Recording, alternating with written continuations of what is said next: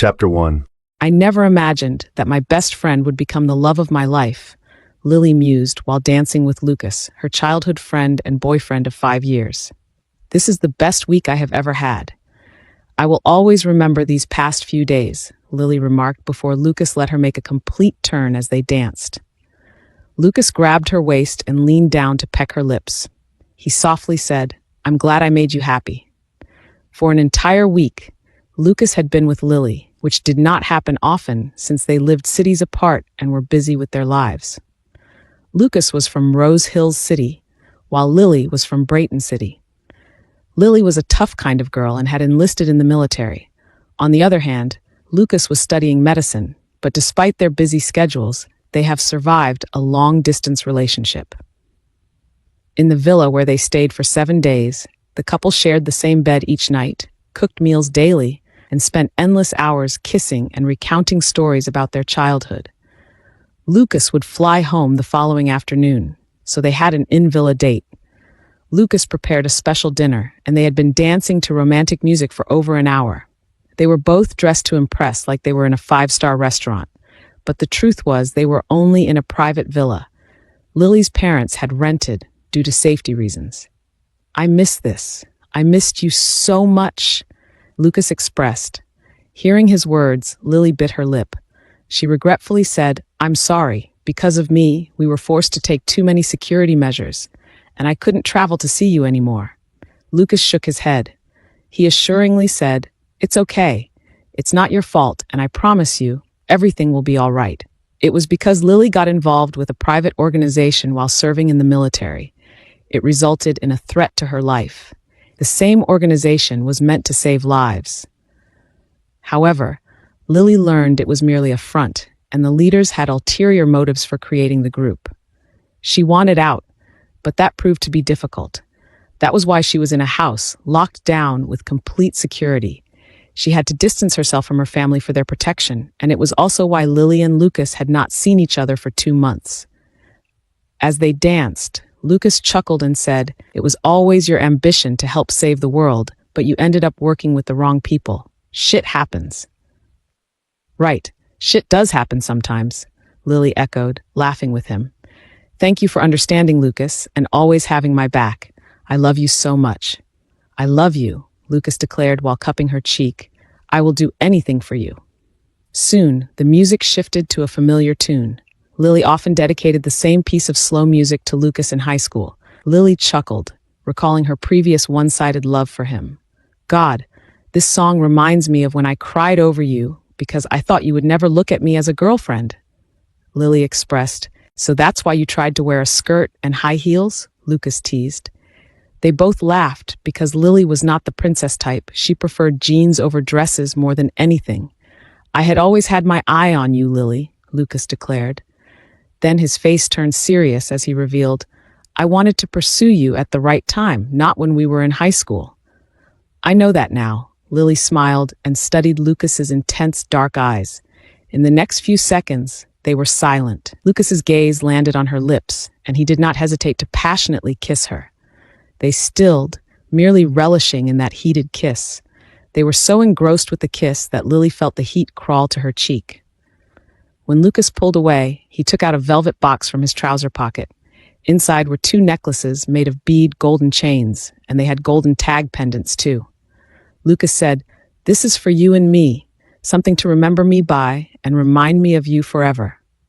Lily pouted while Lucas put on her necklace. She remarked, "I have too many gifts from you to remember you forever." Lucas chuckled. He replied, "I know, I just wanted to give you one more." He also wore his necklace. His pendant had Lily Rose carved, while her pendant had Lucas' name on it. Lucas held Lily's pendant and said, "When you feel sad and I'm far away, hold on to this." He held his pendant and suggested, "I will do the same, thinking of you." Because of what Lucas said, Lily could not help but be sentimental. She asked, "Why are your words so emotional?" Lucas did not answer. Instead, he held her tightly again and danced to the remaining music played in the background. Eventually, he softly said in her ear, "Lily, I don't know when I'll see you again. I don't think I can hold back tonight. I want you, Lily." With that, Lily gasped. Truthfully, it was hard to hold back since she loved Lucas beyond compare. Nevertheless, they had preserved their innocence because their families were good friends. They both did not want to do anything that would disappoint their parents. However, since Lily was alone with Lucas, she figured, why not? She loved him, and she knew Lucas would never hurt her. That night, Lily and Lucas made love for the first time. Their bare bodies were in sync through the night, tangled in white satin sheets. It was already in the wee hours when they finally decided to rest. While Lily cuddled into Lucas's chest, she heard him say, "I will always love you, Lily. No matter what, remember that." In her drowsy state, Lily did not think much about it and simply answered, "I love you too." Lily thought her life was perfect despite her current situation. With Lucas by her side, she could withstand all the trials in her life. Sadly, when Lily woke up the next day, Lucas was gone. The security said Lucas left in a rush at dawn. They all thought she knew. Again and again, Lily called Lucas's number, but his phone was off. "Lucas, where are you?" she murmured before calling everyone who knew Lucas. Lily also called Lucas's parents, but to her surprise, Lucas's father said, "Isn't he with you, Lily? I received his text last night saying he would stay longer with you." Everyone started to look for Lucas at that point, but he seemed to have disappeared. They only discovered that he had withdrawn a substantial amount of money a month ago. In the following days, Lily escaped the villa that was supposed to protect her. She wanted to find Lucas herself. She went through panic, desperation, anger, and denial of what was going on. "Lily, maybe you missed something. Go back to the villa and check for clues," her brother suggested during one of their trips to Lucas Medical School. Thus, she went back to the villa and turned her room upside down. Then she saw the note that had slid under her bedside table. Lucas had apparently left her a note. Lily frantically opened it and read, "Lily, I'm sorry it had to be this way, but I know I would not have the courage to tell you this in person. I love you with all my heart, but I must leave. I wish I could say that I will be back, but the truth is, I don't know what the future holds for me. Don't wait for me. Don't look for me because you won't find me. Live your life and be happy. Goodbye. Your best friend, Lucas. Goodbye. Don't wait for me." The words echoed in her head. Lily's heart stopped beating for a second. Her eyes became muddled with tears. She could not believe it. Her best friend and the person she entrusted her heart to left her without giving a proper reason. "Lucas," Lily screamed. "Why? What did I do to deserve this? Lucas, Lucas, tell me why." That day, Lily screamed her heart out. But no matter how many times she called Lucas's name and asked the heavens, her questions remained unanswered. 9 months passed. Despite Lucas's letter, Lily and her family continued their search for Lucas. Only the heavens knew how much resources they had spent to locate the man. However, things took a complete turn when something new came into her life. From inside her bedroom, Lily watched a sleeping baby in a crib.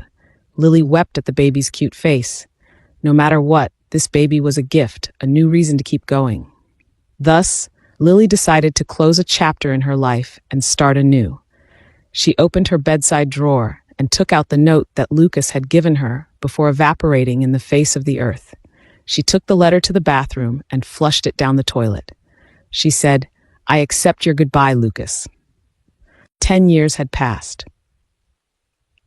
"Sergeant, are you heading back? We have a big fish to protect here in Copland. The big fish is holding a groundbreaking ceremony for a residential building," one of Lily's privates said through her Bluetooth earpiece. Lily shamelessly yawned without covering her mouth as she exited the private car that drove her to the airport. She was about to take a business flight home after a week of service at Copland Troop Command. She replied to the person on the phone, "Is this a Black Hawk mission? I don't remember being notified." Lily was talking to one of her underlings, Gunner, a National Guard like her, but of lower rank.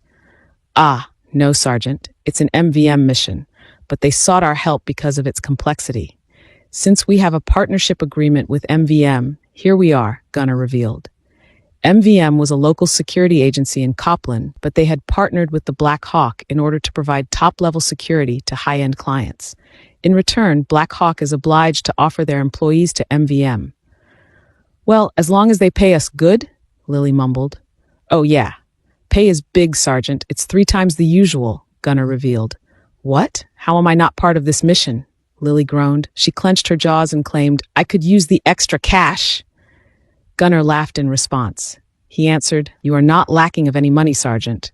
Sometimes I wonder why you even enlisted for the military in the first place. Yeah, well, kicking ass is what I do best. I was a tomboy then, and I guess that part of me will never change, Lily said before chuckling.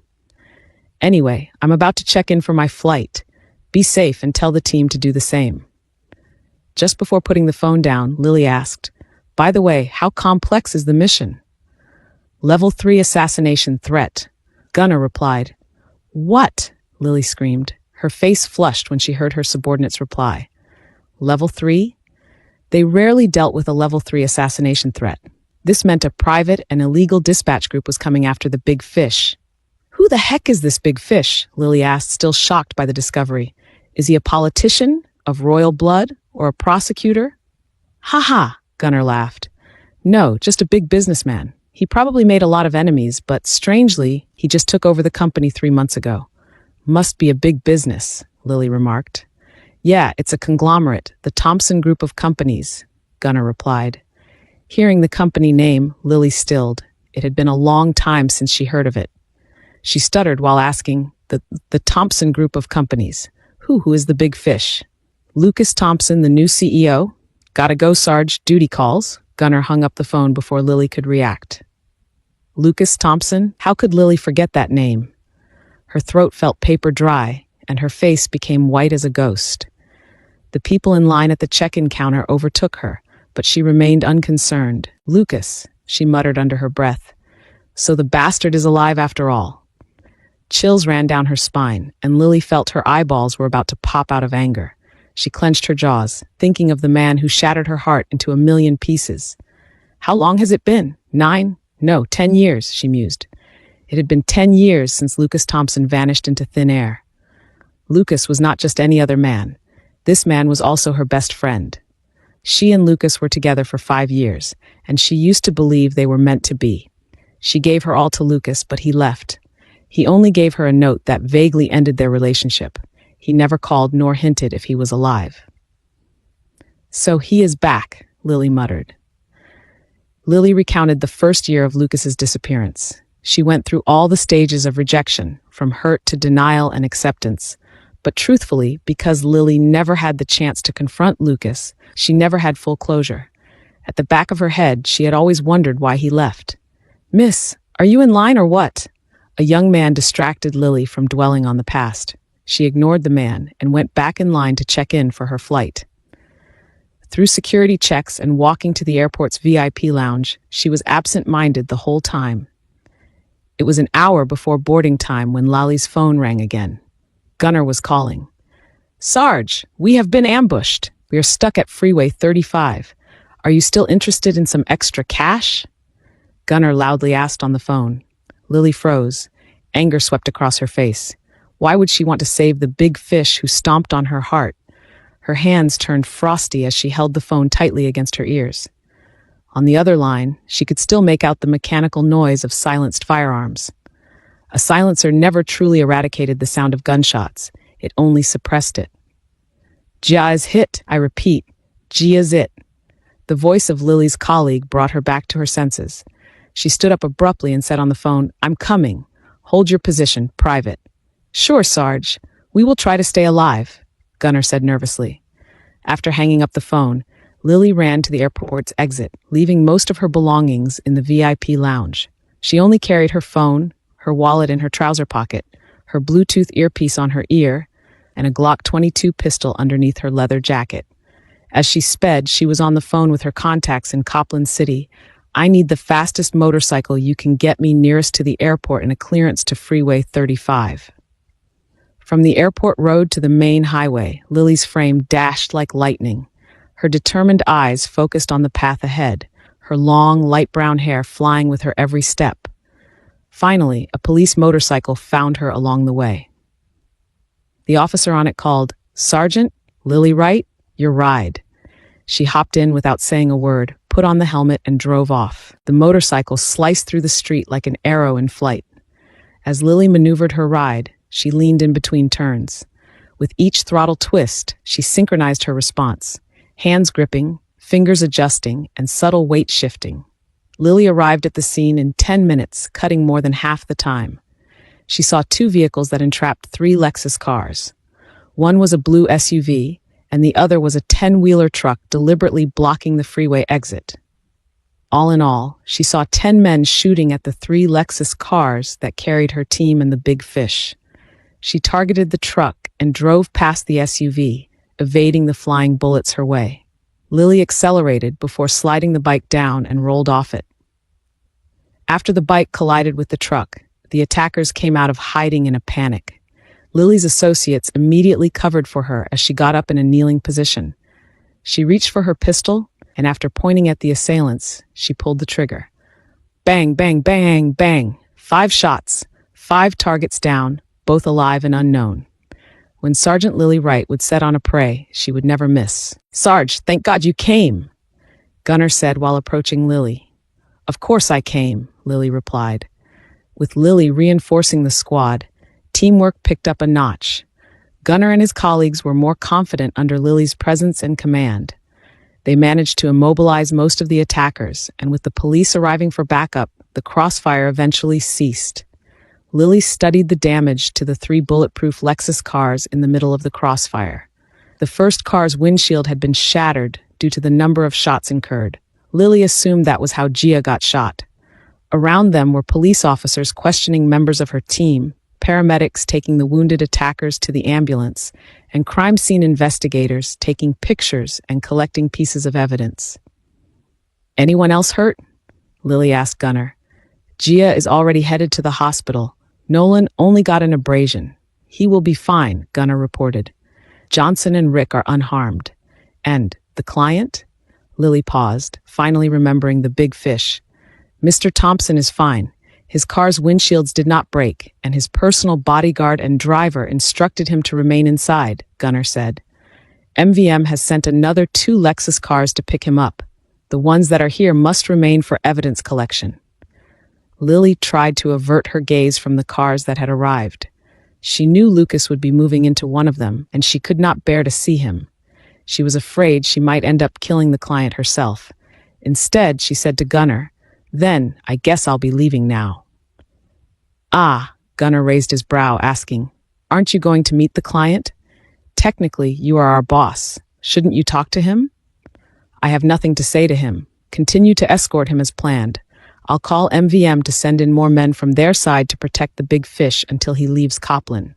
Lily responded before turning on her heel and approaching the detective in charge of the investigation. Gunner had to chase after her and asked, Wait, what's with the rush, Sarge?" Shifting to Gunner, Lily reminded, "I gotta get home, remember?" Lily went ahead and gave her testimony to the lead detective.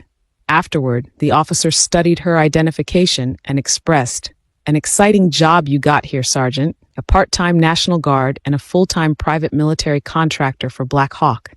Any openings for Black Hawk?" "You are free to apply anytime, Detective," Lily said casually. "I probably will do that, Sergeant. I always thought all members of Black Hawk were cool," the detective said with a laugh. "We are all good here. You may go, but we will be in touch." "I'm not hard to find, Detective," Lily responded. Just as Lily went past the police officer, she realized that she did not have a car or a bike for that matter. She had wrecked the police motorcycle when she had let it crash against the 10-wheeler truck. She was about to ask for a ride from one of the police officers when Gunner called from behind. Sarge, Mr. Thompson would like to take you to the airport." Lily became rooted in place. It took her seconds to get back to her senses, and she continued to walk, pretending not to hear anything. However, Gunner could not take a hint and kept calling her. "Sergeant, Lily, boss." A black, armored Lexus 500 pulled over and blocked her path. Gunner stepped out of the car and said, "Boss?" He leaned his head to the vehicle, saying, "Mr. Thompson would like to speak with you and take you to the airport. The groundbreaking ceremony has been rescheduled due to the attack." Lily saw the confusion in Gunner's expression. He gave her that look that screamed, "Be professional, boss. What the F are you doing?" Left with no choice, Lily unwillingly entered the car and immediately felt the man's presence from inside. The energy from Lucas seemed to be eating her whole, yet she refused to look at him as she settled in the back seat. Gunnar had taken the front seat opposite to Lucas's driver. She noticed the other Lexus car drove past them, taking the lead, after which they all drove away. "Mr. Thompson, this is our operations director, Sergeant Lily Wright. Like me, she is a National Guard," Gunnar introduced. Lily remained silent and stared only at the front. Beside her, she heard the man say in a deep voice, "It's nice to meet you, Sergeant Wright." Of course, what did she expect? He left her without saying anything. So now, he was practically denying their past relationship by pretending not to know her. The truth was, it stung a little. When he disappeared, Lily cried an ocean for him, yet this was how he treated her now? Then again, Lily supposed it was better that way. She could not handle a confrontation with him right now or ever. Lucas sucked in a deep breath. He added, "Thank you for coming to my rescue." "You are mistaken, Mr. Thompson. I did not come for you. I came for my team." Lily cut him off before facing him. Her tone was frosty and her face was grim. Finally, she had a glimpse of Lucas. She had to admit what she saw took her aback. This was a completely different Lucas Thompson. The man she used to love always had a gentle expression on his face, and his build was modest. The Lucas now, however, was muscular, like he had been working out all those years he was gone. The muscles around his body were practically cramping his attire. Additionally, his uncompromising and domineering look appeared to say he had been to hell and back. Lily thought that was really odd. He looked more mature, and his dark eyes were sharp as if piercing through her frame. His skin was tan. His face was now slightly bearded, and she did not miss the long yet thin scar at the side of his left cheek. For a fleeting moment, she felt concerned. She wondered what had happened to Lucas all this time and why the hell was he facing a level 3 assassination threat to begin with. A tiny part of her wanted to just throw her pride out the window, wrap her arms around him, and cry out of anger and pain. However, she held back and let her bitterness overpower her. Moreover, a lot had changed from her end. Aside from that, Lily was also in a relationship. "Yes, that's right. I have Jake, my boyfriend," Lily convinced herself before returning to study the man next to her. Lucas wore a black suit and a dark violet shirt underneath. His legs were crossed and his left elbow leaned on the armrest while his fist supported his chiseled jaw.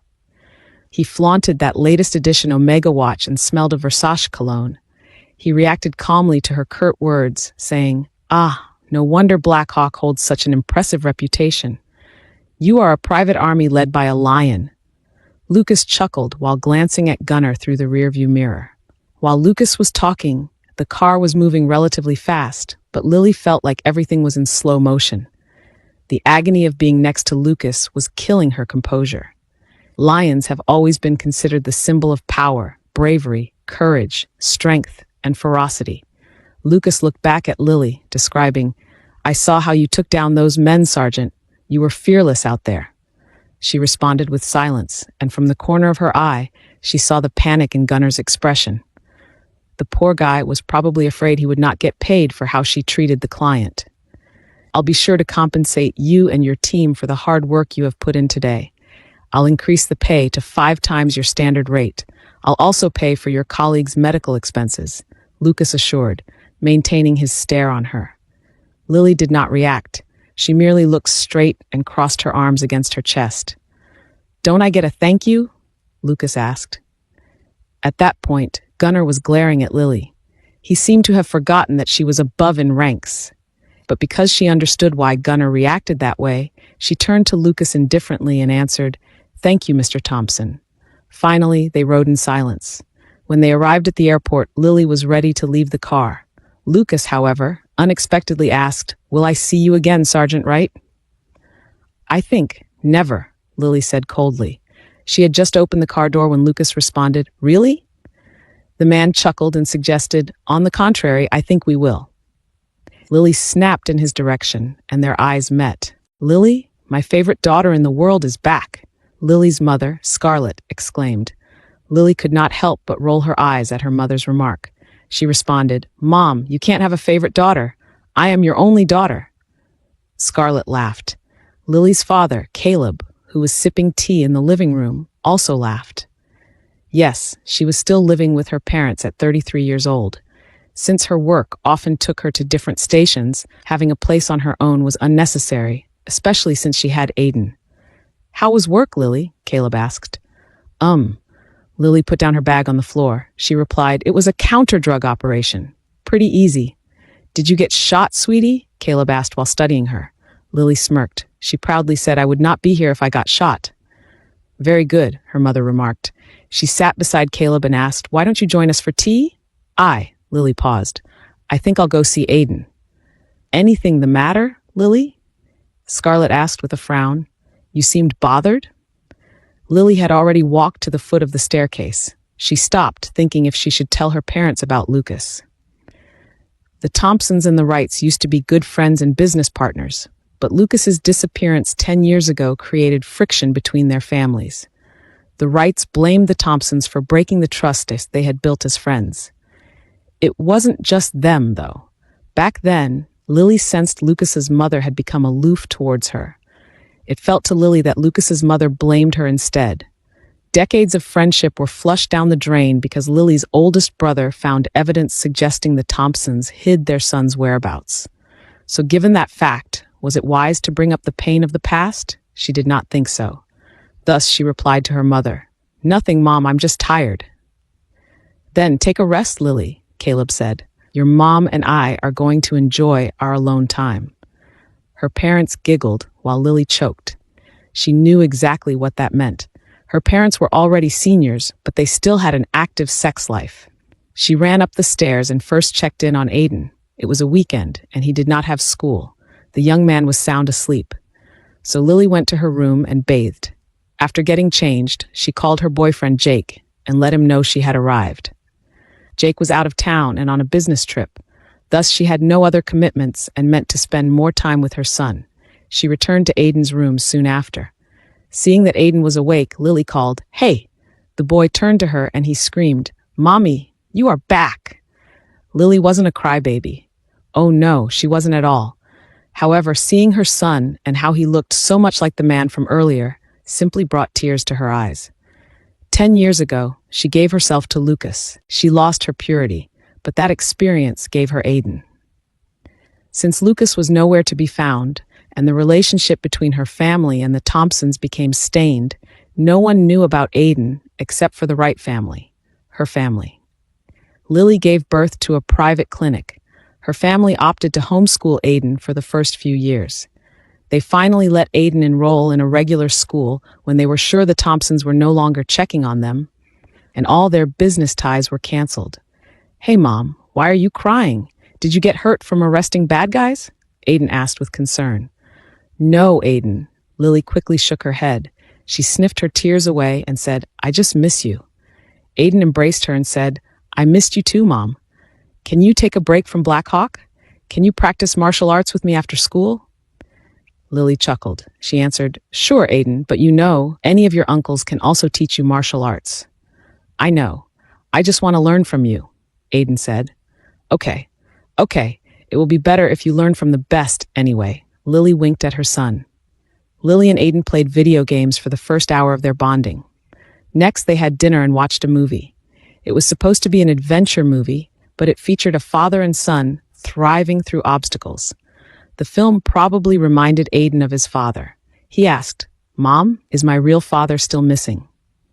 Hearing her son, Lily's body stiffened. Should she tell him about Lucas now? Right now, she did not know what to do. She wanted to give it a lot of thought. She gulped and replied, "Yes, Aiden, he is still missing." That night, Lily remained by Aiden's side. She stayed up for a few hours, acknowledging how her son needed a father figure. Should I introduce him to Lucas? Or maybe Jake and I should get married. I can't stay single forever, Lily thought. The sun's rays hit Lily's face. She winced and woke up beside Aiden, hugging her tightly in bed the following day.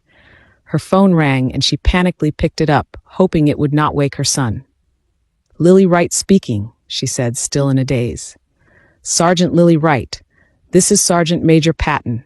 I need you to report to the Fort Eagle military camp this Wednesday," the officer said on the other line. "You have been called for an active duty."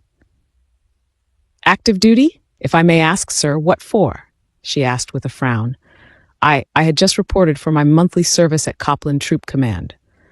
Sergeant, we all know that even serving as a part-time National Guard, you can be called for duty at any time, the officer reminded her. For now, I can only say that it is classified.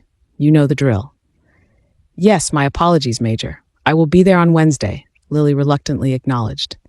And Miss Wright, the Major said, prepare for a long assignment. You may need to put your full-time job on hold. Inform your family, because we don't know how long this secret mission will last. After the call, Lily fell silent. She was going on a secret mission, and the length of the job was unknown. She turned to Aiden and felt regretful because she was going away again. What in the world is this secret mission? She muttered to herself. On the bright side, Lily, this mission might help you decide what to do about Lucas, maybe even help you stop thinking about him. That was what Lily thought until Wednesday came. Somebody has guilt written all over their face, Lily softly commented, seeing her oldest brother, Liam Wright, in the dining area of their home early that morning. If anyone knew about the arrival of one Lucas Thompson, her brother would be it. After all, Liam previously managed the joint businesses between their family and the Thompsons. Good morning, Lily, Scarlett greeted with a smile from the far end of the table. Your dad and I made waffles. It's special today because you are home and your brother Liam came to visit. It's such a wonderful surprise. Take a seat, Lily, Liam urged, eyeing the chair right in front of him. Lily narrowed her eyes at her older brother, sarcastically saying, It is a surprise that Liam is here. Wonder why Big Brother flew out here early in the morning? She made sure to enunciate every word that left her lips. At first, Liam did not respond. He studied their parents, and after seeing they were busy preparing for breakfast, he leaned closer from across the table and said, I wasn't sure if we were ready for Lucas' return. I wanted answers before I could tell you. I had men follow the Thompsons, but they were cautious. I still did not get anything about 10 years ago. Did you keep that information from coming into Brayton too? Lily asked. Surely, something of this magnitude was aired on TV and covered in an internet article. The lost heir of the Thompson group of companies has returned. I did not have to. The Thompsons kept everything quiet. Lucas's arrival and down to his CEO appointment, Liam replied. He gave Lily a concerned look and asked, Do you believe me? Lily sucked in a deep breath and thought about it. The anger and the pain felt like it was rushing back. Soon she answered, I believe you because I love you. You will always be my little sister. Liam reached for her hand and said, I would do anything to protect you and get answers, but the Thompsons have risen into power over the years. Their influence has gone so deep that they are now very efficient at covering their tracks. Good morning, guys, Uncle Liam. Aiden's scream echoed in the dining hall. He ran towards Liam and leaped in his arms. Easy, buddy. You are not so young anymore. Liam laughed before making a mess of the boy's hair.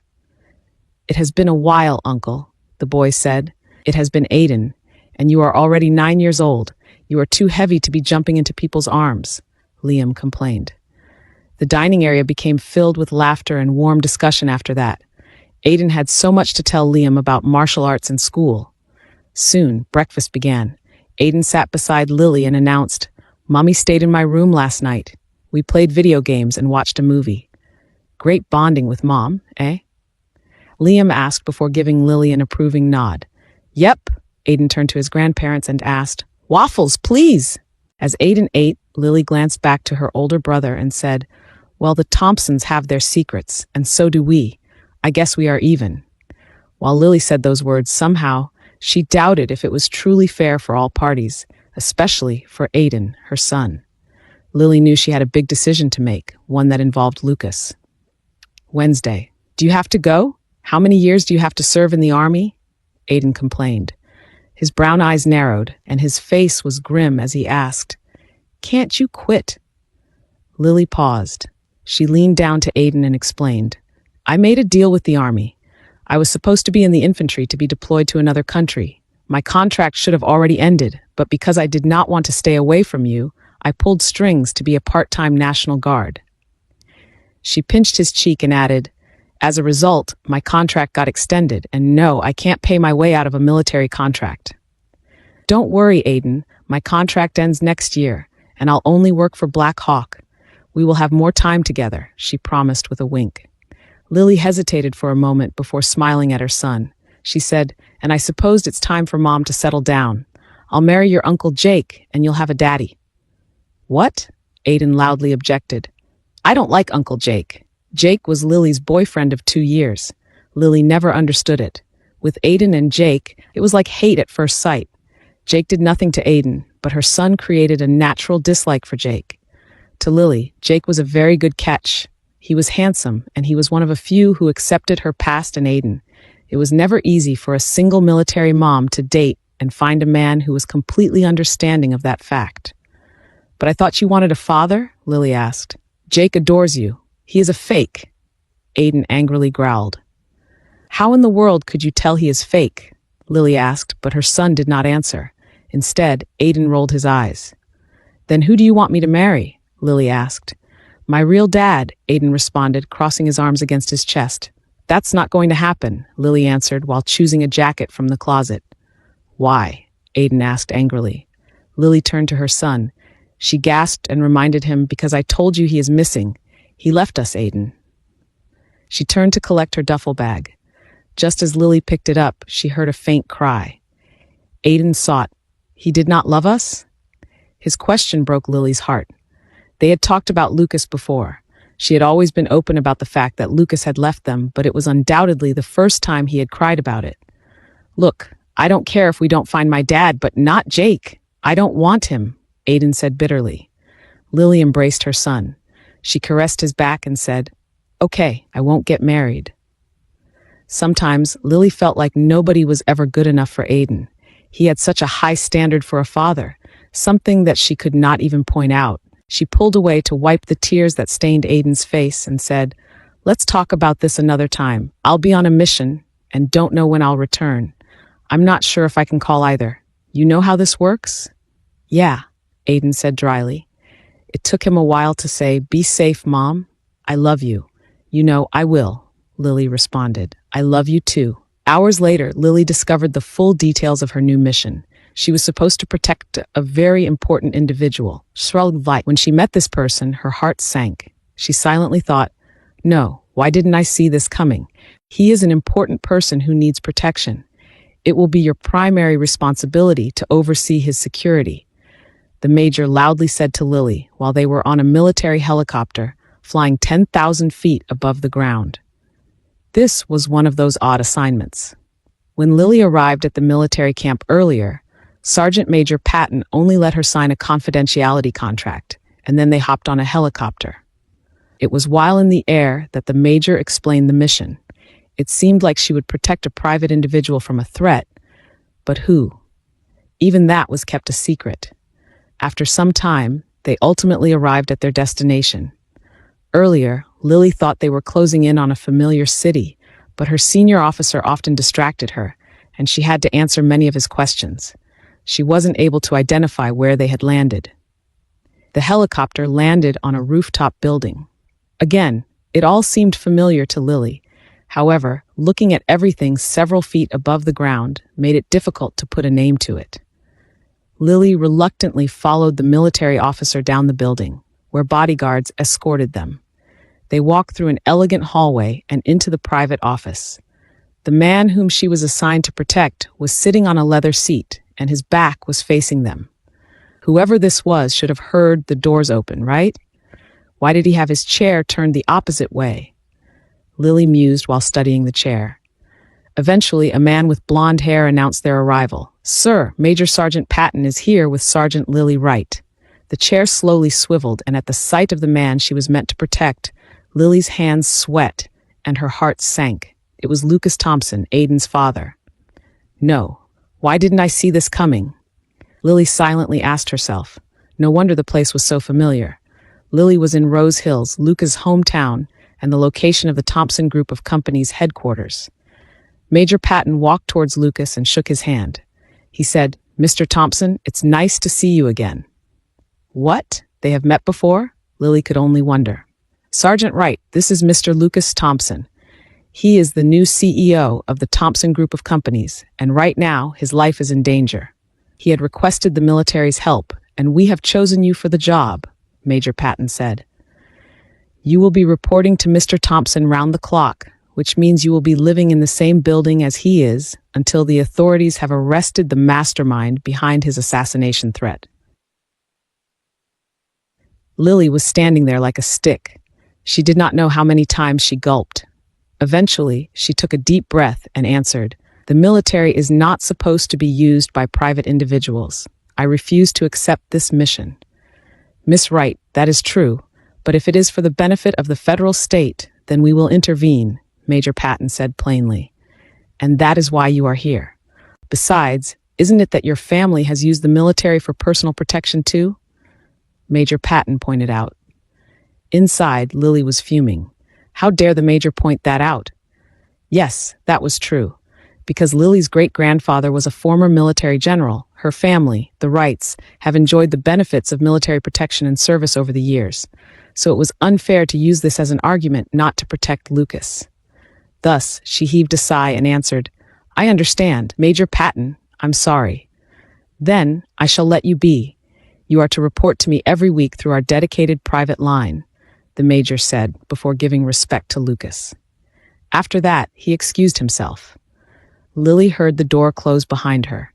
When she was alone with Lucas, she lifted her chin to look him in the eye.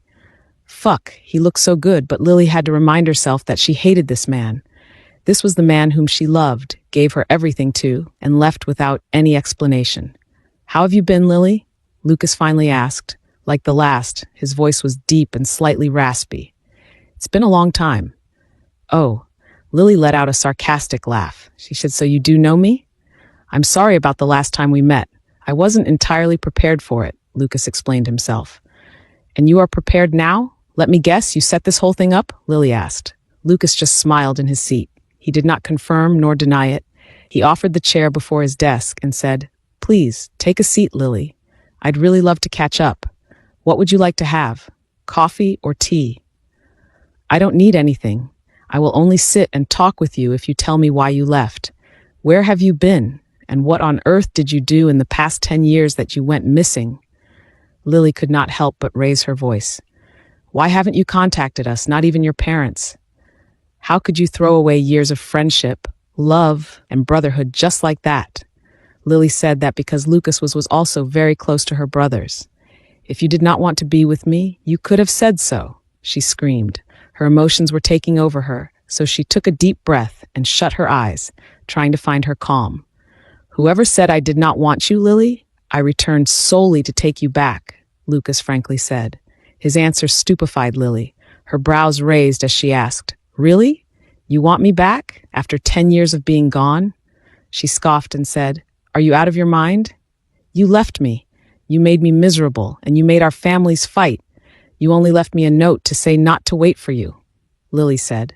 She could not help but be irritated by his calmness. "What makes you think I want you back, Lucas? Newsflash, I have moved on as you had requested. Also, I have a boyfriend." Yet again, Lucas did not answer. However, Lily saw his expression darkened. He leaned back in his chair and ran his fingers through his dark brown hair. He replied, "Do you think I care if you don't want me back? Is your boyfriend half better than me? I bet he isn't." His answer frustrated Lily to the core. She asked, "Where have you been?" "I can't tell you that," Lucas replied bluntly. "Why? Why can't you?" Lily asked. "If you can't tell me, then I can't trust you." "The past 10 years are now part of my past. Didn't they say that a person's past should not matter in relationships?" Lucas asked. He finally stood up and walked towards Lily, saying, "Come back to me, Lily. I'll give you everything you want." "What I want is for you to leave me alone," Lily coldly said. Lucas stood before Lily and slightly chuckled. At first, he seemed amused, but soon he firmly replied, "Anything but that." He held her wrist and repeated, "Come back to me, Lily." "You know what, Lucas? You are insane," Lily yelled, pulling her arm away from him. She did it so forcefully that the necklace around Lucas's neck bounced to reveal that golden tag with her name carved on it. Instantly, Lily stilled. Her heart skipped a beat while her eyes were glued to the pendant. This was the same necklace and pendant Lucas bought the week before he disappeared. More questions formed in her head. Why was he wearing this? Did he still care? If he cared, then why did he leave in the first place? Lily's eyes could not help but brim with tears as she stared at the pendant. With this discovery, she looked into his eyes and begged, "Please, Lucas, tell me why you left, and maybe we can set aside all this misunderstanding." Lucas maintained eye contact. He clenched his jaws and said, "I can't, Lily. I just can't." Then, Lily finally snapped. "I don't want this assignment. Talk to the major about this, because there is no way I can stand being in the same room as you. Much more, breathe the same air as you." She grabbed her duffel bag and threatened, "I'm leaving. Don't you dare say a word about it to Major Patton." "Lily," Lucas called, but Lily was already at the door. The bodyguards watching outside tried to reason with Lily, but Lucas said to his men, "Let her go. You'll only end up hurting yourself. She isn't a simple lion." "Good that you know," Lily yelled upon walking in the direction of the lift. "Where are you flying to, miss?" the ticketing agent at Rose Hills Airport asked. Where does she want to go?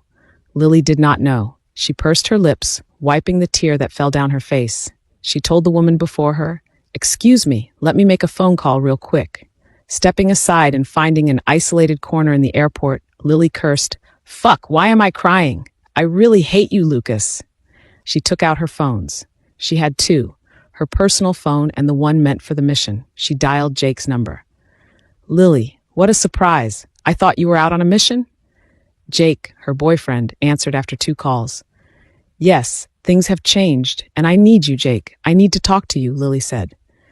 "You are in Lockwood, right? I'm in Rose Hills. Can I see you for a few hours? I won't disturb your business trip. I will go to be with Aiden after our talk." She sighed and reiterated, "I want to see you." "Of course, babe. Come to see me in Lockwood. I am staying at Blue Intercontinental. Call me when you have arrived and let's have dinner together." "I missed you," Jake said, but Lily felt a lump in her throat and could not say the same words back. Instead, Lily responded, "Thank you, Jake. I'll see you in about 2 hours." The truth was, Lily hoped that seeing Jake would make her stop thinking of Lucas. Thus, she went out of her way to see him. "Ah, there she is," Jake exclaimed. His gorgeous gray eyes sparkled at the sight of Lily. He hugged her and pecked her lips. "God, I miss you so much, but this life of dating a military woman sure is tough." Lily flushed. "I'm sorry you had to bear with that." "It's all right, Lily. I understand. Come inside. Let's have a wonderful meal together," Jake suggested while grabbing her hand. They went to the main restaurant, and Jake quickly ordered Lily's favorite food. As they ate, Lily studied Jake. He had dark hair and sharp features. He almost looked like Lucas in the past, except his eyes were gray. Suddenly, Lily dropped her fork. She covered her face with the realization that Jake looked somewhat like the old Lucas. "Oh, my God," Lily said to herself. She had probably seen this before and simply lied to herself. Did I date Jake because he looked a bit like Lucas? "Babe, is there something bothering you?" Jake asked, interrupting Lily's thoughts. "Nothing." Lily quickly recovered and faked a smile. She drank her wine and poured more, gulping down 3 glasses in a row. "Wah," Jake laughed. He said, "Are you sure everything is okay, Lily?" Nodding her head, Lily answered, "Yes, I'm just pressured with work." Jake was an heir to a known construction company in Brayton, the Bass Power Construction. He was currently the marketing director. Lily met him through her brother, Liam. Liam had introduced Jake to Lily as one of their new contractors.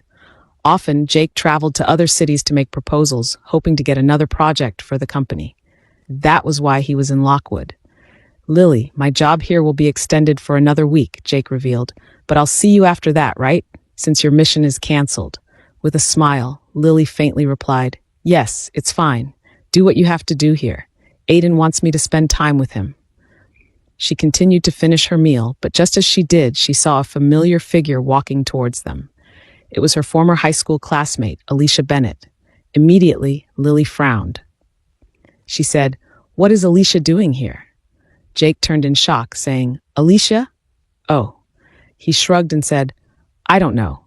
Alicia Bennett was obsessed with Lily's boyfriend. She flaunted her admiration towards Jake, not bothering to be discreet. She would post it on her social media and tell some of Lily's high school classmates. This woman had long, straight blonde hair and dressed like a model. She was rather the opposite of Lily. As expected, Alicia walked over to their table. She smiled and said, "Fancy meeting you here." "Really? You did not stalk Jake, right?" Lily asked while gazing at her boyfriend. "So what if I did?" Alicia rolled her eyes. She said, "I at least have the freedom to do that." Jake sneered at Alicia's words. He appeared to be disgusted by this woman. He said to Lily, "Ignore her, babe. Eat your food. Let's not waste our breath on her." "The truth is, I'm with my friends. I guess I'll be on my way," Alicia said before joining a table where 3 other girls were waiting for her. "Is she bothering you?" "I could ask my cousin to teach her and her family a lesson," Lily offered to Jake. Jake merely laughed and said, "This is the first time I have seen her in Lockwood. Don't bother yourself with unimportant people, Lily. Let's just enjoy our dinner." After their meal, Jake invited Lily to his hotel room. She agreed. Again, she wanted to convince herself that she had moved on with Jake, but she did not last a second when her boyfriend kissed her on the lips. Lily pulled away and made an excuse. I'm sorry, Jake. I wasn't expecting to stay longer. I booked a flight to Brayton at 10 in the evening." "Oh, that's a shame," Jake muttered. He smiled and cupped her face. He said, "Don't worry, I will always understand you because I love you, Lily. You know that. I will always be patient with you." He grabbed her hand gently and said, "Let's go and get you a taxi." Earlier that day, through a security surveillance video, Lucas watched as Lily left the headquarters of the Thompson group of companies. His eyes were fixed on her slender frame, her small and cute face that had not aged over the years. Like him, Lily was already in her early 30s, but her face looked so young. Lucas did not want her to leave, but Lily was a force to reckon with. It wasn't the time. He needed the right opportunity, and he was determined to find it. He glanced up at his assistant and said, "Ryan, have someone follow her. Update me on her whereabouts." "Yes, sir," a man, also well-built with blonde hair, acknowledged. Lucas returned to work for the rest of the day. He did not leave his office and wasn't planning to until nighttime. Ryan entered his office once more to update Lucas. "Sir, Miss Wright went to Lockwood to see her boyfriend, Mr. Jake Bass. They had dinner together, and she spent a few minutes in his hotel room." "Jake?" Out of anger, the pen in Lucas' hand snapped. The veins on his neck protruded, and his jaws were clenched. He was seething as he ordered, "Find out everything you can with this man, Jake Bass. I want all his dirt in 24 hours. You got that, Ryan?" "Yes, sir," Ryan replied. 10 years ago, he left, but now he has returned. Lucas would stop at nothing to have Lily back in his life. "Mommy, are you okay? You have been staring into spaces lately," Aiden asked. Lily was helping her son with his homework. While Aiden wrote his answers in the book, Lily was in a daze. "Sorry, buddy. Was thinking of something," Lily said. "Are you done?" "Almost. I'm so glad your mission got canceled," Aiden revealed. Lily was unsure if Lucas had canceled the request for military protection, but since Major Sergeant Patton had not called, she assumed nothing had officially been done. She supposed she still had to make that weekly report to the Major by the end of the week, even if it was fake. These past 3 days, she had been thinking a lot about Lucas. She was furious that he would not tell her what happened to him over the years. She was even more angry that he wanted her back and expected everything to be the same. When Aiden was finally done answering his homework, the mother and son pair had snacks in the kitchen. In the middle of their meal, Lily received a call. She picked it up and heard a woman speak on the other line. "Miss Wright, this is Anna from Emerald Residential Tower. Mr. Bass had arrived from a business trip and requested you join him for dinner." The lady was referring to her boyfriend, Jake Bass. Lily was confused because Jake was meant to be on a business trip until next week. Then, if Jake wanted to have dinner with her, why ask the residential building receptionist to call her? Still, she did not think much about it and answered, "I'll be there." "Thank you, Anna." Lily tried to call Jake, but his phone was off. Thus, she left Aiden in the care of her parents. After getting changed into something comfortable, Lily went to the Emerald Residential Tower. When she arrived, Anna greeted her warmly and gave her a keycard, saying, "Mr. Bass asked that you let yourself in, Miss Wright." Lily accepted the keycard and took the lift to the 10th floor, where Jake's flat was. As instructed, she let herself in. She was about to call for Jake from the living room when she heard sensual moans from the second floor of the apartment. Immediately, she frowned. Ah, Jake, I love it. More, more. The closer Lily walked to the staircase, the louder the moans became. Lily carefully ascended to the second floor and identified where the sounds were coming from. It was from Jake's room, and whoever was inside left the door open. Clothes were scattered on the floor. Inside, Lily saw her boyfriend Jake, completely naked, and was on top of a woman she knew well. The woman was Alicia Bennett. Of all the people Jake screwed around with, it just had to be her. Well, I guess Alicia got what she wanted, Lily concluded, recalling how this woman had always wanted to be with Jake. To Lily's surprise, though, it did not affect her. Shouldn't she be screaming and crying right now? However, she was unfeeling. Why? She probably already knew the answer. She never truly moved on with Jake. Somehow, Lily was relieved. Aiden was right all along. Jake never deserved to be Aiden's father. Lily entered the room and coldly said, "I guess this means we are over, Jake." Jake scrambled off Alicia. His face turned ghostly white upon seeing Lily. He stuttered, "Fuck no, Lily, I'm sorry." "Goodbye, Jake," Lily said before leaving. "Lily, wait. Lily, I'm sorry," Jake called. He chased after Lily as soon as he found her stepping outside the lobby of the residential building. "Stop, please. Lily, I'm sorry. I could not hold it. I am a man with needs, and you did not want to do it with me." Jake complained and managed to grab her wrist. "I gave in to the temptation, and I'm sorry. I promise it won't happen again. I love you." "You lied about your whereabouts, Jake," Lily pointed out while pulling her hand away. "You said your business trip got extended, but instead, I found you home, in bed with another woman. Worst, with Alicia." She had always been so frank about wanting you. She did not even care if you and I were in a relationship.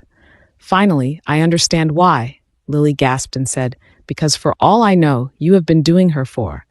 "No, Lily, it hasn't been that long." "Oh God," Lily shook her head. "Forget it, Jake. Just forget about you and me. I can't be with you anymore." Jake kneeled before her and begged. He repeatedly asked for Lily's forgiveness, but he probably realized that she would not change her mind. He said, "Lily, think about this carefully. You won't find any other man who will love you when you have a baggage." "Stop. How dare you say that? Do you want me to kill you right now? Because we both know what I am capable of." Lily knew exactly who Jake was referring to. Aiden. So was she meant to settle down with Jake just because she was a single mother? How long has Jake considered Aiden as a baggage? Lily found her car. Before getting in, she said, "I wish you and Alicia the best. You deserve each other. Don't bother me anymore." She left, driving to the nearby park to think. At the park, Lily found a bench and sat there, reflecting on the recent events in her life. First, Lucas was back, but someone wanted him dead. Then, Lucas told her he wanted her back after 10 long years. Now, she discovered her boyfriend had been cheating on her. What had Lucas done in the 10 years that he was gone? Did he have a girlfriend in between, or maybe more, and he only realized he loved me just now? She was asking questions that only Lucas could answer. What the hell is going on with my life? Lily thought before muttering. But then again, Lily, breaking up with Jake was for the best, because with Lucas back, you are second-guessing your life's future decisions. Oh my God, I can't believe I just said that. Lily's face slapped herself at the thought of Lucas. Lucas. He was getting into Lily's head more often than he should. Unexpectedly, her phone rang. She picked it up and heard her mother's voice. Her mother was crying on the other line when she revealed, "Lily, your father was rushed to the hospital. He suddenly fainted. The doctors rushed him to surgery. Aiden is with your Aunt Gaby now." "Oh God, I'll be there," Lily said in a panic. When Lily arrived at the hospital, all her brothers were present, including her uncle. The doctor walked up to them and revealed her father's condition, the aortic stent graft collapse. Dr. Stephen reported to the Wright family. That caused him to faint. So earlier, we inserted another stent, and he is under observation. "I feel that there is a but coming," Lily's oldest brother, Liam, predicted. Behind him, all of Lily's brothers were giving the doctors murderous looks. The doctor sighed and admitted, "There is an endoleak. Despite the new stent, we still see blood flowing outside the graft. This continues to put pressure on the aneurysm." Lily's family gathered outside the recovery room to listen to Dr. Stephen. Her mother, her uncle, and all 5 brothers were naturally there. Lily's father, Caleb Wright, was still under observation and would be moved to his private room later. "You said you were the best at this," Louis, Lily's other brother, yelled. From there, everyone was nagging the doctor. "I specialize in aortic repair via stent grafts." "Yes, I am the best at this," the doctor claimed. Last year, Caleb Wright caught an infection that resulted in an ascending aortic aneurysm. They hired the best doctors in the state for their father's treatment. The solution offered was a stent graft insertion. They said it was less invasive and safer, but what happened now? Stent grafts are still the best options with higher chances of survival after the procedure, Dr. Stephen asserted. Going for an open surgery has its risks and requires a very skillful surgeon. "So what happens if this endoleak continues?" Lily questioned. The doctor paused and weakly answered, "He will need an ascending aortic replacement, an open surgery." "So we end up with an open heart surgery still," Louis barked. "Why did we have to go through the other procedure if an open heart surgery was the best solution?" Another brother of Lily bitterly asked. "This is not acceptable," another one exclaimed. "Doctor, it seems you are doing a trial and error with our father's condition." Lily's brothers were bombarding the doctor with their comments and questions while Lily's mother kept crying, afraid for Caleb's health. Kyle Wright, Lily's uncle, pointed a finger at the doctor and said, "Let me guess, your name is Dr. Quack." "No, I swear to you, I did my best," the doctor reasoned. "All doctors in my team offered Mr. Wright the best solution for his condition." "Okay, let's say my father ends up needing that open heart surgery," Liam frigidly asked. "Who is the best doctor who can perform this? Because we will not accept an unskilled surgeon. He or she has to be the best in heart or thoracic surgery." The doctor froze. He looked at the family and remarked, "You did not want to go to the best facility for heart and lung treatment." "Do we need to if we get the best doctor to come to us?" Liam shot back. "We can pay the doctor any amount to come to Brayton City. Remember, that was how you ended up relocating here, Dr. Stephen." "Well, just so happens the best doctor for thoracic surgery right now is exclusively treating patients at St. Dominique's Heart and Lung Center, Rose Hills," the doctor revealed. Lily immediately frowned. The Thompson Group of companies owned St. Dominique's Heart and Lung Center. In the past, Lucas's mother was known to be the best thoracic surgeon. But Dr. Chantel Thompson is no longer performing surgeries. "Is she?" Lily asked, referring to Lucas's mother. "Oh, I am not talking about the famous Dr. Chantel Thompson. I know she is already retired." The doctor gulped and explained, "Look, I had signed a confidentiality agreement. I'm not supposed to say this, but I trust you won't say anything. I'm talking about her son, Lucas Thompson. He earned his license abroad and had operated on 5 of the most complicated heart surgeries referred to their center over the past 3 months, the doctor revealed. "I had already referred 2 of my patients there," Dr. Stephen added. "They say he is the next big thing in thoracic surgery, but he chose to run his father's company more than actively practicing surgery. He only accepts patients requiring complicated procedures and does not take clients outside St. Domingue's." "Fuck. Lucas is back?" Louis indignantly turned to Lily and asked, "Do you know about this?" "Is Lucas really back, Lily?" Lily's mother also asked in shock. All her brothers, except for Liam, asked the same thing. Lily helplessly looked at Liam, and seeing her brother wasn't going to spill either, she chose a safer answer and said, "No, this is the first time I have heard of this." "I'm going to kill him," Louis declared. "I second that." Christoph, another brother of Lily, said the same thing. "Wait," the doctor called everyone's attention. He suggested, "You know Dr. Lucas Thompson?" "Yes," all 4 of Lily's brothers said. Then, the doctor pursed his lips and suggested, "Perhaps you can kill him after he operates on your father?" "That's a good point," Louis said. "But after the surgery, I'm going to do whatever I want with him." "Me too. Count me in." Lily's brothers were getting rowdy, so she called everyone's attention. "Okay, stop. Before you think about what you want to do, let's say Lucas agrees. Remember that our father will still need post-operative care." Seeing everyone in her family was listening to her, Lily suggested, "I'll talk to Lucas. You all stay here with Mom and Dad." Hours later, Lily was back in Rose Hills, standing before the Thompson Group of Companies headquarters. She sighed because she had never expected to be back. Lily did not have to introduce herself. She did not know why or how, but the security guard around the building knew her. She had clearance to go to Lucas's office without any hassle. When Lily entered Lucas's office, he was already expecting her. "Lily, what brings you back?" Lucas calmly asked while leaning back in his seat. "How did you get your medical license?" Lily asked outright. Lucas frowned. He cleared his throat and replied, "I don't know how you knew that." "A doctor from Brayton slipped," Lily explained. "I see," Lucas casually responded. "He should not have done that, but what does it have to do with your visit?" Lily gasped profoundly before looking at Lucas with pleading eyes. She revealed, "Dad, he underwent an aortic stent graft procedure last year, and earlier today, it collapsed. Apparently, there was an endoleak, and even after the stent was replaced, there was still an endoleak.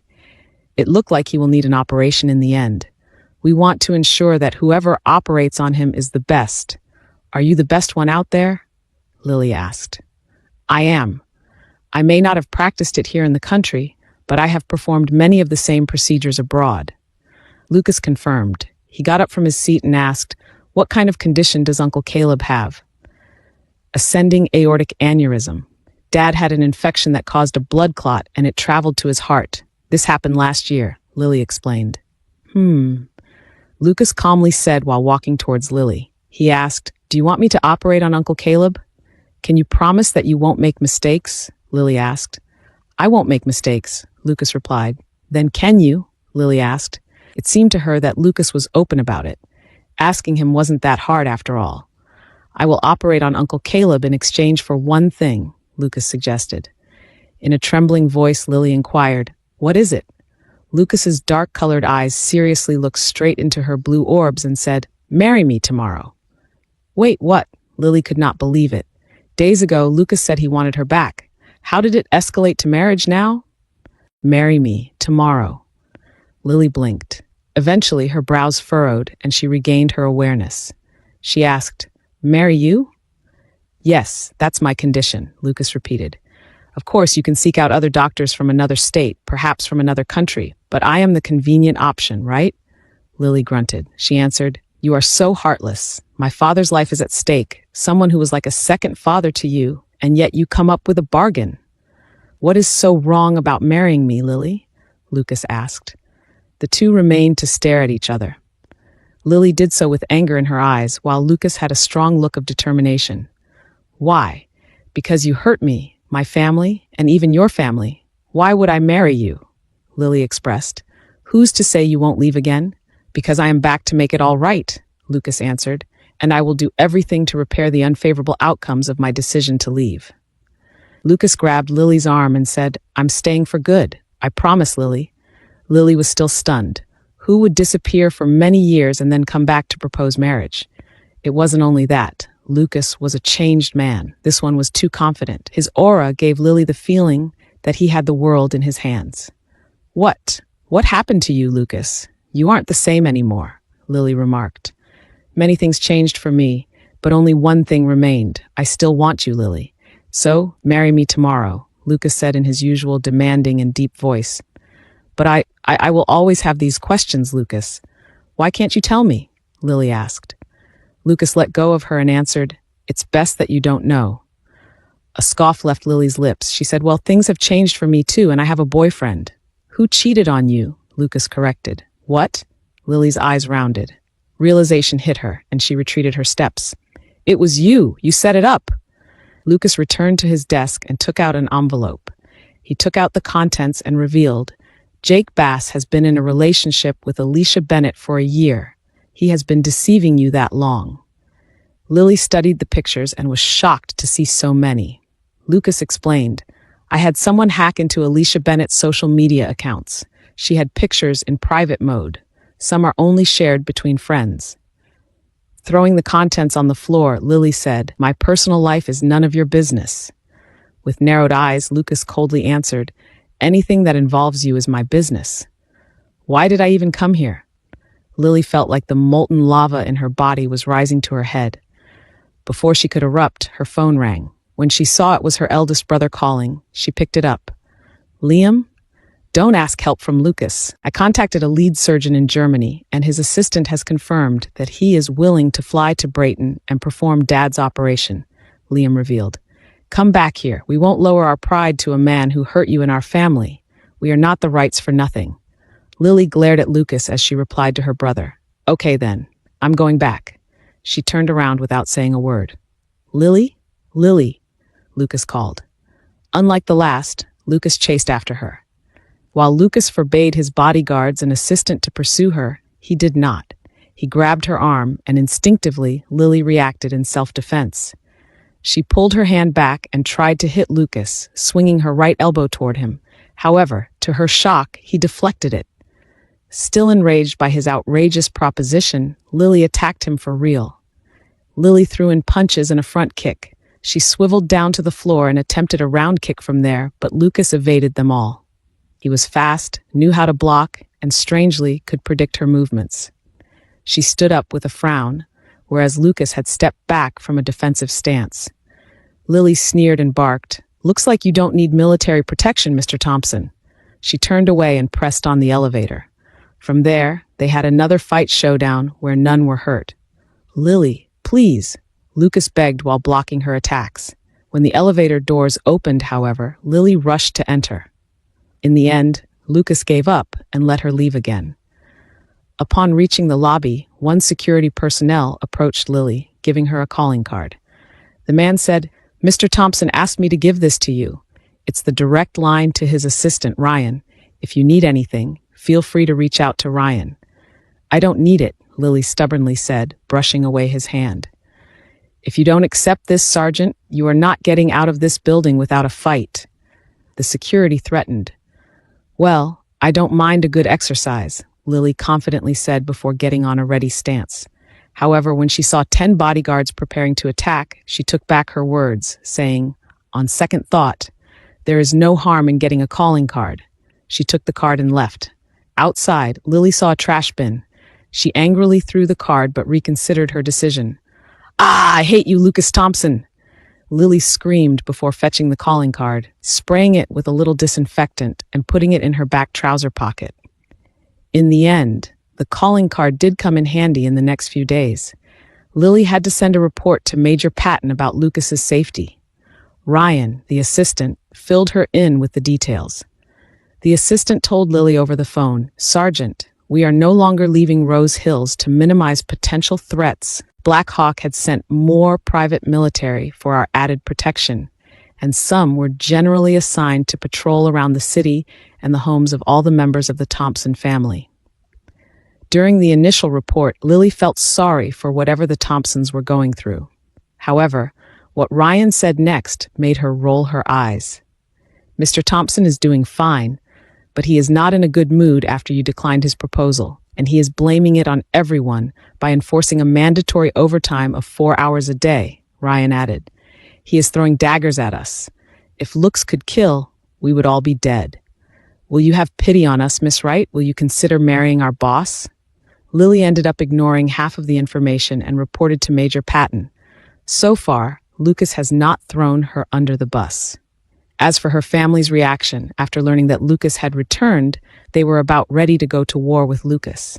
However, everything changed when the news of the German surgeon came in.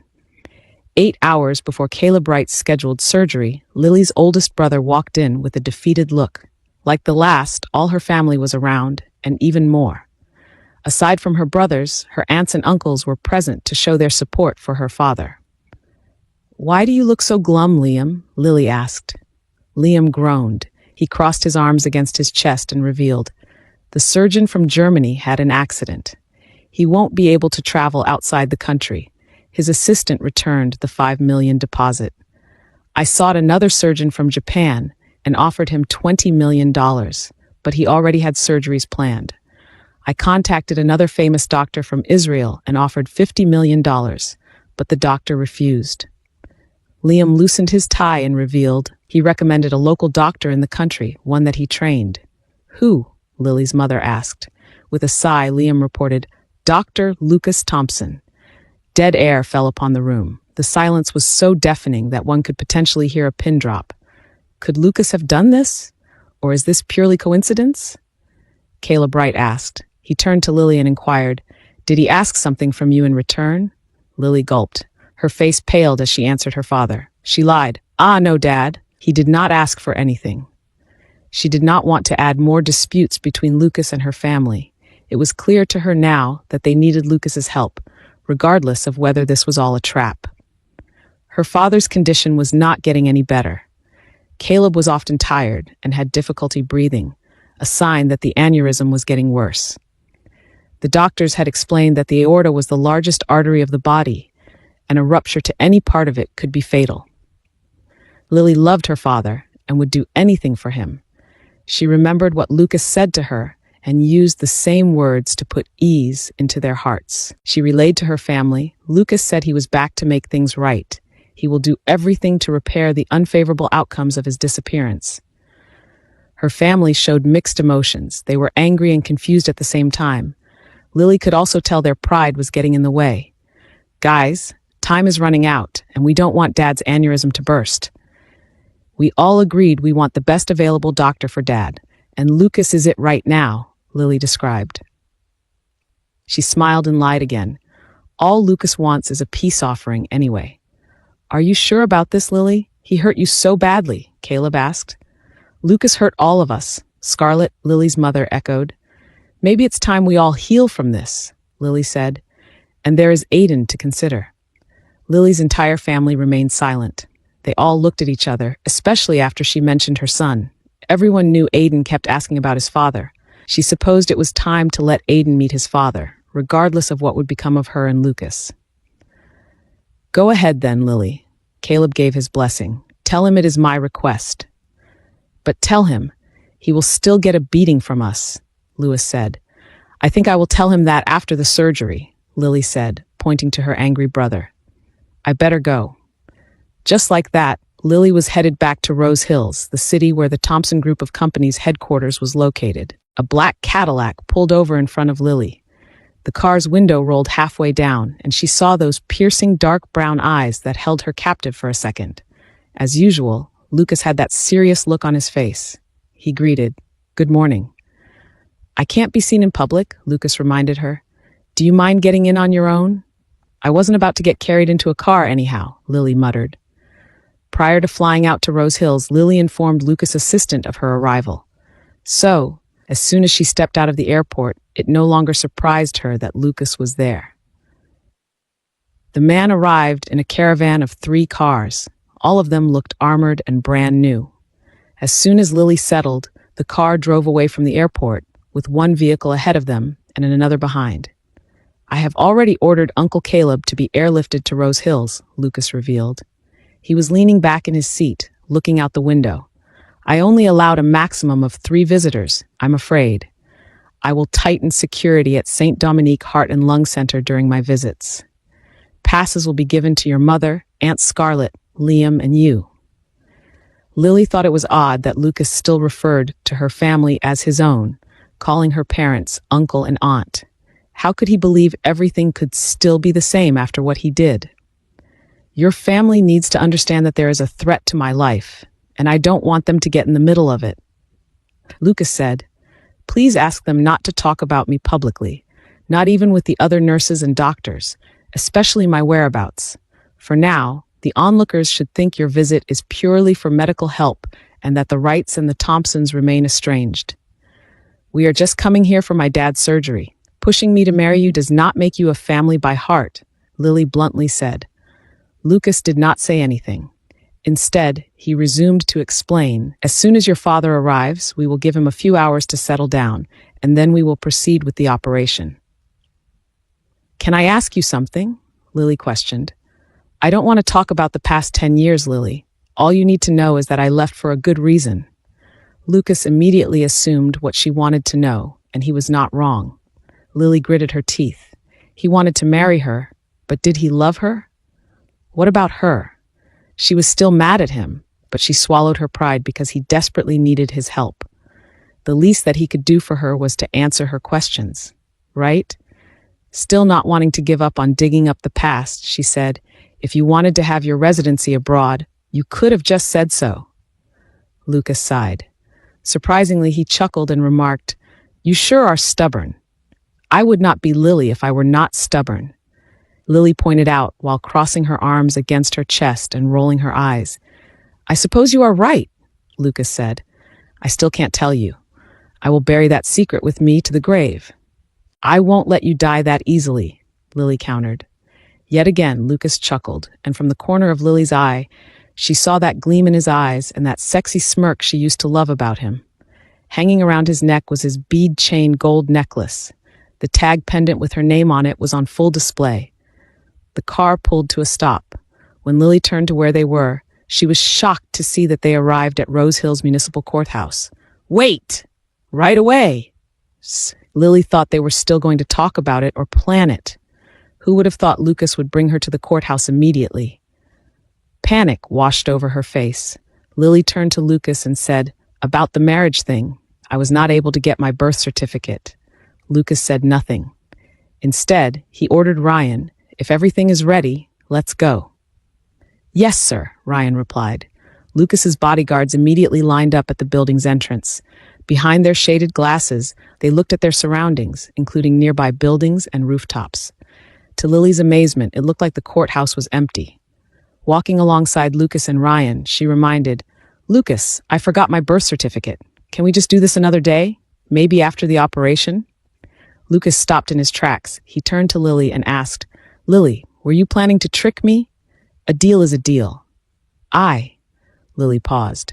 The plan was not to go through with it, or at least delay it. For crying out loud, how was Lily supposed to explain to her parents that she agreed to marry the man who left her, betrayed her, and hurt her, her family, and especially her son? "I would not," she snapped. "I still need you after the operation, so why would I?" Lucas offered his hand and said to her, "Then let's go."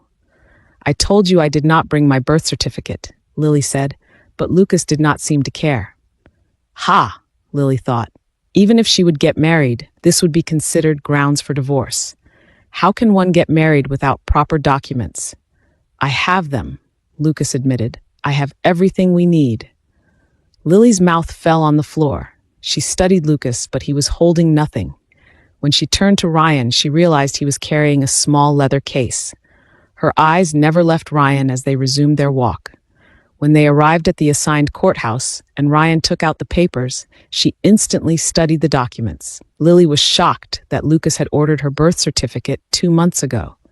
She wondered, wait, how long has he been planning to marry me? She shot Lucas a questioning look and asked, "How did you get this?" Lucas simply answered, "Nothing can stop a determined man." The judge soon arrived and they were presented with the marriage contract. Lucas signed it quickly. He did not blink nor flip through the pages. After seeing his name on it, and next to it was Lily's, he affixed his signature. When it was Lily's time to sign the marriage contract, Lucas loomed over her. His eyes were glued to her right hand. He was standing so close to her that Lily felt suffocated. "Give me some air, Lucas," Lily demanded. Lucas narrowed his eyes. He instead watched her from a meter away. When Lily still did not sign the contract, Lucas asked, "What is the matter, Lily? Sign it. Uncle Caleb will arrive in Rose Hills in 2 hours, and I still need to review his charts." With Lucas' reminder, Lily clenched her hand around the pen tightly. She gasped and signed the damn marriage contract. Afterward, she smirked and then saw Lucas squint at her. Lucas studied the contract. He turned to the judge and requested, "I need another contract, please. My wife made a mistake." Lily's mouth fell open. She saw how Lucas slowly glanced at her and pointed out, "You think I won't recognize your brother's signature, Lily?" "Fuck," Lily groaned. Yes, she was planning to elude this marriage by using Liam's signature. Lily and Liam almost have the same signature. If she had signed the marriage contract with her brother's signature, the marriage would be easier to dispute. Sadly, Lucas caught her red-handed. Lily groaned while another contract was prepared before them. This time, Lucas stood before her, and no, he did not give her any room to breathe. Her hand trembled, but just as she contemplated, the image of Aiden flashed in her head. Aiden looked like Lucas, and he had always asked about his father. Those memories of her son asking about Lucas cracked a layer that had shielded her heart for so long. She looked at Lucas and finally asked, "At least answer me this. Please don't lie to me and answer me as Lucas, not this. Not this version of you that I don't recognize." Her words must have affected him because Lucas' gaze turned gentle for the first time since seeing him again. He asked, "What is it, Lily? Why do you want to marry me? Do you still love me?" Lily sought. Lucas's brown eyes stared at her with undeniable yearning. Instead of his usual domineering tone, he gently replied, "Because many years ago I promised a young girl I would be her special person and buy her a blue diamond ring." "Lily," Lucas paused and said, "I never stopped loving you." Flashback. When Lily and Lucas were kids, their families decided to go on a vacation. They went to a private lake house. Lily's brothers were doing their own thing. Lily and Lucas, on the other hand, walked around the lake before settling on a picnic table. From there, Lily shared with Lucas a conversation with her friends at school. "My girlfriends at school said that when we are older, we should have our own rings, but my friends like pink. Ew! My brothers don't wear pink, so I never wear something pink." With a frown, she corrected, "But sometimes Mommy forces me to wear pink and a dress." "Girls have to have a ring?" Lucas asked. "Yeah, like a diamond ring," Lily revealed. "My mommy has a big yellow ring on her finger. Didn't you see?" "I think my mommy has blue," Lucas revealed. "I love blue," Lily said. "My brothers wear blue all the time. When I grow up and meet my special person, because only the special person gives that ring, you know. I want that special person to give me a blue ring. I don't want a pink ring." "But how will your special person know?" Lucas asked. "You are going to have to tell him." "Right," Lily said. "Well, you know what I like." Lucas contemplated. He rested his chin on his fist, thinking. Moments later, he offered, "I know, Lily. I could be your special person. I'll make sure to buy you a blue ring." "Really? You'd do that for me?" Lily asked, her eyes widening with glee. "Of course. You are my best friend," Lucas proudly said. "Yay!" Lily exclaimed before she and Lucas hugged each other. Back to present. Lily's blue-colored eyes were staring blankly at the road. She did not know how long she had been in that state, thinking about her childhood days. She had completely forgotten about that promise. She was probably around 7 or 8 years old if she recalled it correctly. Yes, Lucas did promise to marry her innocently. Lily wanted to laugh, remembering that younger version of her and Lucas, but she was still mad at the man beside her. Why? Because something, an unexplainable force, willed her hand to sign the marriage contract. Yeah, that would be a great explanation to my family. She scolded herself. Lily concluded that she was probably possessed. Lucas's talk about the past voodooed her to sign the contract, and now Lily was already married. She got hitched. After receiving their marriage certificate, Lily and Lucas were headed to the Thompson Group of Companies headquarters to discuss matters about their marriage. Now, she expected this to come before the courthouse, not the other way around. Thinking back to Lucas's promise of marriage, she finally asked, "So where is my blue diamond ring?" Lily did not look at Lucas. She continued to look out through the car's window and waited for his reply. Lucas calmly said, "I'll give it to you at the right time." "Huh?" she exclaimed. She turned to him and asked, "When is the right time?" Lucas did not hold back and looked at her in the eye. He clarified, "I'm afraid you won't cherish it now. You are still angry at me." "For a good reason," Lily pointed out. Lucas said. In front of them, another bodyguard was driving. Ryan was seated on the passenger side on the phone. Lucas's assistant said, "Sir, the air ambulance had already left Brayton City. So far, we are within the timeline." "Good," Lucas acknowledged. "Is the surgery team ready?" "They have all been notified, sir. Those who are not working today should already be heading to the Heart and Lung Center," Ryan updated. At least, this part was a relief to Lily. Her father would finally get the operation he needed. Never mind that she got married. That was the least of her problems. When they arrived in Lucas's office, the two settled in a mini lounge where coffee and some snacks were already waiting for them. Lily spoke first. "Look, I know it's sort of official now that we are married." "It's official," Lucas corrected. "It's not sort of. You are married to me, and you are my wife." "Okay," Lily said bitterly. As she spoke, she completely averted his gaze. I need time to tell my family about this. They would get mad over the fact that I agreed to marry you under pressure. I understand, Lucas acknowledged. I also need time to fix a few loose ends. I don't want your family to be involved with my problems. Lily immediately assumed that Lucas was referring to the fact that someone was trying to kill him. She cleared her throat and asked, "Do you know who is trying to hurt you?" Lucas nodded. He drank his coffee and said, "I have an idea. It's a miss on my part, which I have to take care of. For now, I am on high alert, and if I can help it, I won't be leaving Rose Hills. At least I have eyes and ears everywhere here in Rose Hills. They won't make a move on me in my own city," Lucas added. "They?" Lily asked. "Does it have to do with why you disappeared?"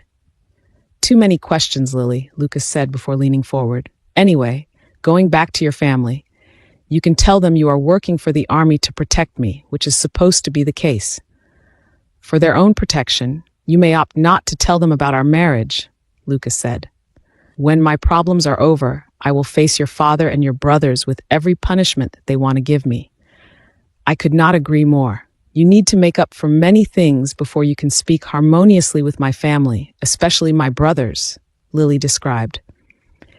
"And Lucas, it's not just my side of the family. I haven't spoken to your parents for a long time. We have always speculated that they knew where you were, but they never told us," Lily pointed out. "So, since then, we cut ties with your family, your parents, and your siblings.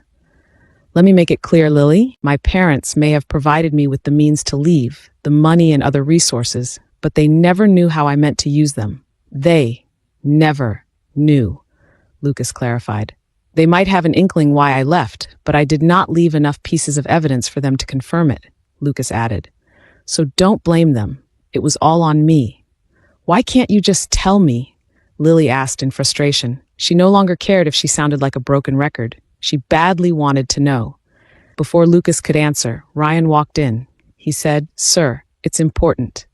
Lucas excused himself, leaving Lily in the room. In one of the small conference rooms, Lucas and Ryan chatted over the dispatch group responsible for the ambush a few days back.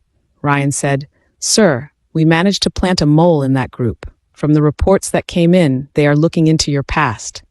The evidence seems to be leading towards the vice president, sir," Ryan added. Lucas clenched his jaws. He said, "I think the vice president already knows it's me. He also knows his days are numbered." Sucking in a deep breath, Lucas stared out the window. He said, "He is coming for me, and he will look into the people I care about. Lily needs to stay in Rose Hills." "Right, sir. But even if they find out about Sergeant Wright's connection to you, she won't be that easy to deal with. They would be in for a surprise if they even try to hurt her," Ryan remarked. Lucas nodded in agreement. "Tables would turn around if they even try to kidnap her." "Sir, I was thinking," Ryan said out of nowhere. He paused and proposed, "What if you tell Sergeant Wright the truth?" Ryan was no ordinary assistant. In fact, Ryan had been with Lucas half the time when he was away. They both experienced almost the same hardships before coming home. Lucas saved Ryan's life. He knew Ryan would never betray him. That was how Lucas chose him to be his personal assistant. Telling Lily? Reflecting on Ryan's words, Lucas shook his head, saying, "You, of all people, should know what I have been through. Given that, do you think Lily can take it?" Ryan fell silent. He also looked out the window with his boss and admitted, "She'll be heartbroken if she ever finds out that you almost—" "Exactly," Lucas said. He did not have to wait for Ryan to finish his words to know what he meant. "I don't mind if she hates me right now, but I can't let her hate. I don't mind if she hates me right now, but I can't let her Lucas's words were cut off because his phone rang. His father was calling, and he had to answer it. "Dad? Son, I heard Caleb is being admitted to the Heart and Lung Center, and you are operating on him?" Lucas's father, Evan Thompson, asked on the other line. "Are you?" Lucas felt his father's hesitation. Eventually, Evan Thompson resumed, "Are you fixing things?" "You could say that, Dad," Lucas answered. "Uncle Caleb needs an ascending aortic replacement." "After 10 years, your timing is still off," Evan said. "I know, but when I saw Lily back in Copland, I had to have her," Lucas reasoned. "I married her, Dad." "What?" Evan reacted. I forced her to marry me, Lucas revealed. You are going to give us a heart attack, Evan remarked. I'm sorry. I want to be with her badly, Lucas explained. Don't worry about this. I'll make it work. There was silence in the air before Evan proposed. Then, talk to your mother about your plans, Lucas. I will, Dad, Lucas replied. Dead air fell upon them again before Lucas's father gave him a piece of advice. Don't work too hard and delegate some of the company tasks. You have missed 10 years of your life. Pursue your happiness. Lucas's lips curved into a smile. In his deep voice, he said, I am doing just that. Evan took a deep breath. He cleared his throat and said, Oh boy, you have a lot of work to do, son, and a lot of explaining to do. I know, Lucas answered plainly, then added, Thank you, Dad, for not forcing me. Yet again, silence engulfed them. Evan replied, Your mother and I, we are just glad you are back. That is all that matters. When Lucas returned, his father and mother had a million questions for him, but he wasn't prepared to answer them all. Filtering through the 10 years he was away, he gave his family pieces of what had happened to him. He kept the bitter memories to himself. Lucas did not know if he would ever have the courage to tell everything because doing so would break his mother's heart. His parents did not force it out of him. To Mr. and Mrs. Thompson, Lucas returning safely was enough. I told you already, Louis, somebody wants to hurt Lucas, so you can't come over. Security will be tight around Rose Hills. Lily reminded her other brother. I'll call you every day until Dad can go home. Well, if I kill Lucas, I would be doing his enemy a favor, right? Louis said jokingly. Ha! Ha! Lily let out a sarcastic laugh. Then she reminded her brother, just please look after Aiden. He has a karate tournament in 2 days. Don't forget to take him. Yeah, Louis said. I'm already at Uncle Kyle's house to pick up Aiden. See. Lily's brother switched to a video call, and from there, she saw Aiden waving at her. Mom, when will I see you? When will Grandma and Grandpa come home? Lily paused, thinking of how she would explain things to her son. She said, I have a lot of things to work out, Aiden. For now, I need to be with Grandpa. I want to go where you are. Where are you? Aiden said on the phone. He and Louis were heading to the car as he spoke. Well, kids aren't allowed into hospitals, Aiden. Not unless you are the one getting treatment, Lily reminded. I'll call you every day. For now, please stay with Uncle Louis, okay? You will miss my tournament, Aiden pointed out. I didn't want to miss it, Aiden, but your grandpa needs me now. He is really sick, Lily said. Will you lend me to your grandpa? Uncle Louis will take you to the tournament. I know you will do great. Aiden let out a sigh. He replied, I understand, Mommy. Call me when you are with Grandpa. Tell him I love him. I will, Aiden, Lily said with a smile. I love you too. Lily's brother took the phone back. She could tell Louis was driving away. He said, Hey, have you told Lucas about Aiden? No, Lily said. I haven't had the opportunity to tell Lucas about him. Tell me about what? Out of nowhere, Lucas's voice came through. Lily's eyes rounded and her heart raced, seeing Lucas had already entered the office. She gulped and abruptly ended the call with her brother. I gotta go, Louis. I'll call you later. What is it that you have to tell me? Lucas asked while taking a seat. Was that Louis? Lily's mouth twitched. She lied, saying, nothing. Louis said he wants to beat the shit out of you. Lucas replied. He'll get his chance. Lucas's calm reaction to her brother's threats irritated Lily. For one, would he really allow them to? Second, to her, that would be an easy way out. However, Lily did not want to touch on that. She was relieved that Lucas did not hear her and Louis talking about Aiden. Thankfully, Lucas did not pry further. Instead, he finished his now cold coffee and began setting the rules. He said, Lily, since we are married and you have been assigned to protect me, I want you to stay here in Rose Hills. What? Lily asked, her brow raised. Wasn't that always part of your mission? To stay with me as a full-time security? Plus, we are married and therefore should live together, Lucas pointed out. What? Lily reacted again. Live together? But Lucas, this is all so sudden. Look, I promise, I will give you all the space you need until you can fully adjust to this life with me, Lucas promised. This marriage is real to me, Lily, so it should follow that you will live with me. I can't. I need to go home to Brayton.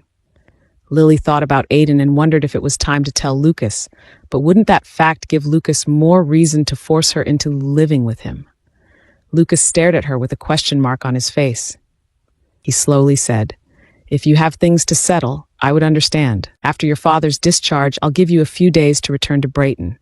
However, I expect you will live with me here in Rose Hills after that. You don't need to worry about clothes and all your necessities. I'll take care of them for you." I don't know, Lucas. Moving in with you?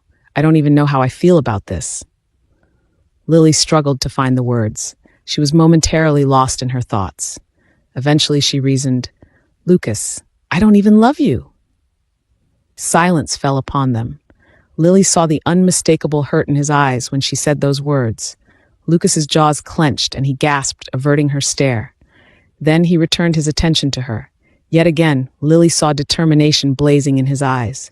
Lucas stood up and walked towards her. His gaze held her captive, and he leaned closer, trapping her between his arms. He described, "I was gone for 10 years, and each night without you was hard to bear. My only consolation was that I could return to be with you one day." "You don't love me anymore?" "Don't think for a second that those words deter me," Lucas expressed. "They do not." His voice was resolute, unwavering in his commitment as he added, "I will do anything for you. From now on, I will always be there for you today, tomorrow, and every day after that. I will do whatever it takes to make you love me again, Lily." Lily was rendered speechless. She felt like she was yet again voodooed by his words. Before she could even think, Lucas suddenly fell to his knees and embraced her. Her mouth fell on the floor as she felt his muscular arms around her. The scent of his cologne hit her nostrils as he begged, "Please, let me hold you, just this once." Lily was angry at herself. She wanted to push Lucas away, but she felt weak around him. Why? Somewhere in an unknown city, 3 Caucasian men received a new job. A tall, dark man threw a document on the table and said, "Our next job, we are to kidnap this kid." They all looked at the profile, and one said, "Fuck, man, this is a right boy.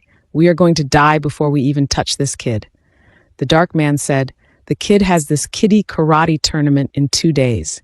It's a public event, so we will find our way in. We'll figure something out. How hard can it be? He is just a kid." Lily arrived with Lucas at St. Domingue Heart and Lung Center. Ryan was also with them. As soon as they entered the lobby, a red-haired female doctor greeted Lucas. "Dr. Thompson, the patient from Brayton has already settled in his room. The patient's name is Caleb Wright. He is," the lady doctor said, but Lucas raised his hand, stopping her from resuming. "Give me the charts," Lucas said. He had no expression on his face as he ordered. "I want to review it myself." Of course, doctor. Let me accompany you to your office," the lady doctor suggested. Lily would not have minded this lady doctor, but she clearly saw the sparkle in her eyes when the red-haired woman spoke to Lucas. She also noticed how the doctor glanced at her, silently wondering who she was.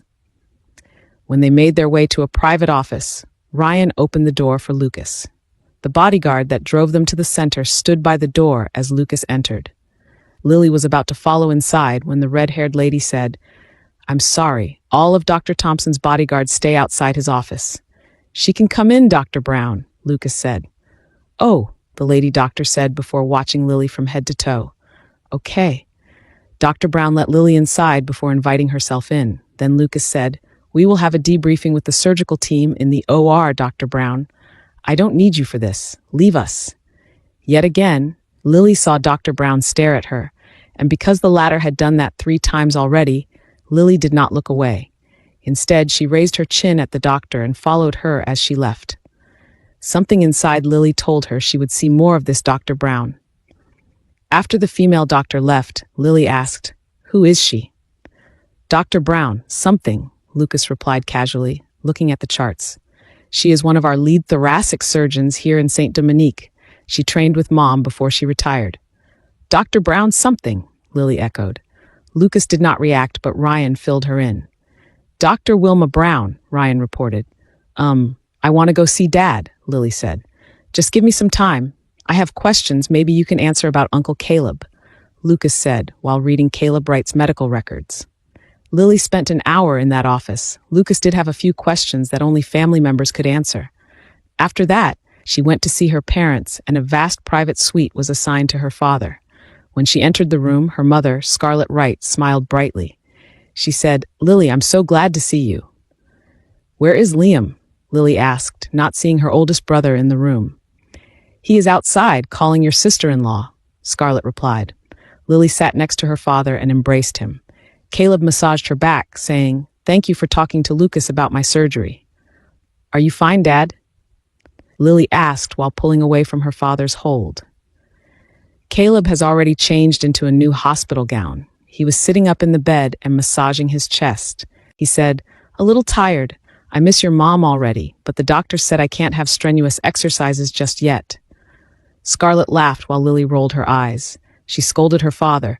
"Please, Dad, stop that already. You are getting too old for these."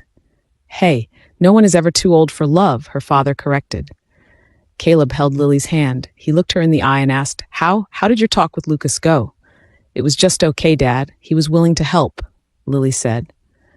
Again, she did not want to add conflict right now and just wanted the surgery to push through. "Did he tell you where he has been? What happened to him over the past 10 years?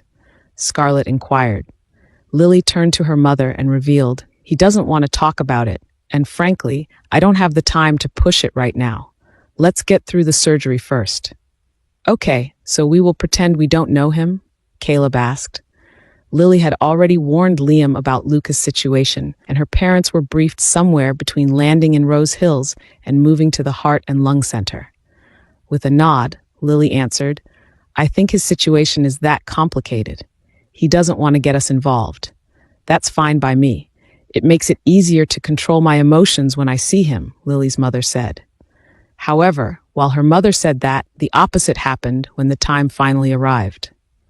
Liam was back when Lucas and his team of doctors entered the room to brief Caleb about the operation. Scarlett was stiff the entire time. Hurt flashed across her face. Lily could tell her mother was surprised to see the changes in Lucas. Caleb gulped and never tore his eyes away from Lucas. Often, he caressed his chest as if soothing it. Liam, of course, being Lily's oldest brother, gave Lucas a murderous look. It did not bother him that the Lucas now had a more imposing cut. Liam looked so menacing that the medical staff hid behind Lucas. On the other hand, Lucas was composed. He looked everyone in the eye and greeted, "Good evening, Mr. and Mrs. Wright. I am Dr. Lucas Thompson, and I will perform your surgery in an hour. Thank you for trusting St. Dominic Heart and Lung Center and trusting me as your surgeon." "Rest assured, I won't fail you," Lucas said. He introduced his surgical team before explaining the entire procedure. "So we are having an ascending aorta replacement," Lucas began. "In an hour from now, we will take you to the OR and prep you for operation. We will put you to sleep and open up your chest. We will put your heart in the heart and lung machine and give you medication that will stop the heart from contracting," Lucas carefully explained. "We will cut the ascending aorta, then replace it with a graft. We will sew it in, and that same graft will be permanent," Lucas added. "After the surgery, we will wake up your heart, get you off the heart and lung machine, close up your chest, and take you to the ICU. You will spend 1 or 2 days in the ICU before moving to a regular room," Lucas described. "You will spend 5 or 6 days, a week at most, here at St. Dominic Heart and Lung Center. The surgery will take around 5 hours," Lucas said. "Do you have any questions for me before we all prepare for the surgery?" Caleb raised a hand. He asked, "Have you done this before, doctor?" "Yes," Lucas replied. "Twice here in the same center. Anywhere else?" Lily asked. Lucas stared at Lily. He cleared his throat and answered, "Twice in Germany, once in Israel. I have practiced in several countries before deciding to settle down here." "Ha!" Lily thought in her head. "So he does answer some questions. Rest assured, I have experience and practice for this type of surgery, and I won't let you down," Lucas said. He was still stern-looking, but he forced a smile as her father and mother asked questions related to the surgery. When Lily's parents were done asking questions, Lucas and his surgical team excused themselves. An hour later, Caleb was brought to the operating room. Lucas did not want to miss a single detail of Caleb's operation. Thus, he was already in the OR during the preparation. When Caleb Wright entered the room, he asked, Can I have a moment with the doctor, please? The surgical team looked at Lucas with a puzzled expression. Lucas, already in his scrub suit, said, "Give us a minute." His team went to the other side of the operating room. When they were alone, Caleb asked Lucas to lean closer to him. Caleb asked, "You look different, but are you still the same Lucas?" Lucas sucked in a deep breath. He wondered the same. However, no matter what changes in him, he still has the same goal, to be with Lily. He grabbed Caleb's hand. He placed it on his chest and whispered, "The old Lucas is still here, Uncle." Caleb nodded. Lucas saw how Lily's father held whatever emotions he was having. He faintly said, "Then I entrust my life in your hands." 3.5 hours later, the surgery was completed. Caleb Wright had a new ascending aorta. After an operation, Lucas would generally leave the rest of the work to a resident surgeon. However, Lucas wanted to do everything for Caleb. "Doctor, I can close the chest," Dr. Brown offered. "No," Lucas plainly said. "I'll do everything. Everyone can assist and learn." What Lucas really wanted to say was that he could not afford any mistakes during that surgery. This was his first step in redeeming himself, so he would instead do everything with many eyes watching him. One by one, Lucas inserted the sternal wires, his eyes barely blinking, focused on Caleb's open chest. After closing Caleb's sternum, he also personally stitched the wound. Lucas observed Caleb for a few minutes longer before finally giving the order, "We can move him to the ICU." The surgical team clapped their hands. One by one, they praised Lucas. "You did a fantastic job, Dr. Thompson," the cardiologist on board said. The surgical nurse smiled brightly and said, "Another successful surgery." "Your skills are impeccable, Doctor," Dr. Brown praised. "I also wish to learn from you. I hope you can always name me as your assisting surgeon." Lucas ignored Dr. Brown and said to everyone on the team, "Thank you for your dedication. For participating in today's surgery, I will double your salary this month." The surgical team was very delighted. They were all wearing masks, but the glee shone in their eyes as they sparkled. They wondered what made that operation extra special. Lily was waiting outside the operating room and had been for more than 4 hours. Eventually, the doors to the OR opened and Lucas walked out. He was still in his scrub suit, but no longer wore a mask. The red-haired doctor followed behind him. "How is the surgery, Doctor?" Scarlett was the first to approach. She took back how she addressed Lucas, seeing Dr. Brown standing with him. "The surgery was a success. Mr. Wright's ascending aorta has been replaced," Lucas revealed. He smiled and added, "He is now in the ICU, under observation. You can keep using the private room while also being able to see him in the ICU." Lucas checked the time and suggested, "You're probably tired for the day. Please, take your rest after seeing Mr. Wright." Scarlett cried for joy. She embraced Liam, and the latter soothed her back. Repeatedly, she thanked Lucas. Lily was also relieved. She placed a hand over her chest and was teary-eyed. She said, "Thank you. I'm glad this is over." "Well, it's not over yet. Mr. Wright still needs to recover, but given his good health prior to the aneurysm, I am optimistic," Lucas expressed. "I will see him again tomorrow.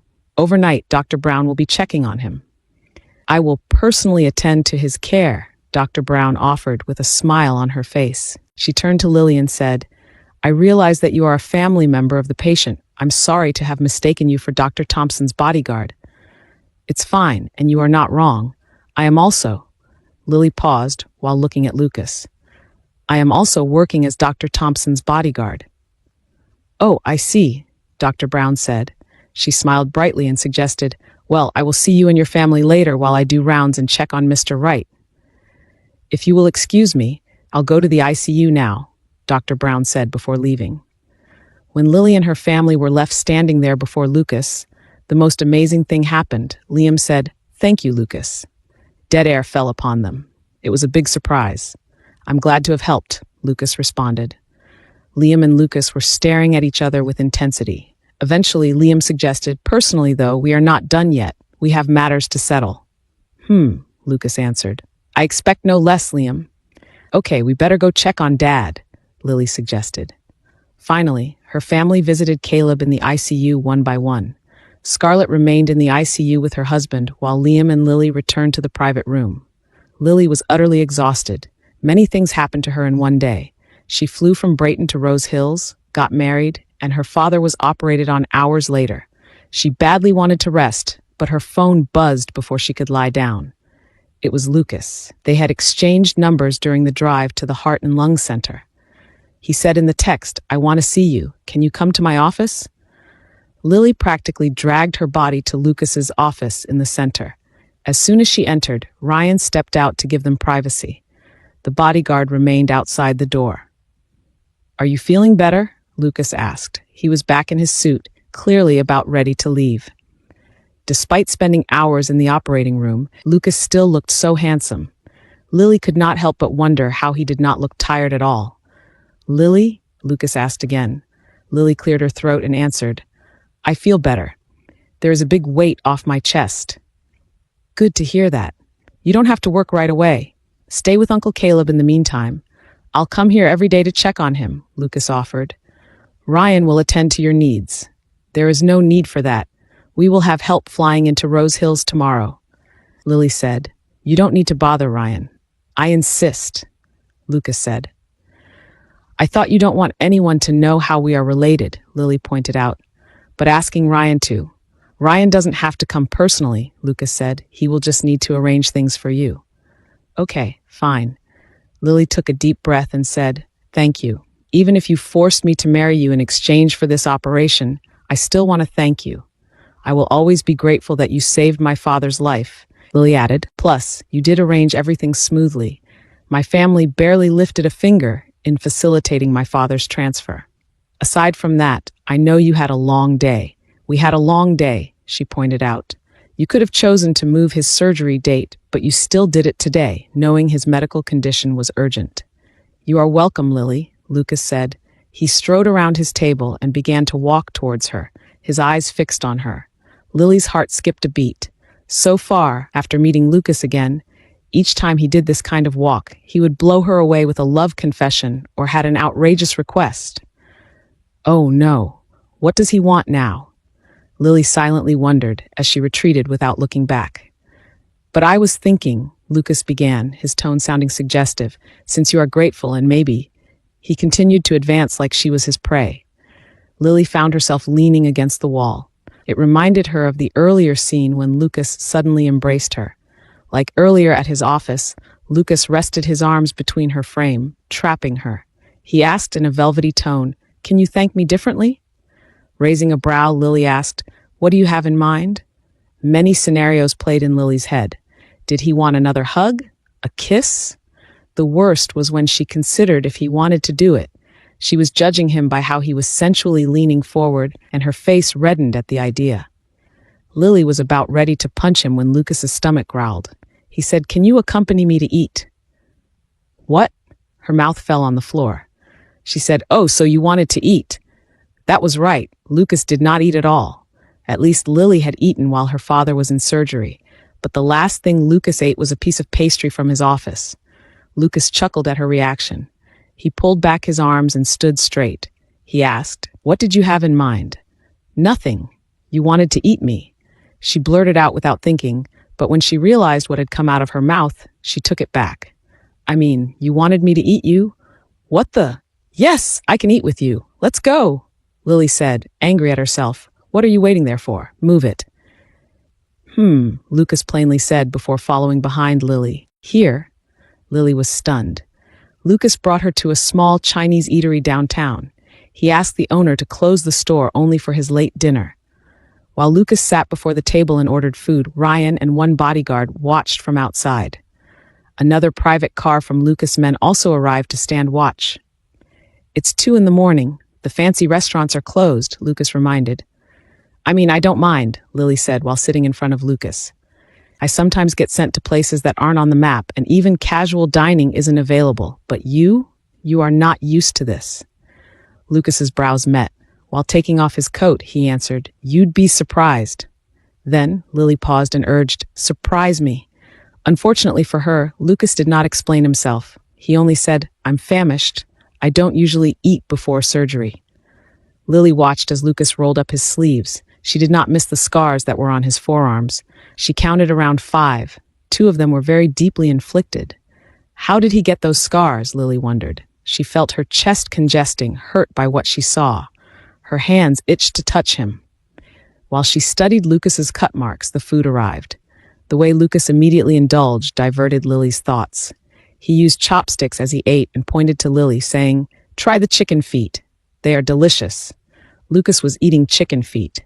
She really wanted to take a picture of this scene because this was unheard of. As far as Lily could remember, Lucas did not like bizarre food, and chicken feet fell under those categories. Lily wasn't hungry, but seeing Lucas eat like it was the most delicious thing in the world, she eventually picked up the chopsticks and ate with him. Even she was surprised at how the chicken feet tasted good. She complimented, "Very tender, melts in my mouth." "When did you discover this place?" Lily asked before putting steamed rice into her mouth. "Shortly after I returned. It reminded me of a small Chinatown in Spain," Lucas revealed. "So you were in Spain, then you were in Germany and in Israel too?" "You sure moved a lot," Lily remarked, and after she said those words, she studied Lucas' reaction. Lucas stopped midway before serving himself with some spare ribs. He sighed and replied, "I had to move often." "How did that work with your residency?" Lily asked. Yet again, Lily saw Lucas' hesitation. She rolled her eyes and said, "Come on, give me something, Lucas."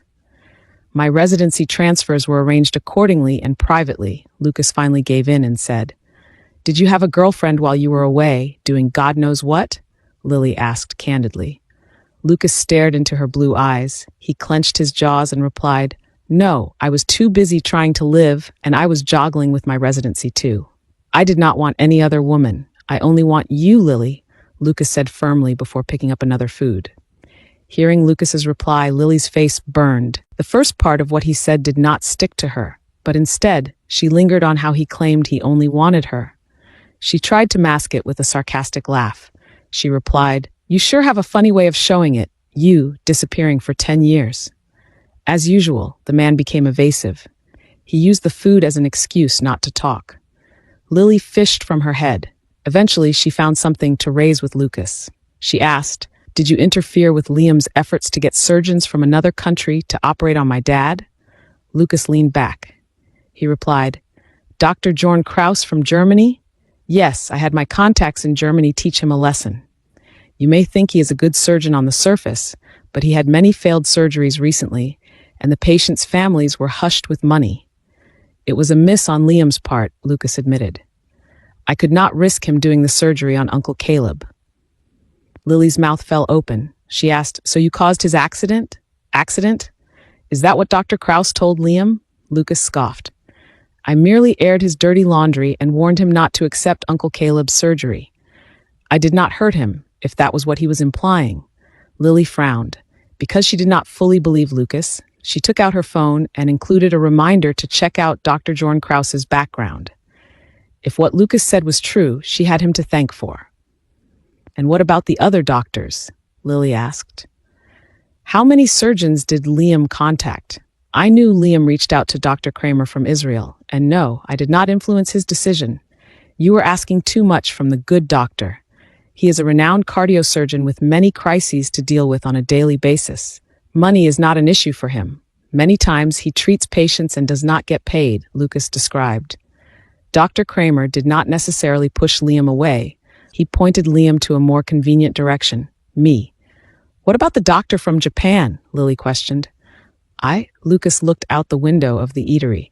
He was staring at Ryan. He returned his attention to Lily and said, "I think Ryan failed to get that information. We did not know Liam reached out to a Japanese surgeon." "Are you lying to me?" Lily asked. "No," Lucas said before stuffing a dumpling into his mouth. Lucas's mouth was still full when he suggested, "Now that Uncle Caleb's surgery is done, you can dig up more on what I said. I'm not lying to you. Still, if you had not pushed me to marry you in exchange for the surgery, we would not have sought out other doctors," Lily pointed out. Lucas smiled. It was a very genuine smile. He said, "A man's got to do what a man's got to do. Just so you know, I still would have operated on Uncle Caleb if you did not agree to marry me," Lucas revealed. "Of course, I was hoping that you would. The air ambulance had been on standby in Brayton for days." "You," Lily screamed, pointing at Lucas. Her face turned red, and she said, "How could you?"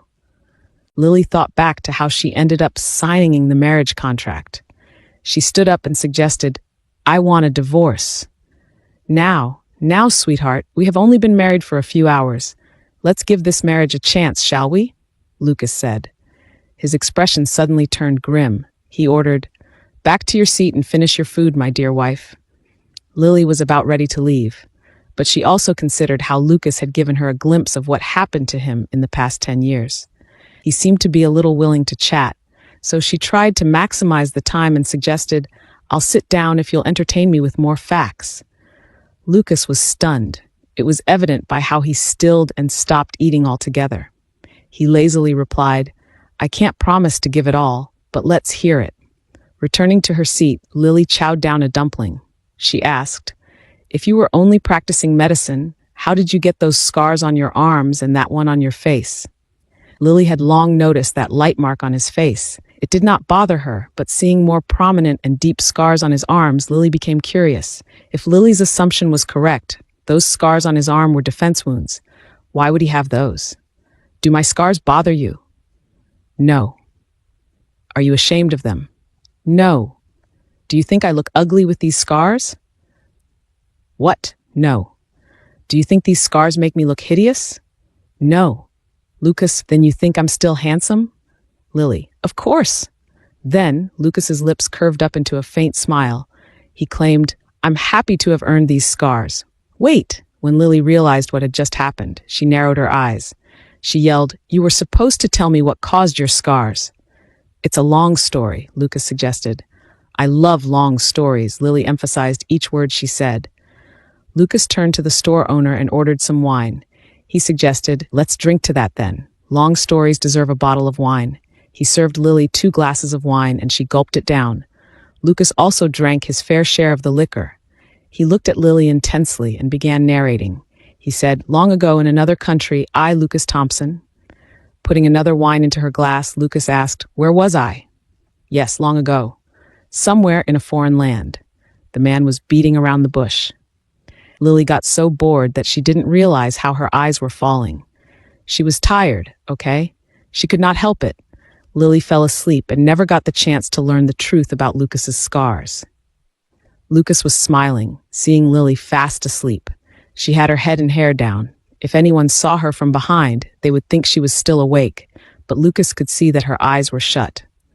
Ryan approached Lucas and offered, "Sir, do you want me to carry Sergeant to the car?" "I'll take her," Lucas said, and Ryan agreed.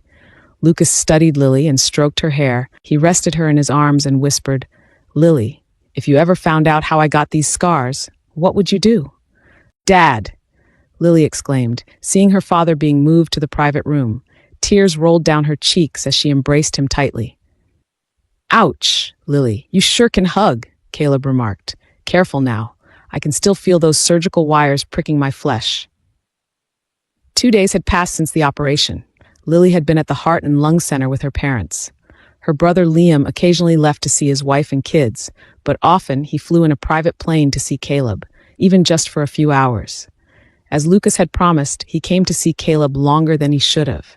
Lucas would spend at least an hour checking Caleb's vitals when asleep. Lucas also stayed throughout Caleb's extubation. Naturally, since Caleb was put to sleep, he was on a ventilator. After Lucas had confirmed that Caleb's vitals were stable, he ordered him off the machine, and now Lily's father was back in a standard room. "How are you feeling, Tiger?" Lily's mother asked Caleb. That was how Scarlett called Lily's father. On the other hand, Caleb called Lily's mother Kitten. Lily always thought her parents were rather kinky. Caleb was still in his mobile bed. He sucked in a deep breath and said, "My kitten, I can breathe much better, and I don't feel those tight chest pains anymore." With hands up, Caleb declared, "I feel amazing." "Dad," Liam called. Liam was emotional, seeing their father much livelier. He stretched his arms to Caleb, and the two shared a very loving embrace. "I'm glad you are doing better." Caleb made a face after letting go of Liam. He revealed, "My body still feels sore, but Lucas said I needed to try to get up soon to improve my blood flow." At the mention of Lucas' name, Lily looked at the door. She was sure Lucas was in the ICU earlier to order her father's move, but where was he? After that talk at the Chinese eatery, Lily investigated the German doctor. She found out that Lucas was right all along. While that doctor had many successful surgeries in the past, Dr. Krauss has had failed surgeries in recent months. These failed operations were initially hidden from the public, but it appeared to Lily that Lucas did the work of disclosing Dr. Krauss's secrets. It was said that the German surgeon developed essential tremors, a nervous system condition that causes involuntary and rhythmic shaking. Despite his illness, the doctor continued to perform surgeries, resulting in surgical mistakes.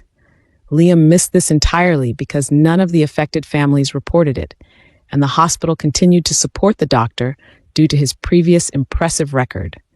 The hospital was unaware that Dr. Krauss had developed essential tremors. Lily was still upset that Lucas managed to get her to sign the marriage contract. She still believed he voodooed her, but she also wanted to thank Lucas for interfering with the German doctor. He said he needed to see another patient, Caleb said, and Lily understood her father was referring to Lucas. Then Lily thought twice before deciding, I'll look for him. That's great. Be back for the family conference call, Lily. Everyone is going to be there to greet your father, Scarlett said, and Lily nodded. She was also excited to see her entire family, from her aunts and uncles to her many cousins and a few nieces and nephews. However, she wanted to find Lucas first. Lily called Lucas, but he did not answer. Instead, she called Ryan. The assistant hinted that Lucas was seeing another patient in the pediatrics ward. She found herself going to the lift and up to the 7th floor. When she arrived, she stared blankly at a remarkable scene, and her heart felt like it was melting. Lucas was helping a young boy walk. The boy was wearing a hospital gown, and it seemed like he had surgery too. The boy appeared to be 7 or 8 years old. Ah, I can't straighten my back. When the boy groaned in pain, Lucas offered his arm. Easy, easy. I know it's hard, but you have to try. Several things, like blood clotting, could go wrong if you stay in bed for too long after surgery, Lucas explained. I know you are a fighter, Lex.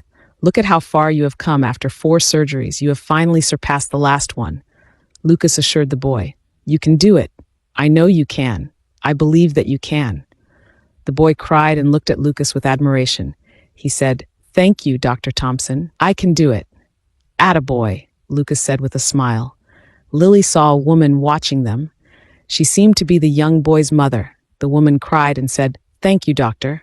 Minutes passed and Lily continued to watch them. Lucas took as much time as he needed. Despite the nurses and a resident doctor offering to help the young boy, Lucas did so himself. To think, he also has a company to run after he would leave the hospital that morning. Why was he doing this? Of course, Lily knew the answer to her question. Lucas always had a soft spot for children, especially those with health complications. That was because he had gone through it himself during his childhood years. Lucas was an aplastic anemia survivor. After Lucas aided the young boy, the mother said to him, Doctor, you are so good with children. I think you would be a very good father. Lucas nodded at the woman. He said, Thank you. I hope I will be one day. The woman blushed and dared push a strand of her hair behind her ear. She then suggested, Lex, he doesn't have a father. My relationship with his father did not work out well. Immediately upon hearing that, Lily's face darkened. Just what was this woman trying to say? Hello, the doctor is already a father, and he isn't going to be anyone else's father. If Lily could write more exclamations to her thoughts, she would probably add 1,000. Lily saw through the flirtatious smile of the woman, and it did not sit well with her. No, she wasn't jealous.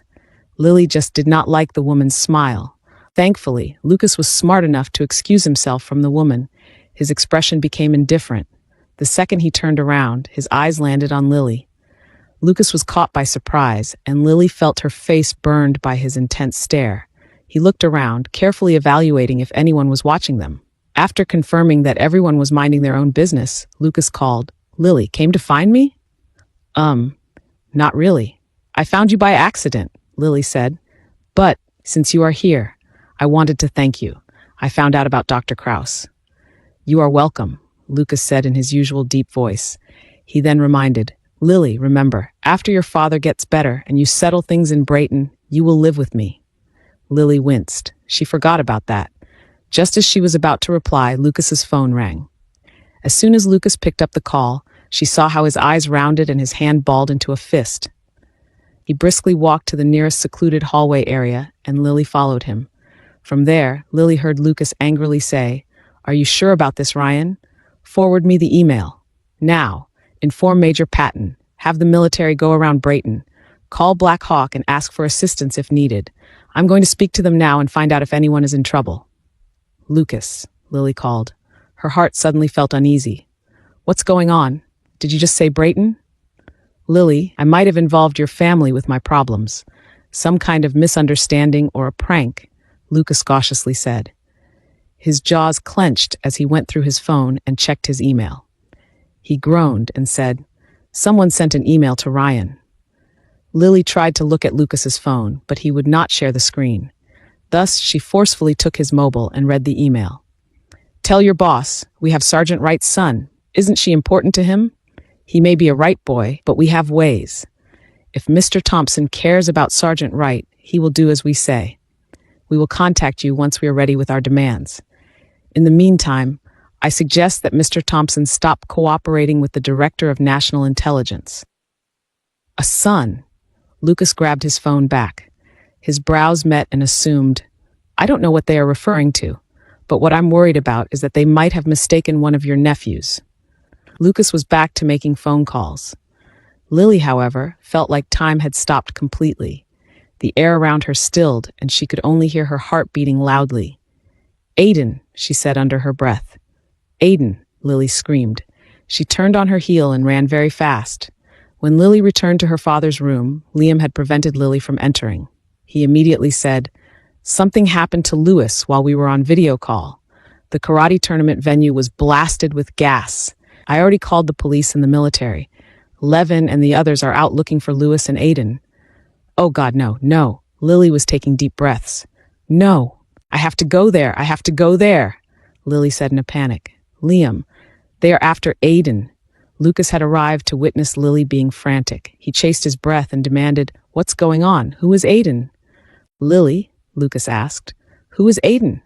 Lucas saw the signs. Lily's eyes widened in sheer fright. The color drained from her face, leaving behind a ghostly hue. Not only that, but frantic movements accompanied her reaction. Aiden was clearly important to Lily. "Lucas, we don't have time," Lily said. Tears streamed down her face as she begged. "We need to use your private jet. We have to go back to Brayton."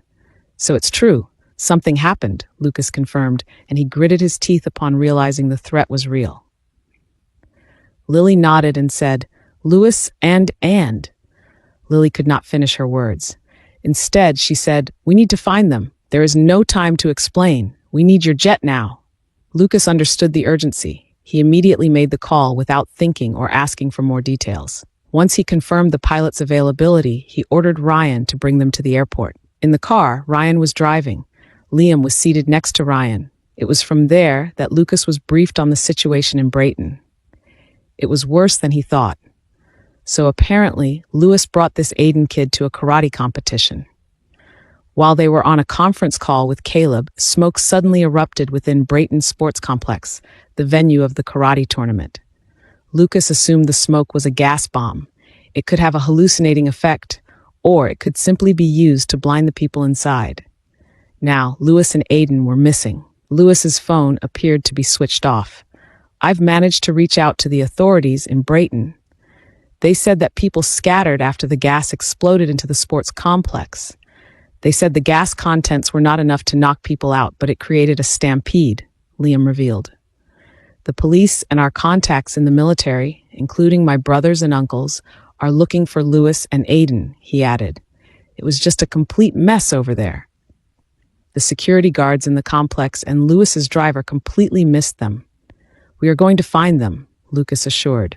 He was about to make another call and put pressure on the military when he stopped and asked, "Just so my information is clear, we are looking for Lewis and Aiden, but who is Aiden again?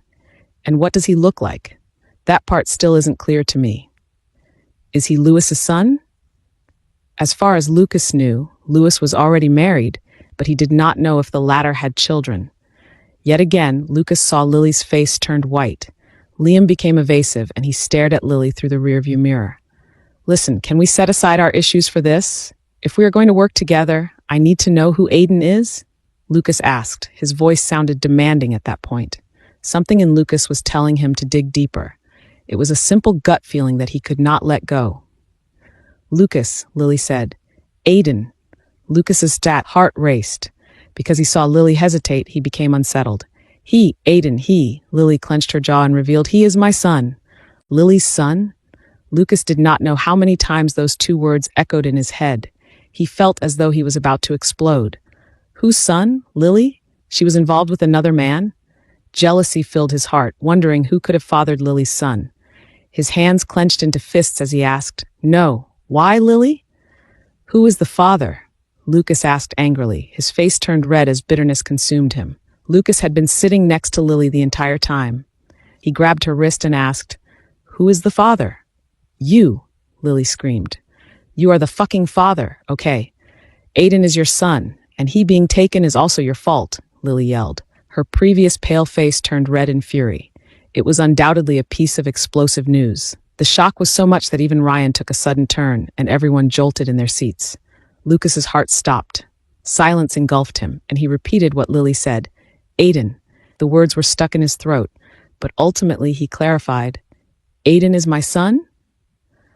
Are you deaf, Lucas? I said it loud and clear. Aiden is your son, or maybe you forgot that you took my first time and abandoned me the next day. That is why I am mad at you for leaving me and Aiden, Lily revealed. And now you are back.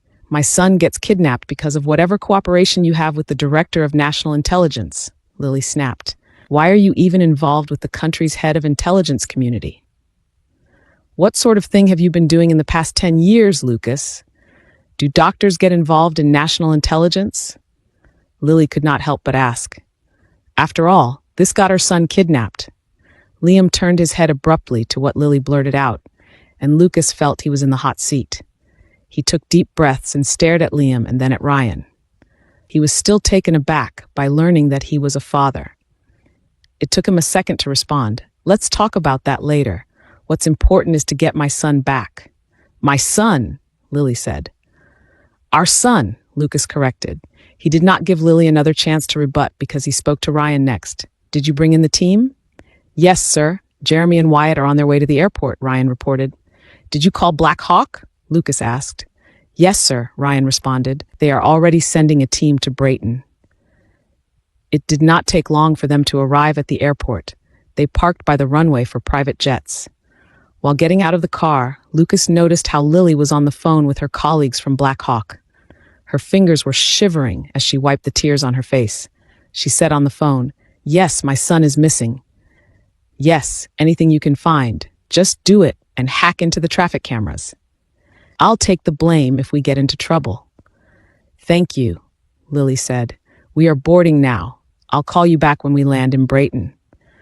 Lucas was about to follow Lily into the plane when she turned to him and suggested, You are not safe out of Rose Hills. You don't have to come. What kind of father would I be if I stayed here?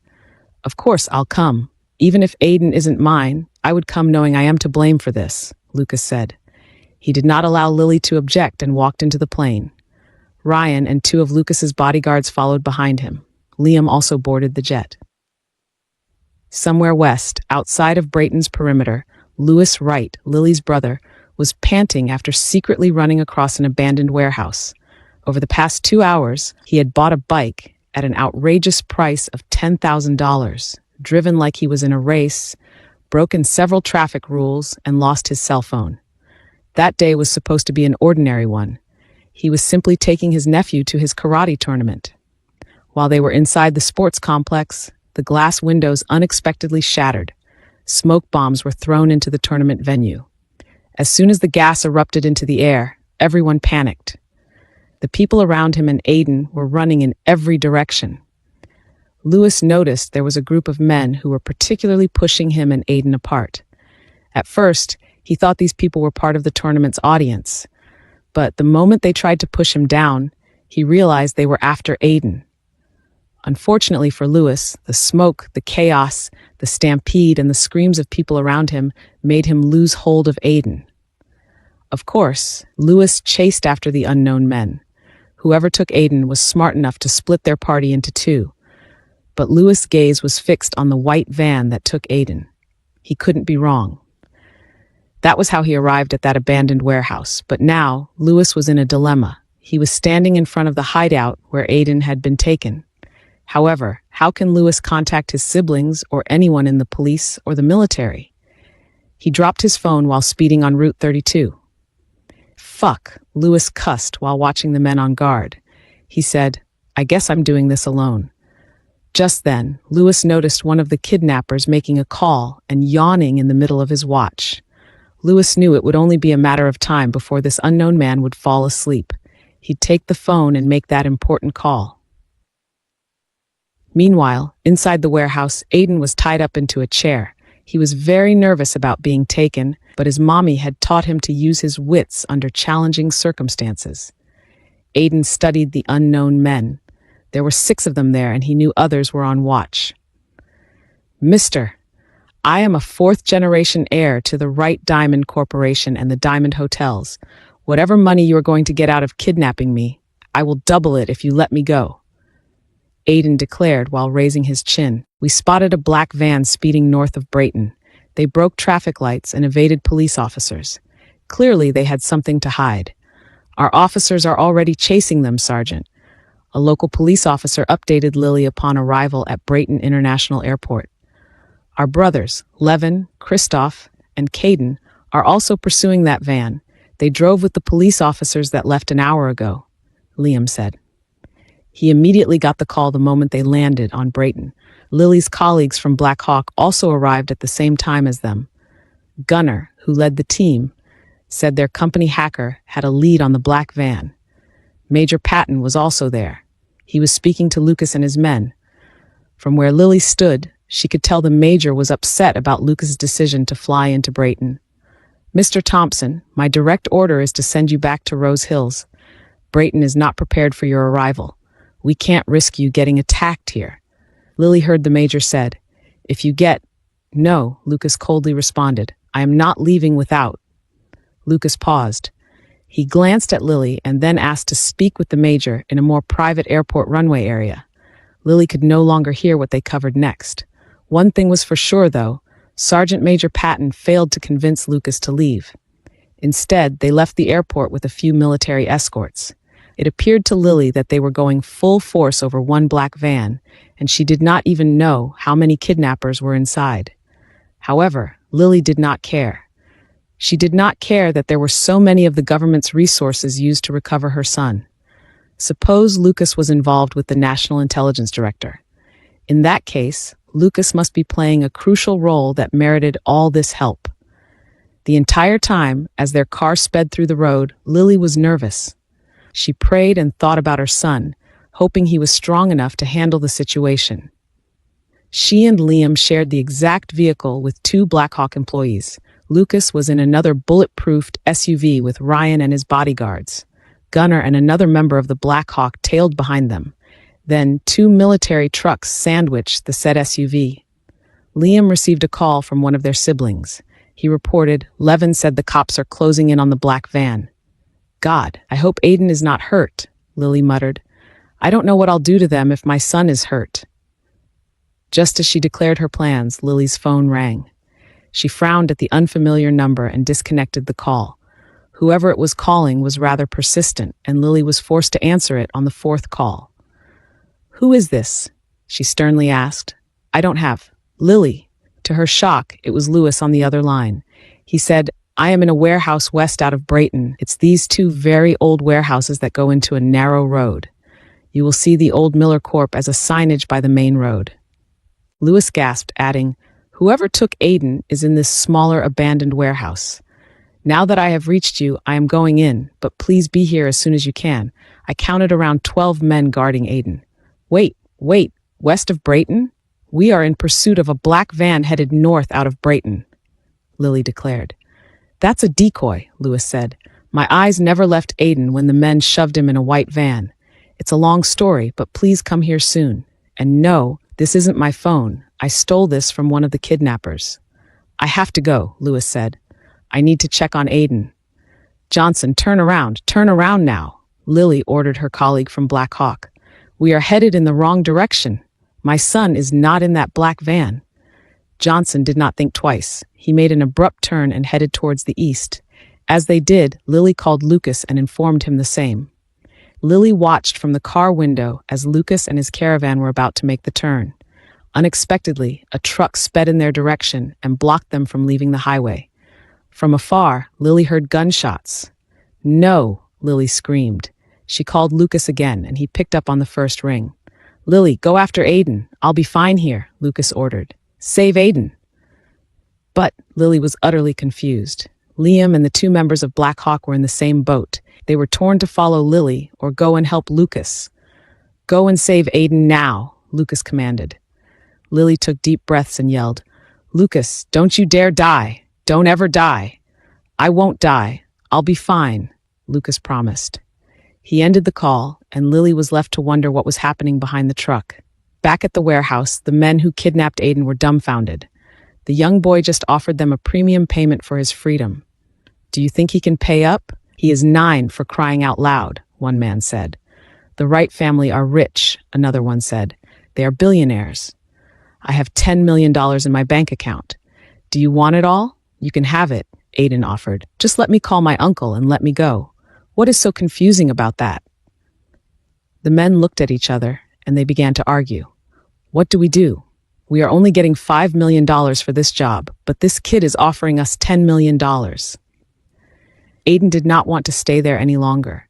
Because the men could not make up their minds, he offered, whoever gets me out of here alive will solely get $10 million. Instantly, the men stilled. They all looked at each other ferociously. Then they suddenly fought. While all this was happening, Aiden felt a hand over his mouth. He turned in a panic, but was relieved it was his Uncle Lewis. Aiden's abductors were battling before them, while Lewis was slowly freeing Aiden. When they realized Aiden was missing, he and Lewis were already hiding behind the crates stacked up in the warehouse. Fuck, the boy is gone, one screamed. We have been tricked. The kidnappers reconvened. Their leader scolded them, saying, Let's look for the boy. He won't get far. And don't be fooled by his offer. He is only a boy. We don't even know if the boss will let him live. Look for him now. If the boss finds out we lose this boy, he will have our families killed, the leader of the group warned. Lewis and Aiden quietly navigated through the warehouse. They could already see the exit from where they had reached when one of the kidnappers found them. There they are, the man announced. Go after them, the group's leader screamed. Lewis and Aiden made a run for it. A man whose face was covered with black cloth blocked their way, and he laughed. He said, Do you think you can get away? Ha ha! His laughter was cut off because a woman suddenly appeared before him and climbed up his chest. Her legs effortlessly wrapped around his neck. She threw her weight back and used all of her body strength to thrust him to the ground. Ah! The man screamed in horror. He was shocked by the strength of this small woman. Worst, when the woman landed on him, she stabbed him with her elbow. Fuck! Ah! When the man thought he had had enough, the small woman crawled behind him in a flash. She wrapped her arms around his neck, cutting off his air. He tried to free himself, but the woman knew how to hold her position. It did not take long for the man to lose consciousness. Lewis, Lily, and her son were still stuck in the warehouse half an hour later. Liam was outside, waiting for backup. The 2 Black Hawk employees were fighting the kidnappers, trying to clear the warehouse exit for Aiden. There are only 5 of them left. I can fight, Lewis suggested. Don't be ridiculous. Look at them. They look like they are very well-trained men. My guys are even having difficulty taking them down, Lily scolded. Help is coming. Just stand back. Sarge, you are clear, Johnson screamed. It was Lily's cue to bring Aiden to safety. Thus, Lily ran with her son. Lewis followed behind them. However, to her dismay, 2 men had been hiding by the exit. Stand back, Lily instructed her son, and Lewis held Aiden. Lily formed her fists. She grunted before throwing punches at the unknown men. In the middle of her attacks, one of the kidnappers managed to kick her, and she was thrown into midair. Lily thought she would land hard on the ground, but a man's strong arms caught her. She turned and met those familiar dark brown eyes, and she almost cried at the sight of him. He was safe. "Lucas," Lily said in a whisper. Lily was relieved to see Lucas. He quickly put her down and turned to Lewis. "Keep Aiden safe." Lewis swiftly secured Aiden to the side. Meanwhile, Lucas advanced at the two men standing there, stunned by his arrival. The kidnappers clearly knew Lucas, for one said, "Get him! He is the real target." Lucas engaged in hand-to-hand combat with the two and managed to kick one to the ground. Of course, Lily could not just leave Lucas alone. Just as Lucas tried to immobilize one adversary with his arms, she ran and thrust her knee into the opponent's stomach. Then, Lucas used all his strength to throw the man to the ground, and the latter rolled uncontrollably. "Duck," Lucas ordered, and Lily followed. An opponent was about to hit Lily from behind, but instead, the unknown man faced Lucas's sturdy kick. To Lily's dismay, some of the kidnappers from inside the warehouse managed to get out and launch an assault. Lily and Lucas fought together, their movements in sync. When Lily would turn up before Lucas, he would duck or retreat to give her space. While defending themselves, Lily swooped between Lucas's legs to reach another adversary who was trying to get riffled on the ground. It was too bad for that man, because Lily was fast as lightning, and she dismantled the pistol before it could do any damage. Even those that tumbled to the ground came back on their stance. But with Lucas and Lily's relentless efforts, the kidnappers soon surrendered. They probably also recognized the sirens coming their way. Even if they continued to attack, it would only go in vain. "We give up. We have had enough." Well, at least most of them fully surrendered. Lily noticed that her son suddenly screamed, "Mommy, watch out!" Aiden escaped Lewis' hold and he courageously walked past Lily. He screamed, "Hiya, hiya!" To Lily's surprise, Aiden had stomped his foot on one of the kidnappers who was holding a knife. Lucas glided toward Aiden and kicked the knife away. "Ah! Ah!" Aiden had kicked the kidnapper's balls, not just once, but 3 times. Lewis caught up with Aiden and pulled him in his arms. He hissed, looking at the groaning kidnapper. Lewis remarked, "Damn, that's what you call scrambled eggs." The tension around the warehouses eased after the authorities and the military arrived. Sirens were everywhere, assuring Lily and her siblings that the encounter was over. Lily learned that the attack on the highway was quickly controlled and that Gunnar had driven Lucas to the warehouse's location. Everyone was being questioned, especially Lily, the members of Black Hawk, Lewis, and Lucas. While all this was happening, Lily caught her son staring at Lucas with admiration. She was fighting the kidnappers earlier too, but she did not miss how Lucas had piqued Aiden's interest. Lily wondered what was going on in Aiden's mind. Finally, when the authorities had collected all the essential statements, Lily approached Aiden, intending to take him home. However, Lewis suddenly walked up to Lucas with his domineering stance. Lewis's eyes thinned at Lucas, clearly declaring war. Lewis, now is not the time," Lucas calmly said. "Lewis, you won't win against him." "Look at him," Lily warned, but her brother was rather stubborn. What in the world was Lewis thinking? Sure, Lewis was older than Lucas, but the latter was now more muscular. Much more, Lucas had evidently gained some fighting skills in the 10 years that he was gone. "Lucas? Bro, it's Lucas." Suddenly, Lily heard familiar voices behind her. The rest of her brothers arrived and immediately saw Lucas's presence. Levin, Caden, and Kristoff came up to Lucas as well. Only Liam did not join the siblings. They were giving Lucas the death glare, each pitching threats. "Do you think those muscles of yours can protect you, Lucas?" Caden said. "It's time for payback, Lucas," Lewis declared. "Speak up, man," Kristoff urged. "Where have you been, Lucas?" Levin asked.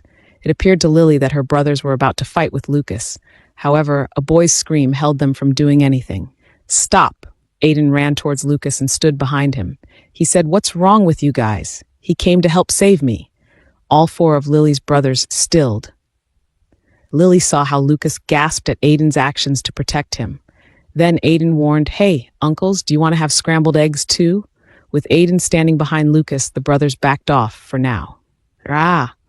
Lily felt like she had the most awkward car ride to their mansion because Aiden insisted that Lucas ride with them. Aiden sat in between Lily and Lucas in the back seat. During the entire drive, Aiden kept staring at Lucas. She could tell Lucas was having mixed emotions. Lucas looked overwhelmed, afraid, and hurt at the same time. They had agreed to sit down about it and tell Aiden. The car was not the right place to make the big reveal.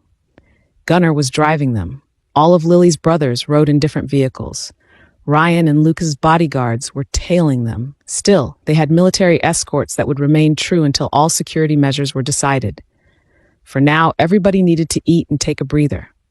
An hour into the road, Aiden asked, "So, mister, your name is Lucas? Thank you for coming to our rescue. You were so cool earlier and how you fought with Mommy was awesome." "Yes, my name is Lucas. Lucas Thompson," Lucas faintly replied. And he gulped, adding, "I'd come to your rescue any day." "Whoa, did you hear that, Mommy?" Aiden reacted with a bright smile and his eyes gleamed as he turned to Lily. "His last name is also cool, Thompson." Lucas sucked in a deep breath and asked, "So Aiden, how old are you?" 9, Aiden responded. "And what about you, mister?" 34, Lucas replied. "You are just about the same age as Mommy," Aiden said. Lucas reacted.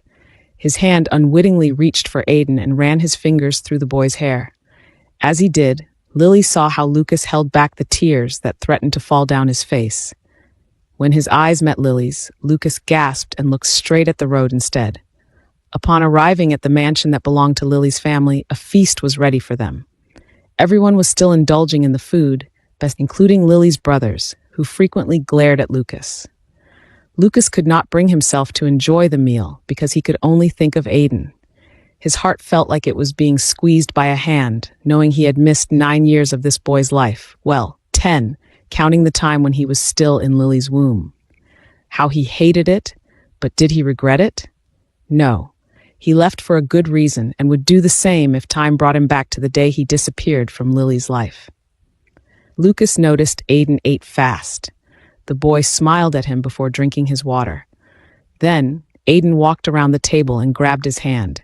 He said, "Come here, mister. I have something to show you." He glanced at Lily, and while she tried to discourage Aiden, the boy was determined to drag Lucas out of the dining area.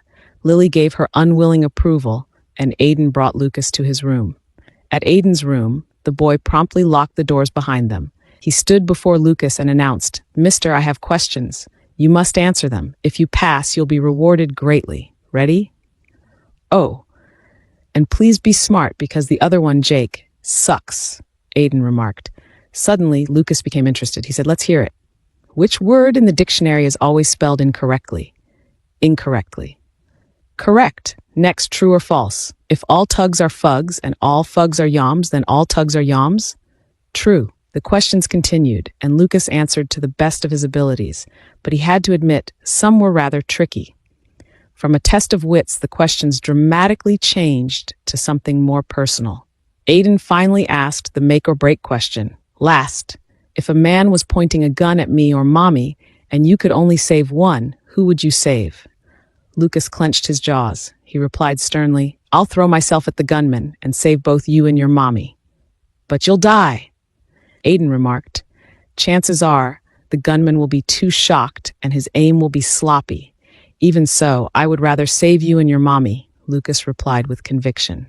Aiden's eyes gleamed. He turned to his bookshelf and grabbed his passbook. He showed it to Lucas, saying, "Mister, because I like you, I have an offer for you." "What is it?" Lucas asked. "I have $10 million in my account. I'll give you all my money." Aiden looked at Lucas seriously and resumed, "If you marry my Mommy." Lucas was blown away. He chuckled at the boy's request and approached him. He asked, "What? You want me to marry your mom?" "I'm serious, mister," Aiden said. "I think you'll be a better husband for my mom. You fight well. When you and Mommy were fighting earlier, it was like a synchronized dance, like you knew her well enough to predict her moves," Aiden complimented. "Plus, you are smart and—" Aiden's grin grew wider as he described, "You are half as handsome as I am, so you'll do." "Lucas, half as handsome?" Lucas clarified. He was about ready to burst into laughter at his son's suggestion. He mused, "Couldn't he see that we looked very much alike?" "Yeah," Aiden said. "Jake thought he was more handsome than me. Are you going to be the same? Choose your reply wisely, mister." "Lucas, you certainly are. More handsome than me," Lucas confirmed. Tears welled in his eyes, but he chuckled, thoroughly amused. He was amazed by his son's character. You have your mother's temperament. Is that good or bad? Aiden asked. It's wonderful, Lucas remarked. At that point, a tear rolled down his face as he reached for Aiden's head and rubbed it. He laughed before directing his gaze at the bed. He asked, "Can I sit down?" Aiden nodded, and he asked, "Why are you crying? You probably think this offer is too good to be true, and you are in tears. Please, have more confidence. You are the chosen one. Lucas, let me tell you something. I've got the highest standards for Mom's husband and my soon-to-be father, so you have to feel proud," Aiden said, and Lucas let out a light laugh. "You still have not accepted my offer, mister? Is the money not enough?" Aiden asked with his brow raised. He crossed his arms and said, "I can steal money from my Uncle Louis. He carelessly leaves his checkbook around his room." Aiden smirked and said with a laugh, "He wouldn't know what hit him." Ha! Lucas laughed. His eyes watered some more, thoroughly entertained by his son. He sniffed his tears away and cleared his throat. Lucas said, "I tell you what, I'll marry your mommy, and you don't even have to pay me." "What? No," Aiden said while raising his brow. "You are too good to be true." Lucas laughed so hard that his tummy ached. He could not believe what was happening to him. It had been so long since Lucas laughed this way. He said, "You really are like your mommy." "Aiden, there's something that I need to tell you, but I think it's best that I say it in front of your mommy," Lucas said, now sounding serious. "What is it?" Aiden asked curiously. It's about your dad," Lucas said. My dad?" Aiden frowned. Lucas immediately saw how his son became affected. Aiden said, "My dad left me and Mom. If you are worried about him, you don't have to because he doesn't love us." An arrow seemed to have shot through Lucas's heart. Hearing Aiden say that, Lucas tried to hold back the tears, but they fell uncontrollably. In the face of danger, Lucas would not shed a tear, but his son's words sure cut deeper than a knife. His voice trembled as he replied, No, that's not true." "What do you mean?" Aiden asked. "Are you angry, mister?" Before Lucas could answer, Lily called in the hallways. She said, "Lucas? Aiden?" She knocked on the door before entering and found them facing each other. Lily asked Lucas, Have you told him?" Lucas shook his head. He answered, "No, but I came close."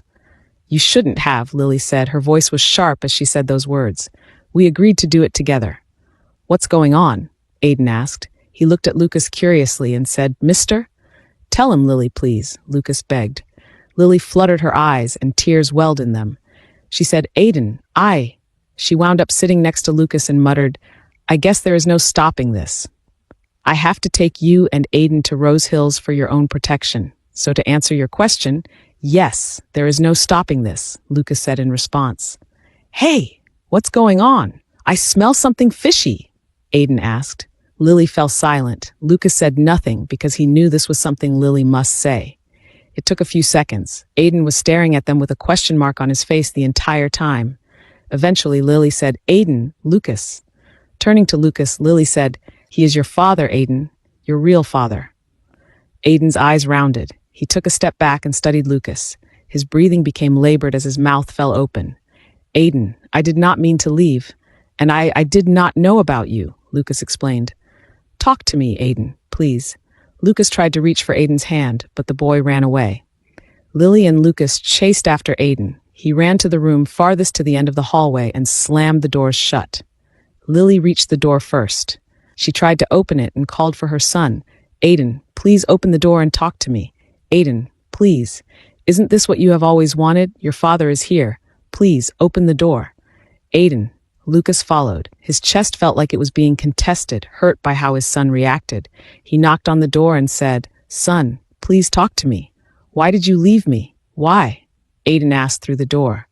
From outside, Lucas could hear Aiden's sobs, and it further crushed his heart. Because of their loud noises, all of Lily's brothers came up to the second floor of the mansion. They became concerned for Aiden, and they also urged him to open the door. However, no matter how they tried, Aiden would not open it. At first, they tried to understand the boy. He needed to let it out, so they gave him some time. However, an hour passed, and Lily decided it was enough. They were about to get the room's spare key when Aiden opened the door. He came out with his eyes red from all the crying, his face utterly stained by his tears. "Aiden," Lucas called. Aiden looked at Lucas and said, "I want to talk to you, man to man." Wow, Lucas thought. His son can be very domineering. Aiden opened the door wider, and Lucas walked in. Once there, Aiden locked the doors behind them, and they settled on the sofa seats inside. There was silence for a good second before Aiden asked, "Do you love us? Me and Mommy?"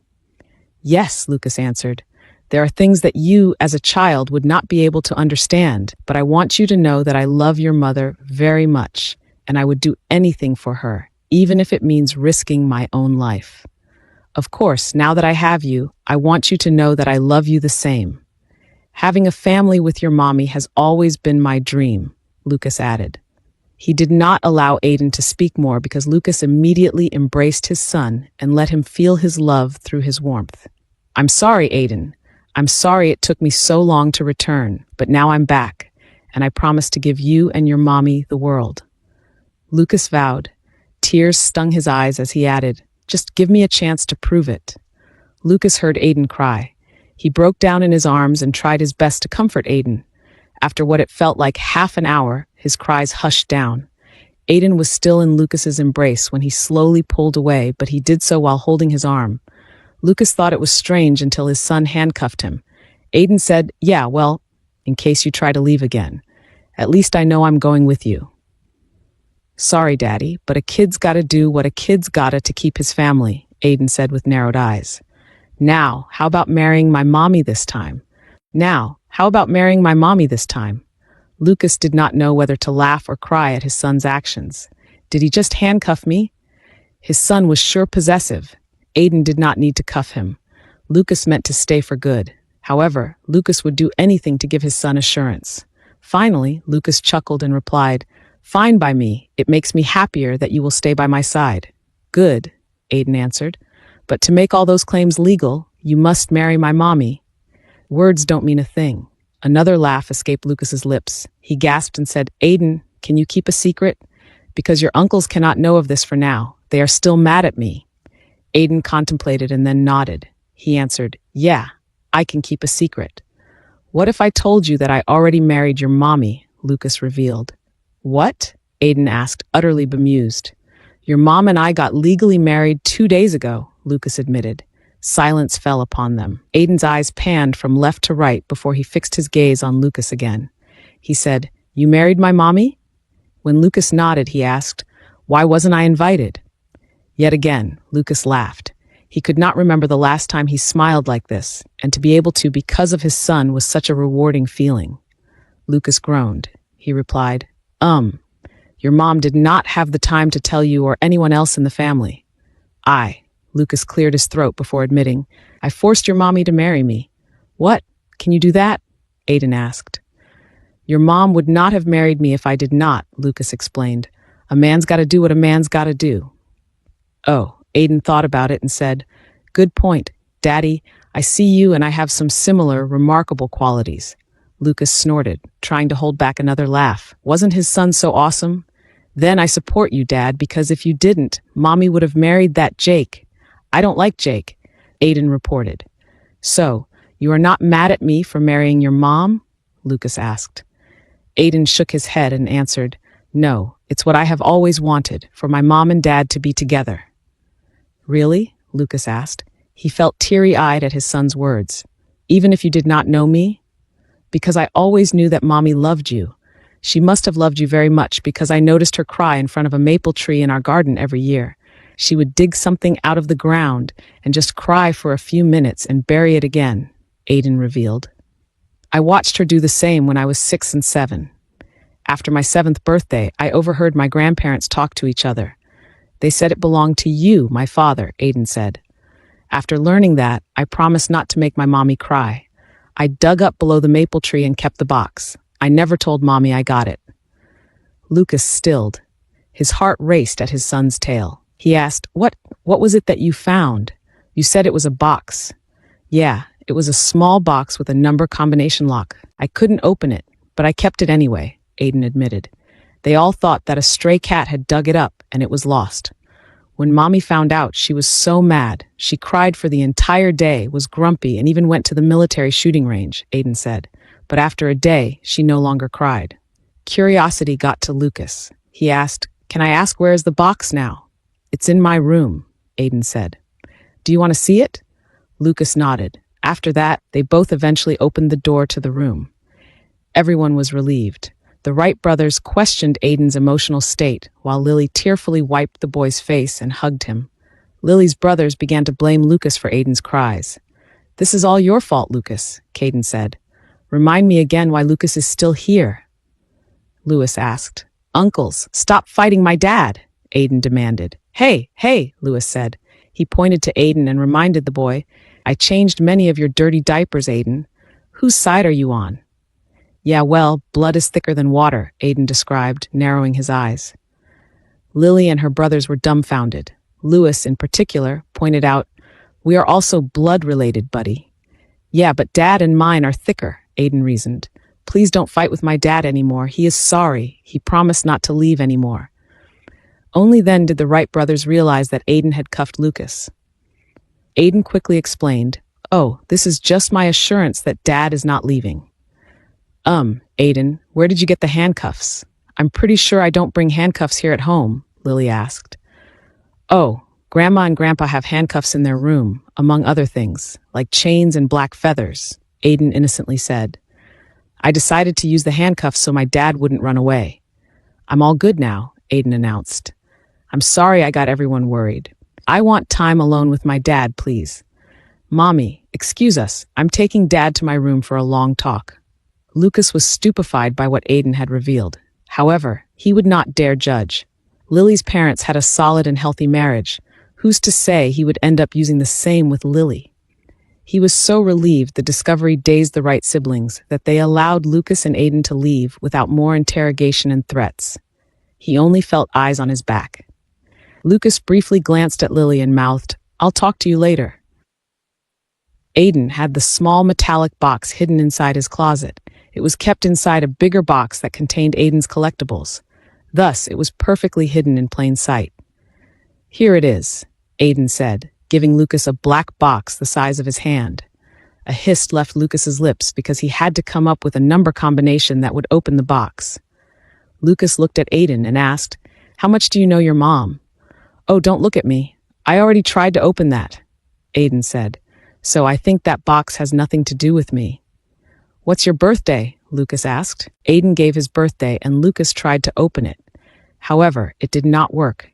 He tried several numbers that would matter to Lily, but the box remained closed. Lucas was about to give up. He suggested, "Let's just give this to your mom." "What? No, she is going to get mad at me," Aiden objected. Lucas finally had an idea. He wasn't sure about it, but he still tried it, and it would work.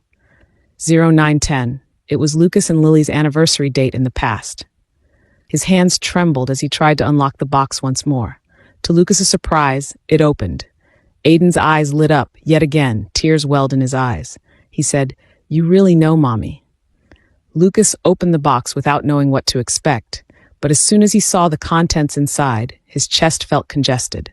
As a reaction, Lucas grabbed the content inside and hugged Aiden abruptly.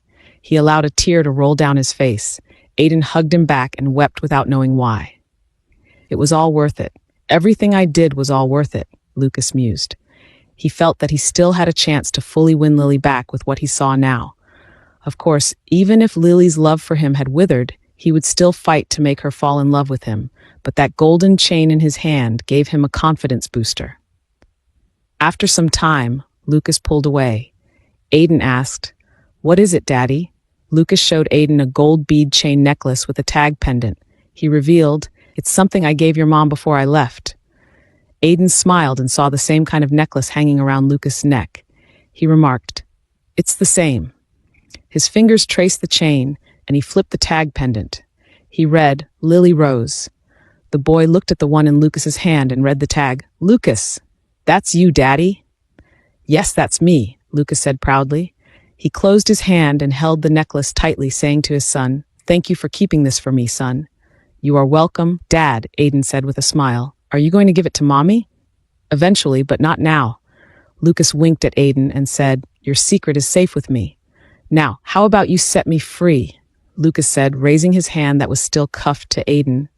It would be more comfortable if I hugged you properly. I don't think so, Daddy, Aiden answered. I forgive you, but I won't forget. Lucas. Lily entered Aiden's room, holding a key to the handcuffs. She slowly walked over to Lucas's side and was about to insert the key, but the man grabbed her wrist violently. Lucas, she said, nearly raising her voice. Let go of me. She saw Lucas's lethal gaze as if he were ready to attack. Thankfully, his expression turned gentle upon recognizing her. He said, Lily, don't startle me like that. What? Lily asked. Why were you reacting that way? Sorry, it's a long story, Lucas said, making Lily frown. I guess I have to allocate 1 month for that very long story to come out, Lily muttered before unlocking the handcuffs. She glanced at her son, and seeing how Aiden held Lucas tightly made her almost want to cry. Earlier, Aiden insisted that Lucas sleep in his room. He would not tell anyone where he hid the keys to the handcuffs. It was evident to Lily that her son was afraid of losing his father. Fortunately, Lily found the key under the dresser in her parents' room, the same room Aiden had run off to and locked himself in. That was how Lily had finally freed Lucas from their son.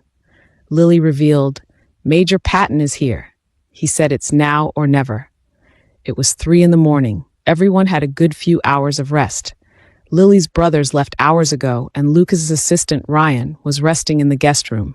The bodyguards took turns on watch with the military and team from the Black Hawk. Lily's home had never been so overcrowded with security before. Inside the study of the Wright mansion, Lucas and Sergeant Major Patton had a serious conversation. At exactly 00 hours, another group of contractors tried to enter Rose Hills, but this group did not expect the city to be on high alert. There were 4 men, and they were immediately arrested at one of the border checkpoints, Major Patton reported. He presented photos of the arrested men and asked, Do they look familiar, Mr. Thompson? Lucas caressed his jaw. He replied, No, I don't know them. You were their target, the major revealed. They had your information, your office address, and an old photo of you while you were abroad.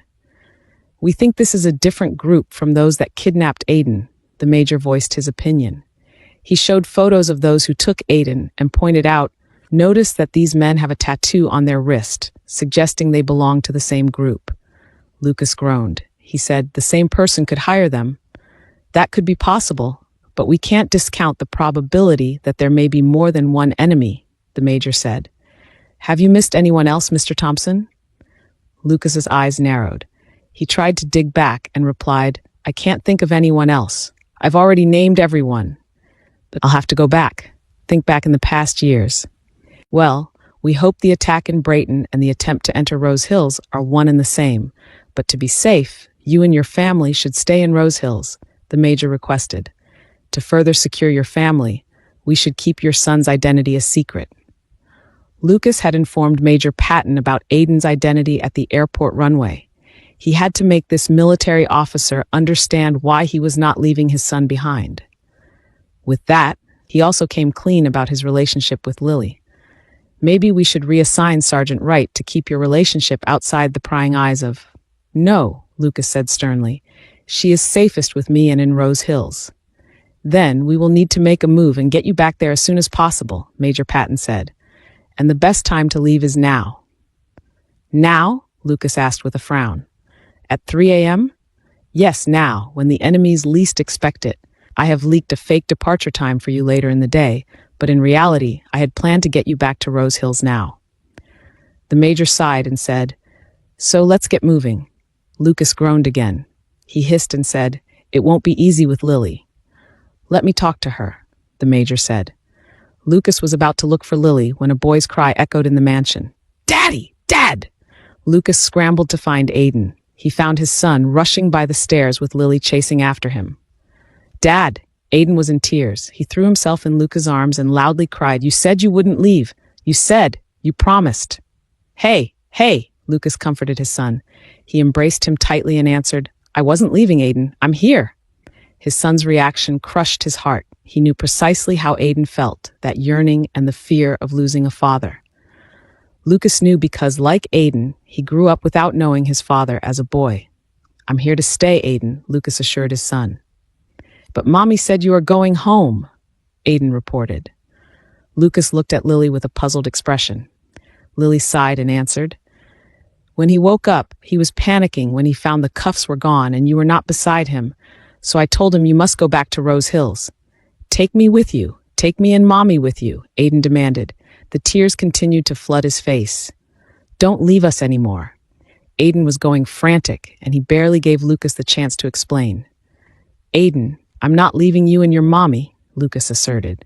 He adjusted his frame and leveled with his son, saying, I'm taking you and your Mommy with me to Rose Hills. What? Lily said, raising her brow. You can't do that. Before Lily could object further, Major Patton found his way to the foot of the staircase and said, That's an order, Sergeant. To keep you and your son safe, I command you to relocate to Rose Hills until further notice. We can keep the Wright family safe, but securing the entire Brayton City will require more time. Right now, Rose Hills is the safest place for you and your son, the Major added. He checked his watch and added, The plane leaves 2 hours. Let's go. But, no buts, Sergeant, Major Patton said. You are moving to Rose Hills. Thus, just like that, Lucas took his family home to Rose Hills. Within the next 2 hours, Lucas, Lily, Aiden, Ryan, and the bodyguards rode a military transport aircraft to Rose Hills. The Thompson Group of Companies' private jet remained in Brayton Airport to give the wrong impression of Lucas's departure. The moment the family of 3 entered Lucas's private estate, Aiden's mouth fell to the ground. He complimented, Whoa, wow, it's so trendy. It was Lucas's temporary home, a 2-story villa that stood on over 1 acre of land. It had extensive and unadorned windows, filling the house with natural sunlight. While the windows looked fragile, they were made of bulletproof polycarbonate. The fences around the estate were nearly leveled with decade-old trees, and security guards and camera sensors were everywhere. I love it, Aiden exclaimed. It's simple, symmetrical, but tasteful. Lucas could not help but smile. He knew Aiden was tired, but his son tried to look extra cheerful at the idea of moving to a new home. Welcome home, son, Lucas said. This will be our home from now on. You'll miss a few days of school, but I'll arrange your academic transfer to Rose Hills soon. I'm sorry for the inconvenience, but some bad guys might take you again. I have to protect you, and taking you here is the best solution, Lucas explained. I understand, Dad, Aiden answered. I'll go anywhere as long as I am with you. Thank you for understanding, and Lucas sighed. He revealed, I did not prepare a room for you, but I'll try to get one guest room customized for your needs as soon as possible. That's fine, Aiden yawned. He smiled and resumed, I understand, Daddy. The boy yawned and yawned again until he suggested, I'm sleepy. Can I have breakfast later? How about you at least drink some milk before going to bed? Lily suggested, and Aiden agreed. After a glass of milk, Lucas and Lily brought Aiden to his room, and they alternately kissed his cheek before letting him rest. Heartbeats later, Lucas brought Lily to his study. From there, Lily asked, Okay, finally, we are alone. Lucas, I'm going to kill you myself if you don't give me something.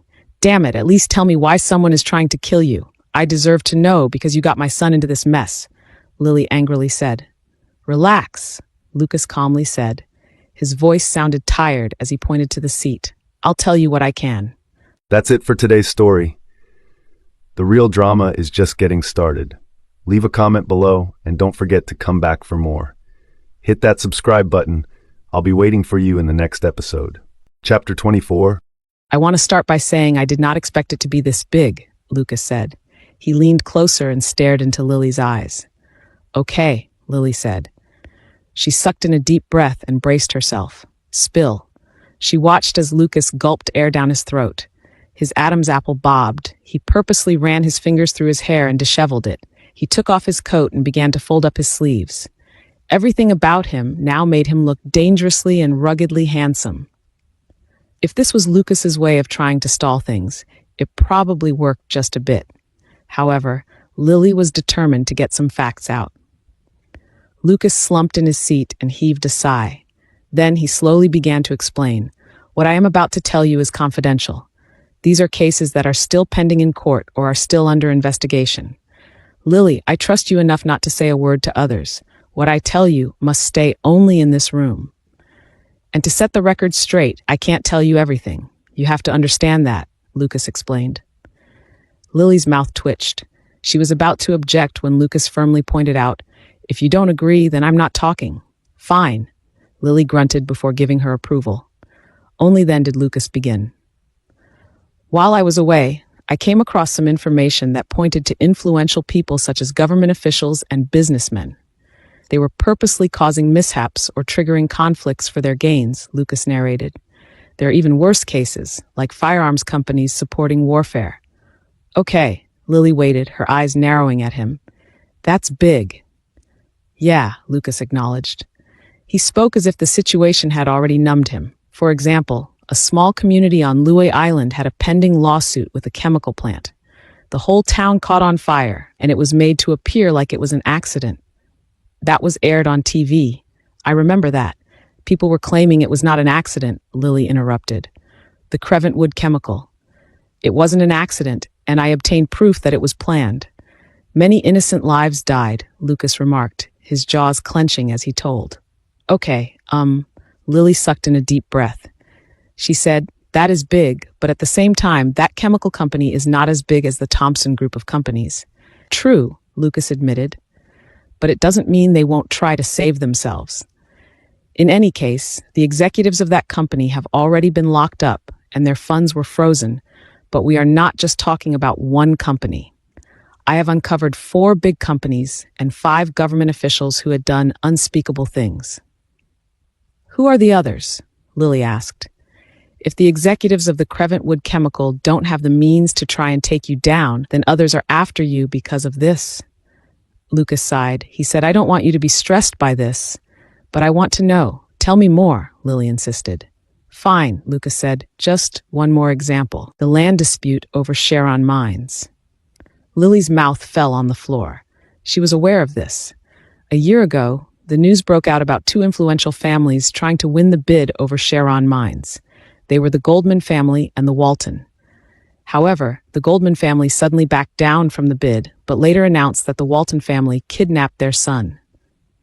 "So does that mean you have proof suggesting the Walton kidnapped the Goldman heir?" Lily asked, wide-eyed. Lucas plainly said. Lily gasped.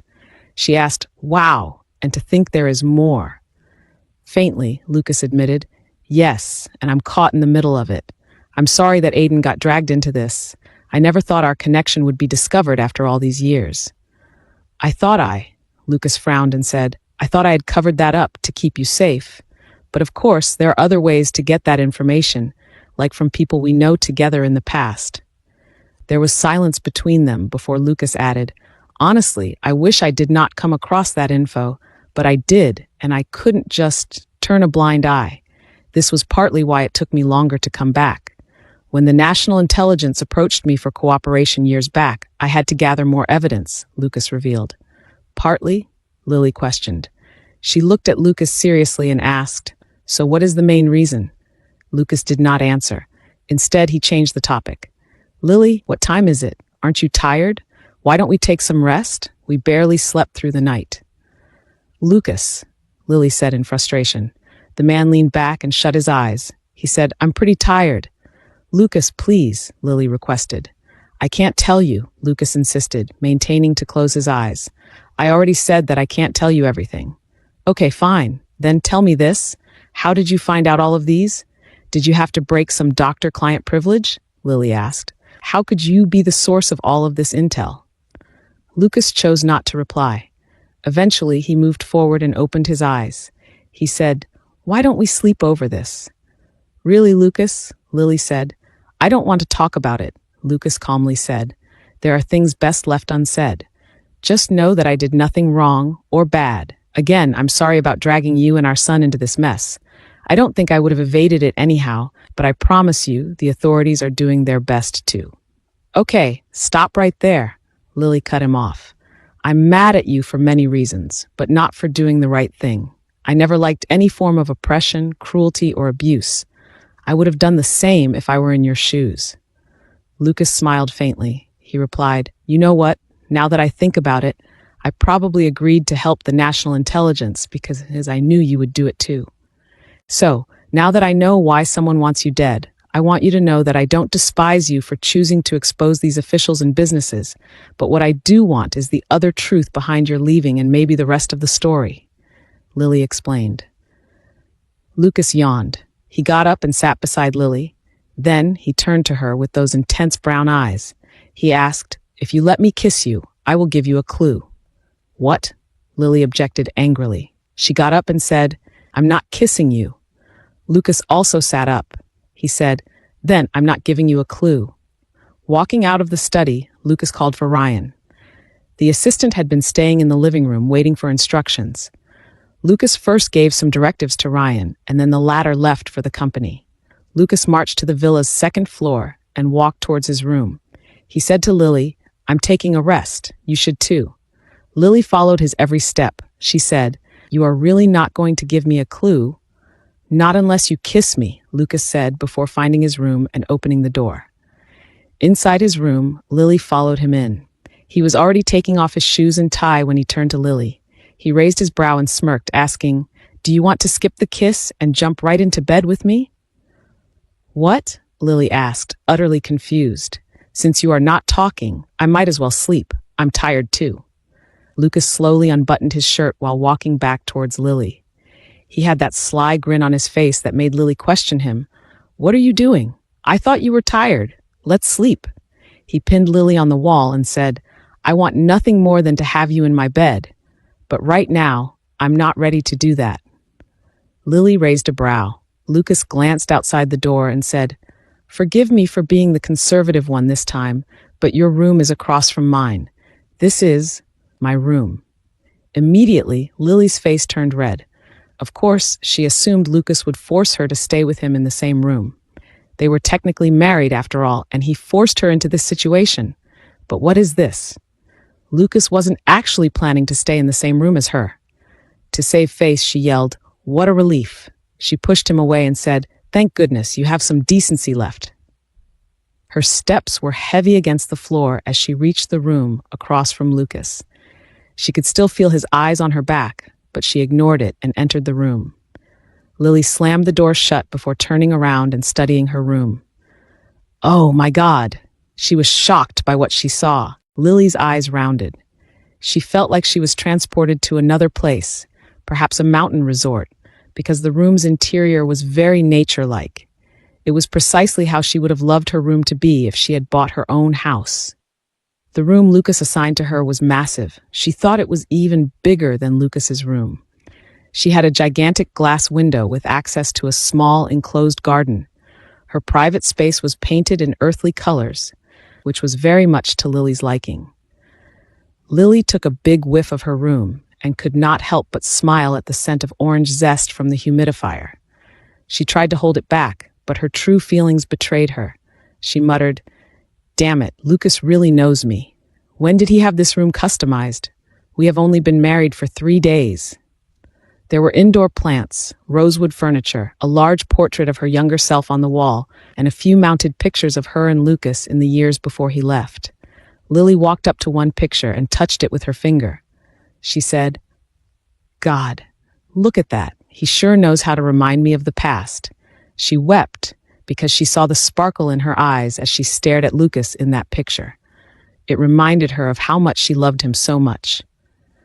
Lily scanned the room and realized she had a walk-in closet. She was no longer surprised that she had clothes, bags, and shoes in her size. There were watches and a few accessories that fit her style. How did he? Lily was stunned when she saw the collection of limited edition sports shoes from Versace.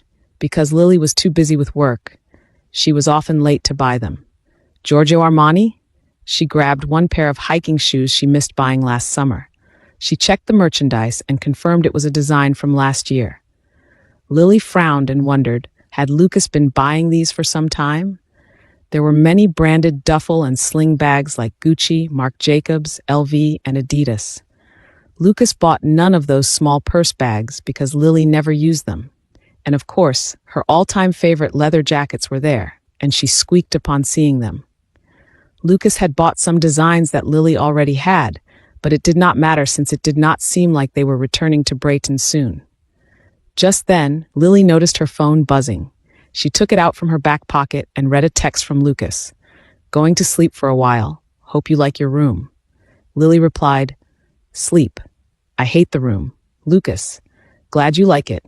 Seeing Lucas reply, Lily gritted her teeth. She muttered, Is he some kind of fortune teller? She went to the bathroom to take a shower. Lucas even had her preferred brand of toiletries, from shampoo to her favorite scrub. While she rinsed her hair, Lily said, Was I that much of an open book? When she went to her dresser, her favorite lotion, moisturizers, and other creams were also there. It made her realize that her personal preferences had not changed. The only thing that Lucas got wrong was her underwear. Lily never liked lace and satin, much more, the revealing kind of style. The audacity! The man bought her a thong.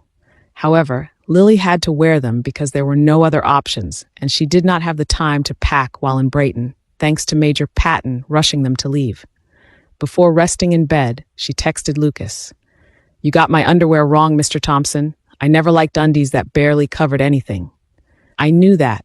I did not get your underwear wrong. One day, I'd like to see you wear them before me. Lily's mouth fell on the floor. She texted back, I thought you were sleeping. You just tried to seduce me, texting me about sexy underwear. Of course, I woke up early. What? How could he pin that on me? Lily bitterly asked in silence. She texted back, Pervert, get some sleep, and you are not seeing me in these underwears. Bear sounds good too. Disgusting. I would not be caught dead being naked with you. Lucas, I perfectly recall you loved it when we made it, and Lily. Your lack of sleep is making you into a pervert. Go to sleep. Rest well, Lily. Lily was shocked that she dozed off like a log for 6 hours. It was already afternoon, and she felt like she was still too tired. However, she had to get up. She still needed to see her parents. She got changed and found Lucas and Aiden in the kitchen, already having their late lunch in front of a breakfast nook. Mom, Dad said we are going to see Grandma and Grandpa, Aiden revealed. Can he? Lily asked Lucas. He is already 9. Only children below 7 aren't allowed to visit the hospital, Lucas revealed. Come, Mom, eat. Dad and I already ate, Aiden invited. At the dining table, Lucas covered their situation and how they should remain quiet about their relationship due to the threat to his life. Having had this talk with his mother over her secret missions, Aiden fully understood. He said, I don't mind, Dad. During that time, Lily also learned how Lucas had already told their son about their secret marriage. She was furious. She said to Lucas, How could you? When did you tell him? That was my job to tell him. Last night, Lucas answered. I had the opportunity. I did not see anything wrong with it, since he was very much suggestive that we get married, being his parents. Lucas glanced at Aiden and said, Isn't that right, Aiden? Yes, Mom. Don't be mad at Dad, Aiden suggested. You are my mom, and he is my dad. Since you have me, you should be married, right? Whatever disagreement you had before, you should set it aside for me, Aiden suggested. If you are still mad that Daddy left, he promised he is not leaving anymore. Besides, Aiden added, holding a grudge only makes you bitter. Forgiving someone sets you free. Okay, Mr. Know-It-All, where did you read that? Lily asked her son. Speaking from my personal experience, after I forgave Dad, I felt happy. Aiden smiled at Lily and proposed, You should try it, Mom. Then you can be true to yourself and be happy with Dad. Lily. Yes, Lily. Aiden is right. Lucas said confidently. We should make this work and be happy. While Lily was still speechless from her son's recommendation, Lucas turned to Aiden and said, But, for now, your uncles and grandparents don't know about our marriage yet. We will need time to make them less angry at Daddy, all right?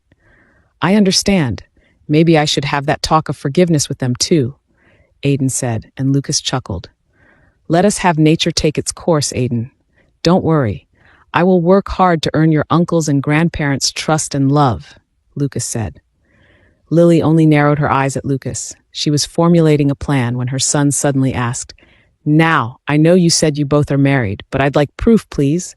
Where's the marriage license? Why do you want to see the marriage license? Lily asked. Because if you guys are married in Little Vegas Chapel, it probably was fake, Aiden said, granting a laugh from Lucas.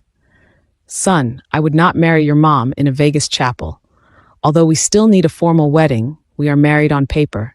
We signed the marriage contract in a courthouse here in Rose Hills, Lucas revealed. Aiden only raised his hands and said, "To see is to believe." Minutes later, Aiden was holding the marriage certificate in his hand. Aiden appeared composed at first, smiling and meticulously studying the document. After some time, he said, "Mom, Dad, can you come over, please?" Lily and Lucas did so as the young boy requested. Then Aiden embraced them with his arms. He hugged them so tight that Lily felt his emotions were affecting her.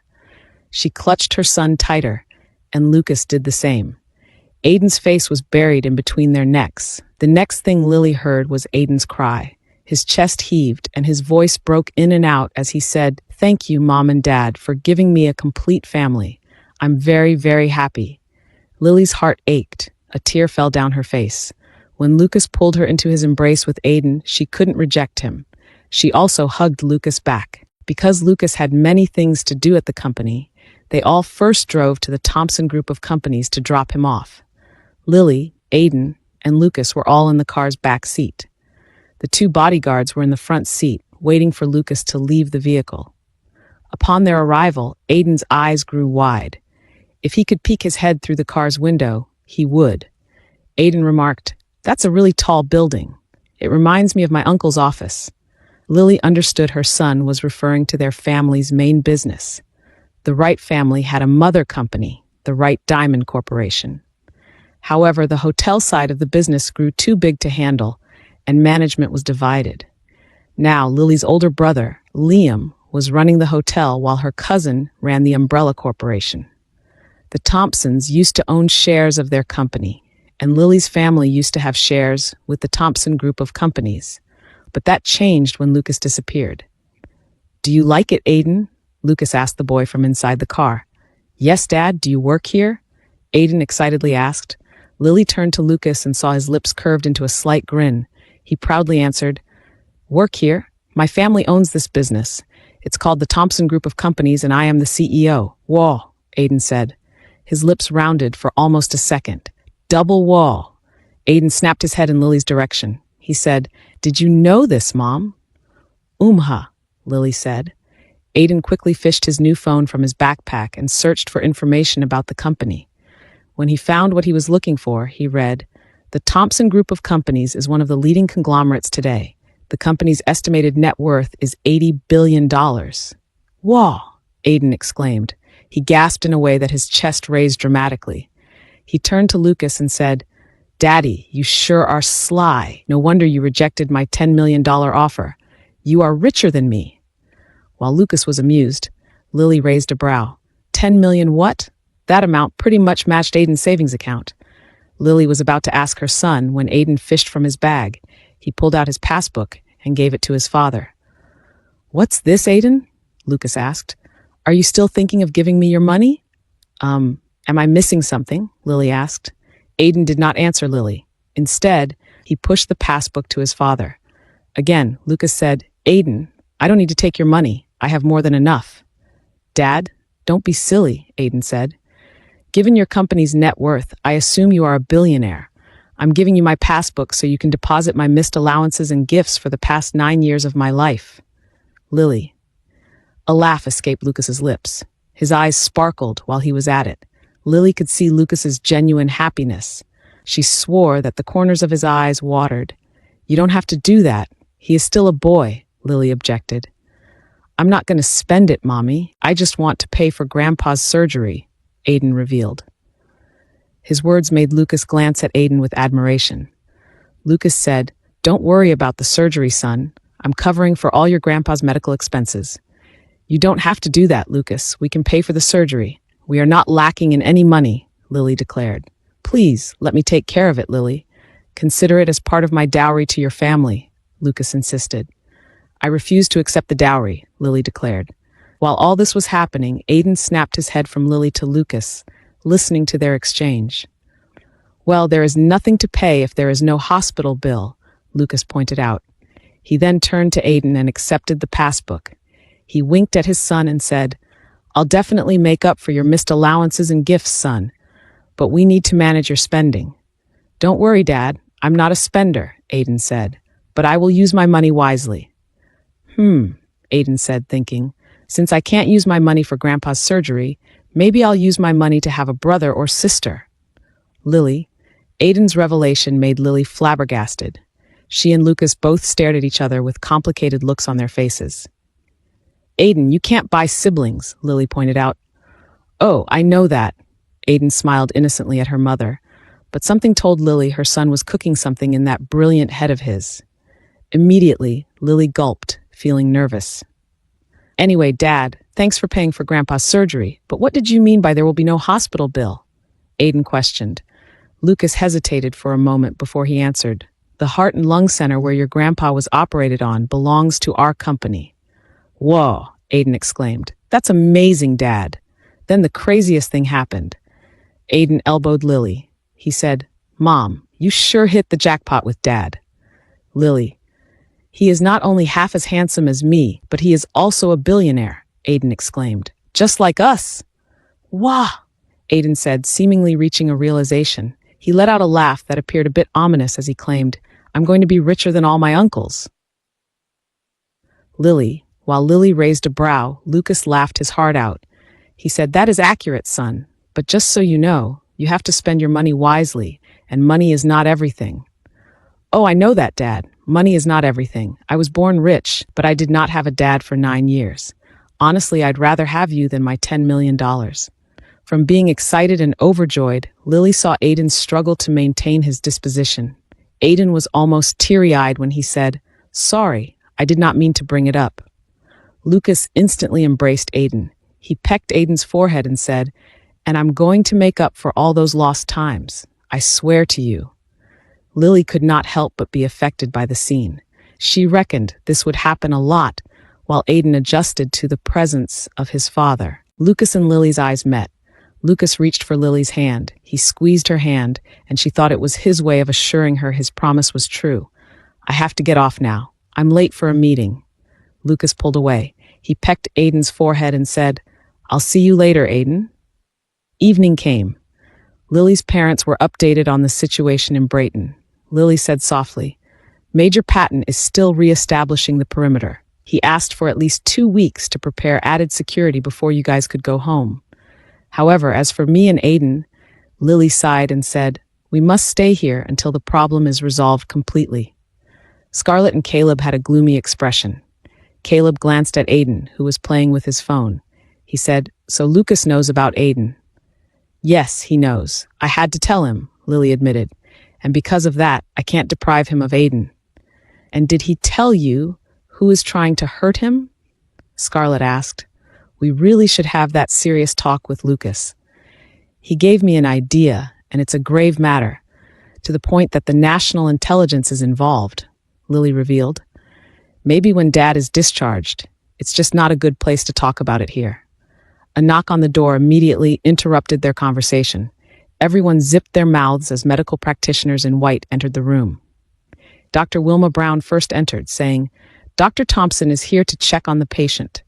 Lucas entered, and Lily saw Aiden freeze in his seat. She silently scolded herself, Shoot!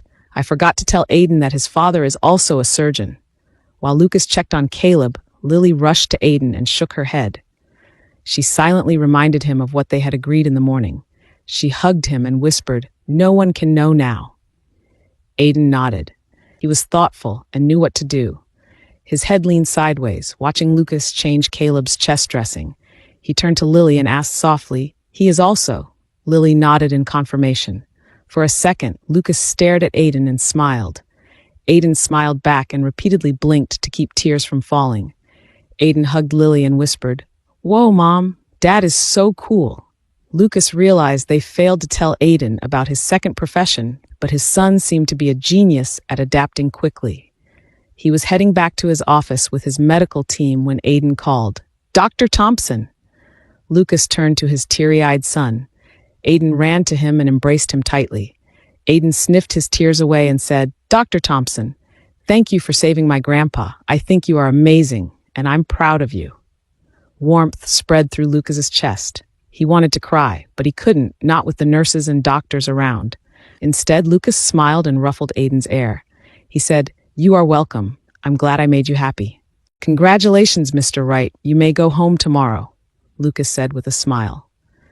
Another 2 days passed, and finally, Caleb Wright received his discharge order. Lily and Aiden stayed in the center during the day and went home to Lucas's villa at night. So far, each night has been spent with a gracious dinner, and Aiden has bonded with Lucas. "Glad I'm going home, but I'm not really going home yet," Caleb said with a hint of sarcasm. A growl rumbled in Lily's throat, cautioning her father. Their setup in Rose Hills was supposed to be kept private. Major Patton needed time to ensure the Wright's security, so Caleb and Scarlett were asked to stay longer in Rose Hills. Lucas cleared his throat and said, "Just a little reminder. Walking and stretching is fine, but no strenuous exercises yet, especially ones that excite the heart." Caleb and Scarlett were baffled. Because of their reaction, Lucas clarified, "No exercises that involve cuffs, chains, and black feathers." "What?" Lily's father heavily objected. "Aren't those good for the heart?" Scarlett bit her lip and remarked, "Bummer." "Mom? Dad," Lily scolded. She glared at her parents, earnestly ashamed. Thank goodness the doctors and nurses behind Lucas did not understand. Even Aiden, who was situated next to Caleb, became confused. The boy sighed and said, "I'm smart, but there are just some things that I don't get." "Aiden, was it?" Lucas turned to Aiden and asked. "Yes, doctor," Aiden happily replied. His eyes sparkled at being called by his dad. "Are you taking care of your grandfather?" Lucas asked. "Yes, Dr. Thompson." Aiden's smile grew wider. He said, "Thank you for treating my grandpa so nicely." Lucas chuckled. He tapped on Aiden's head and said, "Maybe I'll see you again." "I'd like that, Dr. Thompson," Aiden said before winking at Lucas. Of course, Lily saw everything, and she did not know how to feel about her son's acting. While all this was happening, Lily saw the frown on Dr. Wilma Brown's face. She kept staring at Lucas and Aiden, seemingly disapproving of their closeness.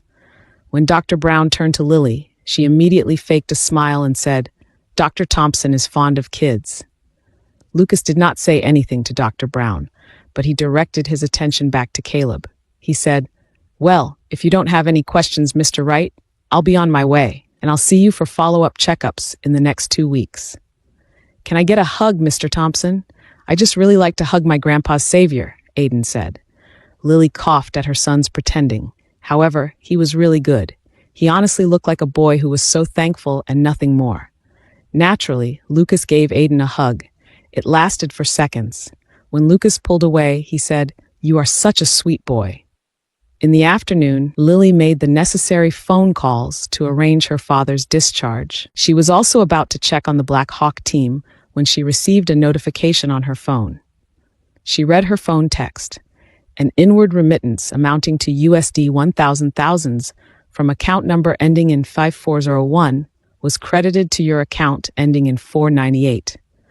Another text came in, and it read, "An inward remittance amounting to USD 69,000 thous from account number ending in 8032 was credited to your account ending in 498. "What in the world?" Lily muttered. "What's wrong, Lily?" Scarlett asked. "Nothing. I am getting money I don't know about," Lily answered. Before she could call the bank and confirm where the money was coming from, she received another notification. This time, she was informed of an over-the-counter deposit of $20 billion. Lily's eyeballs were about to pop out of her eyes. Even her company profit shares with the Wrights did not amount to this. She turned to Caleb and asked, "Dad, did you give away your money to all of us?" Caleb frowned. He said, "No, don't kill me yet. I'm still very much alive." Finally, Lily called the bank and learned where all the money came from. The bank manager personally relayed the information. "Miss Wright, the first transfer is from a corporate account under Gravity Ventures. The second transfer is from a personal account from Warlington under Lucas Scott." There was a short pause before the woman revealed, "I'm afraid the bank deposit was made anonymous, but it was done in Rose Hills." Gravity Ventures was a subsidiary of the Thompson Group of companies. She knows this very well. Scott was Lucas's mother's maiden name. Lily did not have to guess who made the $20 billion deposit. She immediately texted Lucas. "Are you turning me into a bank? I received too much money today." Lucas, "Oh, that. Well, I transferred my salary to you. I will do the same in the months to come. Shouldn't the wife keep the husband's money?" And the 69,000. My annual company profit share. The 20 billion is most of my money that rightfully belongs to you, my wife. If you don't mind, I'll keep a few billion to maintain our security. Lily heatedly typed in her reply, "Take it back. I don't want your money. Luke, what's mine is yours. You are my wife. What's wrong with that? I have my own money. If you really want to give away money, give it to Aiden. I already transferred money to Aiden. What is your complete account number? I'll transfer it back. I said I don't want your money." Lucas did not answer. After a minute, a call came through Lily's phone. When she saw it was Lucas, she went to the bathroom and replied, "Lucas, I said I don't want your. Everything I did it for you. All my money is only for you and Aiden. If you don't want my money, then throw it away. What's the use of my money if I can't give it to the people I love?" Lucas sternly expressed, "Keep the money. It's just money." The way he said it with conviction made Lily choke on her words. She cried and said, "You." Before she could answer, Lucas ended the call. Yet again, Lily was filled with mixed emotions. She was angry and touched at the same time. It took her a while to regain her composure. She texted Lucas again, "Fine, I'll keep it and spend it in a day." Of course, she did not really mean what she said. However, Lucas replied, "Whatever your heart desires, Lily. As long as I am the one to give it to you, I'd give you the world on a silver platter." Lily was rendered speechless. She was palpitating after reading Lucas' texts. Admittedly, it tickled her heart, but Lucas still had many things to prove and explain. She left her father's hospital room to get some fresh air. She bought a water bottle from the nearby vending machine and lingered in the center's rooftop garden. Just as she was thinking about Lucas, a woman called her attention. Lily turned to find Dr. Wilma Brown. "I was taking a quick break and saw you standing here. I thought I'd speak to you," the female doctor said. "What can I do for you, doctor?" Lily asked. "I don't know how you did it, Miss Wright. You are only a bodyguard to Mr. Thompson, but you have made your family his priority during his hospital visit." Dr. Brown rolled her eyes and added, "Then I saw that boy of yours. I know exactly what you're doing. You are using your son to get close to Dr. Thompson. How despicable. You even made Mr. Thompson waive your father's medical fees. Your family became a charity grant even without applying for it," the doctor said.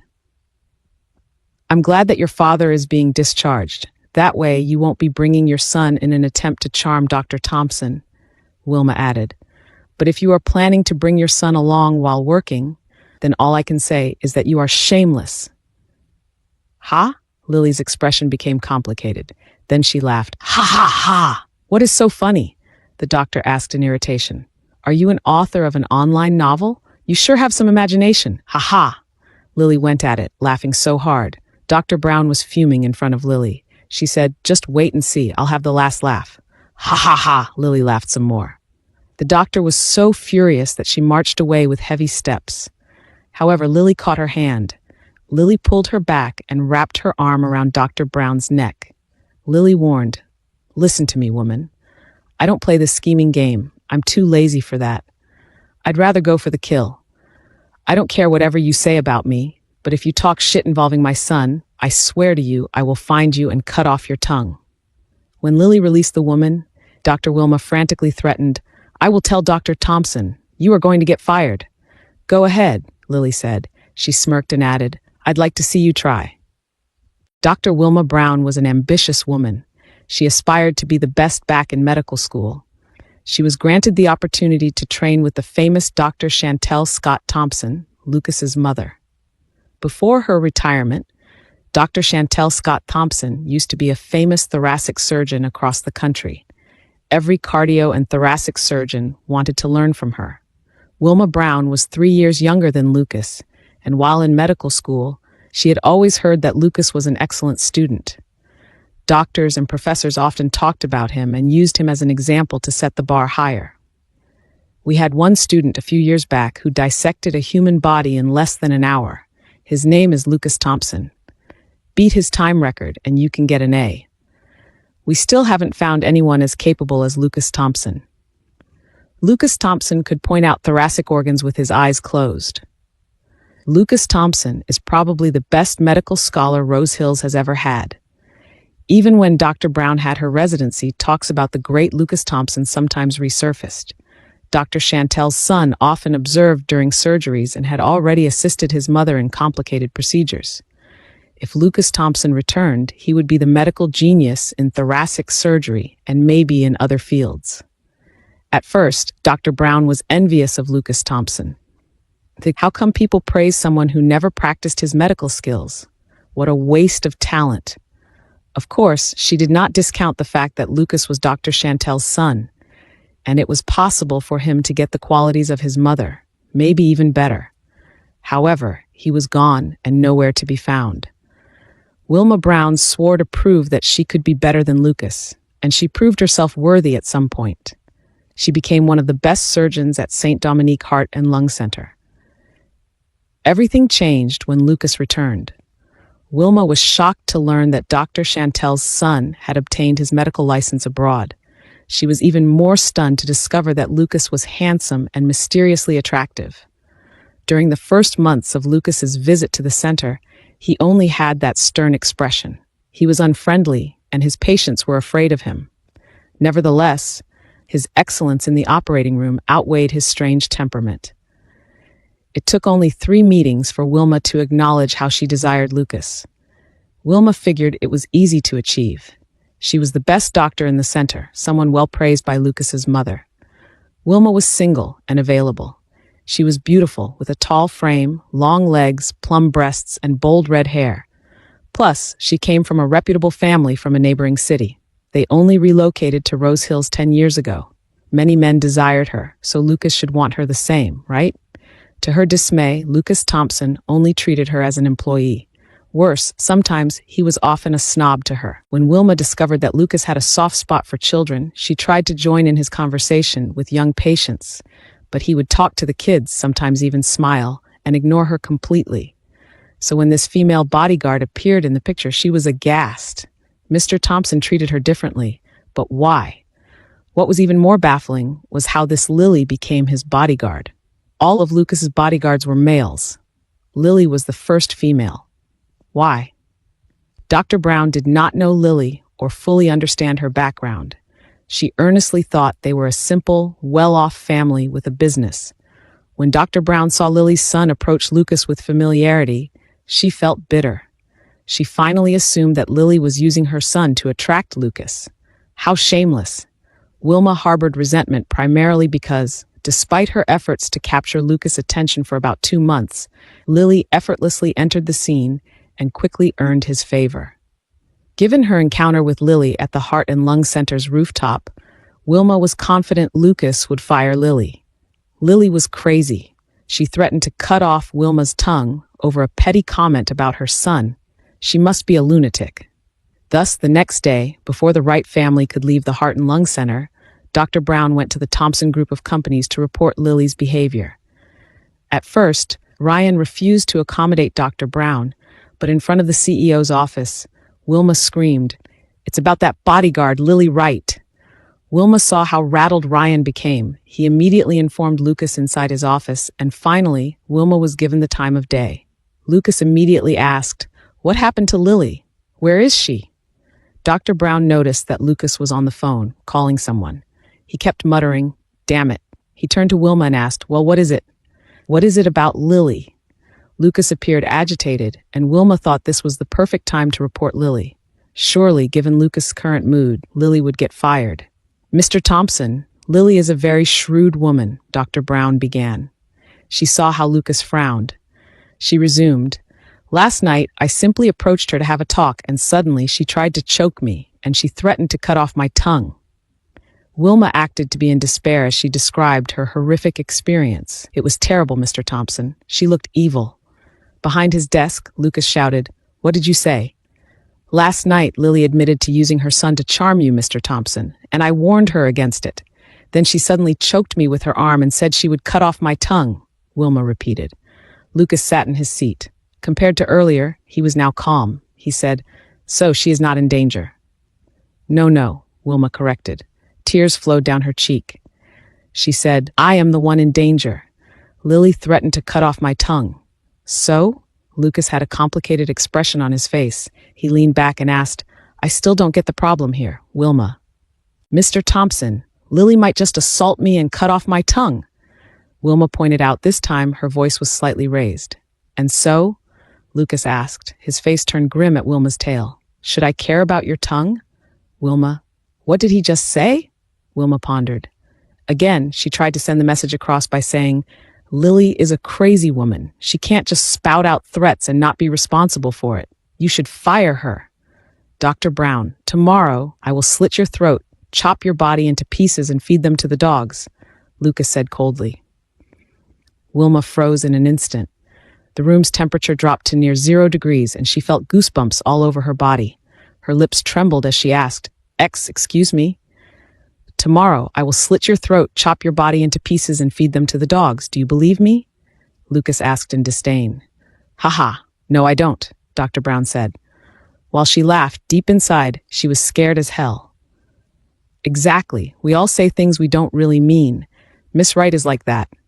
Everyone in my security team talks about killing the other, poking out their eyeballs, whatnot, Lucas explained, his eyes thinning in irritation. You are the foolish one here, Dr. Brown. Get out, Lucas yelled. But, Mr. Thompson, you have wasted 15 minutes of my precious time.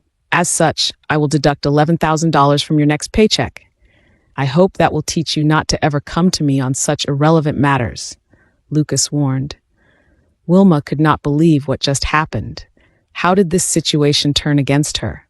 Lucas was throwing daggers at her with his glares, and she was utterly afraid of him. Her boss was indeed such a scary man. Dr. Brown frantically sped at the door with tears flowing down her face. Just as she was about to leave, Lucas called, Dr. Brown, my bodyguards protect me with their lives. Lucas said firmly, they are my bottom line. You can never compare to them. Do you understand that? Do this again, and I will. Fire. You. Wilma's body trembled. She nodded vigorously and replied, Yes, Mr. Thompson. I'm sorry. Heartbeats later. Lily and her parents had just settled down in one of the Diamond Hotel Rose Hills flats. Caleb and Scarlett Wright rested, and Aiden joined them to sleep. Lily's older brother was busy with conference calls, so she took the chance to use one of the rooms and search on the internet. She muttered as she keyed into the search engine, how to spend $20 billion in one day. Buy properties, insurances, diamonds. Pfft, I already know that. Give me something unique, Lily muttered. Ha, Lucas, let's see if you really want me to use your money, Lily said. Then she felt guilty and scolded herself. Lily, just because you married Lucas, that doesn't mean you should burn his money. What did you say? An angry voice echoed in the room. Lily's heart raced as she turned to find her older brother Liam standing behind her. She gulped and scolded herself. Me and my big mouth. I was voodooed, Lily explained. What? Liam retorted. The expression on his face was incomprehensible. He exclaimed, What do you mean by voodooed? Voodooed, you know. I think I was bewitched. Lucas probably practiced witchcraft over the years he went missing. He chanted some words, and I was compelled to sign the marriage contract. Lily made up a story to defend her actions. What chanted? What kind of spell did he say to make you marry him? Liam asked in disbelief. Lily bit her lip.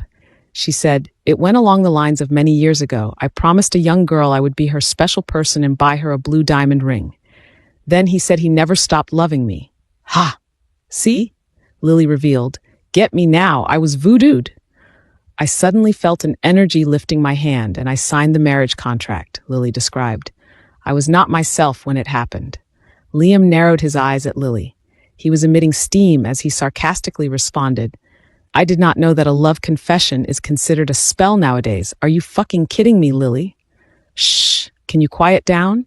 Mom and Dad will hear you, Lily scolded. They can't know about this. Why? Liam said angrily. He clenched his hands into fists, attempting to restrain his frustration. How could you, Lily? How could you act impulsively? Okay. Calm down. Jesus, I will tell you, but you have to control your temper because either way, Lucas is Aiden's dad. Lily said as she raised her palms to soothe her oldest brother. The truth is, aside from getting voodooed, he wanted my hand in marriage in exchange for the surgery. What? I knew it was too good to be true. I can't believe he would do this, Liam barked. Listen, Liam. Later on, he did say that he would have still proceeded with the surgery even if I had not agreed to marry him. Only that I ended up doing so, Lily said. And there were things that I also found out. Lily explained about the German doctor and how her father's surgery may have been at risk if Lucas did not interfere. She said, so technically, we have him to thank for that. Are you defending the way he forced you into marriage? Has he forgotten what he had done? He left you for 10 years, Lily. I saw you cry almost every night. I had to leave my family to comfort my only sister. Liam pointed out. I canceled our partnership with the Thompsons because they would not tell me where Lucas was, Liam recalled. Lily tried to alleviate the situation and said, Lucas said his parents never really knew. Bullshit. Liam could not help but curse. How could they not know with all the money he took with him? Lily, he planned for his leaving. He took $10 billion from the corporate account for whatever he planned, and his father duly signed it. Can you please lower your voice? Lily said before clenching her jaws. Where is he? I want to talk to him now. Liam ordered Lily. Call him. Call him now and ask him to speak with me. Liam, Lily objected. Call him now, or I will tell Mom and Dad how he forced you to marry him, Liam declared. In the end, Lily had no choice. She called Lucas on the phone and told him the situation. She said to Liam, I'm sorry. I did not expect him to enter the room with me blabbering being married to you. On the other line, Lucas sucked in a deep breath and replied, It's fine, Lily. It's hard to keep this from your family anyway. I'll deal with it. Give me half an hour to wrap up things around here. It had been too long since Lucas entered the Diamond Hotel, Rose Hills. This hotel used to be a shared investment between the Thompsons and the Wrights, but things got sour when he left, and Lucas's father sold all his shares to Lily's brother. Many wrongs happened when he left, but Lucas had no regrets. Now, he was back to this hotel, no longer a shareholder, but a mere visitor. Here are the gifts, sir, Ryan said while bringing bags of treats for Lily's family and Liam's. Liam was probably seething right now, but it did not matter to Lucas. He would always look up to Lily's brother, regardless of how their conversation would end.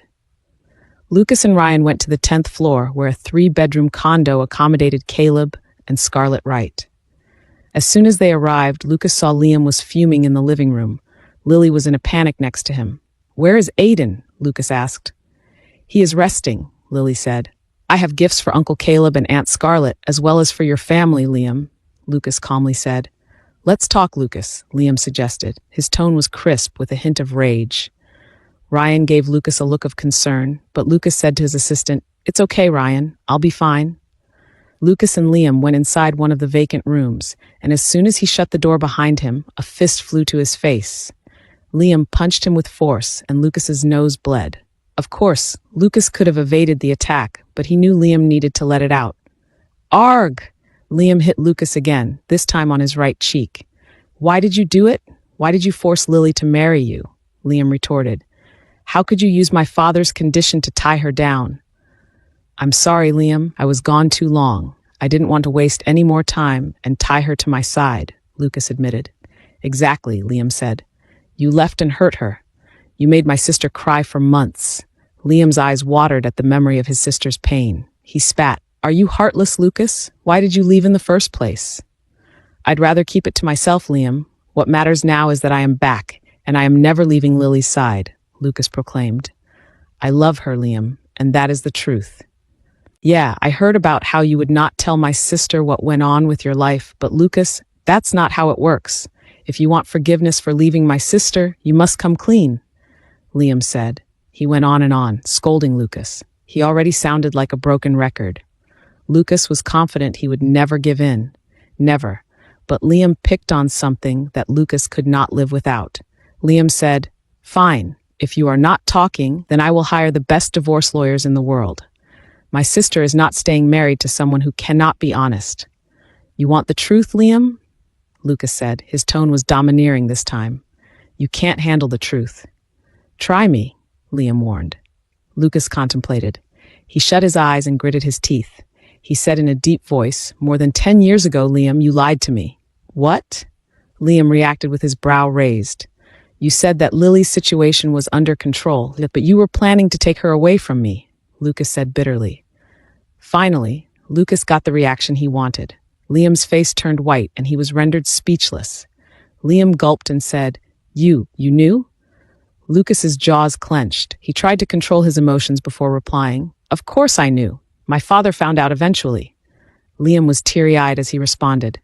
The plan was only temporary, Lucas, and it was meant to keep you and your family safe. But you kept me in the dark, Lucas shot back. And so? Liam asked. What did you do, Lucas? Lucas' eyes narrowed. He balled his hands into fists and responded, What did I do? I took matters into my own hands. Liam sighed heavily. He took a full turn as he ran his fingers through his hair. He softly said, No, that's why. That's why they stopped. Yes, Lucas said. That's why. I will tell you everything, but you can't tell her, Lucas negotiated. When Liam did not answer, Lucas repeated, You have to promise, Liam. Staring at Lucas with a complex expression, Liam answered, I promise. Lucas flashback. Lucas, I have something to tell you, Evan, Lucas's father said. Lucas had just arrived from medical school and was greeted with his father's worried expression. In their mansion study, Evan presented the facts to Lucas. He said, Lily is in a serious situation. I have used all my resources to find out everything I can about the Alpha Vipers. This isn't much, but I had people investigate the families of its recruits, and get this, once soldiers accept Alpha Viper's quantum level. Evan paused and revealed, they rarely get out alive. Only about 30% of them finished their contract. The rest committed suicide or became lawbreakers and were put to jail. What? Lucas said in shock. His body trembled at his father's report. Alpha Vipers have 2-level entries. The first is Protect. That was where Lily had been for a year, and she had excelled. That was why she was offered the quantum level, Evan described. The quantum level had a 5-year contract, which is irrevocable. My people have told me that the families won't say anything, and I think they fear for their lives, Evan added. I think there is more to this military group than what meets the eye, a powerful backing, perhaps. Lucas could not help but curse. Fear crept into his heart at the thought of losing Lily. A year ago, Lily was recruited by the Alpha Vipers, an international elite private military group. This group had made a name for themselves due to operations that saved hundreds of lives. 2 years ago, in a heist in Spain, the Alpha Vipers were commissioned to infiltrate Spain's central bank, where robbers had kept over 100 employees and clients hostage. They immobilized the robbers without any casualties from the civilians. The Alpha Vipers were often employed for complicated drug entrapment operations and retrieval missions. Once, the group was rewarded millions of dollars for saving the son of the Prince of Saudi Arabia. For a year, Lily had been under the first level, Protect. She had been assigned to guard high-value clients and retrieve kidnapped victims. To Lily, the most rewarding mission she received was to help those affected by the typhoon in the eastern part of the nation. It did not involve her skills in fighting, but she and her colleagues saved many lives. Only a few go through the quantum level. Most of the recruited soldiers remain at the Protect level because of the unbreakable contract of 5 years. However, Lily was okay with complicated missions. Back then, she said to Lucas, 5 years? You won't even finish your residency yet, so I think it's fine that I'll be busy as hell. She accepted the second-level program only to find out that the missions were not only challenging, but some were illegal. Lily's second mission involved being assigned as an aide to the Federal Bureau of Investigation. She was tasked to steal evidence linking to a local mayor of Hinesville. It was then that Lily realized there was corruption within the Alpha Vipers, and so she wanted out. Sadly, leaving proved to be complicated. First, Lily had a contract with the group, and it had no buyout policy. Second, Alpha Vipers leaders most likely feared Lily would sell them out. They went after Lily with threats. Naturally, the Wright family fought back. Their complaints reached the military officers and were submitted to the court. But one day, the pieces of evidence against Alpha Vipers went missing, and the court filings were put on hold. Lucas could not deny his father's words. The Alpha Vipers had a strong backing that the efforts of the Wrights were hushed. I think this is why Liam has been secretly speaking to leaders in other countries. He is planning to hide Lily for as long as it takes, Evan remarked. What? Lucas was stunned. He was unaware of this plan. Liam has been traveling a lot, Lucas. Clearly, he is planning to find a safer place for Lily to live in, and he is not involving us, Evan suggested. All the more, Lucas panicked. He thought, what was Liam thinking? Did he know the complexity of alpha vipers? Why did he hide it from me? Listen, son, I know this must be hard, but your mom and I think it's keep a safe distance from Lily for now.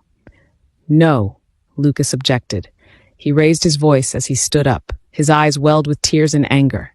He said, Dad, would you give up on Mom if she was in a tight spot? That's not what I mean, Lucas. We will still help Lily, but...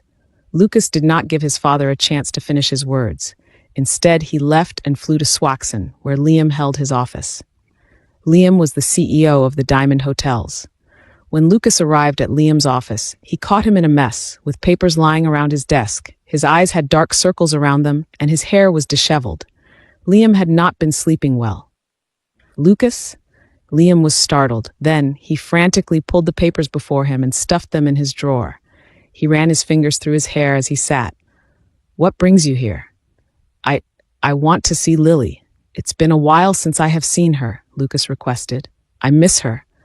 A hiss left Liam's lips. He sighed repeatedly and said, Give me time to arrange that. I have to deal with things. How is everything? Are you sure you have the situation under control, Liam? Lucas asked. Liam showed a hint of guilt in his eyes. His voice turned gentle as he responded, Of course, Lucas. We are the Wrights. We won't be easily toppled down. Don't worry. I'm handling it, and my uncles are helping me. What I want is for you to focus on getting your medical license and make us proud, Liam suggested. Just then, one of Liam's secretaries came to report the arrival of a valued guest. Liam fixed himself in the bathroom of his office and left Lucas for a good 15 minutes. When Lucas was alone, he scrambled to look into the documents Liam was hiding, and what he saw shocked him. Liam had fake documents of Lily with different names in various countries. It was evident that Liam was planning to send Lily away to keep her safe, but he wasn't planning on informing Lucas. Angered, Lucas left without telling Liam what he had discovered. Using his father's connections, Lucas investigated the Alpha Vipers on his own. Unfortunately, the group kept things very private. He could not find out anything more. Lucas, however, discovered out that the group had been trying to hire a medic, but no one was courageous enough to apply. He read the qualifications, which involved the doctor traveling with soldiers in group missions. The primary requirement was to be able to attend to trauma wounds and surgeries. He thought about it deeply, and after sleeping on it for several nights, he concluded that the best way to bring the Alpha Vipers down was from the inside. End of Flashback. The room was so silent that Lucas could hear Liam's breathing. He stared into Liam's eyes and said, I applied for the medic position and offered to advance their medical resources. I spoke to one of the group's leaders and negotiated. I offered them a long-term commitment, provided that they would. Leave Lily alone, Lucas said. Of course, I knew they were not the type to keep their promises, so in those years that I served them, I slowly earned their trust and became a managing partner. Once I got there, I removed all their information on Lily and your family. One by one, I secretly took down the leaders of the Alpha Vipers by exposing their own cruelty and corruption. Lucas began identifying the names. Former First Sergeant Dante Guzma, Mayor Walker of Clarence City, former prosecutor Dave Bragg, and Spanish businessman Florentino Ortega. These were the people behind the Alpha Vipers. These people, weren't they arrested over the years? Liam asked with a frown. Yes, Lucas confirmed. It was a long and slow process. But if these people have been dealt with, who is after you now? Liam asked. Lucas sucked in a deep breath. He replied, I suspect it is Alpha Viper's most prominent client, Vice President Wallace. He had been using the group to cover his corruption since he was a senator. I managed to shut down Alpha Viper's operations almost 2 years ago, but the National Intelligence asked for my assistance in taking down their clients too. I had to return to all affiliate offices to get all pieces of evidence, which I surrendered to the National Intelligence Director. Lucas explained the further delay of his return. fuck?" Liam cursed, and Lucas saw how his hands shook while massaging his temples. "I went through hell, Liam. You have no idea," Lucas disclosed. He shared every heart-wrenching detail of the past decade of his life, finally opening up because it was the first opportunity he'd had to confide in someone he earnestly trusted. Lucas's story was so extensive that their conversation continued until the sun had set, yet he remained far from finished. By the end of his tale, Liam's face was awash with tears. "So Liam, please don't fight me. I have suffered long enough," Lucas begged. Recounting his past experiences forced a tear to roll down his face. "Now that I am back, I only want to be with Lily and my son." "Can you do that for me, Liam?" Finally, Lucas asked. "What do you think they are doing in there?" Scarlett asked. Lily pressed her ears against the door and heard howls of tears. There was nothing more strange than hearing two grown men crying. What in the world is happening? "If Uncle Liam hurts Daddy, I will give him scrambled eggs," Aiden declared. Lily's father was standing behind all of them. He said, "Okay, that's it. I'm taking down that door." "Dad, calm down," Lily said. "It seems like they are having a heart-to-heart conversation. Why don't you guys order dinner to keep your mind off these two?" Lily suggested. I can buy food, Miss Wright," Ryan offered. After several hours, he was still there, waiting for his boss to come out. "No, it's fine, Ryan. We can call the restaurant, and they will bring up the food," Lily said. They all gave Liam and Lucas another half an hour. The food had arrived, but Aiden remained at the door, determined to see if his father was safe and unharmed. When they finally heard the door to the room creak open, everyone rushed back. They immediately saw the bruise on Lucas's face and the cut on the bridge of his nose. However, the shocking part was how their eyes were puffed, especially Liam's. It was evident to Lily that her brother cried an ocean over what they talked about. "Uncle," Aiden screamed. Tears immediately welled in his eyes as he asked, "What did you do to my daddy?" The boy clenched his hands into fists before running towards Liam. Lucas tried to catch Aiden, but he glided beneath his father's arms and got up to pursue his uncle. Liam belatedly reacted. When he was about to turn, it was rather too late. Aiden kicked his balls, and Liam groaned in pain. "Ah, Aiden, aren't I your favorite uncle?" "You hurt my daddy, didn't you?" Aiden asked. Lucas immediately hugged Aiden. He said, "It's okay, son. It was just a little accident." "Ark!" Liam was still soothing his balls with his hands. He leaned on the wall and said, "I probably deserved that." Aiden pointed to Liam and said, "Please, uncle, don't hurt my daddy again." He said he was sorry for leaving.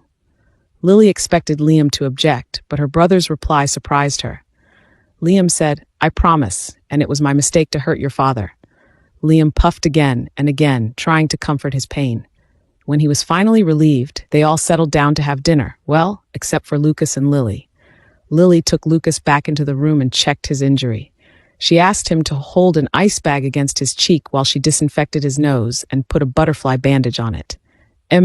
You know you are bigger and faster than Liam, right? Why did you let him hit you?" Lily asked.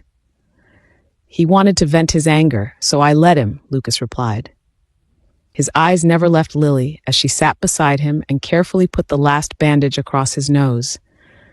With the way he stared at her, Lily felt incredibly conscious. It was even worse when she tried to move back because Lucas held her hand, and their eyes met. Lucas asked, "I'm feeling under the weather after my talk with Liam. Can I sleep in your room tonight? I promise I'll behave." "What?" Lily's face burned. Her mouth opened. She was struggling to reply. Eventually she said, "Lucas, no, there are things that you can't force." "But you are my wife," he said. His frail voice portrayed vulnerability, marking an uncommon instance where Lucas deviated from his typical tough exterior. Whatever it was they talked about, it must have affected Lucas emotionally. Instead of addressing Lucas's request, she asked, "What did you and Liam talk about?"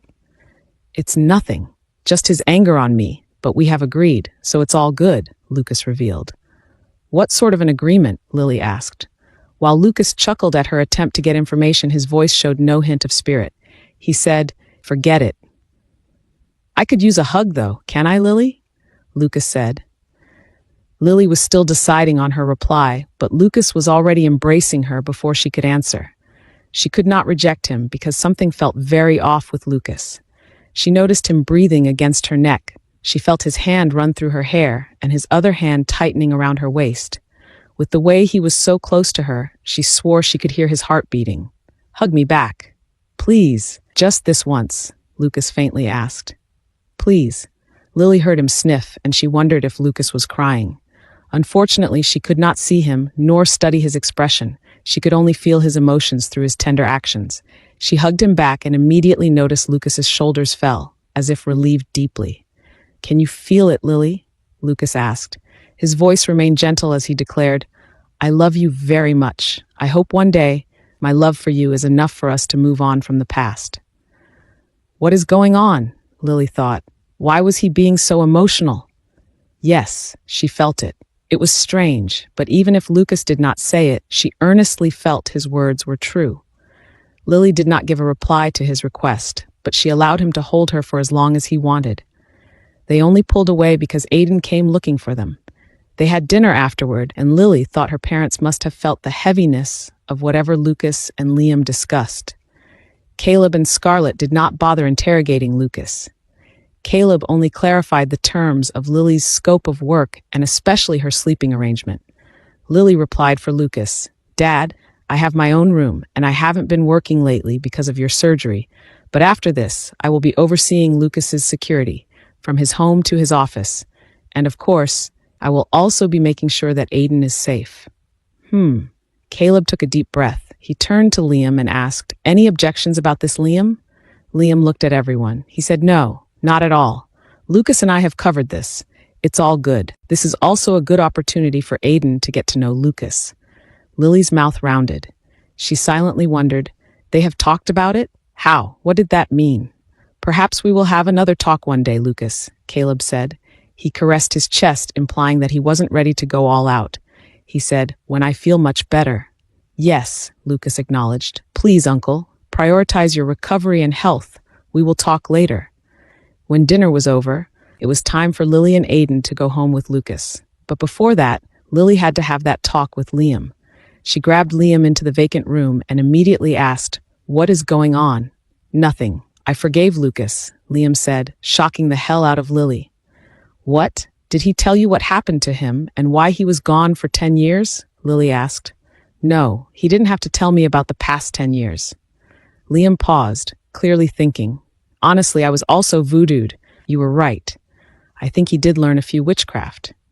He said that he loves you and Aiden and will protect you both with his life." Liam nodded, describing, "The spell was very effective." "What? Are you kidding me? You and I both know you did not get voodooed," Lily objected. "Aha! Then you and I both know you didn't get voodooed either, and you really wanted to be with Lucas," Liam proclaimed. "What? No, stop denying it, Lily. Why make it complicated? He loves you, and you still love him." Liam pointed a finger at Lily and said, "I'm telling you, Lily, don't waste time. You have already lost 10 years. Don't wait for another lifetime to get that second chance of love," Liam suggested. "Trust me on this. Don't live your life with regrets." Lily could not believe her ears. Was this the same brother who punched Lucas earlier? She said with sarcasm, "Right, I shouldn't waste time. Why don't I have sex with him right away and make babies?" Liam gasped. Then he patted her shoulder and said, "Whatever makes you happy, little sister." Lily woke up in the wee hours, feeling thirsty. She was disappointed to find no water on her bedside table. She went to the kitchen to quench her thirst, but when she arrived, she found Lucas drinking whiskey at 2 a.m. "I couldn't sleep," Lucas said. He had that same powerless voice as earlier. Lily first drank water and then turned to him, asking, "So you are hoping to get drunk and get some sleep?" "Something like that," Lucas said. "Are you having trouble sleeping in general?" Lily asked. "On some nights, yes," Lucas replied with a nod. "Have you considered taking sleeping aids like melatonin?" Lily asked. There was silence in the air, and it probably stretched for a second before Lucas answered, "Honestly, you are the only sleeping aid I need." Lily gasped. She ignored his request and went to her room, but her chest felt completely heavy with her decision. Lucas earnestly looked desperate for comfort. She recounted Liam's earlier words and decided maybe giving in wasn't so bad, just a little. She returned to the kitchen and said to Lucas, "Just for tonight, You can stay in my room. This is where you will sleep. Lily pointed to the left side of her bed. She had already placed a pillow in the middle where she had drawn the line. Then, referring to the left-right side, she said, "And this is my side of the bed." Lily stared into Lucas' eyes and swore they tightened after her suggestion. She asked, "Any objections?" Lifting his chin, Lucas said, "I supposed it's better than nothing." "That's a good way to look at it," Lily said. She looked at the bed and suggested, "Now go ahead, climb up the bed and sleep." "You go first," Lucas proposed. "No, you go first," Lily urged. Thankfully, Lucas gave up and did as she indicated. He lay down on his side and pulled the blanket over his stomach. Then he tapped her side of the bed and said, "Your turn, sweetheart." "I'm warning you, don't try anything you will regret," Lily said. She placed her hands on her waist and glared at Lucas. A light chuckle left Lucas's lips. He said, "Thank you for entertaining me, my wife. Now, get on the bed and help me sleep." Lily got on the bed. Before she lay down, she glanced at Lucas and narrowed her eyes at him. He chuckled again and said, "I'll behave, I promise." Finally, Lily lay on her right side, not facing Lucas. She waited for seconds before she said, "Good night, Lucas. Try to get some sleep." "Can you face me?" Lucas asked. "You are asking for too much," Lily retorted. Then, "Can I at least hold your hand?" he asked.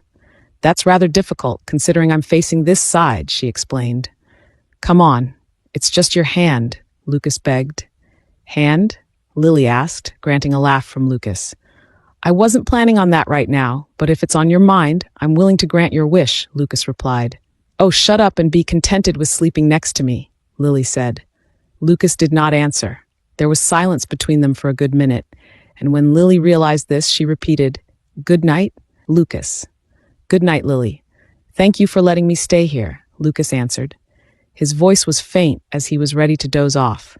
Lily stayed awake for minutes longer because she was ultimately on guard. What if Lucas would take advantage of her? She would be upset. However, half an hour had passed, and he did nothing. Finally, Lily turned to him and watched him sleep. His handsome face was in her direction, and his breathing was steady. Lily cleared her throat. She asked, "Are you asleep?" There was no answer. Lily waved her hand across his face. She blew air at his eyes, and he flinched. But Lucas did not wake up. A frown formed on her face because it looked like Lucas was sleeping. He did not take advantage of her. "Wait," Lily thought, wide-eyed. "Was I disappointed?" "No, you are not. You are just guarded, Lily. It's normal," she convinced herself. Throughout the remaining hours, she tumbled and turned. Lily tried her best to face the right side of the bed, but she would always turn to face Lucas to check on him. Lily would have her eyes closed, but she was peeking through her eyelids. At 5 in the morning, exhaustion finally kicked in. Lily said to herself, "Whatever. If Lucas would do anything funny, I would surely feel it and wake up. Then I'll punch him in the face." She dozed off after that. When morning came, the sun's rays hit Lily's eyes. She groaned because she was still so damn sleepy. Why didn't she fully cover the windows last night? Lily felt so comfortable sleeping in this refreshing scent of a man's aftershave that she did not want her sleep to end. Her pillow felt slightly too hard, but she did not mind that too. Bothered by the sun's glare in her eyes, she considered getting up. However, the light vanished very soon, no longer penetrating through her closed eyelids. She smiled and sighed. Lily returned to a deep sleep, thoroughly contented. Lucas was stunned to find Lily sleeping in his arms. He won't deny that he was elated, but he wondered how this happened. He thought back and remembered something. Lily was a pretty restless sleeper. There was even a time when she kicked him in her sleep when they were teens. Lucas chuckled at the memory of the past and smiled, thanking the heavens he was back to be with her. The sun was getting up, and the light seeped through the curtains. Lucas noticed that Lily flinched at the feel of the sun's rays. Lily still looked tired. The thought of Lily's sleep being disrupted by the mere light made Lucas's heart ache. He earnestly wanted her to get more rest, especially since she was lying in his arms. Thus, he used his other hand to cover her eyes. Lily relaxed and returned to sleep, nuzzling against his chest. From 7:30 to 8:30, Lucas's hand hung in midair, covering Lily's eyes. Lucas wanted to get up and close the curtains, but doing so would make Lily wake up. What a dilemma. If he had telekinesis, he would shut the curtains with his mind. Eventually, though, Lily changed position in such a way that the sun no longer hit her eyes. Lucas can finally be at ease. Lily was still sleeping soundly in his arms. Lucas thanked the weekend, for he could lay here next to Lily, no matter how late it was. He shut his eyes and returned to sleep, taking in as much of Lily's scent. A sense of tranquility enveloped his heart, and the closeness to Lily was so uplifting that Lucas thought it could sustain his happiness for an entire year. At 10 in the morning, Lily finally woke up.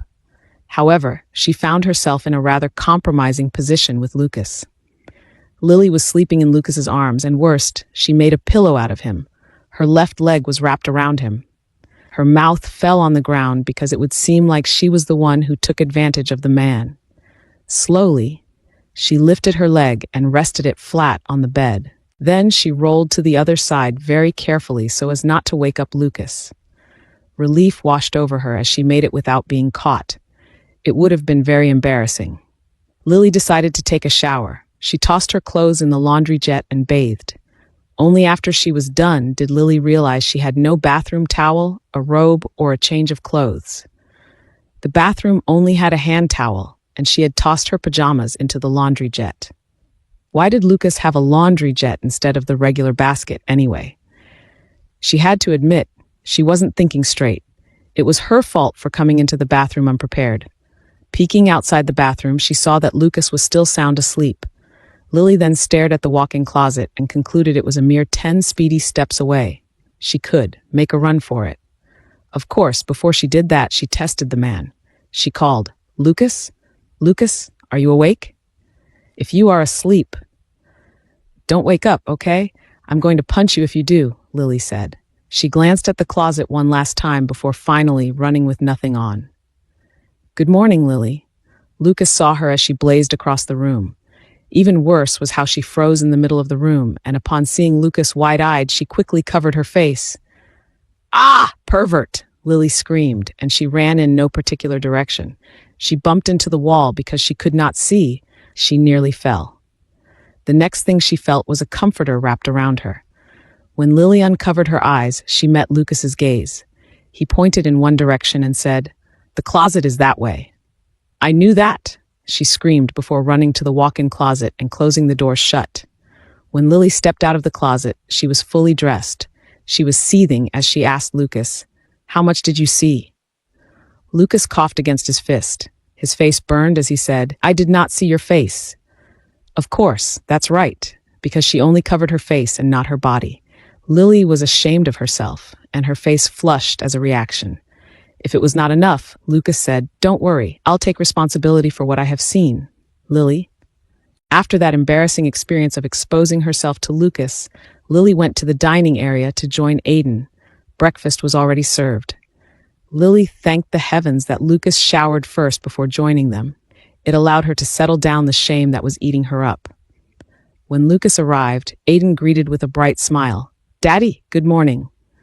"Morning, Aiden. How was your sleep?" Lucas asked. "I slept really well." Aiden smiled brightly as he asked, "What about you, Daddy?" Lucas smiled and answered, "Sleep was better today." The three finally had breakfast, and in the middle of their meal, Lucas discussed Aiden's school arrangement. Aiden will be moved to a school nearby. It's a very exclusive school, and he will always have a bodyguard with him. Lily frowned. She asked, "Who is the bodyguard?" "One of my men," Lucas said. Lily contemplated before she suggested, "Can I bring in someone? I'm sure your men are all great, but I want someone I can trust regarding my son." "Of course," Lucas said. "Who do you recommend?" "Gunner," Lily replied. "Ah, the private," Lucas recalled. "I have a good feeling about him." He shrugged and agreed. "Sure, I'll ask Ryan to make the arrangements." Next, Lucas covered Lily's work and the resources she can freely use.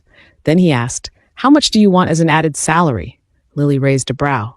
She joked and replied, $1 million a month.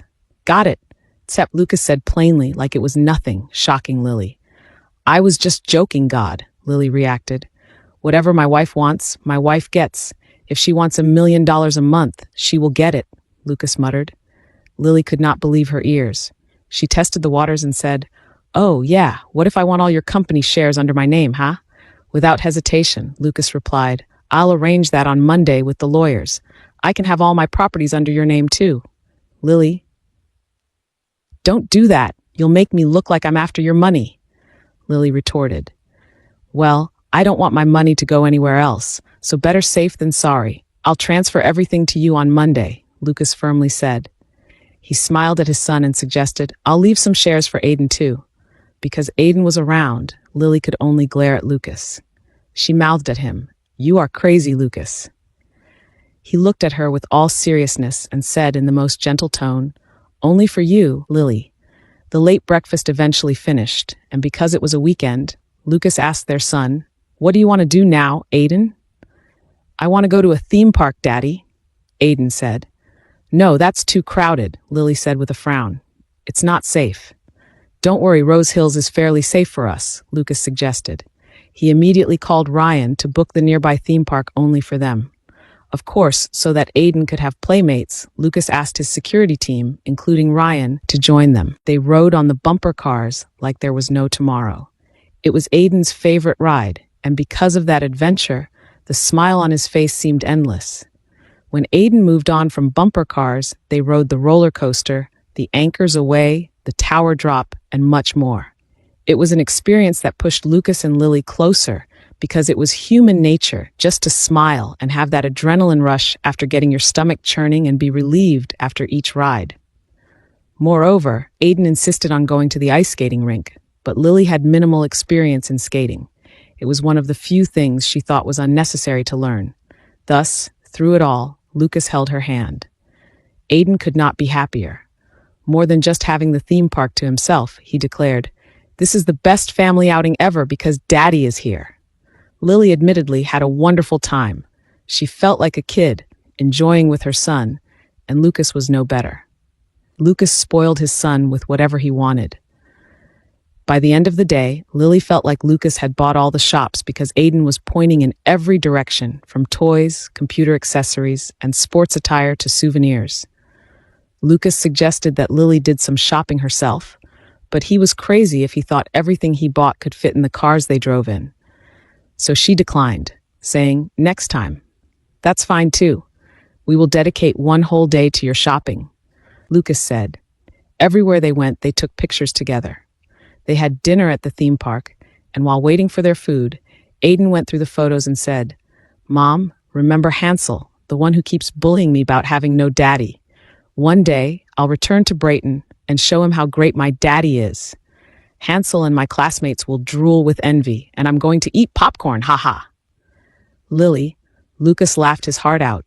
He told Aiden, One day, when all of Daddy's problems are solved, we will return to Brayton. I understand, Daddy, Aiden replied. Later, their meals arrived. As they ate, Lily noticed Lucas and Aiden whispering to each other. Oh no, Lily thought to herself, these two are cooking up something I don't know. When dinner ended, Aiden said he wanted to ride the Ferris wheel. Lily did not think much about it until her son backed out at the very last minute. Aiden jumped out of the capsule and claimed, Mom, my tummy feels funny. You go ahead with Dad. I'll stay with Uncle Ryan. Then I'll go with you. Lily was about to hop off the Ferris wheel capsule, but it moved up very quickly and the doors closed on its own. Lily leaned back in her seat across from Lucas, realizing that she was alone with Lucas. What's the matter? Lucas asked. Are you afraid of being alone with me? No. Lily crossed her arms against her chest and answered, Why would I be afraid of you? The Ferris wheel went round and round, with Lily and Lucas silently watching the view of the city lights. In the fifth round, the Ferris wheel suddenly stopped at the very top. Lily frowned, but soon she understood what this was all about.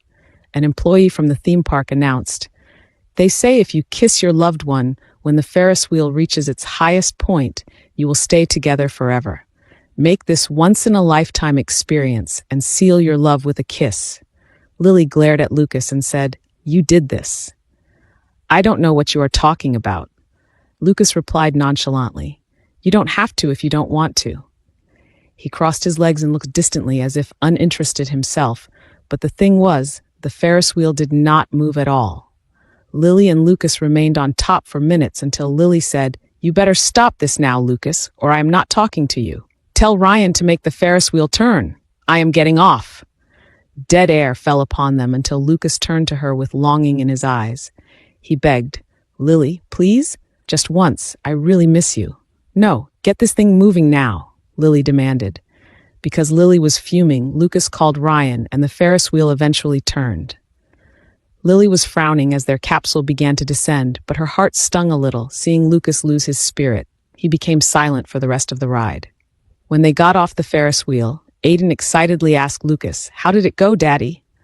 Lucas faked a smile to Aiden and stated, "It went well. Let's go home." Throughout the ride home to the villa, Lucas was lifeless, and all the more, it broke Lily's heart. She began to hate herself for how she hurt him.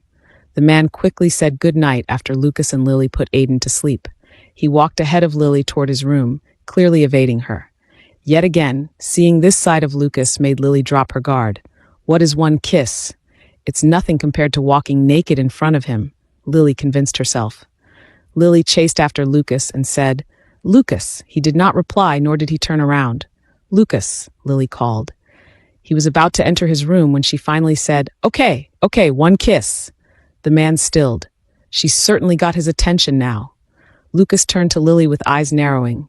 He said in a deep voice, "Are you sure?" Lily's face flushed. She averted his gaze and said, "One kiss." Lucas marched forward in slow motion. He rested his hand on the back of Lily's neck, which immediately made her gasp. Chills ran down Lily's spine when Lucas lifted her chin.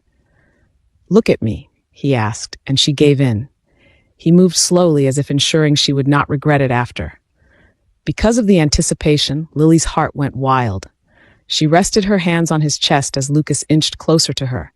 Finally, their lips touched. Lily's eyes were closed, but she saw stars as they shared that one deep and breathtaking kiss. It had been so long since Lily had experienced the sensation of Lucas's lips on hers that the pleasure had slipped from her memory. Instantly, her knees grew weak, and she chased her breath as Lucas withdrew. It took everything in Lily to open her eyes. She nearly cried because she remembered how it had been before. A conflict between her heart and head arose, leaving her uncertain about how to act next. Lucas looked into her eyes. His Adam's apple bobbed before he softly asked, "One more time, can I?" When was the last time Lucas kissed Lily? It had been a very long time, 10 years to be exact. In all that time he was away, he only had Lily in his heart. Having experienced that kiss, even for a moment, made Lucas think back to the past, of how they used to be, and he could not help but want more. "One more time, can I?" he asked. Lily gasped at Lucas's request. Her eyes fluttered and her mouth fell open, yet no words left her lips. She wasn't moving. She wasn't pushing him away either. Thus, Lucas said, "Silence means yes." Lucas saw her eyes protesting, but he went for it, giving her no room to decline. He captured her lips and kissed her again. He pulled Lily closer, and his hold behind her neck tightened, allowing him to deepen the kiss. The surroundings blurred into insignificance for him as their lips touched and their flavors exchanged. It conveyed an unspoken emotion that words could never define. Lucas's senses were heightened. He paid attention to the soft rhythm of her breath, the warmth of her skin, and the beating of his heart.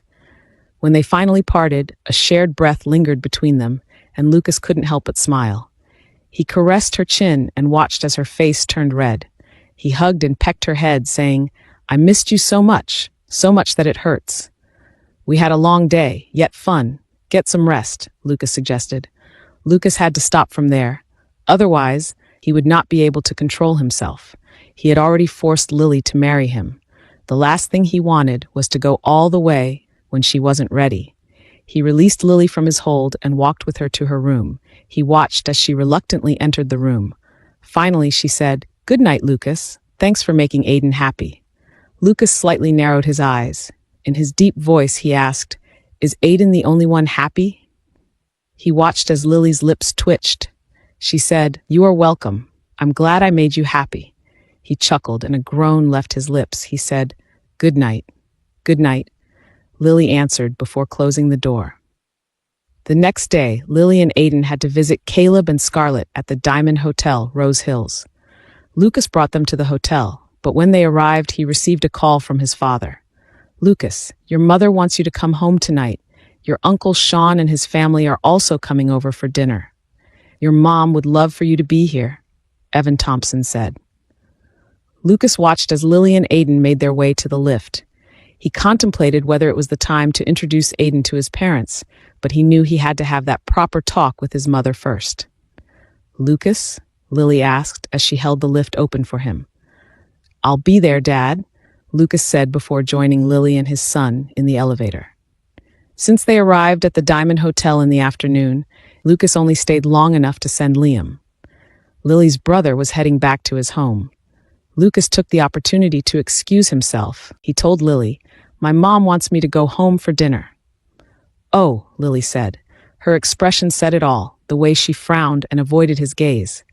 Lucas understood he needed to fix things with his mother and Lily soon. "You should go then. I'll tell Aiden you are busy with work," Lily said. "We'll have dinner here with Mom and Dad at the hotel." Lucas nodded. He replied, "I'll pick you up on my way back." He drove to their old mansion where his parents lived with his siblings. He and his bodyguards first checked the security measures around. After confirming everything was in order, Lucas entered the mansion and walked towards the dining room. "Lucas! Bro, you are here!" Lucas's brother and sister came rushing to embrace him. He hugged them back and exchanged pleasantries. All in all, Lucas had 3 siblings, 1 younger brother and 2 younger sisters. Marcus and Amelia were twins who were in their late 20s. Amara was Lucas's youngest sister, still in her early 20s. After his siblings, Lucas greeted his father. He and Evan shared a hug. Then, he went to his mother's side. Lucas, his mother, Dr. Chantel Thompson, was in tears at the sight of Lucas. She embraced him tightly and kissed him on each cheek. "I miss you so much. You have been working too hard. Take a seat and greet your Uncle Sean and Aunt Reese," Lucas's mother said with a bright smile. They had visitors and, surprisingly, someone Lucas had not seen for a long time too. Sean Ross was one of Evan's best friends. The Thompsons considered the Rosses like family. Naturally, Lucas also grew up knowing the Ross children. "Lucas, look who just came back from abroad. It's Shauna. Isn't she pretty?" Chantel said with gleaming eyes. Then Lucas shifted to Shauna. She was the oldest child of his Uncle Ross. He greeted, "Shauna, it's been a long time." Shauna was a few years younger than Lucas. She had the same sandy blonde hair and azure eyes as her father. Back when they were young, Lucas and Shauna were close too. Proximity did it.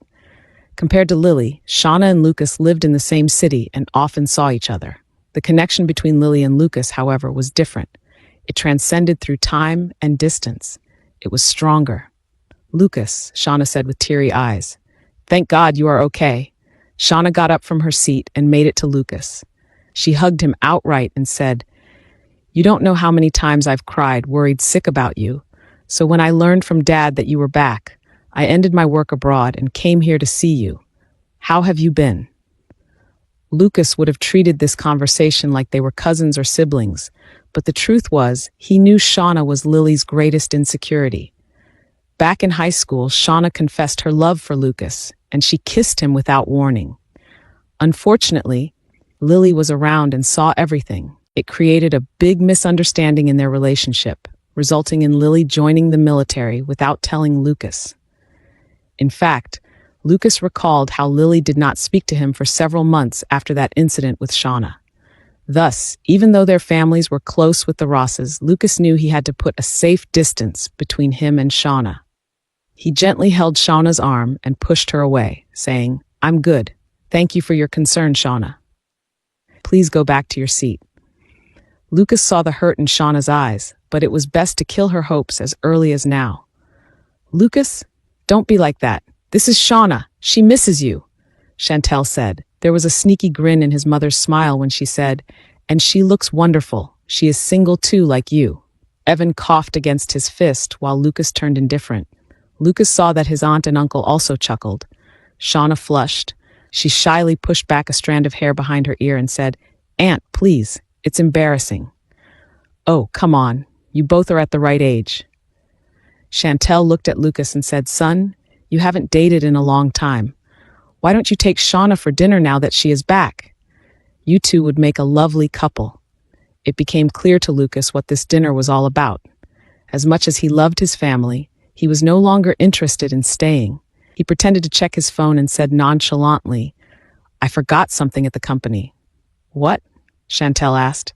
It's Sunday, Lucas. Turning to the Rosses, Lucas said, Aunt, Uncle, I need to go. I'm sorry, it's urgent. Sean Ross pursed his lips. He reluctantly nodded and said, Okay, Lucas, maybe next time. Dad, excuse me, he said to Evan before kissing his mother's cheeks and walking out of the dining area. Lucas? Lucas, can't you stay? His siblings called, but he only suggested that he would see them another time. Chantel, however, raced after Lucas. She caught him at the door and asked loudly, Lucas, what was that all about? Talk to me. That was disrespectful. Lucas turned to his mother. He said, Mom, I love you, but I know what you are doing. Don't push me to Shauna because it won't happen. What? Chantel asked.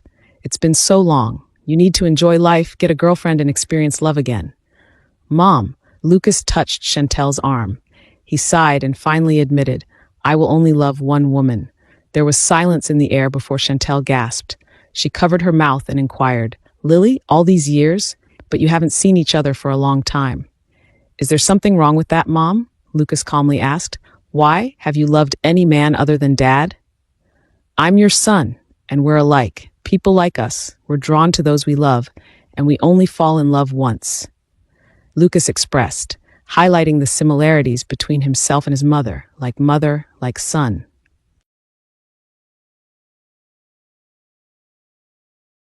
Since we are talking about this now, why don't we discuss it? Lucas suggested.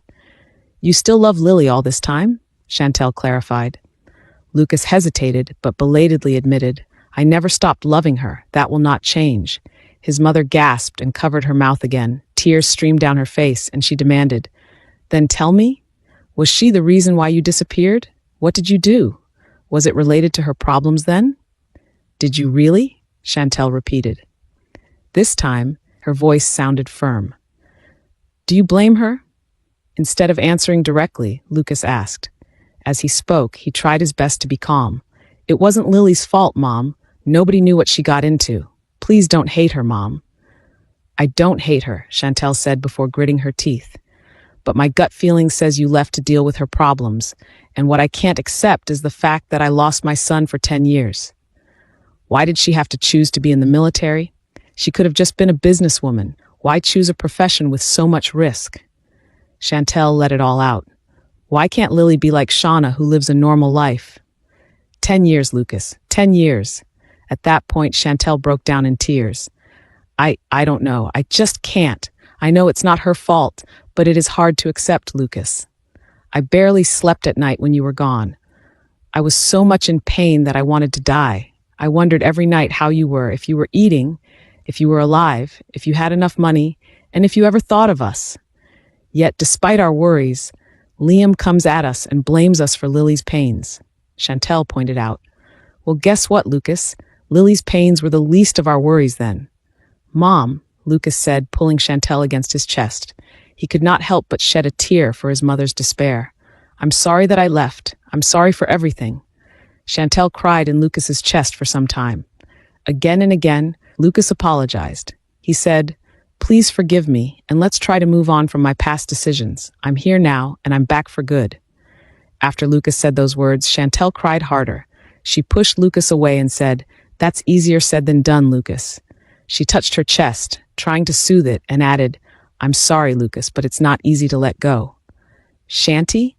Their conversation was cut short because Lucas's father came out to the driveway. Seeing Chantel cry, Evan immediately knew what they had talked about. He walked over to his wife and pulled her into his embrace.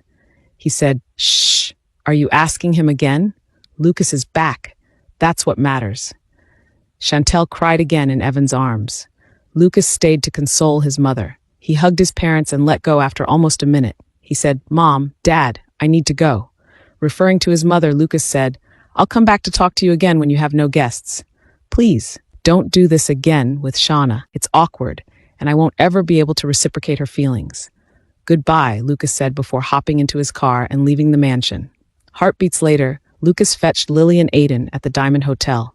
In the car, Lily noticed Lucas's silence. She bit her lip, contemplating. She whispered, How are your parents? They are okay, Lucas said. Daddy's parents? Aiden asked. Then he smiled brightly and added, My other grandparents? Lucas smiled and replied, Yes, your other grandparents. Aiden's eyes sparkled as he asked, "When will I meet them, Daddy?" Lucas cleared his throat. He said, "I will arrange it, Aiden." "That's awesome. I'm excited to meet them, Dad," Aiden said. Lily immediately glared at Lucas. She mouthed, "Are you sure?" Lucas grabbed Lily's hand. At first she refused it, but he held her hand firmly. He leaned closer and whispered, "We can't avoid the inevitable, although I'm still trying to find the right time." When they arrived at Lucas' villa, Lily tucked Aiden to sleep first. It would be his first day at school tomorrow in Rose Hills, so they will need to be up early. After kissing Aiden's forehead good night, Lily went to the kitchen to refill her water container. When she got there, she saw Lucas cooking. "You didn't eat at your house?" Lily asked. "No," Lucas said. He served himself scrambled eggs and toast. Then he sat in front of the nook table. "Why?" Lily asked, utterly curious. They probably had a feast in the Thompson mansion, yet he was settling for scrambled eggs and toasts. Lily watched as Lucas stuffed some eggs into his mouth. As he chewed his food, he caressed his chin. He seemed to be thinking twice. Fortunately, he came clean and said, "Shauna was there and I didn't want to eat there." Shauna, Lily thought. How could she forget the woman who took Lucas' first kiss? Lily said. "You should have just..." She frowned and resumed, "Eaten there. You know." A chuckle left Lucas' lips. He asked, "Is my wife jealous?" "What, me? Jealous?" With a grimace, Lily denied it. "No." After Lily filled her water container, she marched away from the kitchen but returned to say, "And why is she even here? Last I heard, she was working in Singapore." Lucas leaned back. He asked, "You keep tabs on your love rivals, sweetheart?" "Of course Lily gasped, and she covered her mouth because she realized she had inadvertently revealed her real reasons for checking on Shauna. She did look up to Shauna in the past because she feared that the latter might have succeeded in attracting Lucas, and they may have eloped. Hence, Lucas went missing. Correcting herself, she said, "Love rival? Excuse me?"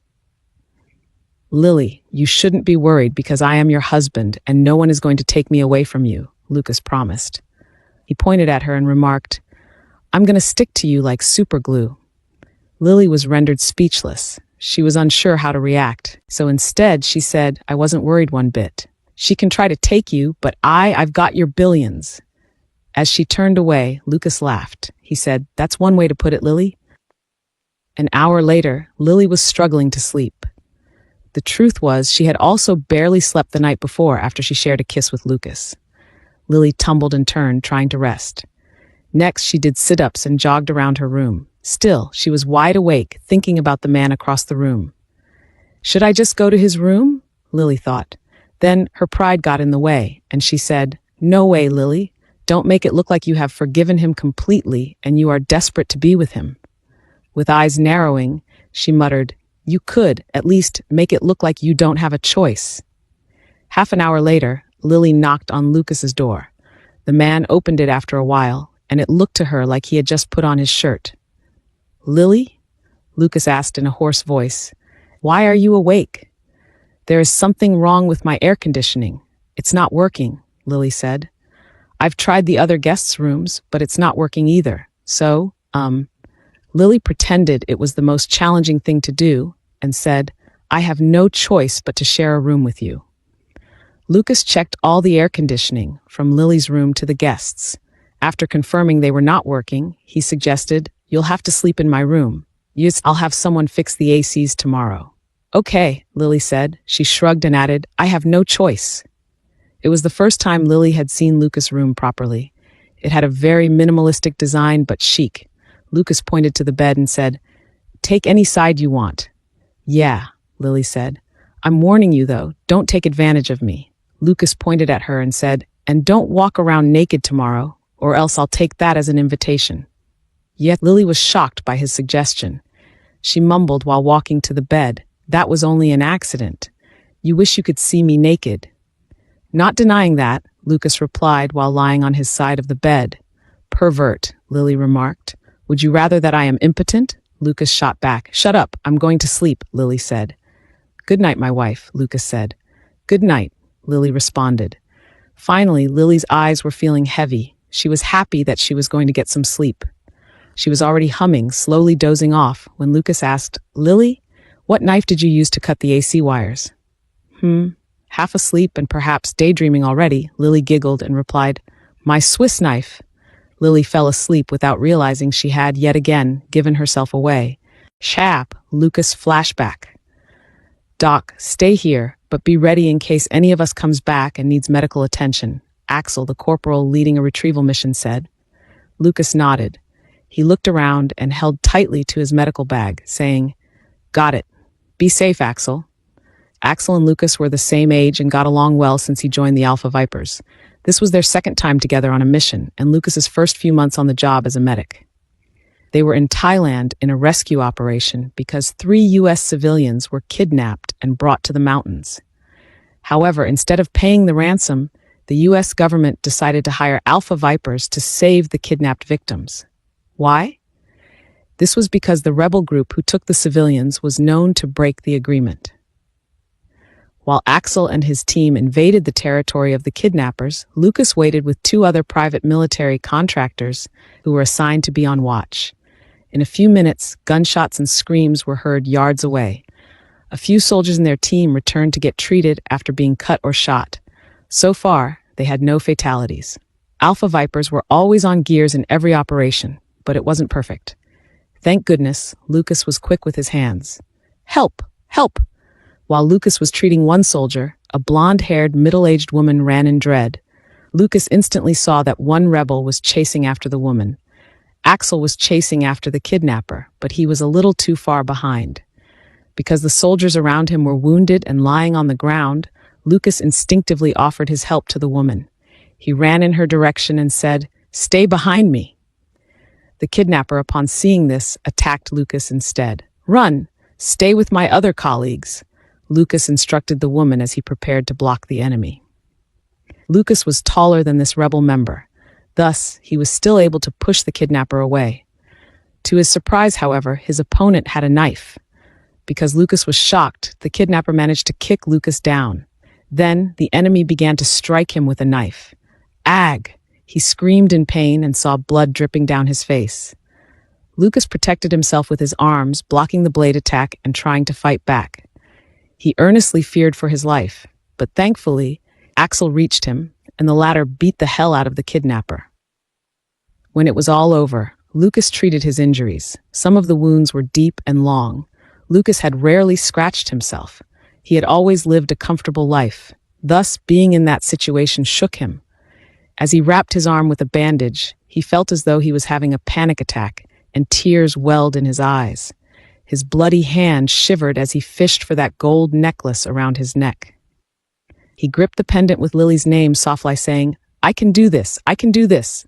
"Lily?" Lucas took deep breaths as tears streamed down his face. He repeated, "I can do this." "You can do it, Lucas?" Axel called from behind. "The only way you can survive this is to learn how to fight." Lucas turned to Axel. He sucked in a deep breath and listened to more of his advice.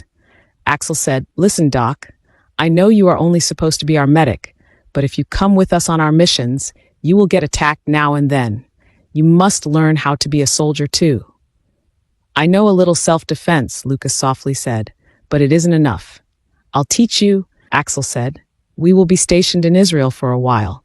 We'll have lots of time to practice." "I'd like that," Lucas replied. "Thank you, Axel." End of flashback. Lucas jolted awake at the memory of the past.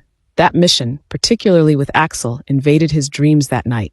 He sucked in a deep breath and caressed his forehead, realizing how he was sweating. Lucas felt his chest tightening, not because he was feeling emotional, but because someone was making a pillow out of him. He looked down and saw his wife holding him like an octopus. Lily's head was on his chest, her arm was around his torso, and her leg was around his thigh.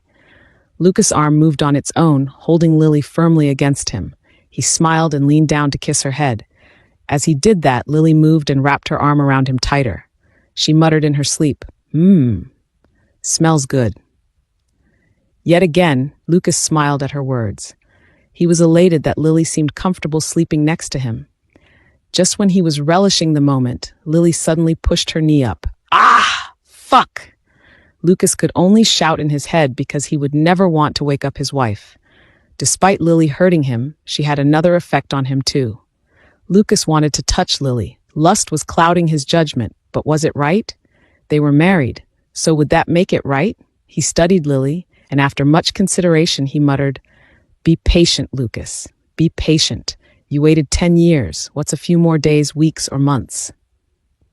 Lily was in dreamland. In that dream, she was pouring water into a glass, which seemed never-ending. Then she realized it was her bladder trying to wake her up. She opened her eyes and found herself securing Lucas with her arm and leg. Worst, she was sleeping on his chest. She got up right away, and thankfully, Lucas was still asleep. Lily badly needed to go to the bathroom. Turning to the other side of the bed, a longer route, she naturally planned to get out of bed from Lucas' other side and run to the bathroom. However, Lily did not realize the blanket was still wrapped around her right leg. So instead of getting off Lucas, her legs got tangled and she sat on him abruptly. "Lily?" Lucas immediately got up. In a panic, Lily scrambled the blanket off her leg. She said, "It's not what it looks like, Lucas." "Stupid blanket!" Lily screamed and kicked off the blanket while unknowingly supporting her weight by holding on to Lucas. It was with the way she forcefully freed her leg that Lily almost fell off the bed. She held on to the closest thing that could stop her from falling, Lucas's pajamas. "Oh my God," Lily screamed. Finally, she let go and scrambled to run to the bathroom, screaming, "Pervert!" "I wasn't the one who grabbed my thing, Lily," Lucas shot back. "No, you need to wear a belt to sleep," Lily countered, yelling from inside the bathroom. "Or jeans, perhaps." "Jeans to sleep," Lucas complained. "Who wears jeans to sleep?" "I'm never sleeping here again," Lily complained. Lucas and Lily were getting ready to send Aiden to school. They helped each other in cooking breakfast, and the entire time Lily's face was flushed. Something was bothering her. After breakfast was ready, she could no longer hold back. They had just placed the food on the table when she asked, "How did you get bigger?" Lucas was baffled. He looked at his broad chest and arms, saying, "I work out? I had a lot of exercises when I was away." "Really?" Lily's face became complicated. She prepared Aiden's chocolate drink and mumbled, "I did not know dicks work out." Lucas choked on his coffee. He was at it so hard that he coughed again and again. Then he laughed because this was the crazy side of Lily that always tickled him to the bones. He sighed and said, "God, I really miss you." Hours later, Lucas arrived at the Thompson group of companies. Lily was still at Aiden's school to settle the documents. When Lucas entered his office, he was surprised to see his Uncle Sean there, with Shauna. "Lucas," his Uncle Sean said, "I have a request for you." Something told Lucas this wasn't going to be good. He sucked in a deep breath as he settled in his seat. He asked, "What is it, Uncle?" "You see, Lucas, Evan told me that you are hiring externally for your accounting audits, and I figured, why not hire Shauna? Shauna is a great accountant," Sean Ross said. "You see, I was planning to have Shauna work for me at Gravity Ventures." "Then why don't you, Uncle?" "I think it's great that Shauna helped you with the business," Lucas suggested. He did not hide the sudden irritation in his voice. "You are not getting any younger. You should find a successor." "And that will happen, Lucas," Sean said. "It's in the pipeline, but currently all positions are filled. Gravity Ventures' CFO, however, will be retiring in 3 months." Sean looked at Shauna briefly, saying, "Moreover, my daughter has been working abroad so long that she needs to brush up on local government taxes and other requirements. She can learn best here at the main company, where she can be exposed to more complex books of accounts." "Look." Sean leaned closer to the table. He said, "All I am asking is 3 months. That would certainly help her to prepare for a bigger role once she joins Gravity Ventures." "Lucas," Shauna finally spoke, "I won't be in your way. The finance department is 4 floors down. I promise I won't bother you." "I don't think it's a good idea," Lucas said outright. "If it's an experience that Shauna needs, I'll reach out to our shareholders and ask if they need external accountants." "But Lucas," Sean tried to reason with him. "Please, Uncle Shauna, let's not argue about this. My decision is final," Lucas said. "I don't understand what makes this request difficult, Lucas. Aren't we like family?" Sean said with a raised brow. Lucas looked at Shauna, and in return, she looked down on her lap. Lucas sighed and said, "Didn't Shauna tell you what she did when?" "That was high school, Lucas," Sean interrupted. "Shauna was young and stupid. Kids make mistakes. Even adults do. Why hold a grudge over something so trivial? Trivial? Lucas thought. Lily ignored him for months back then. He ended up going to Lily's military academy so that he could patch things up with her. Even if he were going overboard now, Lily would be looking over his security team, which meant Shauna and her would be seeing each other. Lucas was still re-establishing his relationship with Lily. The last thing he wanted was for conflict and misunderstandings to stir up between them. Please, Lucas. I would prefer that Shauna work in a safe environment, Sean pleaded. Because it didn't look like Sean would give up, Lucas said. I'll think about it. I will let Ryan contact you if I decide to hire Shauna. With both his hands raised, Sean answered, Okay, thanks for considering it. Lucas was quick to call Ryan into his office. He immediately said, Please take Uncle Sean and Shauna to the Long for coffee and pastries. Ryan was smart enough to act swiftly according to Lucas's orders, and Sean and his daughter had no chance to object. They both left Lucas's office. Lucas immediately went to work after that unexpected visit. He was reading documents when Ryan returned. He noticed Ryan wanted to say something. He glanced at him and asked, What? Nothing, sir. I think I should let you know that the audit is running late. Maybe another hand could help? Ryan said. Lucas' eyes narrowed. He replied, You don't know what that was all about, so keep your opinions to yourself. Rose Hills Trinity Private Academy. Why is it that when I am with Lucas, stupid things happen to me? Did my brain shrink when I married him? Lily thought to herself. She was forming various faces while thinking back to early this morning. I'm never sleeping in the same room as him ever again. She waited for the school principal to arrive in her office. Aiden was already in class, but Lily was told that the principal wanted to see her before leaving. An hour passed, and Lily was getting impatient. Lily was about to ask the secretary outside when the school principal arrived. With respect to the school lead, Lily got up and greeted. Good morning, Mrs. Blair. The principal gestured for Lily to take a seat. She said, Good morning, Miss Wright. Please, sit down.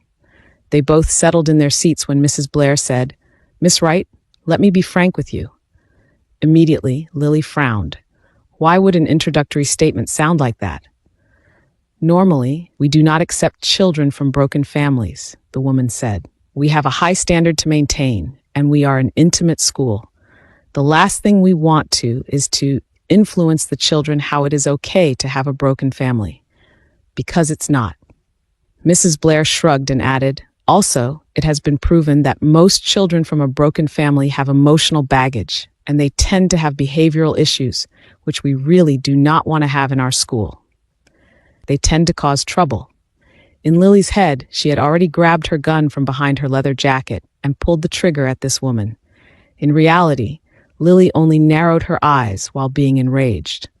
Woman, you don't know me and the circumstance that resulted in me having Aiden. So don't talk to me that way, Lily warned.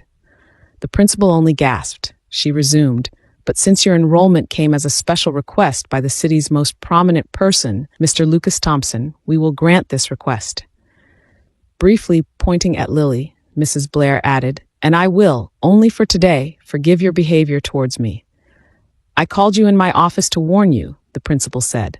If Aiden gets into trouble at school, we will not be lenient. So make sure that he behaves. Mrs. Blair did not allow Lily to retort because she immediately urged her to leave, saying, That's all. Lily was fuming when she exited the school campus.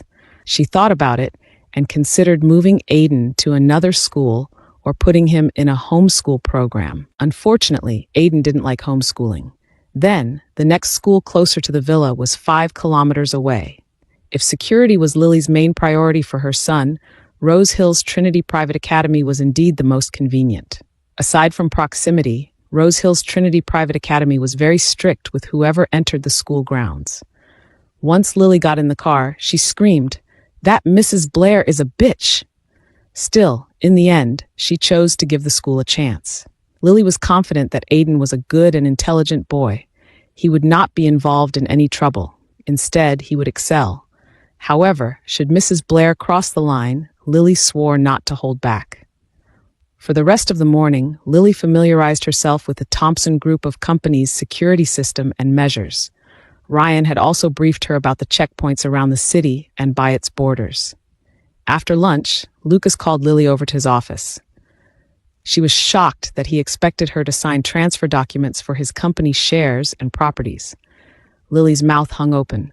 Before Lucas, she muttered, "I haven't even spent your billions yet, and now this." She pushed the documents to Lucas, saying, "I'm not signing that. Be reasonable. This will make me look like I will run away with everything you own. It will only create more friction between me and your family." "But you are my wife," Lucas argued. "It's bound to be yours, either way."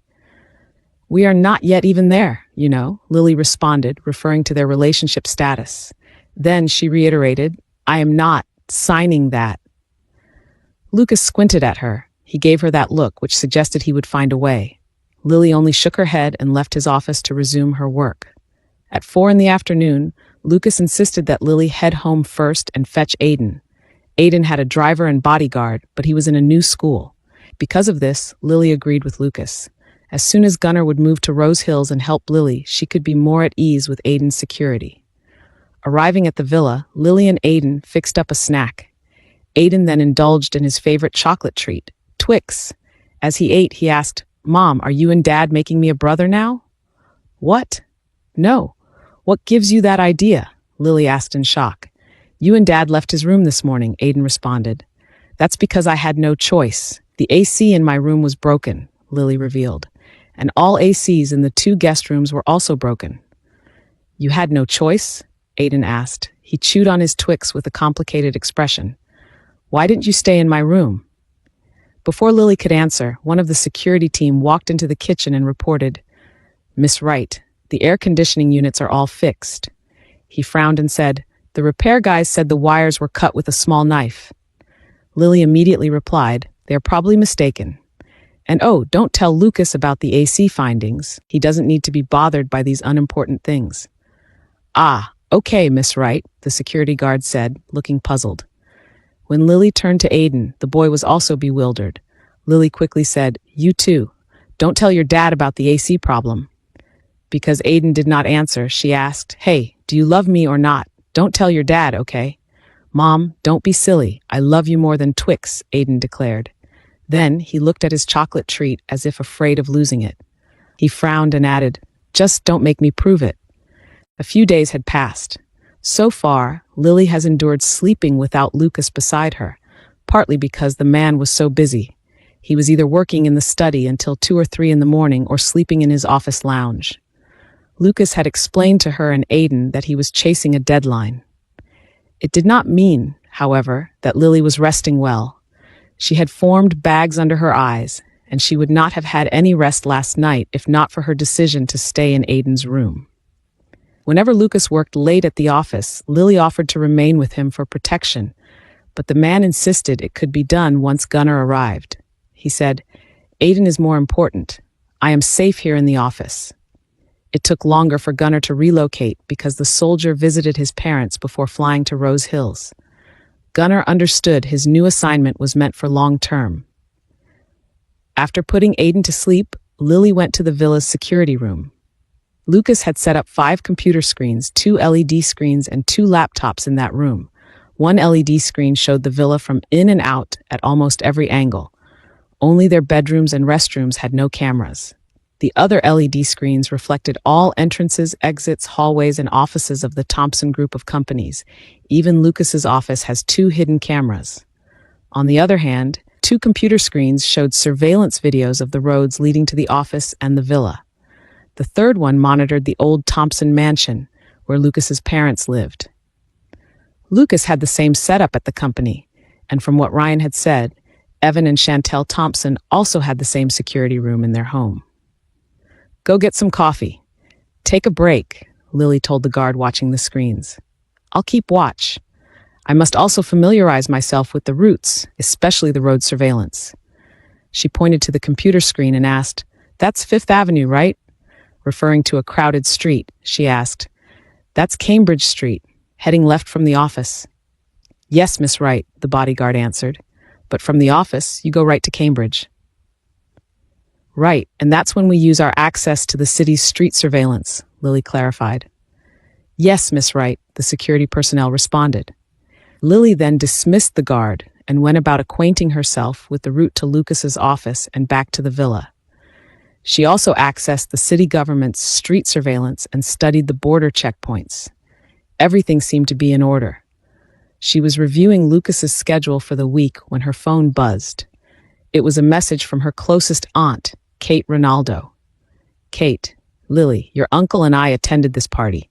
I just saw Jake with another woman, Alicia Bennett. They were publicly kissing. What the hell is going on? We broke up, Aunt. What? When? Not so long ago, I caught him in bed with Alicia in his apartment. I'm sorry to hear that, Lily. I thought he was a good person. The chat lasted longer than Lily had hoped. Her aunt felt sad for her, and Lily realized that the only way to make her aunt stop was to assure her that she was not hurting over Jake.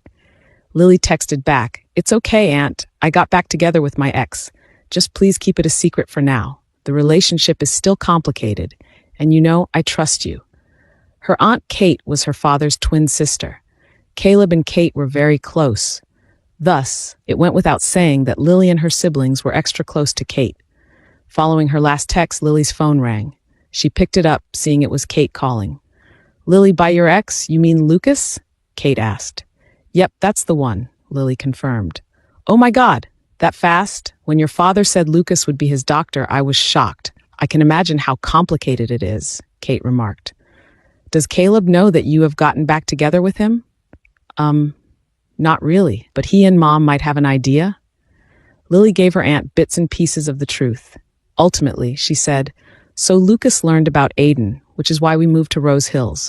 We are living in his villa, with me helping him with security." "I don't know what to say. It's shocking, but I have always felt you did not truly love Jake," Kate commented. She took a deep breath and resumed, "Regardless of how complicated your relationship with Lucas is, I just want to say—" Kate paused, clearly hesitating. She resumed, "I'm happy you are back with the man you love, Lily. Even if you deny it, we all knew you have always only loved Lucas." Lily was speechless. Her chest felt heavy altogether. She knew her aunt was right. She said, "Aunt, it's just that. He won't tell me why he left. Truth be told, I'm tired of asking, but a big part of me still wants to know. I was really hurt back then. I became depressed, but I couldn't stay that way because I had Aiden." Lily described. She could not help but become emotional, recalling the past. A tear fell down her cheek as she said, "You know how broken I was when he left. I know it all. I was aching for you too. There is a reason for everything," Kate suggested. "And there is a reason why you had Aiden. Your son made you stronger, and we are thankful you made it through for him." Yet again, dead air fell upon them. Then, Kate asked, "But tell me one thing. Lucas said he still loves you, right? Do you believe him? Do you wholeheartedly feel that he still loves you? And don't think about the silent war between our families. Don't listen to the opinions of others, nor consider yourself easy by giving in. What matters most is your personal healing," Kate added. "Lily, all is fair in love and war," Kate declared, further kindling the feeling that Lily had caged over the years. Again and again, Lily gasped. After a while, she faintly answered, "Honestly, I think he sincerely still loves me." "And is Aiden happy?" Kate softly asked. "The happiest," Lily admitted. They were talking on the phone, but Lily could feel her aunt's smile. Kate said, "Then, everything can only be better from here on." "Lily, I get it. Lucas hurt you, but he is the same person you love and the only one who can also mend your heart. You deserve to be happy," Kate pointed out. "Maybe one day Lucas will talk to you about why he left. Maybe all he needs is assurance. Maybe what he went through was difficult, and he fears you wouldn't accept it." Kate took a deep breath and said, "Time is the ultimate truth teller. For now, extend your patience." "You know, Aunt Kate, you say it a whole lot better than Liam," Lily described. "Wonder why I don't see things the way you do." Kate laughed. She said, "Lily, I'm way older and more experienced. Also, when you are hurting, sometimes you see things differently and focus only on your pain. No one can judge a woman with a broken heart. Remember that. I've been there, and I have done stupid things because of love. Sometimes others have to help you see clearly, and I'm glad it was me." "Thank you, Aunt. I appreciate the talk," Lily softly said with a smile. "I miss everyone back home. Stay safe. Oh, and please, give me time to tell Mom and Dad about Lucas, Lily said. We are waiting until Dad feels better, in the heart. Oh, you are putting me in a tight spot, Lily, but I will give you time to tell your parents. There was a smile in her voice when she added, It's our little secret. After that call with her aunt, Lily contemplated what Kate had said. Maybe all he needs is assurance. Maybe what he went through was tough that he fears you wouldn't accept it. Her aunt's assumptions made sense, based on how Lucas was so evasive about the past 10 years of his life. However, Lily did not think Kate's suggestions would come close that very night. Lily saw in the surveillance that Lucas arrived. However, she was still waiting for the bodyguard to return, so she lingered there for minutes longer. When the bodyguard came back, Lily went straight to Lucas's room because she was planning to tell him what decision she had come to make. Lily ran towards Lucas's room. She opened the door and said, Lucas, I need to tell you something. Her mouth fell open in shock at what she saw. Lily? Lucas snapped at her. He had earlier removed his shirt, giving Lily a full view of his back, but with her inside, he quickly put on his shirt. Lucas turned to Lily and snapped, Why didn't you knock? Lily was still frozen in her place, shocked by what she had seen. Her heart felt like it was being squeezed by a hand, utterly concerned for Lucas. Lily, get out of my room. Get out, Lucas frantically said. Lucas, what happened? Please, Lily, get out, Lucas begged. I don't want you to see it. No, I am not going out. I'm going to stay here whether you like it or not, Lily retorted while tears began to flood her cheeks. Lucas grabbed her arm and tried to guide her out the door, but Lily swung her elbow, forcing the man to let go. Lily, please, Lucas said. His jaws were clenched and brows were meeting. I don't want you to see. It's too late, Lily yelled. Her body trembled, thinking back to what she had seen. What happened? Lily asked. She gritted her teeth and her hands balled into fists. Lily felt her eyes had turned into a waterfall that it just would not stop flowing. She asked, Who did that to you, Lucas? Who? Lucas immediately tried to wipe the uncontrollable tears that soaked her face. He said, Lily, stop. Now do you expect me to turn a blind eye to what I've seen? Lucas, tell me who did that to you and I will hunt them down, Lily declared. Ah, Lucas grunted. He ran his finger through his hair as he took a full turn. I did not want you to see this early on. Well, what did you expect, Lucas? With us living together, it was bound to happen, Lily pointed out. Lily thought she had seen it all with Lucas, but apparently there was more. Whip marks decorated Lucas' back. Many of them were deeply etched against his skin. But it wasn't just that. Lily was sure Lucas had a bullet wound scar on his lower back. Lily had seen some of his co-soldiers get wounded. She had witnessed gory injuries and had seen men die in front of her. However, Lily realized the scars on Lucas saddened her more because it was him, a person that she loved. Could this be what Lucas was hiding? A trauma or tragic experience, which he thinks I would not accept? Lily formed conclusions in her head. No matter how he had hurt her in the past, she could not bear to see the marks of his suffering. Lily naturally wanted to console him, regardless of whether her comfort came too late. She immediately hugged Lucas's back and pressed her face against his shirt. She let out all her tears and said, Whatever it was that you went through, I'm sorry.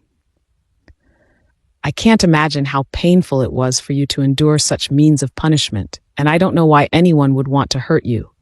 I want to punish whoever did that to you and bring them to their knees. But if you choose not to tell me, I won't force you either, Lily said. I have already accepted what we are, and I have already decided to wait until you are ready to tell me. But, Lily sniffed away her tears, until that time, I don't want you to hide it anymore. Please, Lucas. Lily remained to hold Lucas by the waist. She noticed his deep breathing and heard the loud beating of his heart. She felt him grip her hand, so she moved her left hand and tugged on his shirt. Lily said, Let me see. No, Lucas faintly objected. What are you afraid of? Lily asked. Lucas remained to give Lily his back. His voice was barely audible as he replied, I don't want you to pity me. This isn't pity, Lily said. As your wife, I just want you to share your pain with me, even if it is already too late. Eventually, Lucas turned to her. He clenched his jaws and cupped her face. He faintly said, Lily, whatever happens, remember this. Yes, I have suffered, but these marks made me a better person. I don't ever want you to think of why I got them, but I ask that you be proud of how I survived it, Lucas said. Can you promise that to me, Lily? Lily was stunned at how Lucas had turned these horrible scars into something positive. She reflected on his words and said, I will try my best. Will you tell me what you can? Lucas shut his eyes. He embraced Lily tightly and said, I will try. You said you won't force me, right? Lily nodded. She said, whatever you can share with me, I'll accept it. Promise me, Lucas asked. I promise, Lily swore. So Lucas pulled away. He slowly unbuttoned his shirt. He looked down and gulped before lazily removing his top. Lily gasped. She realized Lucas also had wounds on his chest, but they were trivial compared to the ones on his back. Finally, Lily has seen everything. She approached, and while staring into Lucas's eyes, she rested her hand on his right chest and caressed it gently. Lily waited. She wasn't sure if Lucas would speak, but thankfully he explained, I was part of a medical mission in Spain. Let's just say not everyone was friendly about it. Someone pushed me off a ridge where the edges of the rocks scratched my chest. Falling off a ridge? Lily asked. Then Lucas took her hand and rested it on his head. She gasped at what she felt. The bigger wound was a head laceration, but no brain damage, Lucas explained. Lily sighed in relief. Then she walked around him and again saw those long lines that marked Lucas's back. She almost cried again, but she controlled it. Like earlier, Lily rested her hand on the wounds and traced every line. There were so many that Lily could not count. Lucas reluctantly explained, at my work, while in Israel, my colleagues thought it was fun to have a whiplash initiation. Lily was about to react, but Lucas said, don't worry. I already taught them a lesson when I gained an advantage. It just took me a while to get my revenge. Next, Lily touched the bullet wound scar on his lower back. In this one, Lucas took his time. He repeatedly took deep breaths and said, my friend was in a jam and it was me or him. He was in bad shape, so I sort of took a bullet for him. Lily protested with her eyes, wanting to know more, but Lucas said nothing and looked distantly. He said, that's all I can give for now, Lily. Even if Lucas was not looking at her, Lily embraced him from behind again. She rested her face on his back and said, okay, I guess that's a good start. There was a moment of silence before Lucas asked, Lily, earlier, when you said that you have accepted what we are, what do you mean exactly? That, Lily paused. She tightened her hold around Lucas, resuming, that we are husband and wife. Lucas immediately turned to her. While their eyes met, he asked, do you mean that?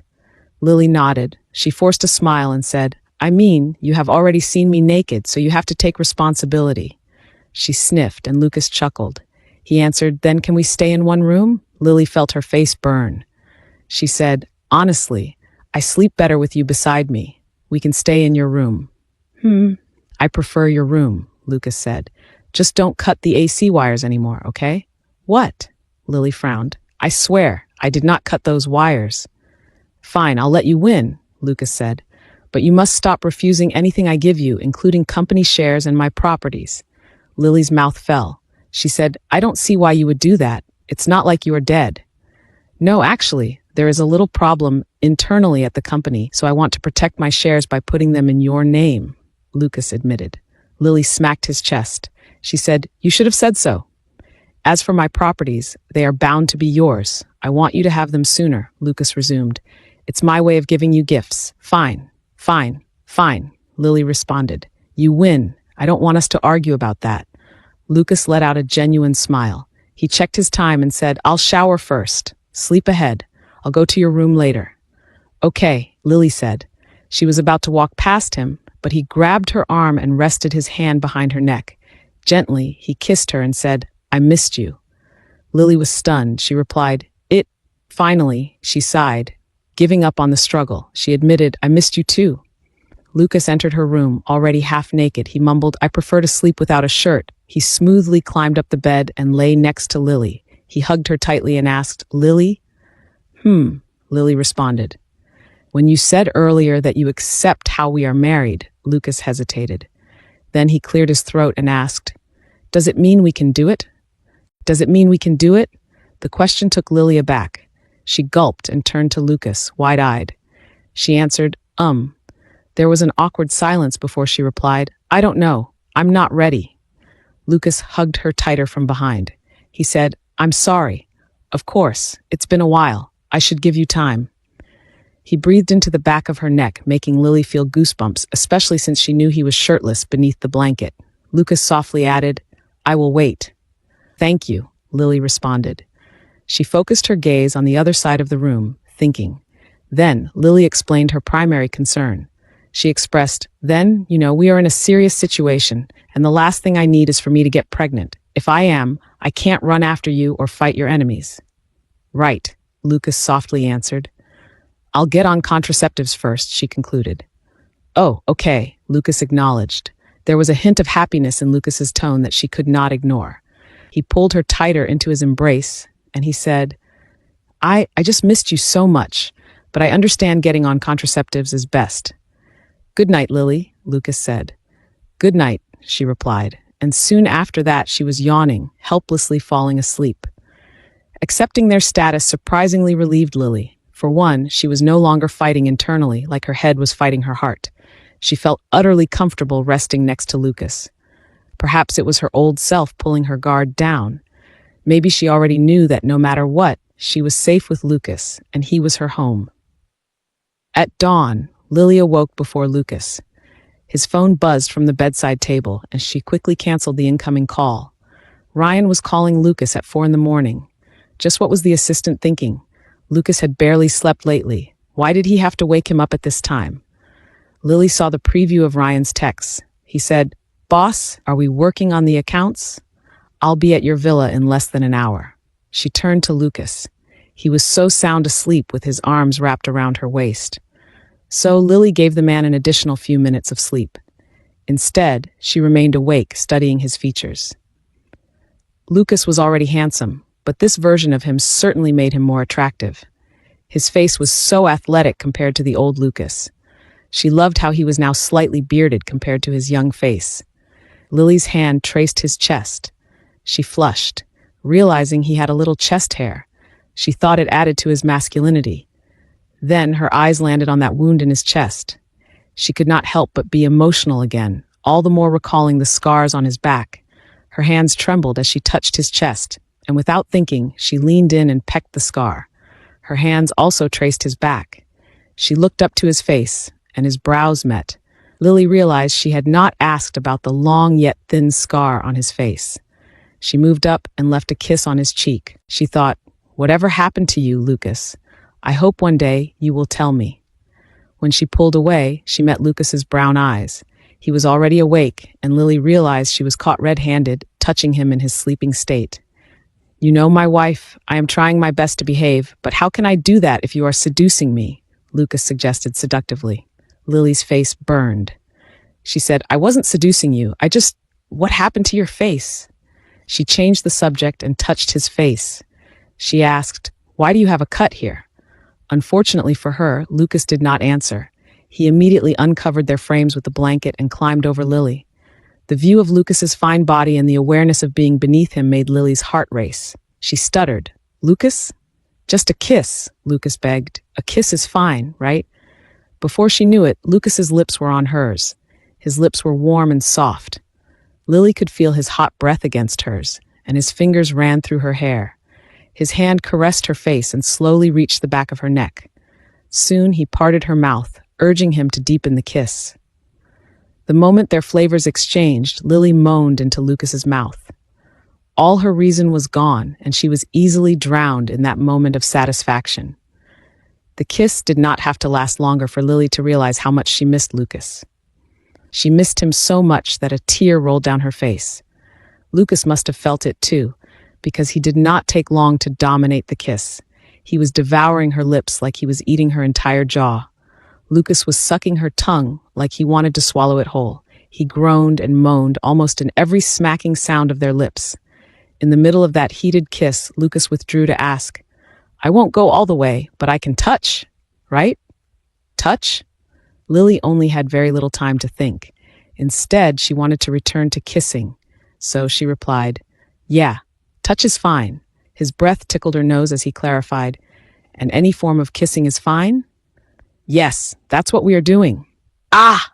Little did she know the man would take it up another level. God, I miss this so much, he said. He pecked Lily's lips repeatedly until he faintly said, Honestly, I don't know how I can hold back for long. His words were cut off because his phone rang again. He groaned, looking at his phone. Seeing it was Ryan, Lucas spat, I'm going to cut his salary in half. Did you ask him to come? Lily inquired while chasing her breath. The man narrowed his eyes and admitted, Yes, we have to review some accounting reports. Then you have to meet him, and you can't cut his salary, Lily said. It's my fault. I should have woken you up the first time he called. No, it's not your fault. I'll get to work. He gave Lily one last peck before rolling on his side of the bed. I'll be in the study, but I'll be ready before Aiden goes to school. We can take him together. As he said, Lucas and Ryan worked for the next 2 hours. When Aiden awoke, they had breakfast together as a family. Aiden must have noticed the changes in them, and the boy kept smiling throughout his meal. When they arrived at Aiden's school, their son hugged Lily and Lucas. He kissed both their cheeks and said, I love you, Mom and Dad. I'm glad you both are okay now. It won't be long. I'm going to have a brother or a sister, Aiden claimed, and I didn't have to use my money. Lucas chuckled at Aiden's reaction, whereas Lily shook her head at her son's suggestion. Bye, Aiden. Do well in school, Lily said. See you tonight, Aiden, Lucas said, waving at his son. On the way to the office, they passed by a pharmacy. Lucas immediately said, Stop the car, sir. Ryan turned to Lucas. You have a meeting at 8. I don't care about the meeting. Stop the car. This is more important. It is a matter of life and death, Lucas declared. The car pulled over on the side of the road. Lucas fished for his prescription pad and wrote on the paper. He then gave it to Ryan and instructed, Buy 2 packs. The fact that Lucas said it was a matter of life and death worried Lily. She asked, What medication do you need, Lucas? You never told me you were on medication. Lucas only coughed against his fist. He smiled a little playfully and answered, No, I'm not on any medication. Eventually, Ryan returned with the drug. Lucas quickly opened it and read the instructions. Lily saw the pack of pills and instantly her eyes rounded. Lucas just asked Ryan to buy contraceptives. How shameful. Her face turned bright red as Lucas read the instructions. He softly muttered, 7 days. Oh, Lily did not have to read that part. She was already aware that it would take 7 days for the contraceptives to work. Lucas glanced at Ryan and ordered, Cancel all my appointments next week. Lily? Lucas? You don't have to do that, Lily said, avoiding his gaze. Seriously, what do you need all day for? To test how effective these things are, Lucas said, and from the corner of Lily's eye, she saw the man's lips curved up into a faint smile. Lily was still determining if she should be excited or wary about the coming 7th day. She fanned her face with her hand and crossed her legs, feeling a strange sensation down there. The Thompson Group of Companies conference room. Director Weber, how is everything at Copland? Lucas looked at the report given to him and said, How far is the construction progress going on there for us to spend $50 million in less than a month? Lucas saw how the director in charge paled at his words. Still, before the older man could speak, the current vice president of Thompson Group of Companies, Walton Reed, remarked, That's understandable, Lucas. I don't expect you to fully comprehend, since you did not work in the company years before you became the CEO. While Walton's tone of voice appeared friendly, his words had a deeper meaning. It was clear to Lucas that the vice president was questioning his ability. Lucas had always suspected that Walton was not pleased with his appointment as the CEO. After all, Walton was the best candidate to take the CEO job before Lucas' return. Unfortunately for Walton, his father and Evan's best friends were the company's most significant shareholders. Evan Thompson's decision was the ultimate. It was always Lucas's plan to become a doctor and then take a business master's degree. He meant to play both roles and take over the company. Evan and Chantel knew he achieved this abroad, but no one knew how he did it exactly. Why don't we let the accountants review the reports, Lucas? That's their job, Walton suggested. I'm sure there is a misunderstanding. Didn't we hire external accountants to perform the audit? I checked the audit and it said that the expenses were all accounted for. I would have believed the report too, except my people in Copland sent me a progress report on the building construction, and they did not match how much we have already spent. Lucas leaned forward, adding, Ryan and I took the liberty of calling the suppliers in Copland, and there seems to be a mismatch somewhere. Because of this, I discontinued the accounting firm's service and plan to sue them for creating misleading reports, Lucas revealed. I will hire another accounting firm to do a better job, and if I find out that there is corruption within the company, I will not only fire the people involved, I will also make sure they are locked up in jail. Lucas slammed his hand against the surface of the table. He said, Our meeting ends here.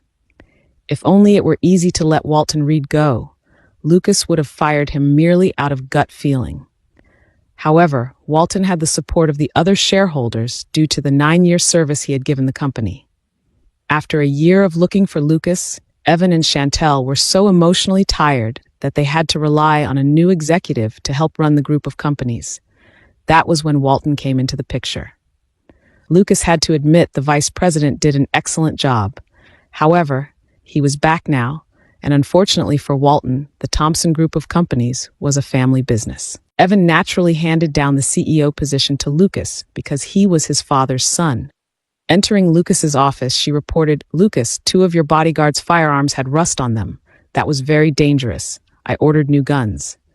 Anyway, I bought coffee from across the street. Figured you need a good one, Lily said while putting a cup before Lucas.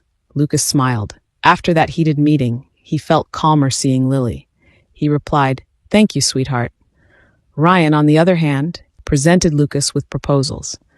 He said, These are the other accounting firms we can hire. They are very reputable, sir, but if I may recommend, maybe we can bring in someone that you can genuinely trust. You know, sir, the woman from last week, isn't she your uncle's daughter? Ryan suggested, and Lucas immediately wanted to choke his assistant. Lily had just sat on the sofa when Ryan said this. She turned to Lucas, curious at what they were talking about. She asked, What's going on? It's nothing, Lucas replied. You shouldn't be concerned about it. You should trust me more and tell me what's going on, Lily said. You can't tell me what happened to you over the past 10 years. You could at least tell me what's going on in the company. You said there is an internal problem? Lucas earnestly did not want to involve Lily, but after thinking about it, he realized she had to know. After all, he will be transferring all his shares to her. He said, I think someone has been stealing money since I returned. He explained the situation and said, So I need to get another accounting firm to perform a third-party audit. Ryan suddenly gave unwarranted advice, and it's just like what I said, sir. We need someone you can trust. What about that girl? Shut up, Ryan, Lucas warned. I won't hire her. Never. Who? Lily became interested. If this person is trustworthy, why are you adamant about not hiring her? Lucas did not reply, and Lily's eyes narrowed. She mumbled, Again, with keeping secrets, if you keep doing this, you will not get anything on the 7th day, Mr. Thompson. A low growl left Lucas's lips. He sighed and lazily answered, It was not worth mentioning. It's Shauna, Lucas admitted. She and Uncle came by last week after I visited Mom and Dad. Uncle Sean suggested that Shauna work as an external accountant for 3 months so that she could brush up on local taxes and government accounting requirements. Oh, Lily's lips rounded. She drank all her coffee like it was water and put the cup down on the table. After some time, she glanced at Lucas and said, I think you should hire Shauna. I think it's about time we forget about what happened when we were in high school. Because of what Lily said, Ryan finally had a clue. He muttered, Oh, there is something I don't know.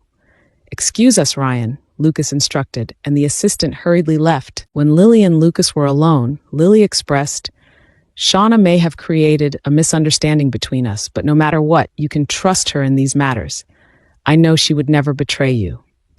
I am worried that you are calm about this, Lucas pointed out. Lily opened her mouth and took a moment to respond. She said, Considering the company's needs, I want to be practical. Matters like these need to be dealt with immediately. We have to take out the weeds. So, if the goal is to get someone you can trust, then I think you should hire Shauna. Are you sure about this? Lucas asked. Of course, I am sure. Lily declared. That incident in high school was one time, and after that, our relationship with Shauna became awkward, but she had never seduced you, right? You simply need to set your boundaries and tell her about me. Lucas pondered, resting his face on his fist. After a considerable amount of time, he said, "Okay, I will hire her, but only because you agreed." It took only one phone call, and Shauna arrived in the office later to sign the contract. Shauna was excited to return to work and, more importantly, help Lucas with the company. She was elated when Ryan told her that Lucas would see her in his office. She expected that she would only sign the agreement before Ryan. To see Lucas was definitely a bonus. When Shauna entered Lucas's office, he was ready with the contract. Lucas said, "You won't be reporting to me, and you do not need to see me. You will not call me or email me. Ryan will receive all your reports. Your work here is confidential, and I expect you not to say anything, even to my parents," he added sternly. Lucas went on and on, giving the rules. Shauna thought Lucas was being unreasonable, but she understood he had his guard up. In the end, Lucas asked, "Can I trust you, Shauna? If you answer yes, you will keep anything related to me a secret as my directive. If I can't trust you, I won't hire you." "Of course you can trust me, Lucas," Shauna assured him. Shauna noticed how Lucas was second-guessing. Eventually he took a deep breath and said, "Then you must know that I am already married." She blinked. Then her heart sank. Her voice quivered as she asked, "Excuse me?" "I am already married, but you can't tell my mother," Lucas repeated. "If you do, I will fire you and never speak to you again. You understand that, Shauna?" Shauna could barely breathe. Lucas was married? In the past, she did not get the chance to be with Lucas because he was in love with Lily. And now she came back too late. Lucas was married? Shauna almost cried when she asked, Who did you marry? Who is the lucky girl?" "Promise first," Lucas ordered. She tried to control her emotions. She took deep breaths before faking a smile. She said, "Yes, I promise." "Then let me introduce you to my wife," Lucas said. He looked towards the door to the left of his office, and it creaked open. Shauna nearly slipped off her seat when she saw the woman Lucas married was none other than Rose Wright. "Oh God," Shauna mused. "Did I never have a fighting chance? Are we going to be a problem, Shauna?" Lily asked while guiding Shauna to the lobby. Lily noticed how Shauna tensed. She faintly smiled and answered, "No, we will not be a problem, but I admit I was shocked." As they left the elevator, Shauna looked past the reception and glass windows. She appeared in a daze as she gulped. She inquired, "When exactly did you get married? How? Didn't Lucas just return?" "Just a little over 2 weeks," Lily responded. "We got married in secret." Shauna fell silent. Then she said, "I will be frank and say I had returned hoping to reconnect with Lucas. I have always liked him, but I never expected he still had you in his heart after all this time." Well, if there was one thing that Lily appreciated about Shauna, it was the fact that she wasn't a fake. Lily held Shauna's arm and asked again, "So, are we going to be a problem? Because it was my decision to hire you. Lucas needs help with the company's book of accounts, and I knew we could trust you." Shauna glanced down at Lily's hand. She tapped it and stared into Lily's eyes. They were two opposite people in looks and character. One was dainty, and the other had masculine traits. Shauna had sandy blonde hair. She wore a Gucci pink dress and high heels, whereas Lily had her favorite white leather jacket, skinny jeans, and Versace boots on. Lily saw how Shauna studied her. After a while, Shauna responded to her question, "No, we won't be a problem. I know my place, but I won't lie to you about how I feel and how I struggle with it." "Are you going to act on it?" Lily asked straightforwardly. Shauna chuckled. She answered, "He doesn't look at me that way. It's not like there is an opportunity, but like I said, I know my limitations." "Good," Lily said. She forced a smile and added, "Thank you for helping Lucas." "Of course," Shauna responded. "If I should extend my help, it should be with family, right?" Lily nodded. Like the Wrights, she understood that the Rosses were also like family to the Thompsons, only that her family's relationship with Lucas's parents became strained. "But you guys have to figure out how to tell Aunt Shanty because, honestly, I am not very good at lying," Shauna said, referring to Lucas's mother. "But you already promised to give us time," Lily pointed out. "And I will." Shauna gasped. She pursed her lips before saying, "I will, but please don't take too long. I don't want to be caught in the middle of this. We are going to work on it. Lucas is planning to meet Aunt Shanty this weekend. Lily gave Shauna her contact number and said, "Call me if you need anything." "Right," Shauna said. "So I guess I will see you tomorrow when I start working." Days came and went. Lucas won't deny it. Lily's decision to hire Shauna proved to be wise. In less than a week, Shauna reported the discrepancies in the project in Copland City to Ryan. Pieces of evidence suggested that receipts uploaded in the accounting system were fake, and there were reported gift monies to government officials. However, Shauna confirmed that the government officials received less than they declared. So far, Shauna has been true to her word and has not bothered Lucas. However, on a Friday afternoon, while Lily went to the airport to fetch Gunnar, Shauna asked permission to see Lucas. "Tell her to discuss it with you, Ryan," Lucas said sternly. "I already told her she doesn't need to speak with me." Miss Ross said that she can only speak to you about it," Ryan said. Then the assistant sighed. "I'll tell her again."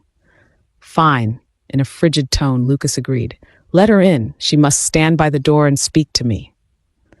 Shauna entered Lucas's office cautiously. She held a document in her hand. Before she got to the point, she smiled and looked around his office, saying, "I realize this is the same office that Uncle Evan occupied. It's the same CEO office, but I had it refurbished upon my return," Lucas responded. Then, out of the blue, Shauna had a bright smile, and her eyes gleamed. She described, "I remember we used to come here together as kids when our dads would talk, and you'd even help me with my homework." She chuckled and added, "Those were good times. I appreciated how you treated me like a sister." Lucas frowned. He did not find the point of reminiscing, especially since Shauna described it as a precious moment. He said indifferently, "You are right about that, Shauna. I treat you as a sister, only as a sister and nothing more." Blood drained out of Shauna's face. There it was. Lucas saw the truth behind her approach. Was she still trying to figure out where she stood in his life? Thus, Lucas made it crystal clear. "Shauna, you are a beautiful and smart woman. Please don't waste your time on me because I only want to be with Lily. I loved her then, and I still love her now. My love for her only strengthened in the years that we were apart.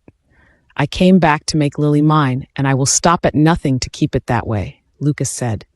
Lucas noticed how Shauna's eyes welled with tears. She stammered in her reply. "Even if Aunt Shanty disagrees, what if your mom will ask you to choose?" "Then I will choose Lily," Lucas said. "Really, Lucas?" Shauna asked in shock. "Your parents love you." "If they do, then they should respect my choices," Lucas said, and Shauna was rendered speechless. A tear inevitably fell down Shauna's face. She took back her words and said, "No, I don't think Aunt Shanty would do that. I just wanted you to know that she confided in me. She thinks you disappeared because of Lily?" "Did you tell my mom?" Lucas asked angrily. "I was going to speak to her about it tomorrow." "No, I did not," Shauna said. "I did not tell her. She has been asking to meet me, and I have given excuses to avoid her. I hope you can tell Aunt Shanty about it soon." "Is that what you came here to tell me, Shauna? Didn't I give you specific instructions that you are not supposed to talk to me?" Lucas reminded her. His voice strengthened. "Yes, I'm sorry," Shauna softly replied. Then she frantically looked at the paper in her hand and asked, "How much do you trust Ryan?" Because he gave the payroll team verbal instructions to transfer $1 million monthly to an unknown account. And what I find odd is the fact that the money is coming from Gravity Ventures. Then, on that day that he gave the same order, he withdrew money from the corporate account amounting to $69 million. The finance team said it was your profit share, but you have always kept that money rolling over the years, Shauna added. "I could not report to Ryan since he is the main concern here. Did he have the authority to do this?" Shauna read the account number, and Lucas realized it was Lily's bank account. Lucas leaned back and said, "The transfer is authorized, and yes, I trust Ryan with my life. That's Lily's bank account. I ordered my salary to come from Gravity Ventures and moved it to Lily's account," Lucas revealed. "I asked Ryan to withdraw my profit share and deposit it to Lily's account too." "Lily's account? You are transferring all your money to Lily's bank account?" Shauna clarified. "She is my wife. Lucas declared in all seriousness. Don't they say a husband should give his wife his entire income? Shauna chuckled, but Lucas could tell she was hurt. She said, everything? Do you really have to do that? I was gone too long that I want to give Lily everything. I will give her the world if she wants to, Lucas said confidently, making Shauna even more uncomfortable. That's how much I love her. I thought I made that clear already. Of course, Lily doesn't want my money, but I leave her no choice, Lucas added. At that point, Shauna was fiddling with the paper in her hand. She stepped back and said, Right, my mistake. At least I got this clarified, so I'll scratch Ryan from my suspect list. Lucas only glanced at Shauna. He said, Remember to report only to Ryan. Late at night, Lily texted Lucas from the villa. It's 11 in the evening. Gunnar is here now. I could join you at the office. No, Ryan and I are working on the Lancaster project proposal. We are almost done. Stay there. I'll be home in half an hour. Lucas, go to bed and don't wear any underwear. Lily's mouth fell on the floor. She could not believe Lucas just texted that. She was about to respond to her husband when a call came in. The call was from Shauna. Because Shauna called twice, Lily answered the call. Shauna said in a panic, Lily, I need help. I'm in Club Lux, 3rd floor. I think I have been drugged. Shauna's call was interrupted by a loud banging on the door. Lily could hear Shauna objecting. I don't want to go back. Leave me alone. No, For a second, Lily stilled. But understanding that Shauna was in trouble, she got changed and asked the bodyguards for directions to Club Lux. Shauna, where are you? Lily kicked the door to a private room and startled the guests inside. Miss, please. You are disturbing our guests, an employee of the Club Lux said. Sandy, blonde hair girl with a cute face. Ring a bell yet? Until you tell me where she is, I won't stop kicking doors open. Lily angrily declared. This was the 3rd private room she had broken into, but there were no signs of Shauna. Of course, upon her entry, bouncers tried to stop Lily, but she flashed her military ID and handgun. She declared that she was there to save her friend in trouble. The male receptionist tried to help find Shauna, but the club was dark, and they had too many clients that night, so he could not distinguish Shauna. Sir, maybe the VIP room? One bouncer suggested. Mr. Jace Hernandez is celebrating his birthday with a few guests. I'm pretty sure his friends brought women. The male receptionist instantly frowned. He stuttered. No. He looked at Lily and said, Whoever is in the VIP room is a very important person, miss. If your friend is there, you might as well give up because you will only get yourself in trouble. Oh, really? Lily said sarcastically. I'd like to test your theory. Take me there. But Lily grabbed the man's shirt and demanded, Take me there, or I'll bring you to the nearest military camp. The club employee guided Lily to the VIP room. It was a double-door room that occupied the end of the hallway. This way, miss, but we are sorry. If our boss finds out we interfered in Mr. Hernandez's celebration, we will get fired. He is a very valued client here in Club Lux, the employee said before rushing to leave Lily behind. Lily did not waste time. She opened the door, and immediately she could smell the room's toxicity.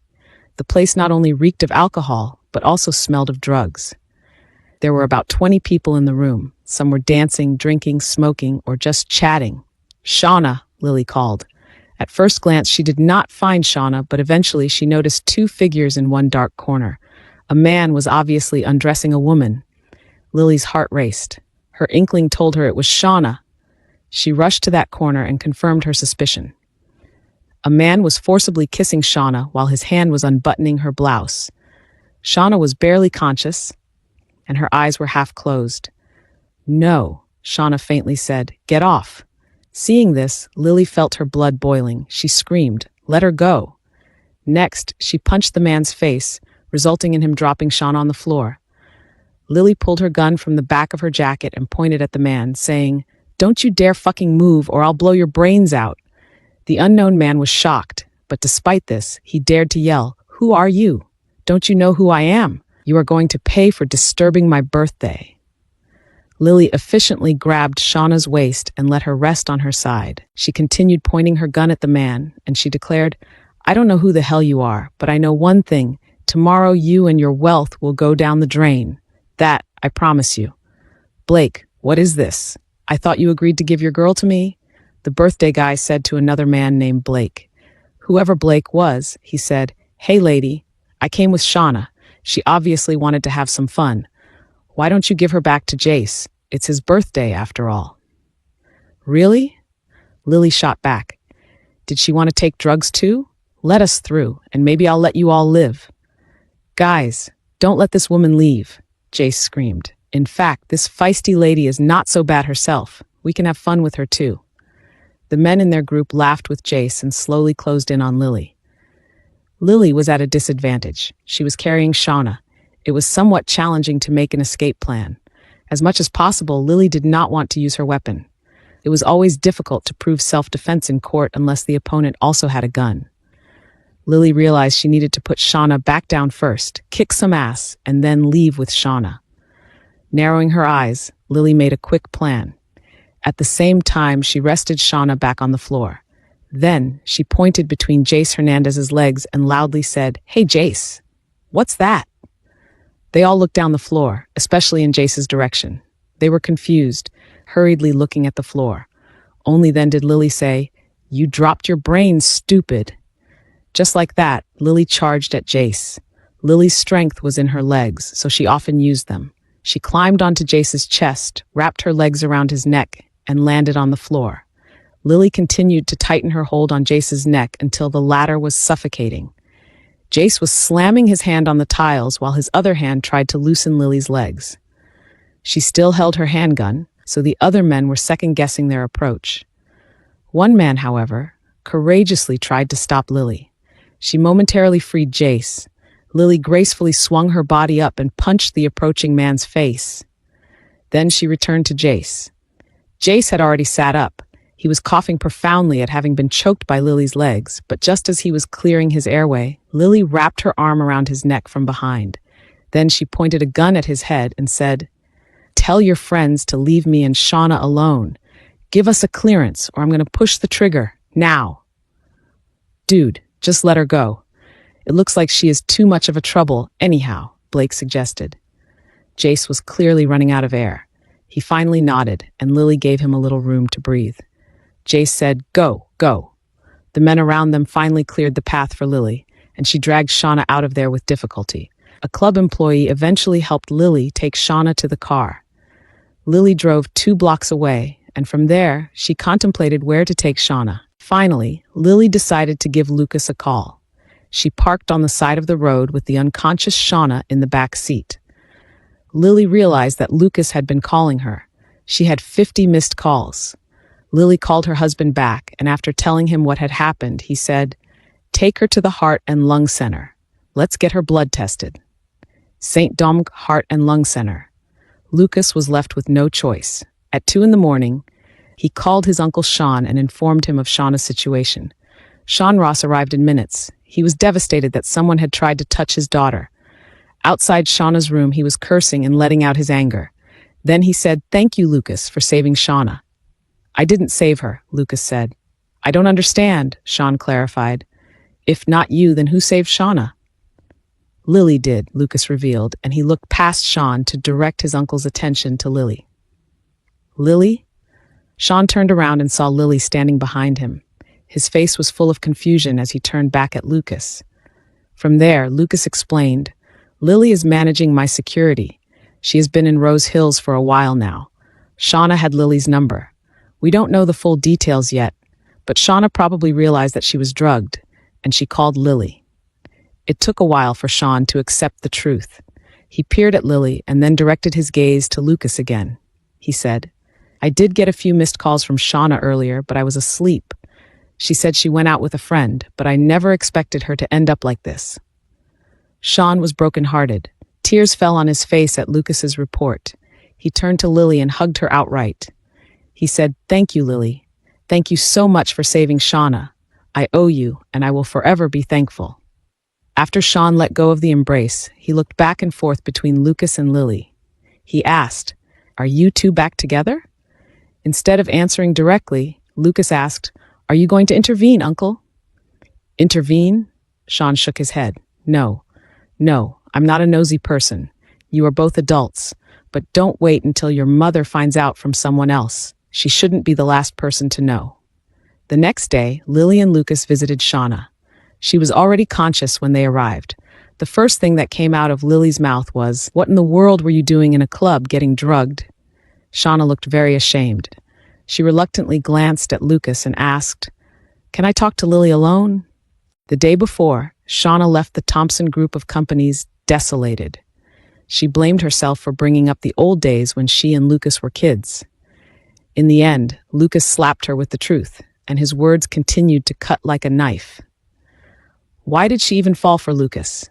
If only she had fallen in love with someone else, life would not have been so hard for her. Shauna had been driving around the city for half an hour. She did not want to go home. Just then a text came in. She read it after parking on the side of the road. "Hey Shauna, how are you doing? Please give me a chance to take you out." Blake Wilson was Shauna's old high school classmate. They met again through a common friend when she returned to Rose Hills. Since then, he has been asking her out. The guy was above average. His family owned 3 grocery stores in the city. He was handsome enough. He had very light brown hair and green eyes. What Shauna disliked about him was the fact that Blake lived a carefree life. He was already in his early 30s, but hadn't taken a serious role in his family's business. However, because Shauna wanted to feel wanted and appreciated, she decided to get some of that attention from Blake. She sent him a message, "I'm free now. Do you want to meet?" Blake immediately grabbed the opportunity and took Shauna out for dinner. The plan was only to have a meal with Blake. However, the latter convinced Shauna to join him at a friend's party. He said, "Come on, Shauna, you look like you need to loosen up." To make Shauna feel at ease, Blake invited their common friend, Tracy Chapman. Tracy was also Shauna's high school classmate. They were close back in the day. Having another girl with her at the club made Shauna feel less worried. The party started fun. Shauna danced and chatted with the group inside Club Lux's VIP room, especially the birthday celebrant, Jace. According to Blake, Jace was the son of the town's Internal Revenue Service commissioner. Jace's family was powerful because many people in business wanted to be on his father's good side. While at the party, Blake tried to make a move on Shauna. He flirted with Shauna, but she outright rejected him, saying, "Look, Blake, I can only see us being friends for now. Please understand." Blake was unhappy and moved to another table. Only Tracy remained to stay with Shauna. As time passed, Tracy kept giving drinks to Shauna. Tracy said, "Drink all your worries away, Shauna. You look like you need to forget some problems." Desperate to get Lucas out of her mind, she accepted the drinks. When she started to feel dizzy, Shauna began to doubt her spirits. She only gulped down a few cocktails, and they shouldn't be enough to make her that drunk. Shauna noticed Blake and Jace talking to each other from a distance. Blake was smirking, and Jace was leering at her. Her instincts told her something was wrong, and with the remaining strength in her, she dashed out of the VIP room and locked herself in the bathroom. That was when she made the call. At first, she called her dad, Sean Ross, but he wasn't answering. Then, she thought of Lily. Lily gave Shauna her work phone. Shauna knew Lily would be attentive to her mobile, and thus, she gave her a ring. Moreover, with Lily's skills, she could very well help in her predicament. Thank goodness, Lily picked up after the second call. She said, "Lily, I need help. I'm in Club Lux, 3rd floor. I think I have been drugged." The loud banging on the door interrupted her call for help. "Shauna, what are you doing here? Get back inside." "Shauna, it's Tracy. What's wrong? Let's get back to the party." The door was kicked open, and Jace grabbed Shauna's hand. He said, "Let's go back and enjoy, pretty." I don't want to go back. Leave me alone. No." "Ah!" Unfortunately for Shauna, she was helpless under the strength of Jace and Tracy. She could barely stand when she was brought back to the VIP room. Jace carried her to his table, asking his friends to give him space. Then, Shauna saw Tracy approach Jace. Tracy said, "She is yours. I'm leaving now."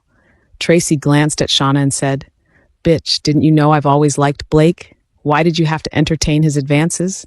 This is payback for flirting with him." Just like that, Tracy left Shauna. While Shauna lay on the leather seat, her awareness slowly faded. After Shauna told Lily everything, she cried and covered her face. She stuttered as she explained, "Lily, I just wanted to get a break. She sniffed and added, "My talk with Lucas yesterday was a huge blow to me. I thought that going out with Blake would help me feel better.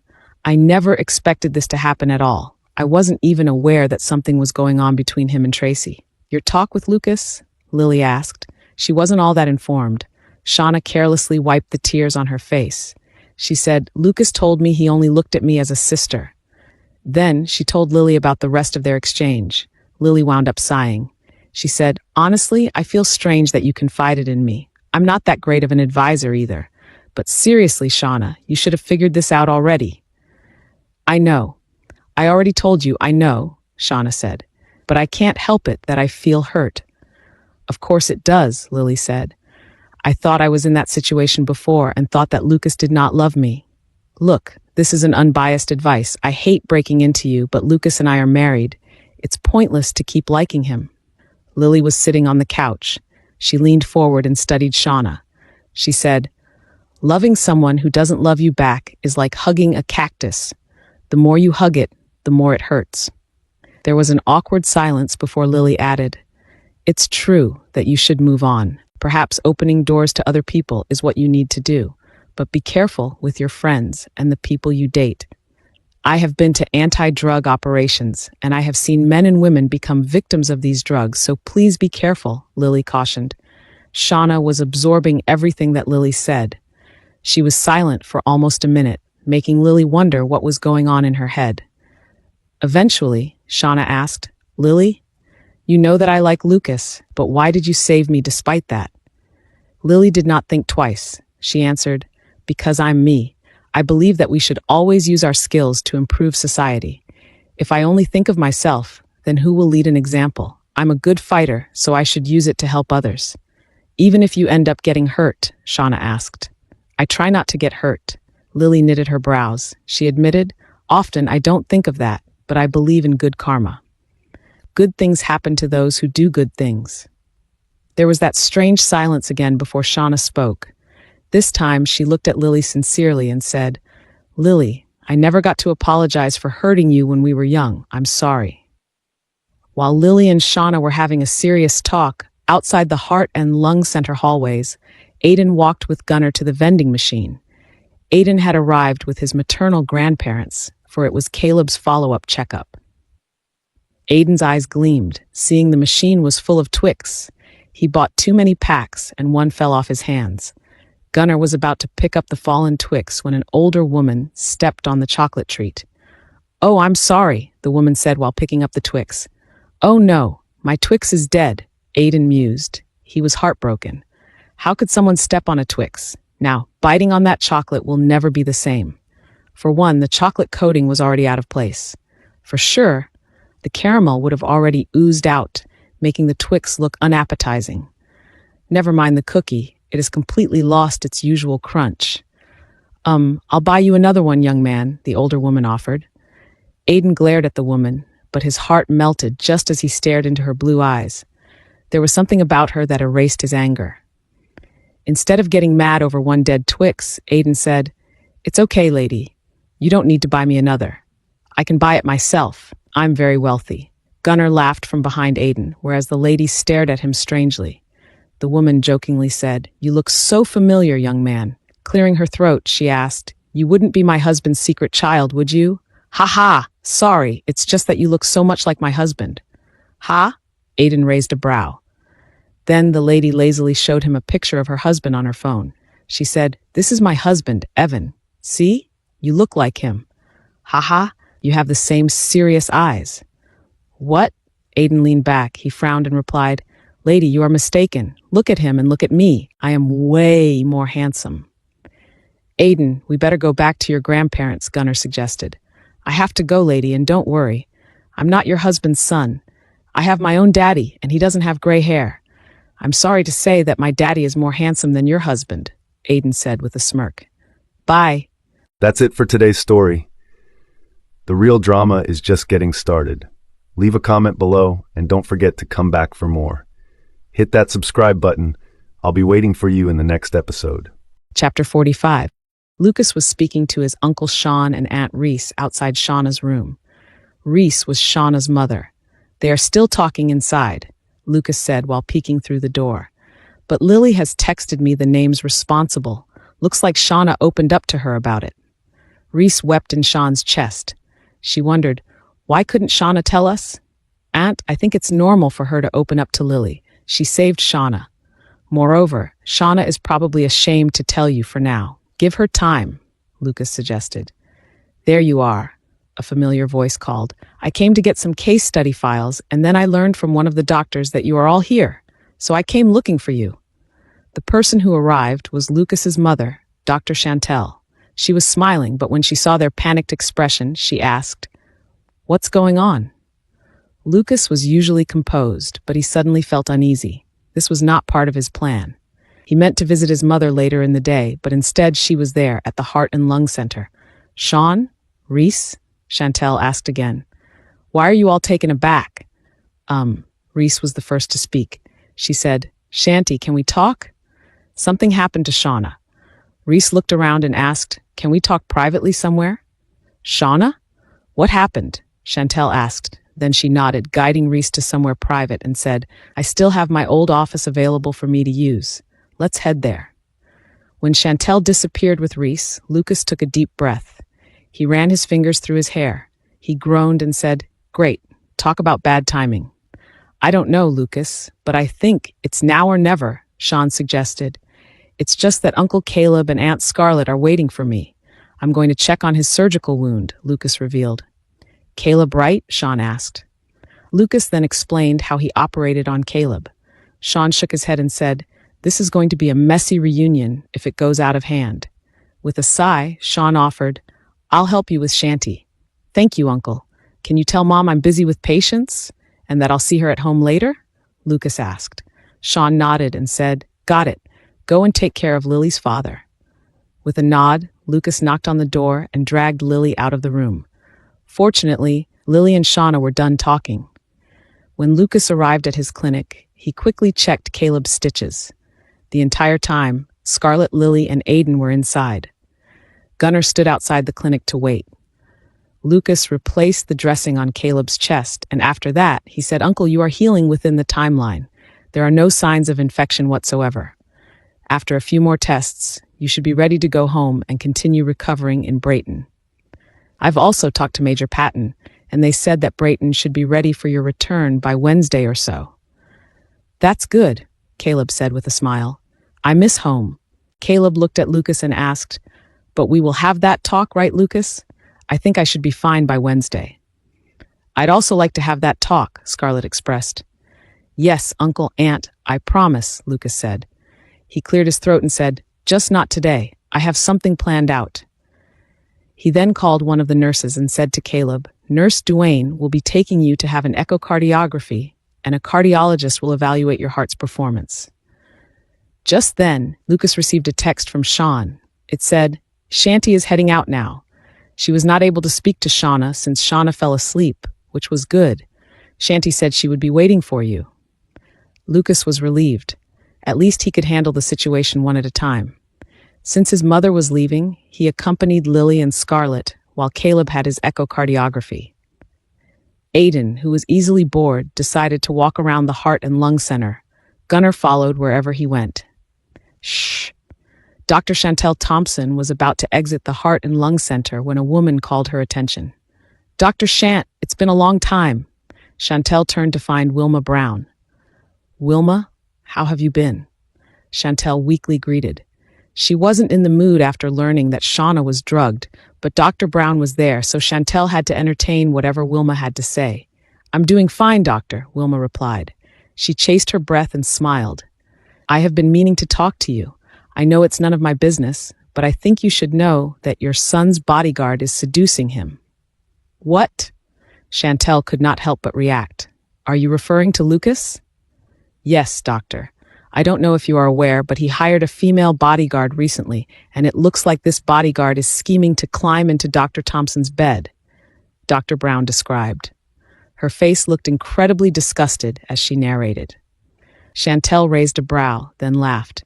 She sarcastically scolded, "You know what? You are right, Dr. Brown. It is none of your business. I wish your words were believable, but I know my son. The The hottest model on this planet could strip before him, and he would not care. Unless it's Lily, Chantel thought. But Dr. Shant, I'm telling you the truth. I have seen the way Dr. Thompson gives her consideration. She must have done something or had bewitched your son. This bodyguard, she even threatened me. She said she would cut off my tongue, yet your son took her side, Wilma revealed.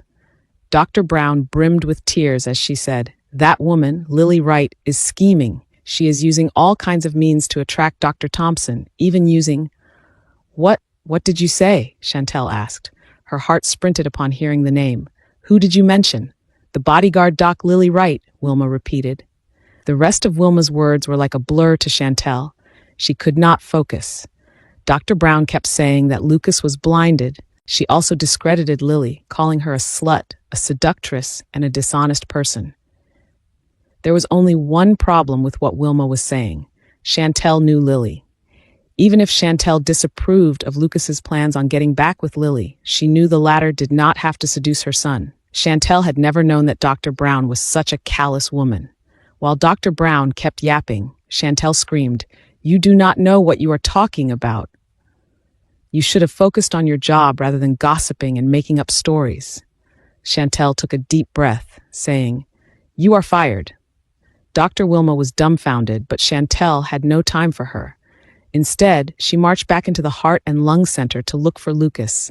Everywhere she went, she asked nurses and doctors. They all directed her to the echocardiography area. When she arrived, she saw Lucas waiting by the door, talking to Lily. His gaze was full of adoration for Lily. Worst, she saw Scarlett sitting in one of the chairs, checking her phone. "What's going on? Why was Scarlett here?" Chantel asked, referring to Lily's mother. Before she could even ask, she met Lily's eyes.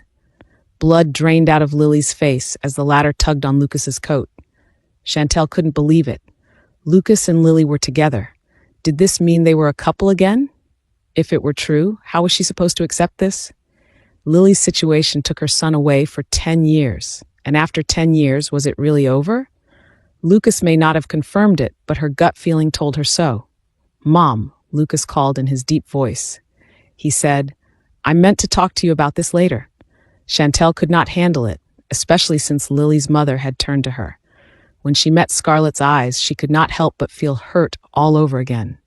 A lot of blaming happened in the past, and that ultimately ruined their good relationship. The Wrights blamed them, and Chantel would not deny how she blamed Lily. "Mom," Lucas called again. This time he approached.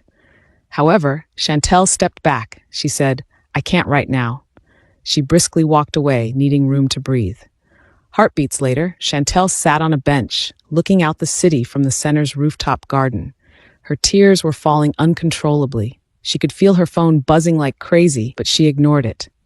Just as she wiped her face carelessly, someone handed her a pack of Twix. She looked up and saw it was the young boy from earlier. He said, "Here, you look like you could use some treat." Chantel unwittingly accepted the chocolate. As she sniffed her tears away, the boy sat next to her. He said, "I think this is fate. I think you were supposed to have that pack of Twix earlier. You know, the one you killed." "The heavens probably knew you needed some sweets," the boy added. Chantel's voice trembled as she stared at the pack of chocolate. She asked, "Are you sure you are giving this to me? You seem to have a special relationship with Twix." "Yeah, Twix and I, we go way back." Aiden shrugged and said, "It's fine. I'm super duper rich." The boy smiled and added, "My dad said it's better to give than to receive, but you gotta eat Twix the right way." Chantel could not help but be amused. She wiped her eyes again and said, "That line is so familiar." "Aiden, we shouldn't be disturbing anyone." A man in a black suit tried to get the boy back to walking with him, but the young man wasn't following. The man looked like he was in his late 20s or early 30s, and he appeared to be the boy's bodyguard. "I'm not disturbing her. She could use a Twix," the boy declared. "Well, she has her Twix now. Let's not bother her," the man said. He then turned to Chantel and remarked, "Ma'am, I'm sorry about this. Aiden can be very stubborn." "I'm not stubborn," Aiden objected. "I'm just determined. There is a difference. I want to befriend this lady, and nothing is wrong with that." It's fine," Chantel ultimately said, stopping the bodyguard from taking Aiden away. If it's okay with you, mister. I like talking to him. Despite having just cried, she forced a smile. She wiped her face again and said, I miss kids, and he is pretty adorable. See? She said, I'm adorable. Aiden turned to the man and said with a smirk, You can stay back and wait for me, Uncle Gunnar. Okay, but if your parents ask you to come back, we are leaving, Gunnar mumbled before stepping back and maintaining his watch. Finally, on their own, Chantel faintly asked, So, you are Aiden? Yes, that's my name. And you are? Aiden asked. My name is Chantel. I'm a doctor. They call me Dr. Shant for short, Chantel said before looking at the Twix in her hand. Nice to meet you, Dr. Shant, Aiden said. What a cool name. So, what's the story between you and Twix? Chantel asked. She couldn't put a finger on it, but she was absolutely interested in this boy. Aiden honestly had a resemblance with Evan. Well, it could also be a resemblance to Lucas, but she never considered it because her son was gone for 10 years. The boy sighed. I'm not usually trusting, but I feel comfortable around you, lady. So, I think it should be fine. You can call me Grandma instead, Chantel suggested. Okay, Grandma, Aiden proposed. I'll tell you my story with Twix, and you can tell me why you cried. Okay, so where do I start? Aiden said, thinking. It started when I was 7. We had more activities in school, and I began to feel sad because my dad was MIA. Your dad went MIA? Chantel clarified. Aiden answered. He left to do stuff even before I was born. I don't really know everything. It's adult stuff. So, as I was saying, I see my friends have their dads, and while I have many uncles, I know none of them was my dad. One day, my school had this Father's Day program.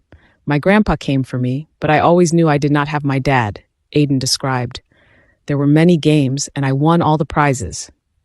Aiden proudly told Chantel, I'm telling you, Grandma, when I put my mind to it, I can do anything. I'm the best. Oh, he was boasting, all right, but just as he looked so confident, his face turned gentle as he said, I got all the prizes, but in my class, only I had no dad. What good was that? I'm also super rich, but I did not have a dad. It wasn't any good at all. He shrugged and expressed, It's not like you can buy a dad, and I have standards too. My dad has to be perfect, and the perfect dad turned out to be only my dad. Does that make sense? I think that's fair. No one can ever compare to your real father, Chantel remarked with a nod. Anyway, I did not tell my mom about this, but I cried after school during that particular Father's Day. Aiden continued, and his tale made Chantel emotional.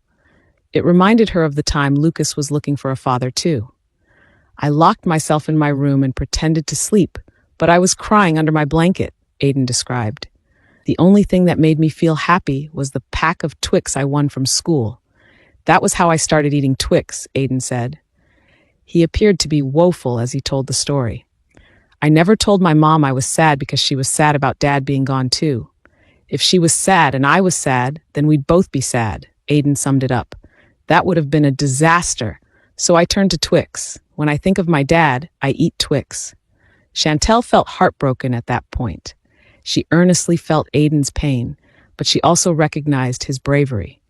It was apparent to her that Aiden loved his mom so much, to the point that he would hide his misery. Again, Chantel somewhat related to this because Lucas had also longed for a father when he was young. She and her husband may appear to have a perfect family now, but it wasn't all that great in the past. Chantel and Evan Thompson had married twice. The first marriage failed, and they separated without Evan knowing Chantel was carrying Lucas. By the time Chantel and Evan reunited, Lucas was already around 6 years old. Later on, it wasn't related to my dad anymore because I ended up loving Twix overall. But that's how it all started, Aiden revealed. Aiden told Chantel about the box his mom buried and unburied under the maple tree. After which, he said, My mom loves my dad very much, but because he disappeared, she tried to forget him. But I thought earlier, when you mentioned your dad, he was just around, Chantel asked again, trying to put 2 and 2 together. The way Aiden said that he had a dad and that his father had no gray hair made her feel the kid's father was just around. Aiden smiled at Chantel. He said, Yes. Well, now he is back, and I'm the happiest kid on the block. No, on this earth, Aiden screamed. I'm the happiest boy on earth. Because I finally have my daddy back. We are a complete family now. Mommy, Daddy, me, and soon I'll have siblings too.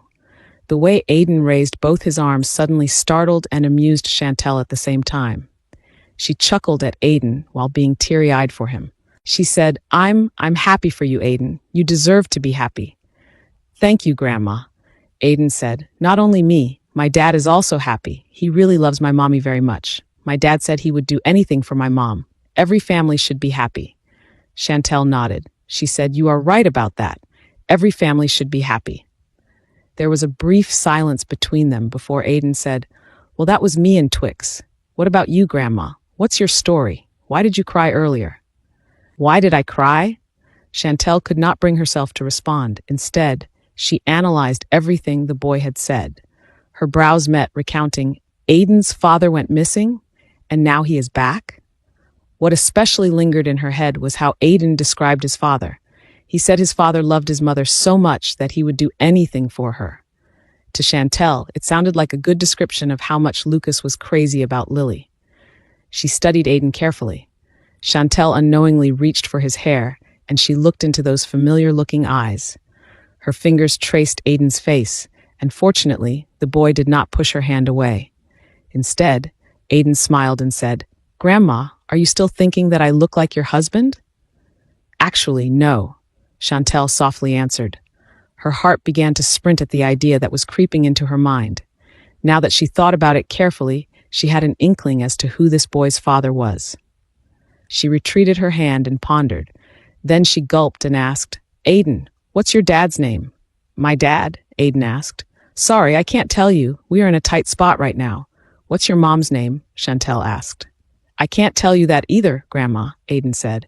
How old are you? Chantel inquired. I'm 9, Aiden answered. 9, Chantel mouthed. She did not have to do the math because Lucas had disappeared 10 years ago. Memories of the past came rushing back.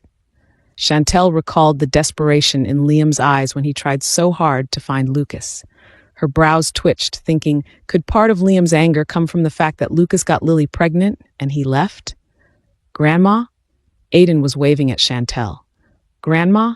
Chantel did not know how long she had been looking at Aiden blankly, but after arriving at an assumption, she fished for her phone. Very timely, Lucas called. She excused herself from Aiden and stepped away.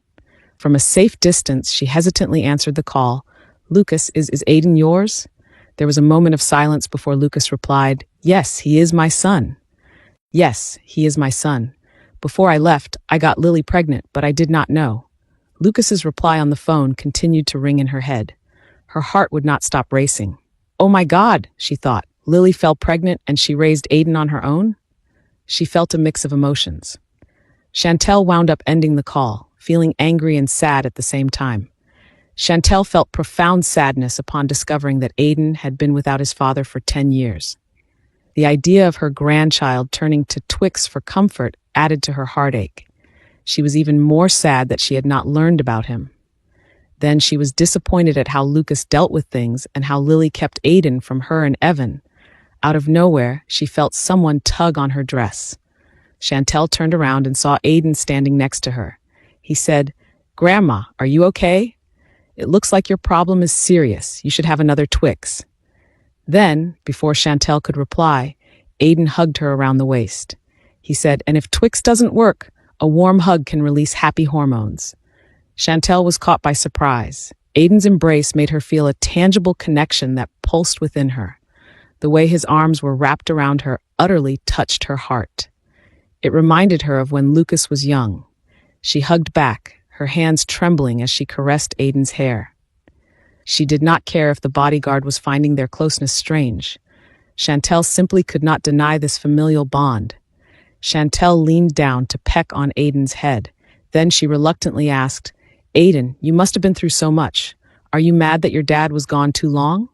Mad? Aiden asked as he pulled away. He pouted and said, I don't want to be mad, Grandma. I waited many years for my dad. It's time to be happy, right? Before Chantel could speak, familiar figures appeared on the rooftop garden. She locked eyes with Lily and then Lucas. Aiden, Lucas called. Aiden turned to Lucas. Chantel could not figure out what had happened because Aiden suddenly acted unfamiliar with his father. He second-guessed his actions and then said to Lucas, "Oh, hello, Dr. Thompson. I just met another doctor today. Her name is Dr. Shant," Aiden said. Then Aiden chuckled and reported, "She thinks I look like her husband." Ha ha! When Lucas did not respond, Aiden's brows met. There was this awkward silence between all of them. Lucas and Lily looked around as if making sure nobody could hear them. Then Chantel realized that they were keeping their relationship a secret, probably due to Lucas's predicament. After a few seconds, Lucas told his son, "Aiden, Dr. Shant may be right about you looking like her husband because she is your grandmother. Her husband is your grandfather." At first, Aiden froze. Soon, however, Chantel noticed the gleam in his eyes. Aiden glanced at her and exclaimed, "Wow, what a coincidence, and my grandma is so pretty." Aiden was enthusiastic, but his reaction was short-lived. He suddenly frowned and asked, "Hey, Grandma, you're not mad at me for pointing out Grandpa's gray hair, are you?" "Because I was just joking. Haha, being funny is a unique talent of mine." "And you are free to step on my Twix anytime," Aiden added. He leaned closer and whispered to Chantel, "Just don't tell Mommy why I started eating Twix. It's a thing of the past. I'm no more sad." Chantel shook her head. She smiled and replied, "I understand. There is no need to bring up sad memories." She extended her hand to Aiden and faintly said, "It's nice to meet a grandson officially." Aiden smiled from ear to ear. Instead of accepting Chantel's hand, he hugged her again, and he cried. He said, "Don't worry, Grandma. These are tears of joy. I'm so glad to meet you." Seeing that pure and genuine happiness, Chantel could not help but cry with Aiden. He was tugging her heartstrings effortlessly, seemingly mending the pain she had kept within.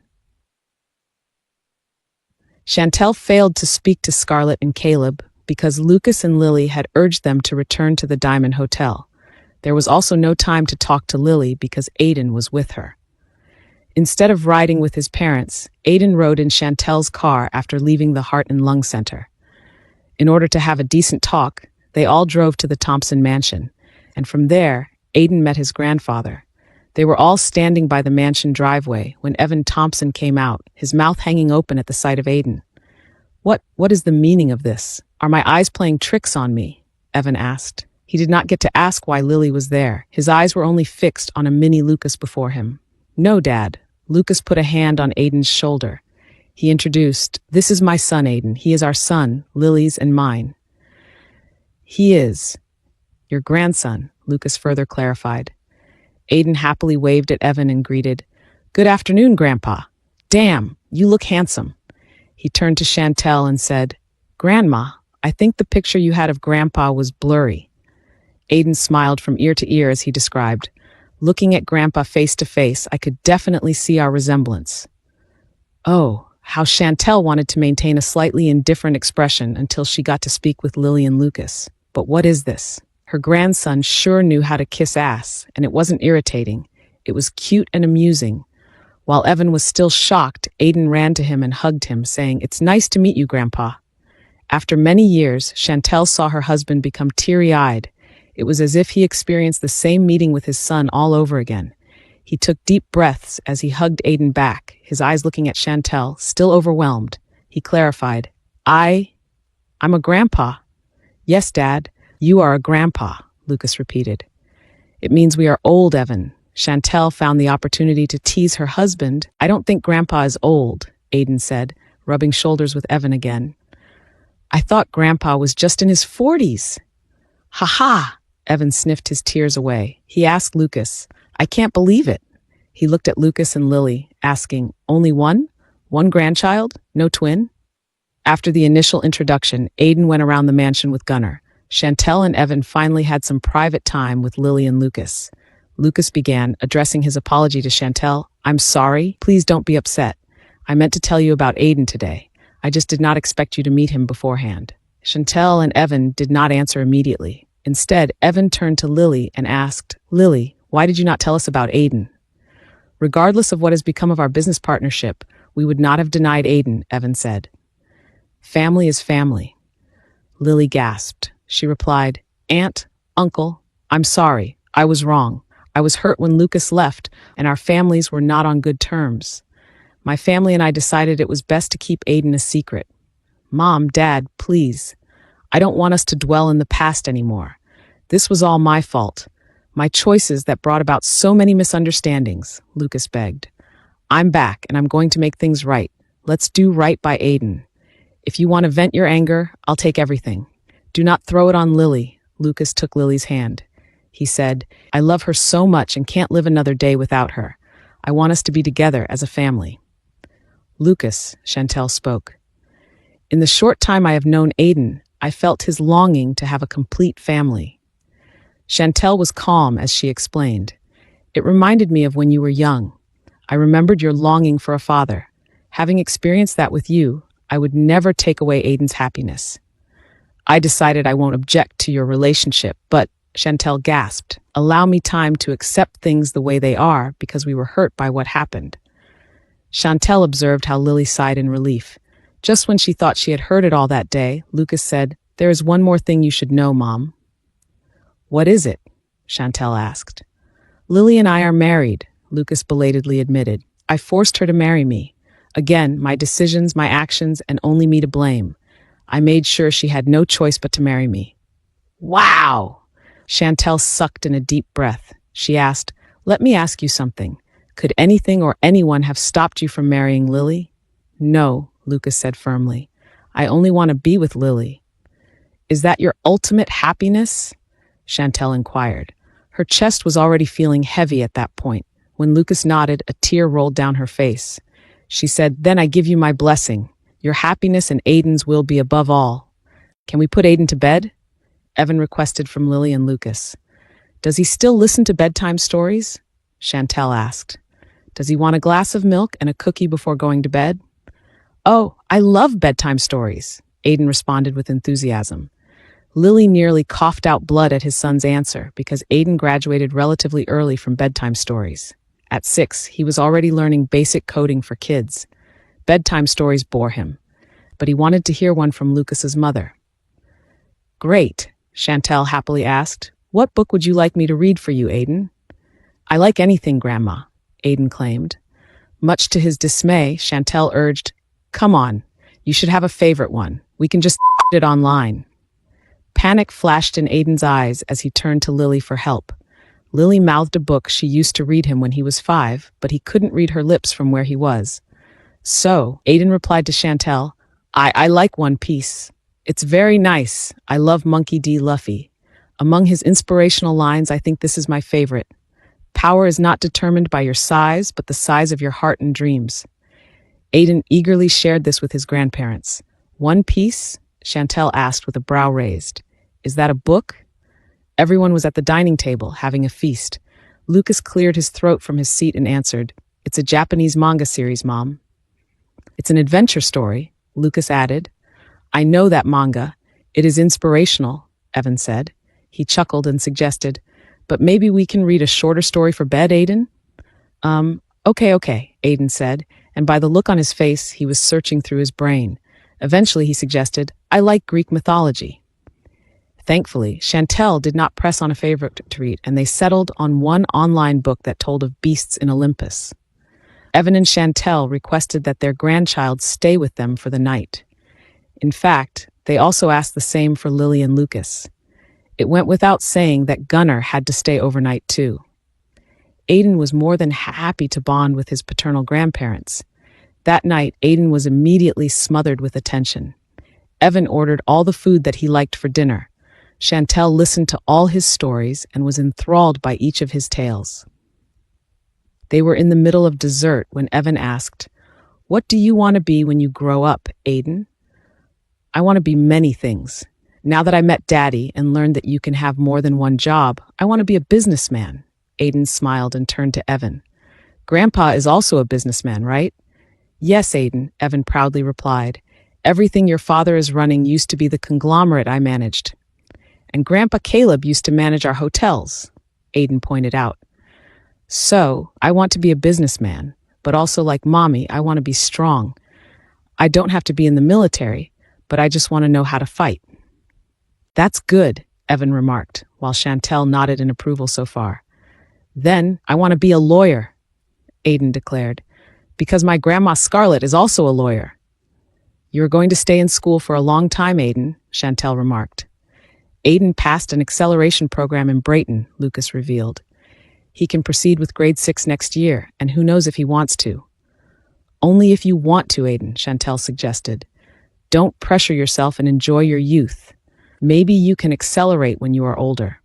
"I'll think about it, Grandma," Aiden replied with a smile. "But I do want to be a lawyer, too." Aiden drank his shake and then said, "And oh, I forgot something." With sparkling eyes, he claimed, "I also want to be a doctor, like Grandma and Dad."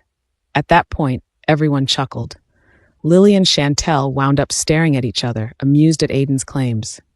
After dinner, Lucas guided Lily to his old room. It was still well-maintained, and seeing it again brought back memories. Lily said, "Wow, just like old times." Lucas came up behind her. He wrapped his arms around her waist, saying, "Yes, just like old times." He pecked her head and whispered, "We had many makeout sessions there." By there, he meant the bed, and yes, it was true.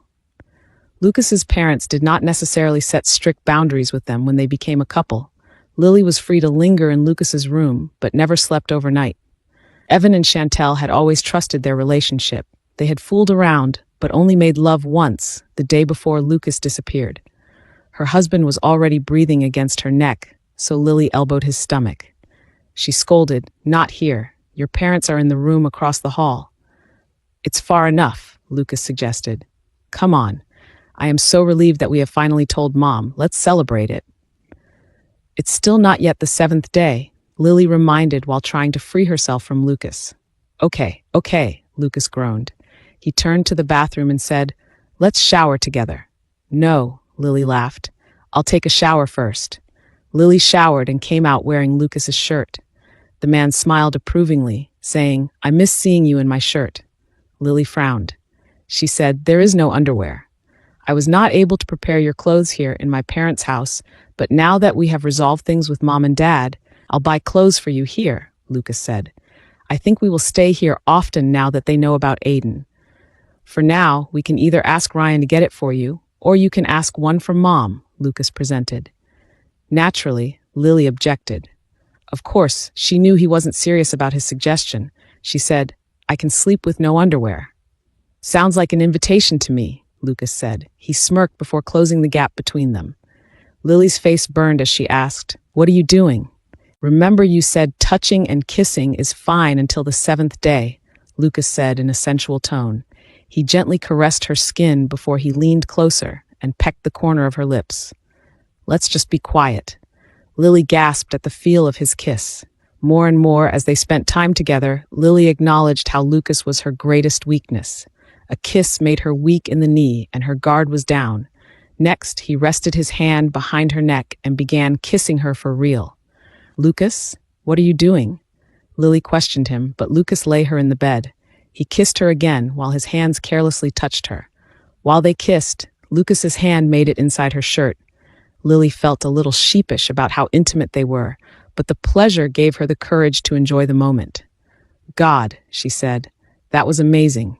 Lucas climbed up to her and kissed her. He suggested, "How much more on the 7th day?" "Lily," he warned, "I'm not going to go easy on you when that day comes." Lily gulped. Her heart raced. Lily and Lucas were back at the Thompsons' mansion on Monday afternoon. Lucas took an early off from work to introduce Aiden to his siblings. While waiting for everyone to arrive, they settled in the garden's gazebo. The gazebo was surrounded by a beautiful selection of plants and flowers. The fragrance of roses hung in the air, contributing to the newfound calmness in Lily's heart. "Hiya! Hiya!" Aiden was showing his grandpa some moves from a distance, and just as he simulated his powerhouse kick, Evan groaned and clutched his groin. "Oh my," Lily gasped in horror. She had just reconciled with Lucas's parents, and her son had to kick his grandpa's balls? Lucas immediately ran to their side, but Evan laughed very quickly. He said, "Got you!" Lucas was a good 5 meters away, and he remarked, "Dad, seriously." Aiden pointed at Evan, and then to Lucas. He laughed and said, "Grandpa Evan is a fox." The 3 men, who bore a resemblance to each other, laughed at what happened. The sight was so amusing that Chantel laughed from where she and Lily sat. Lily slowly turned to Chantel and felt emotional at how Lucas's mother laughed at Aiden. "How long has it been?" 10 years was a very long time.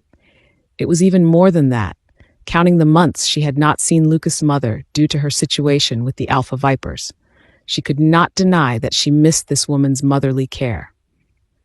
She did not realize she was staring at Chantel longer than she should have. When their eyes met, an awkward silence fell upon them. Chantel took a deep breath and averted her gaze. She said, "What are your plans, Lily? Are you still serving in the military?" The truth was, before Lucas disappeared, Lily was already done with her first military contract. The Alpha Vipers was a different contract altogether, one which Lily abandoned for a good reason.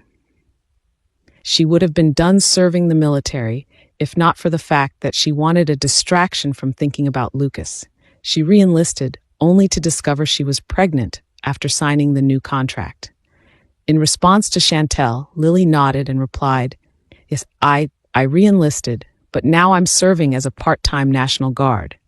She explained what happened and said, "When I found out I was pregnant, I took an immediate leave and renegotiated my contract to spend more time with Aiden. Then, as a full-time work and business, I co-manage a private military company called Black Hawk." "I see," Chantel remarked. How dangerous is your job in Black Hawk?" Because Chantel paused, seemingly choosing her words carefully as she expressed, "I know that you like the adrenaline, being a fighter, that you love practicing hand-to-hand combat, and you have excellent marksmanship, but if you can help it, try not to get yourself in danger because I'd hate it if you were hurt." Lily did not know why, but she felt Chantel wanted to say more. However, she was so nervous around Lucas's mom that she concentrated on answering the direct question. "It isn't as difficult as it is in the military. Lately, I have been training combatants instead of being in the field. 90% of the time, we get hired to protect people, security jobs," Lily explained. "Mostly politicians and superstars." Lily thought deeply and recalled one instance that made her smile. She revealed, "I escorted Gong Li once during a visit to New York." Chantel stared at Lily wide-eyed. It took her almost a second to react. "No way." Lily chuckled and said, "Yes, I actually remembered you when I did the job. I asked for his autograph. It's at home. I can have Louis ship it." Gong Li was an A-lister Korean actor who did justice to a medical role in a hit movie. Lily remembered how Chantel was very impressed with the film and had admired the actor since. Chantel stared at Lily with a shocked expression. She smiled and said, "Thank you for remembering me." After a second, Chantel expressed, "Lily, I worry about the risk of your job. Lily noticed Chantel's reluctance. She said, "Back then, I was concerned that your situation might have caused my son's disappearance, but I could be wrong, so never mind." With a frown, Lily considered it. In the past, that did cross her mind. Lily knew Liam had exhausted so much to get intel from Alpha Vipers, but the group was hard to crack. Later, they discovered that Evan and Chantel were depositing money in Lucas's bank account, making Liam suspect they knew where Lucas was. It was as if Chantel had read Lily's mind. Chantel informed, "And about Lucas' bank account? We were only worried that wherever Lucas was, he needed more money, so we transferred funds in the hopes that it could help him return to our side." Lily reddened, recalling the many misunderstandings they had due to Lucas leaving. She earnestly wished she would discover the truth and that Lucas would one day open up to her. "I already agreed not to dig up the past, and internally now, looking at Aiden, I truly think that is best," Chantel slowly said. "Evan and I also had a very serious talk about this last night." A tear rolled down her face before Chantel requested, "So, Lily, if ever, in the later part of your marriage, maybe it be tomorrow or in the next few months or years, you find out what happened to Lucas, I ask this of you. Forget it. Move on. Forget it, and just focus on Aiden and Lucas," Chantel emphasized. "I beg you, Lily. If I can do it, then you can too. Remember that." Lily's brows met. She could not help but want to digest what Chantel had just said. However, before she could evaluate things, Chantel repeated, "And stop thinking about it like what you are doing now." Truth be told, Chantel's request was difficult, but in a way, she was also correct. Lily concluded that no matter what, she would accept Lucas, whatever had happened to him in the past 10 years. Thus, she nodded repeatedly and swore, "Okay, Aunt, I promise." After she said those words, Chantel sighed heavily as if relieved. Then she proposed, I think it's time for us to meet your parents, especially while they are still here. Lily nodded. She smiled and said, I'll arrange that. Maybe this Thursday or Friday, before they leave for Brayton.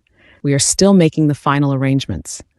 That's fine, Chantel replied with a smile. Oh, and I supposed you. Chantel paused and took her time. She looked straight into Lily's eyes and supported. You should call me, Mom. Warmth spread through Lily's chest. She smiled because she knew now everything would be okay. She nearly cried when she acknowledged, Thank you, Mom. Wednesday came. Lily and Lucas left Aiden in his grandparents' care. Gunnar stayed with Aiden at the Thompsons' mansion. Lucas was on leave and wanted to take Lily on a special date. That day was the 7th day since Lily took her pills. Relax, Aiden will be fine, Lucas said. He is with Mom and Dad. Oh, I'm not worried about that. I guess I'll miss Aiden. Lily turned to Lucas and asked, Do we really have to be away for 2 days? This day doesn't count for a whole day, Lily. It's 4 in the afternoon, Lucas objected. So we will only be away for 32 hours. They still had bodyguards following them around, but Lucas was driving his Lexus while the other bodyguards were in their own cars. Lucas said they were heading to the highlands of Rose Hills, another property he bought upon his return. Is it safe? Lily asked. It's very safe there, Lucas confirmed. Lily was silent for a good few minutes during the drive. Then she recalled the night before and how welcoming Lucas's siblings were. She remarked, How come? How come Marcus or any of your sisters were not angry at me? I had made it clear to them that you and Aiden are my happiness. I'm pretty sure they had a talk with Mom and Dad.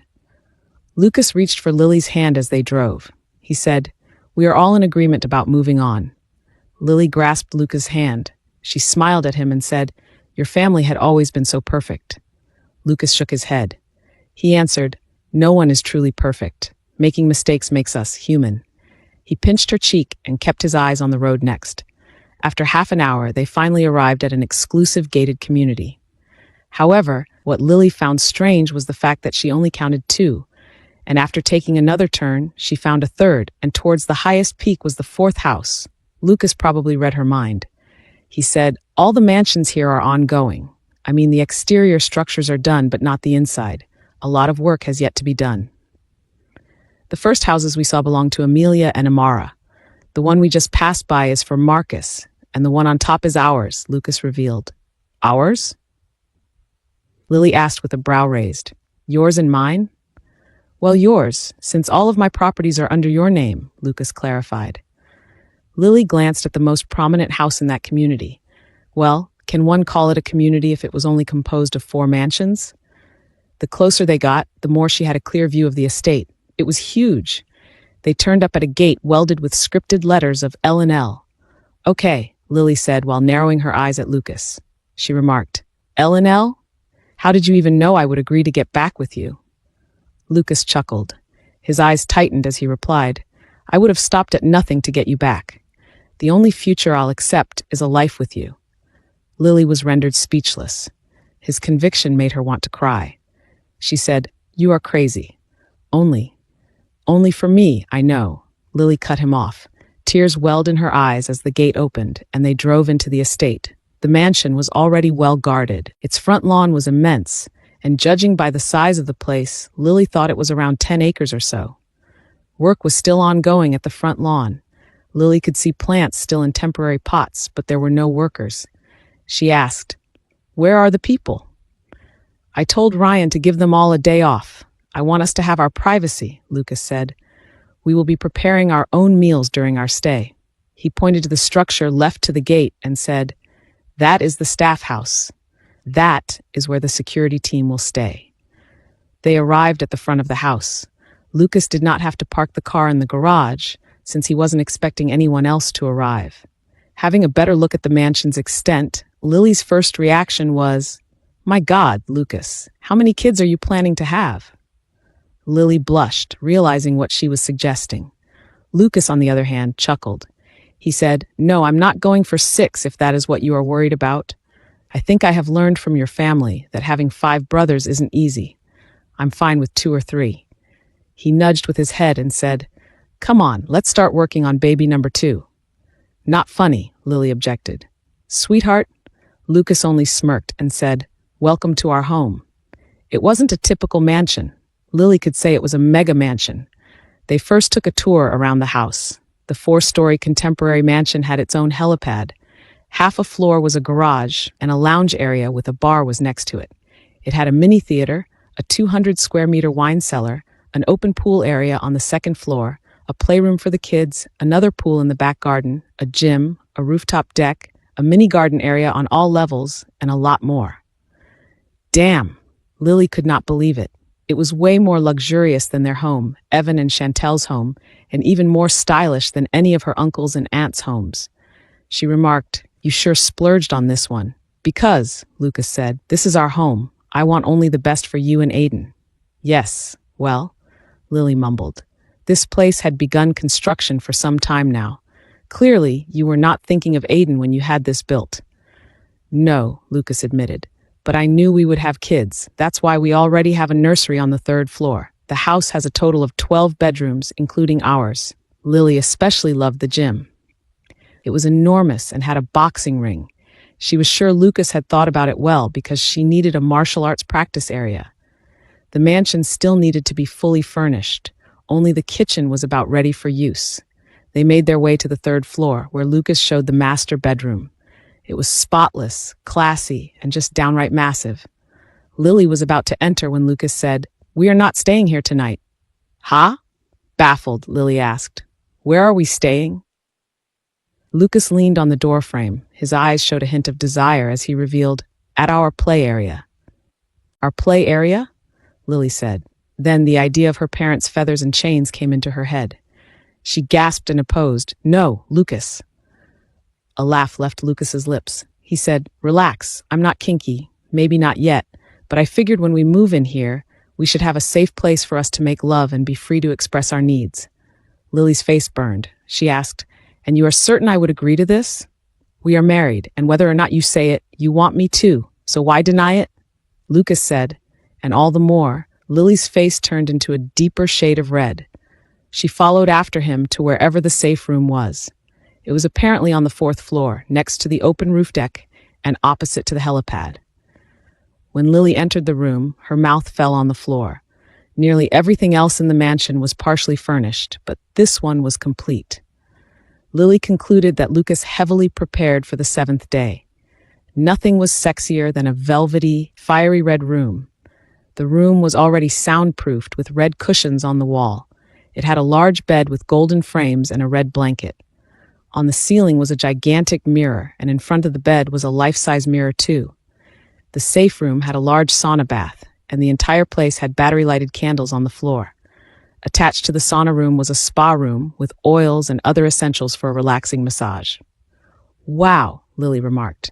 To her, the room screamed of carnal desire. Being in that space already made her core tingle. "Gosh, I'll prepare the bath for you," Lucas offered, "and then I'll give you a massage." Lily felt the heat from her face reached her ears. She repeated, "You will give me a massage?" Lucas nodded. He replied, "A relaxing one."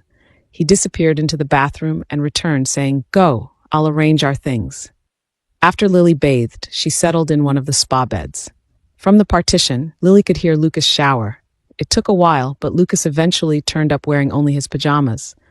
His body sexily gleamed in droplets of water. With his hair all wet and messy, Lily could not deny her husband looked incredibly alluring and handsome. Lily had a robe on, lying flat on the spa bed. Now that Lucas was there, she was feeling nervous. "Ready?" Lucas asked. "Yeah," Lily faintly replied. She was feeling a bit bashful, knowing what they were about to do next. "Do you want me to start on your back?" Lucas asked, and Lily nodded. Lucas carefully removed her robe, exposing her naked body. Cold air touched her skin, and she felt goosebumps all over. She did not look at him, but Lily could feel how he was drinking her with his eyes. The next thing Lily felt was the oil being spread through her back. Lucas's strong hands created that stirring friction against her skin. Lily moaned. She closed her eyes when Lucas massaged her shoulders. He put firm yet gentle pressure to release knots and tightness, enticing her muscles to relax. After her back, he did the same with her arms. So far, Lucas has not yet fondled with her, but all the same, his touch made her heart flutter. Next, Lucas carefully massaged her legs. He started at the bottom until he made his way up, his hand seizing her behind. Oh boy, Lily thought. This is it, ah! Just as she mused, Lucas gently rubbed her crack. His fingers reached down and back up, stimulating her and evaluating her wetness. I think you are ready, but I'm not yet done with the massage, Lucas teased. Lucas repeatedly grabbed her behind and touched her core with his fingers. He used her wetness to add moisture to her rose. It made Lily squirm in delight, and her legs acted to open, but it was hard to spread them in her position. Finally, Lucas asked her to lie on her back, and the second that she did, she no longer hesitated and partly opened her legs. Lily met Lucas's eyes, and they were filled with wanting. He first applied oil on her body before he leaned closer and sealed her lips with a kiss. Instinctively, Lily touched his athletic face. As their tongues danced, she felt Lucas kneaded her breast. His touch was electric, sending pleasure throughout her body. At that point, Lily thought that was all the massage she needed. After all, there wasn't any tension on her front, maybe except for the one between her legs. Lucas, Lily softly called. Her chest heaved as he withdrew from the kiss. He did not say anything. Instead, he walked towards the front of the spa bed. He gently caressed her thighs before pushing down her legs. Lily was feeling a mix of emotions. She was apprehensive and excited at the same time. Lucas then grabbed her thigh and pulled her closer to him. Then he buried his face in between her thighs, his breath tickling her core. Ah! A loud and sensual moan left Lily's lips, and from then on, it only got louder and louder as she felt Lucas's tongue eat her without inhibition. Lucas! His tongue was going up and down her bottom lips, further lubricating her entrance. Her fingers and toes were tensed, her hips were rising on their own, and her mind was lost, drowned in a sea of euphoria. You are so beautiful. I could do this whole day, Lucas declared, and Lily's eyes turned dreamy at the thought of being eaten for an entire day. To Lucas, there was nothing more sexy than Lily's athletic frame. Her muscles tightened her body, yet she had curves in all the right places. He really missed Lily. Only the heavens knew how much he had dreamed of her, thinking of her and addressing his needs at the thought of her. Being able to touch her entire body was enough to throw him over the edge. He thought about losing control and making her beg beneath him, but then again, he knew that was impossible. His woman was rather strong, and he was only permitted to touch her because she allowed it. "Ha?" Lily said with a brow raised. To ease her worries, Lucas kissed her again. He settled her properly on the sofa, still sitting up, but he rested one of her legs on his shoulder. "Ah, Lucas," Lily cried in desire. She panted before responding with a heated kiss. "Are you hurting?" Lucas asked. Lily shook her head. Lucas mildly chuckled. Then he remembered Jake. His heart drummed against his ribcage as he asked, "So, you and Jake, you never?" "No," Lily softly answered. She remained face down on the sofa, revealing, "I don't know. I could not bring myself to give him that part of me." Lucas lay next to Lily on the sofa. He urged her to face him, and he kissed her again, feeling emotional at what he had discovered. While he was gone, Lily may have entered into another relationship, but she never gave herself to Jake. He almost cried at the thought of it. He was so happy he wrapped her in his arms and hugged her until she struggled to breathe. "Lucas," Lily complained, "let me breathe." "I'm sorry," Lucas said. He pecked her lips and every part of her face, making her giggle at his actions. "I love you so much, Lily. So much that the years being away from you was so painful. Thank you for waiting for me," he concluded. Lily looked a bit guilty. She said, "I did not really wait for you." "If you think about it, you did," Lucas suggested. "Can I ask you something? What did you feel about Jake?" Lily gasped. She looked down and back up to him, saying, "When I broke up with him, I felt nothing. I thought I liked him, but I realized my feelings for him were not deep when you returned." She struggled with her words, but eventually said what he had longed to hear. Lily said with teary eyes, "I guess, all this time, I still love you." Lucas hugged her again. Tears welled in his eyes as he claimed, "You have no idea how much I love you more." "Thank you," Lucas said to the heavens. "Thank you for making my sacrifices worth it." They cuddled for a few minutes before Lucas climbed on top of her again, shocking Lily. "Lucas?" she asked, wide-eyed. You did not take Viagra, did you? Lily asked. Lucas chuckled. He kissed her neck and suggested, I don't need Viagra. I only need you.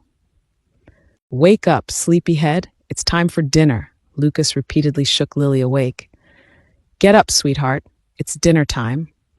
I want to sleep. I feel like you ate me for dinner, getting chewed into pieces that my body is sore, Lily complained while curling into a ball beneath the red blanket. Lucas chuckled. He leaned down and embraced her. He kissed her cheek and said, I'm sorry, was I a little too rough? I thought there was nothing that Sergeant Lily couldn't handle. Is smart. I don't know. I feel drowsy, Lily whined. That's fine. It's understandable. It's already 10 in the evening and we should have dinner, Lucas urged. Besides, I cooked us a good meal. Let's not waste my efforts and we should eat it while it's hot. Lily turned to him. Then she frowned, seeing his attire. He was already wearing a suit. She asked, You are all dressed? Didn't you rest with me? For a while, but someone had to cook dinner. Come on. He sat with Lily and hugged her. He kissed her cheek and said, I'm starving. If you don't get up, I have no choice but to eat you instead. Ha ha, I did not know you were funny, Lily teased as she let go. Fine, let me change. Lucas turned to the other side of the bed and suggested, Wear that one. Lily wore a baby blue satin dress, contrasting their velvety red room. It was sexy and showed her abs. She blushed, feeling awkward, but Lily knew she had to wear these lady dresses occasionally, especially if the affair would call for it. When she got out of the bathroom, Lucas was already gone. After putting on her shoes, she exited their safe room, walking into a well-prepared candle-lit dinner on the open rooftop. Lucas used the same battery-lighted candles to guide the walking path. Rose petals were scattered on the floor, and when Lily looked up, she found Lucas standing with a bouquet of blue roses in his hand. Her eyes sparkled, seeing him look so handsome in a white shirt and blue suit jacket. He said, The dress looks good on you, silky like your skin, and the best part is how easy I can rip it apart. Ach! Lily punched his gut. She accepted her flowers and took in their scent with closed eyes. She smiled and said, They are beautiful. Thank you. I love blue. She kissed him, and he kissed back with enthusiasm. They made out so passionately that Lily thought dinner would not happen. Thankfully, Lucas's stomach growled, and she was spared from being eaten again. Lily noticed that there was a projector in front of them. She asked, What's this? Something to watch while we are eating, Lucas said. He uncovered the food to reveal large portions of steaks and grilled vegetables. There was a small portion of aglio e olio. Lily loved aglio e olio because of its spice, and she could not help but smile at how Lucas remembered this part about her. On the side was a small table with a huge glass bowl of ice. It held 4 bottles of expensive red wine. Lucas turned on the projector and worked on his laptop from a distance. Soon, images and videos began to play before them. They were memories of Lucas and Lily together. There were pictures of their young self during Lucas's parents' wedding. Lily recalled this was one of her first meetings with Lucas. She bit her lip, remembering how she had kissed his cheek that day. Gosh, did I always make the first move? Lily thought. She was so invested in the images that she barely ate. Thinking about that now, Lily wished she had kissed Lucas on the lips when they first met. At least she would have stolen his first real kiss, not Shauna. But all that was in the past now. Lily had promised to forgive Shauna. On the other hand, Lucas indulged in the food while periodically staring at the video presentation. In the background, Lucas had chosen the song Girls Like You by Maroon 5. Try to eat, Lily, Lucas reminded. She started to eat more, but now and then she would stop to watch, especially when the projector would present a video from the past. Their families attended one Christmas party at the Diamond Hotel, Rose Hills. They were 13 years old or so. Lily and Lucas participated in a game to win a huge Shiba plushie. The video showed Lucas winning the game, and Lily looked infuriated. Lily laughed, remembering this incident. Lucas would always give way to Lily, but he did not let her win during that game. What the video did not show, however, was how, later that night, Lucas had the same plushie wrapped like a gift, and he gave it to Lily before leaving the party. You should have told me you wanted to win it from me, Lucas, Lily muttered. I didn't, Lucas said. I gave it to you later because you were so mad at me. When Lily's eyes narrowed at him, he laughed and took it back. Of course, I won it for you. What would a boy do with a plushie? Lucas prepared a long film, and some parts had sweet moments, like Lily's 18th birthday party. Lucas was her escort then. The music also shifted to livelier love songs like Play That Song and Hey Soul Sister by Train. Pictures of Lily's military graduation were shown. Of course, how could she forget how Lucas finally asked her to be his girlfriend during this period? That picture of them kissing in front of the camera nearly made Lily cry. Lily was already finished with her food, and they started drinking wine when Lucas played more videos. Most of what he later presented were memories of their long-distance relationship, their saved video conference call, their messages, virtual greetings, and much more. When Lucas was done taking Lily down memory lane, she was already moved, reminded of why she loved Lucas so much in the first place. Moreover, she was deeply impressed by how Lucas had kept all these pictures and videos. Lucas opened another bottle of wine. He let Lily drink a few more glasses before he played romantic music in the background. He offered his hand to her and said, "Let's dance." Lily smiled and took his hand.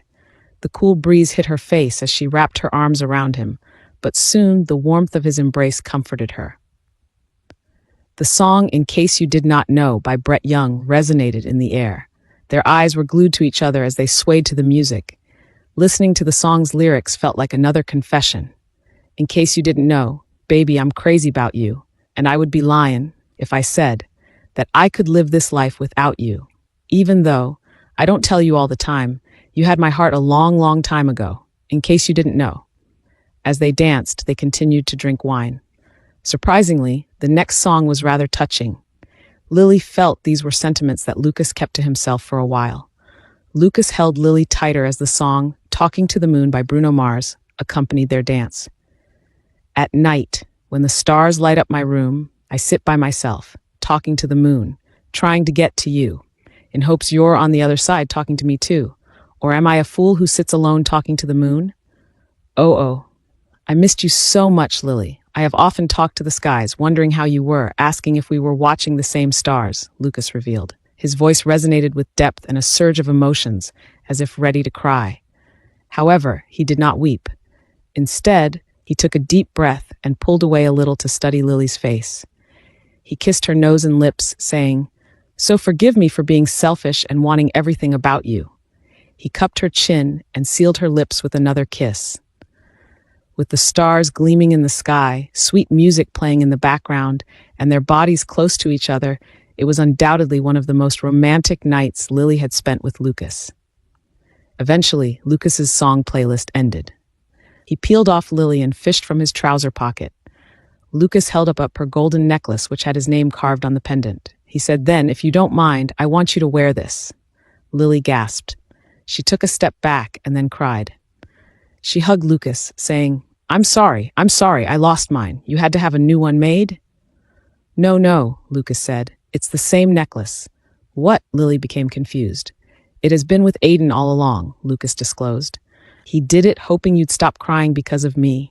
He asked me to keep it from you, but I think there is no harm in telling you now, especially since we have sorted out our relationship."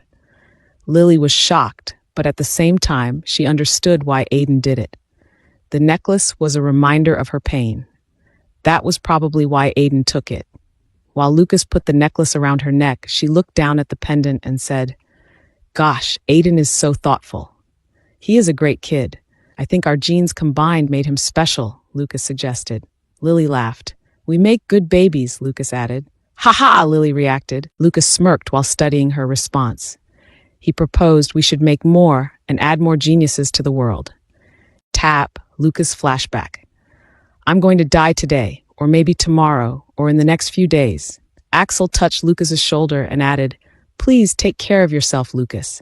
Thank you for the friendship." Axel Green was Lucas' closest comrade within the Alpha Vipers. Before joining the group, Axel left the military as a corporal. He was the one who trained Lucas how to fight. "That's not funny, Axel. What made you say that?" Lucas asked. The two were out in their usual spot in the port of Barcelona, Spain. It was their safe spot to discuss their missions and plans to take down Alpha Vipers. It took Lucas over 3 years to discover that Axel had uncovered the truth about Alpha Vipers. This organization presented itself as a protector. However, in reality, the same group was also an orchestrator of conflicts and high-level crimes. Sadly, Axel found out about this after accepting the quantum level. Because he feared for his life, he could not leave. Axel also did not have the financial means to escape. Over the past 2 years, Axel's missions have stayed within his principles, but Axel knew it would not be long, and one day he would be given a task that he could not swallow. They gave an assignment. I'm leaving for St. Petersburg in a month. They want me to harm a child, Lucas. The boy is the son of Russia's Minister of Finance, Oleg Novak. He is the political rival of the current Deputy Prime Minister, Axel revealed. I can't do it, Lucas. I'd rather die. Fuck, Lucas cussed. There has to be another way. I'll help you plan an escape. Hide from the world. Change your name. Fucking change your face if you have to. We can make it look like you died. And live life in hiding? Axel pointed out. It's like dying altogether. It's better than dying for real. Come on, man, Lucas said. He then recalled Lily. Her life would be the same if he had not negotiated with the Alpha Vipers. And you know what's crazy? They have already asked the accounts to prepare my death gratuity. They did not say it was my death gratuity. Still, the amount is equal to it. It could only be that, Axel revealed, shocking Lucas altogether. They will take me out, even if I go through the mission. Axel shook his head, describing, they are not leaving witnesses. How do you know this? Lucas asked. That guy from the administration office? Ryan? The private who took a desk work instead? Axel said. He stumbled on the paperwork and came to me to report it. He asked if my contract ended, and we both paled, coming to the conclusion.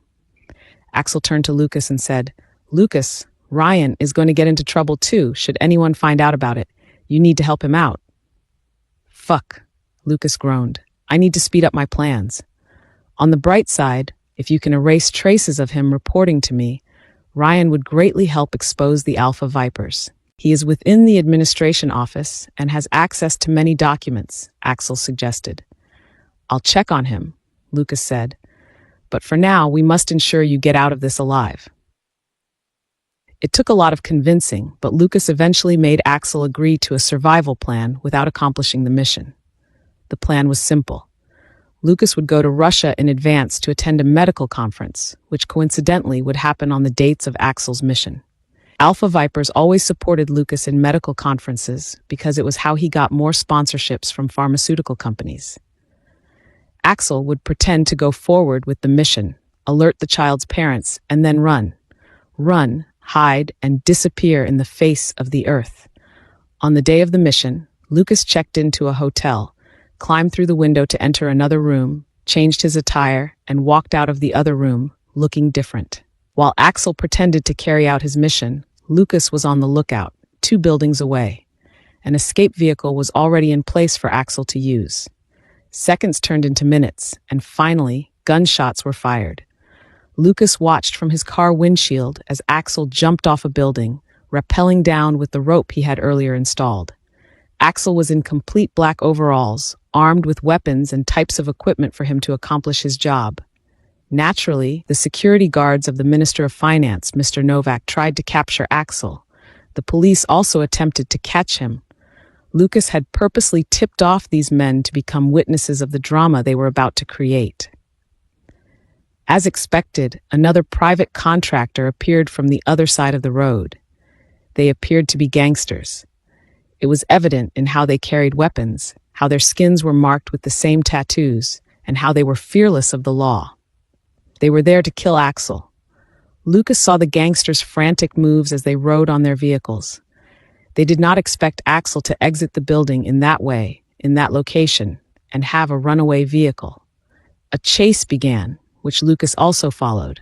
He needed to make sure the plan would work. Because Lucas had tipped the authorities of Axel's potential location, they gained on him fast. This prevented the gangsters from attacking Axel out in the open. Finally, they arrived at the targeted bridge. Fortunately, St. Petersburg was built on water, and the city had over 400 bridges to help in Axel's escape plan. Lucas was not too far from Axel at that point. He saw how Axel purposely drove through the bridge's railing and his car fell into the water. 2 days later, the authorities retrieved the car and a dead body in it. Unknown to them, the car already had a corpse inside, a dead body that Lucas had acquired from a medical training facility. Occasionally, medical schools would receive body donations meant for the students' dissection. Axel may have escaped that week, but Lucas was unsure in the following years. They had not been in touch since, which was also part of the plan. Eventually, the body in the car was tested for DNA, and the manhunt for Axel began. Lucas could only hope Axel survived and remained hidden until he could take down Alpha Vipers. Lucas awoke in the middle of the wee hours, strangely dreaming of Axel. He got up so abruptly that he startled Lily. "What's wrong? Is it morning?" Lily asked. Lucas got up and drank a glass of water from the bedside table. He took deep breaths as he sat, thinking of Axel. He said, I dreamed about a friend." Lily embraced Lucas from behind. She said, "I used to be your only friend. Now you have so many, some I don't even know." She chuckled and teased, "Are you sure your friends aren't imaginary? They don't even have a name?" Lucas smiled. He grabbed Lily's hand and kissed her palm. He said, "Axel. His name is Axel. I haven't heard or seen him for a long time. Maybe I should look for him now." "I'd like to meet him," Lily suggested. A chuckle left Lucas's lips. He settled back in bed and pecked on Lily's forehead. He said, "Honestly, I don't know if I want you to meet him." "Why?" Lily asked. "The man is so beautiful, you might fall in love with him," Lucas said jokingly. Lily laughed. She snorted in her reply, "Please, Lucas, you are the most beautiful man in my eyes." The truth was that Lucas was worried that Lily would find out about his past through Axel. He wrapped his arm around Lily and said, "Go back to sleep. We will worry about meeting Axel, if I even find him."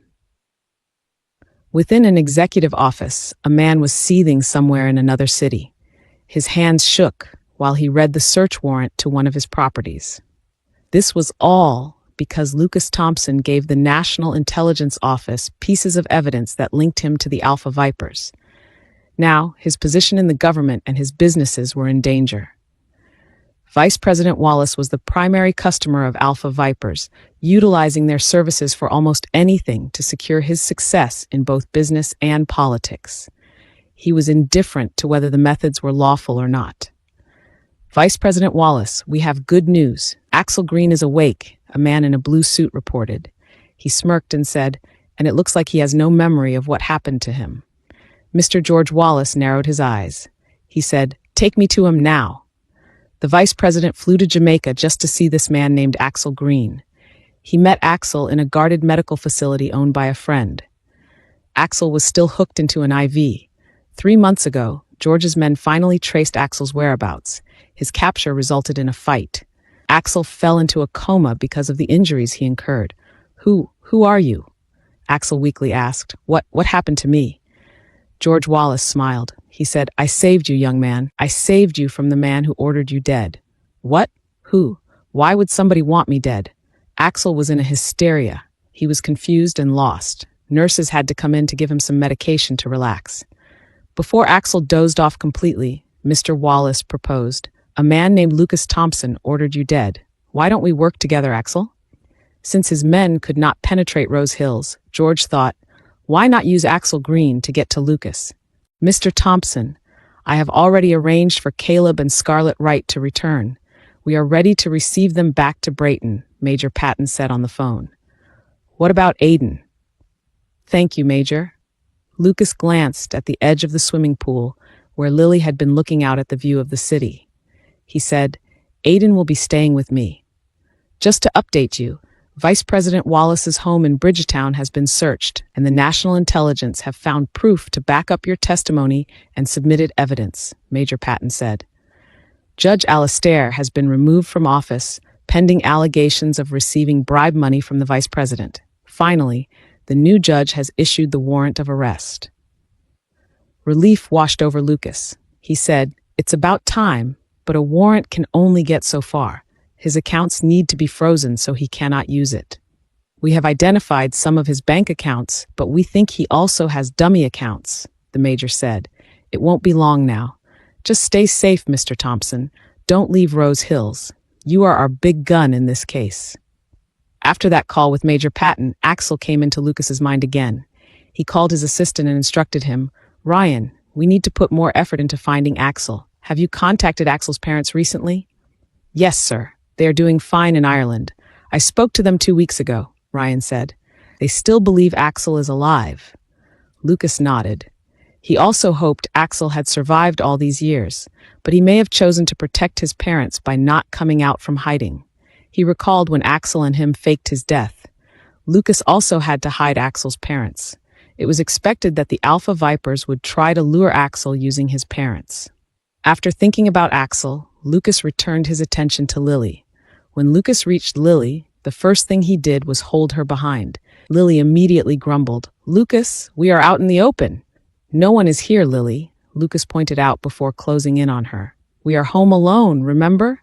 The bodyguards are way far at the front gate and some behind. Lily turned to face him. She asked, Are we going to pick up Aiden later? I miss him. Lucas chuckled. He pulled Lily closer to him. He said, His class ends at 3. It's still 10 in the morning. He held her legs and forced them around his waist. Lily giggled at him, saying, Don't you ever get tired? Lucas groaned. He reasoned. He did not allow her to react because Lucas crashed his lips into hers.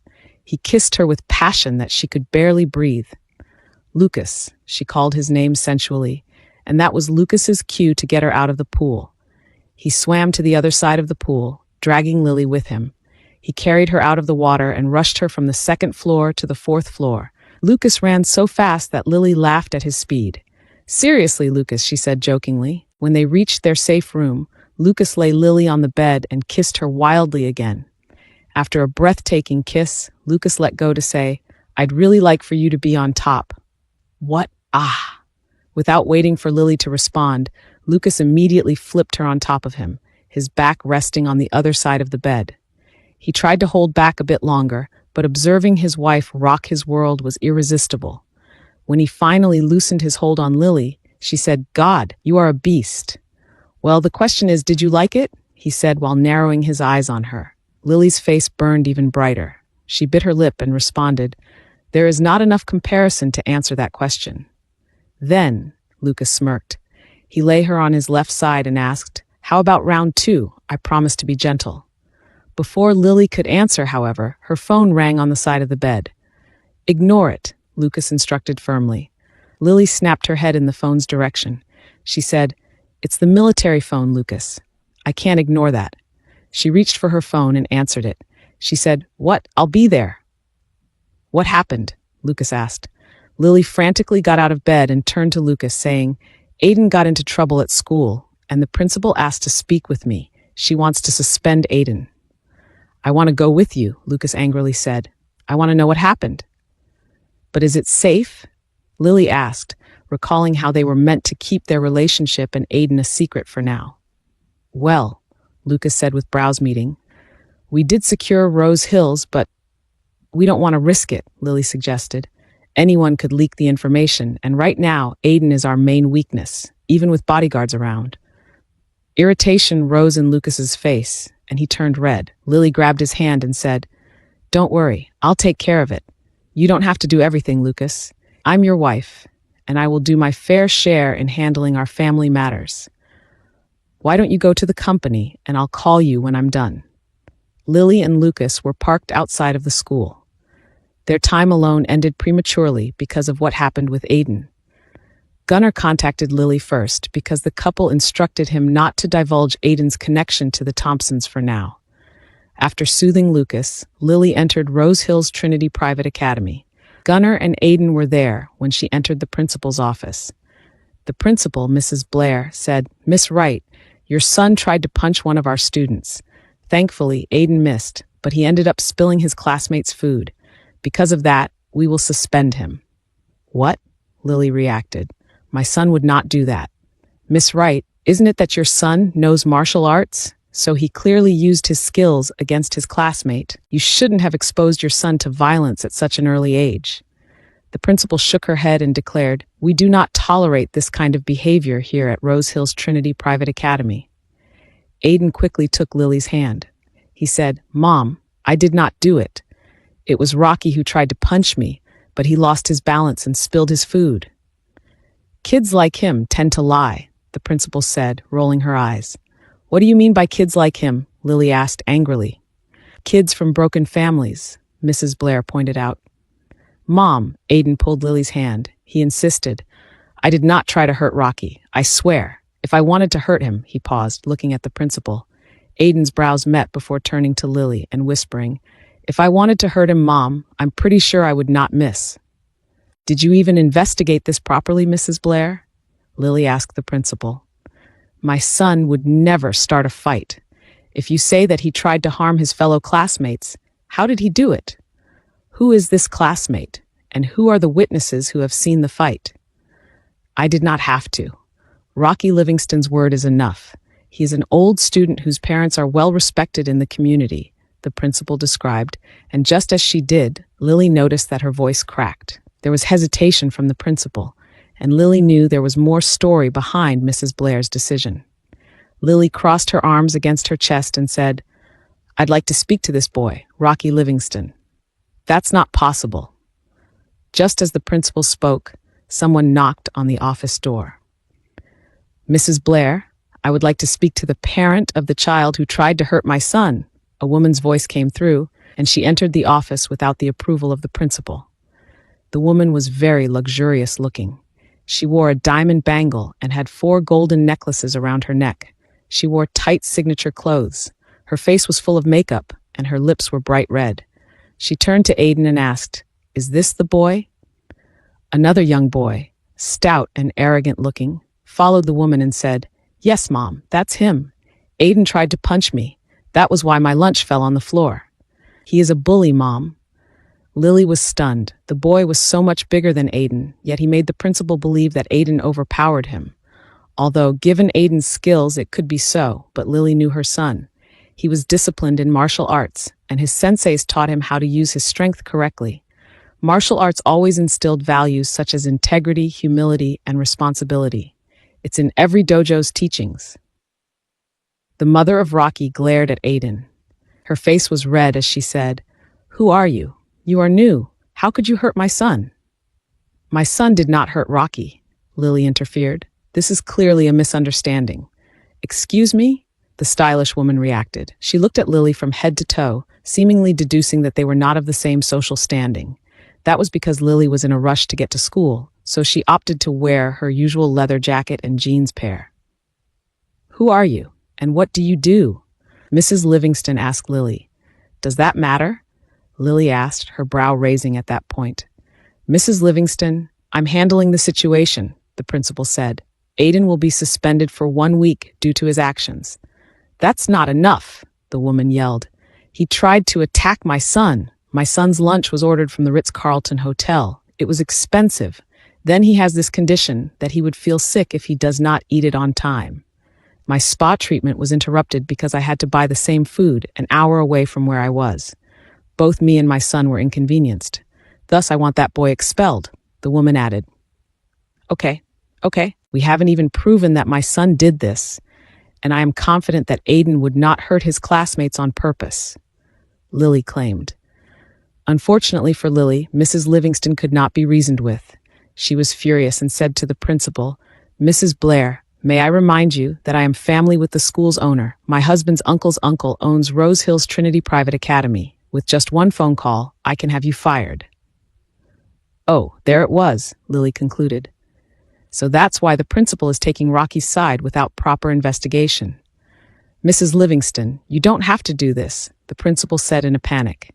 She was taking deep breaths, peering from Lily to Rocky's mother. Wait, Lily raised her hand. She was losing her patience.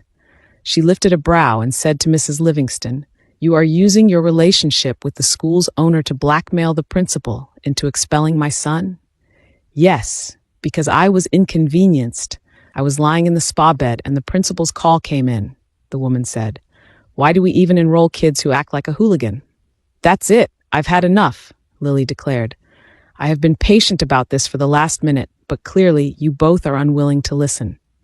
My son, a hooligan? Lily raised her voice, saying, Maybe your son was the hooligan?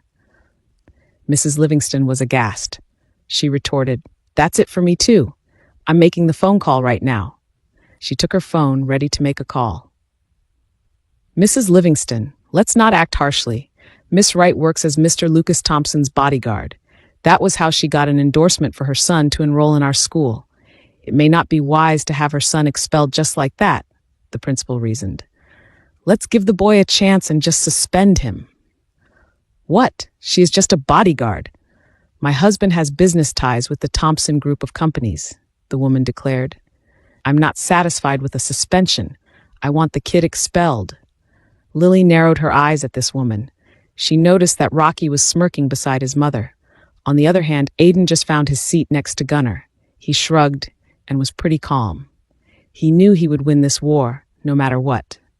Go ahead, Lily taunted. You make a phone call, and I'll make a phone call too. Let's see who wins. While Mrs. Livingston called her husband to call his uncle's uncle, Lily stepped outside the office and called Lucas. When her husband answered the call, she said, I want to buy a school. I want to buy this school and reform it. Lucas paused on the other line. He did not ask why Lily was so agitated. He simply answered, I'll ask Ryan to handle it. Nearly an hour passed, and Lily and her party took the right side of the principal's office, waiting. Mrs. Livingston and her son were seated on the left side, thoroughly entertained with tea and pastries offered to her and her son. The treatment alone was so biased. Soon, people began to arrive. The owner of the school, Mr. Wilson Ortega, came. 2 lawyers also turned up, and Lily recognized one as Lucas's lawyer. Uncle, Mrs. Livingston got up. She smiled and said, You did not have to come all the way here. Oh, trust me, I had to, Mr. Ortega said. Uncle, this woman's son tried to hurt Rocky, and she dared challenge me, so I had to teach her a lesson. Mrs. Livingston began to tell her side of the story. The principal also explained the situation, but the school's owner was not interested in listening. He only turned to the lawyers and asked, Where are the papers? The lawyers handed Mr. Ortega the documents. He did not bother to sit down or explain the situation. He simply signed the documents, and the lawyers gave him a check. Lily had to admit that Lucas and Ryan were very efficient. In her head, she mused, So much for my fair share of handling things. However, if she were in Brayton, she would not face this situation. Lily wondered how many children encounter this kind of bullying every day. She swore to look closely into this now that she had experienced it herself. Thank you for your cooperation, Mr. Ortega, one of Lucas's lawyers said. Double the price. I can't complain, Mr. Ortega responded. Then he turned to Lily and shook her hand. He said, Pleasure doing business with you. The principal and Mrs. Livingston were confused. The fashionable woman asked, What's going on, Uncle? Mr. Ortega smiled at Mrs. Livingston and the principal. He announced, I have sold the school to Miss Lily Rose Wright. From now on, she owns Rose Hills Trinity Private Academy. Mouths were dropping and eyes were popping. When Mr. Ortega left, Aiden crossed his arms and said, Now how about doing the investigation? Let's start by checking the cameras in the canteen, shall we? Within the principal's office, Lily, Mrs. Livingston, and Mrs. Blair watched the surveillance video of Rocky taking food from his classmates piece by piece. There were about 6 students looking glum as Rocky took part of their lunch. One boy who wore spectacles only had a sandwich for his lunch, but Rocky took it all. Lily saw how her son, Aiden, offered his food to Rocky. The adults could not hear their voices throughout the video, but it was evident by the way Aiden extended his hand, giving Rocky his food. He used hand gestures to indicate that Rocky could take Aiden's food instead of the other boy with glasses. However, Rocky was adamant to take all the food that he liked. To think the kid had a Ritz-Carlton packed chicken, he still wanted to eat more? It looked as though Aiden insisted that Rocky leave the boy with spectacles alone, and the latter became angry. In the video, Rocky was setting his table. After collecting more food from his classmates, he had 4 more plates on his table. He was already setting his lunchbox when Aiden approached. Rocky looked irritated, and he threw a punch. Aiden efficiently evaded. However, Rocky thrust his hand so strongly that he slipped. His open lunchbox fell on the floor, and a few students laughed after Rocky fell on his ass. That probably got Rocky furious. When he saw the first adult to enter the canteen, He ran to her and reported Aiden. Sadly, no adult within the area saw when it actually happened. A wall blocked the cashier's view from where they were seated, and other older kids did not mind what was happening at the other table. The teacher took Rocky's word, which was how Aiden was escorted to the principal's office. Gunnar, who had been in the waiting area, was called in. Seeing how it all unfolded, Lily crossed her arms against her chest. She said, "So it looks like my son was helping the other kids. Rocky was taking food from other students." She snapped at the principal and scolded. "This clearly has been going on for a long time, seeing how those kids give Rocky's portion of their lunch without a fight. How come no one ever noticed this?" Then Lily turned to Mrs. Livingston. She said, "I won't judge your son for the amount of food he puts in his stomach, but he has got to learn to be satisfied with what he has. If he doesn't, you probably will need food from the Diamond Hotel packed up for him too. Maybe they just want to give Rocky their food. Offer it to him or something," Mrs. Livingston suggested. Lily held the urge to roll her eyes. She turned to the principal and proposed, "The best way to find out is to ask these students. However, they must not be questioned under pressure." "Mrs. Blair," Lily called, "please get in touch with all the parents of these students and let them know that the school's new owner would like to speak with them. Show them the surveillance videos beforehand and ask them to speak to their children." With Lily's hand on her waist, she declared, "As the new owner of this school, I will not tolerate bullying. If Rocky has been doing this for a long time, he should be served the appropriate discipline and helped to become a responsible student and member of our small community." "Yes, Miss Wright," the principal said, her voice shaking as she confirmed. "Oh, and Miss Blair, should I find out that you have failed to serve the students in this school, I may have to take action and relieve you from your responsibility." Lily shrugged, saying, "You know, find someone else who can do a better job." "And Mrs. Livingston," Lily said to Rocky's mother, "think clearly about how you want to approach this situation because honesty is better accepted and forgiven." For now, Lily had to give it a rest. She took Aiden out of school to buy him lunch. Because of what happened, Aiden did not get to eat his meal. Moreover, she and Lucas had other important things to do, like arrange her parents' return to Brayton.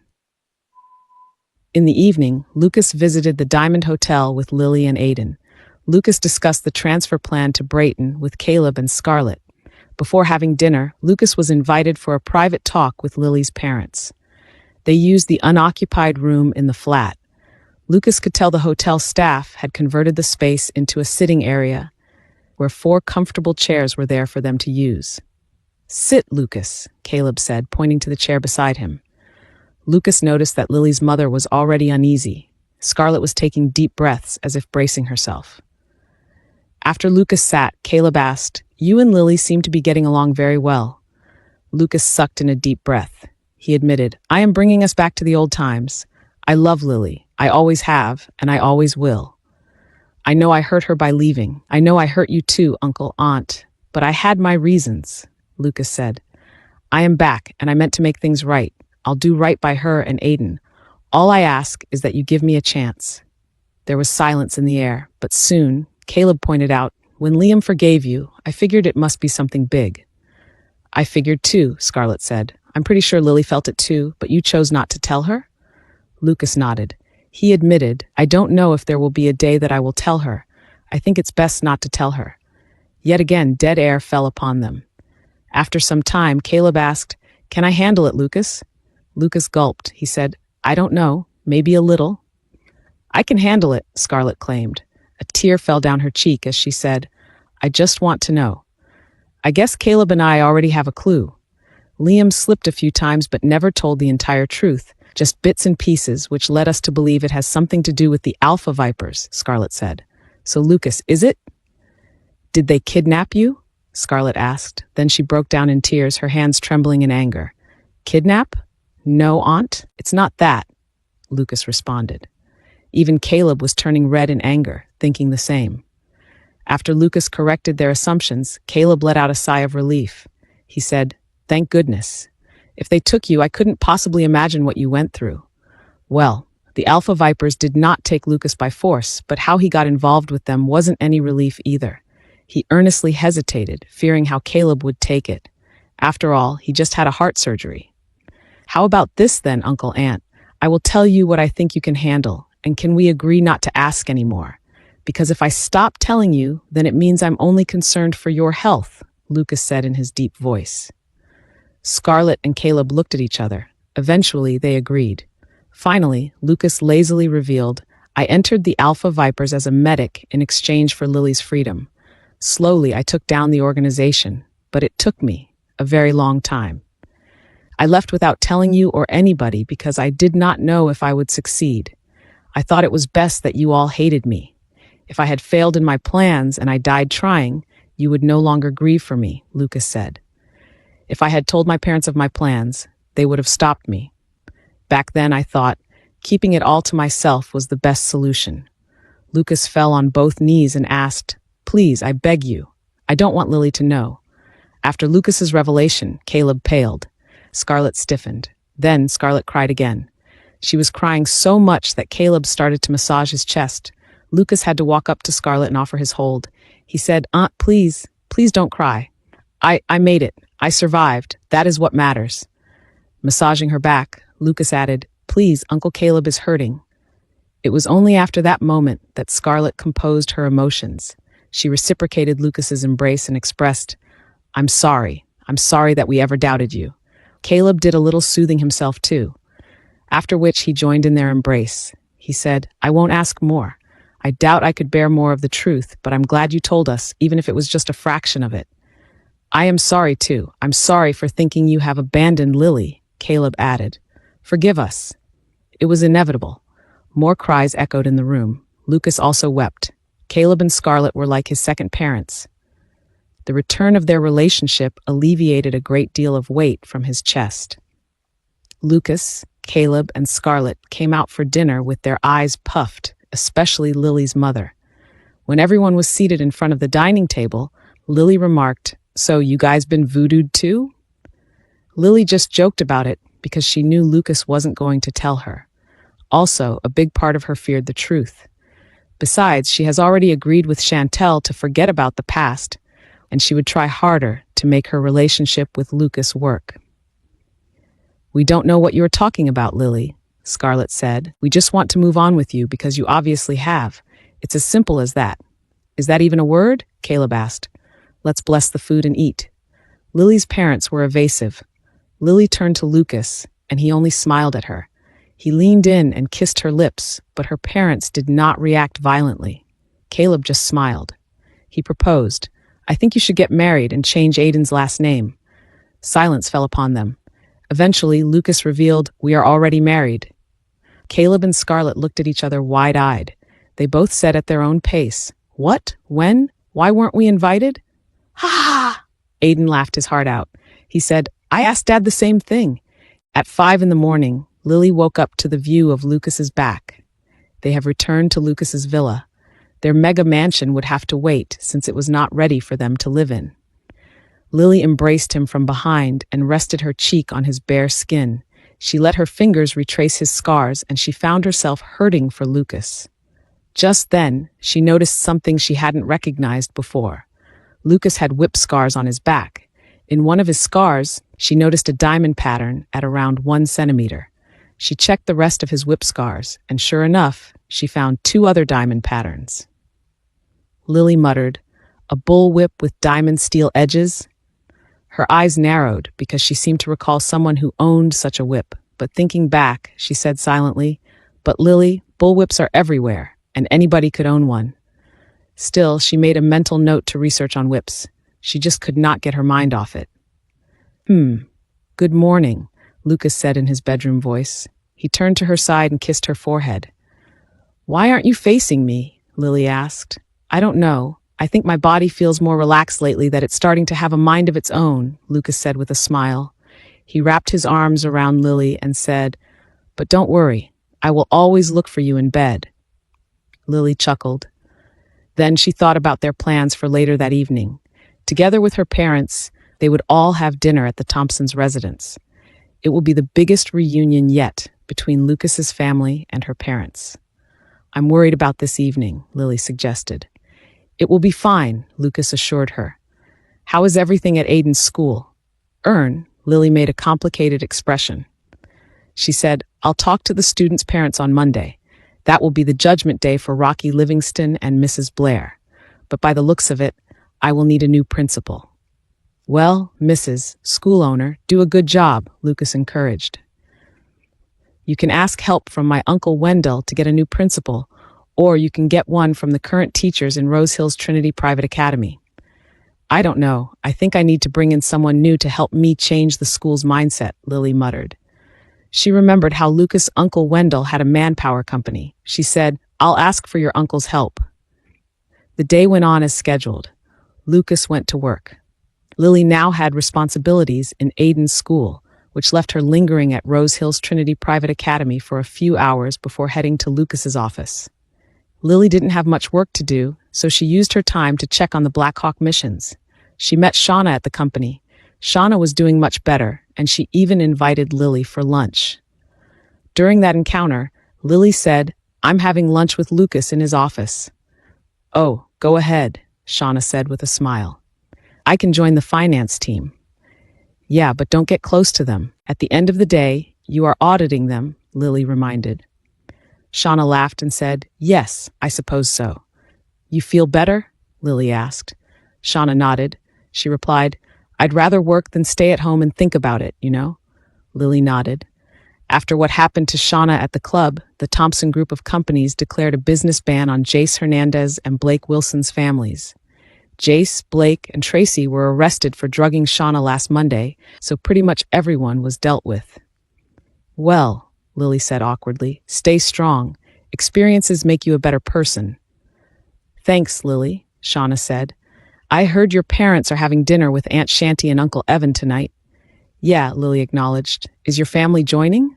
No, of course not. Your family and Lucas's family should have that talk," Shauna said with a smile. "I just heard about it from Dad. I think it's great. Things will be back to the way it was before." "I hope so too," Lily said before finally excusing herself and going to Lucas's office.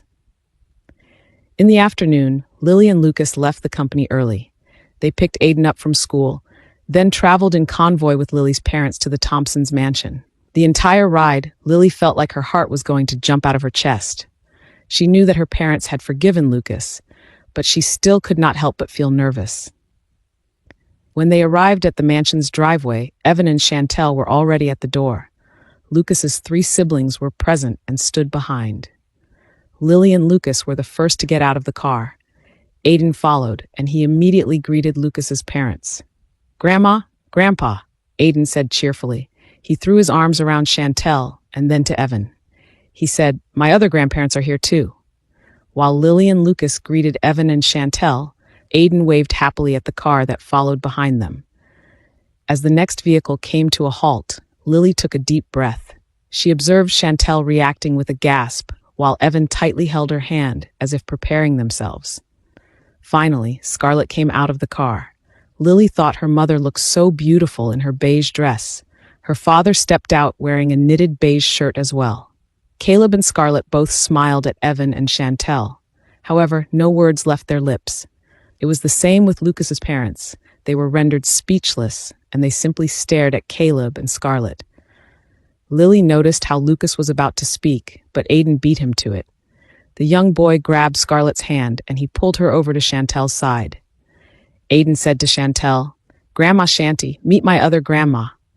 My grandma Scarlett is beautiful, smart, and one of the country's best lawyers." His eyes gleamed as he turned to Scarlett.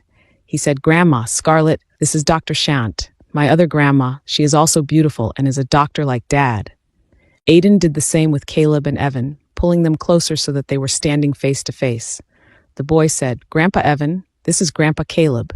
He is also a businessman like you. Grandpa Caleb is smart and funny." He turned to Caleb and claimed, "Grandpa Evan is very handsome, and I finally know where I got my good looks. Wow, my grandparents are the best. They gave me smart and good-looking parents." Aiden suddenly smirked. He claimed, "Ha ha ha, no wonder I'm so great." "They say no one is perfect, so I won't say that I am, but with the genes I carry, I am definitely a limited edition, Aiden said before laughing again. When everyone stared at him in shock and amusement, Aiden chuckled and explained, "Ah, Grandpa Caleb taught me that loving yourself is an inside job, and that I should know my worth and make sure to add taxes." There was a strange silence in their circle before Evan started laughing. He said, "That does sound like Caleb Wright." Chantel laughed next, and Scarlett followed. Lily and Lucas also laughed. Everyone was laughing, including Lucas's siblings.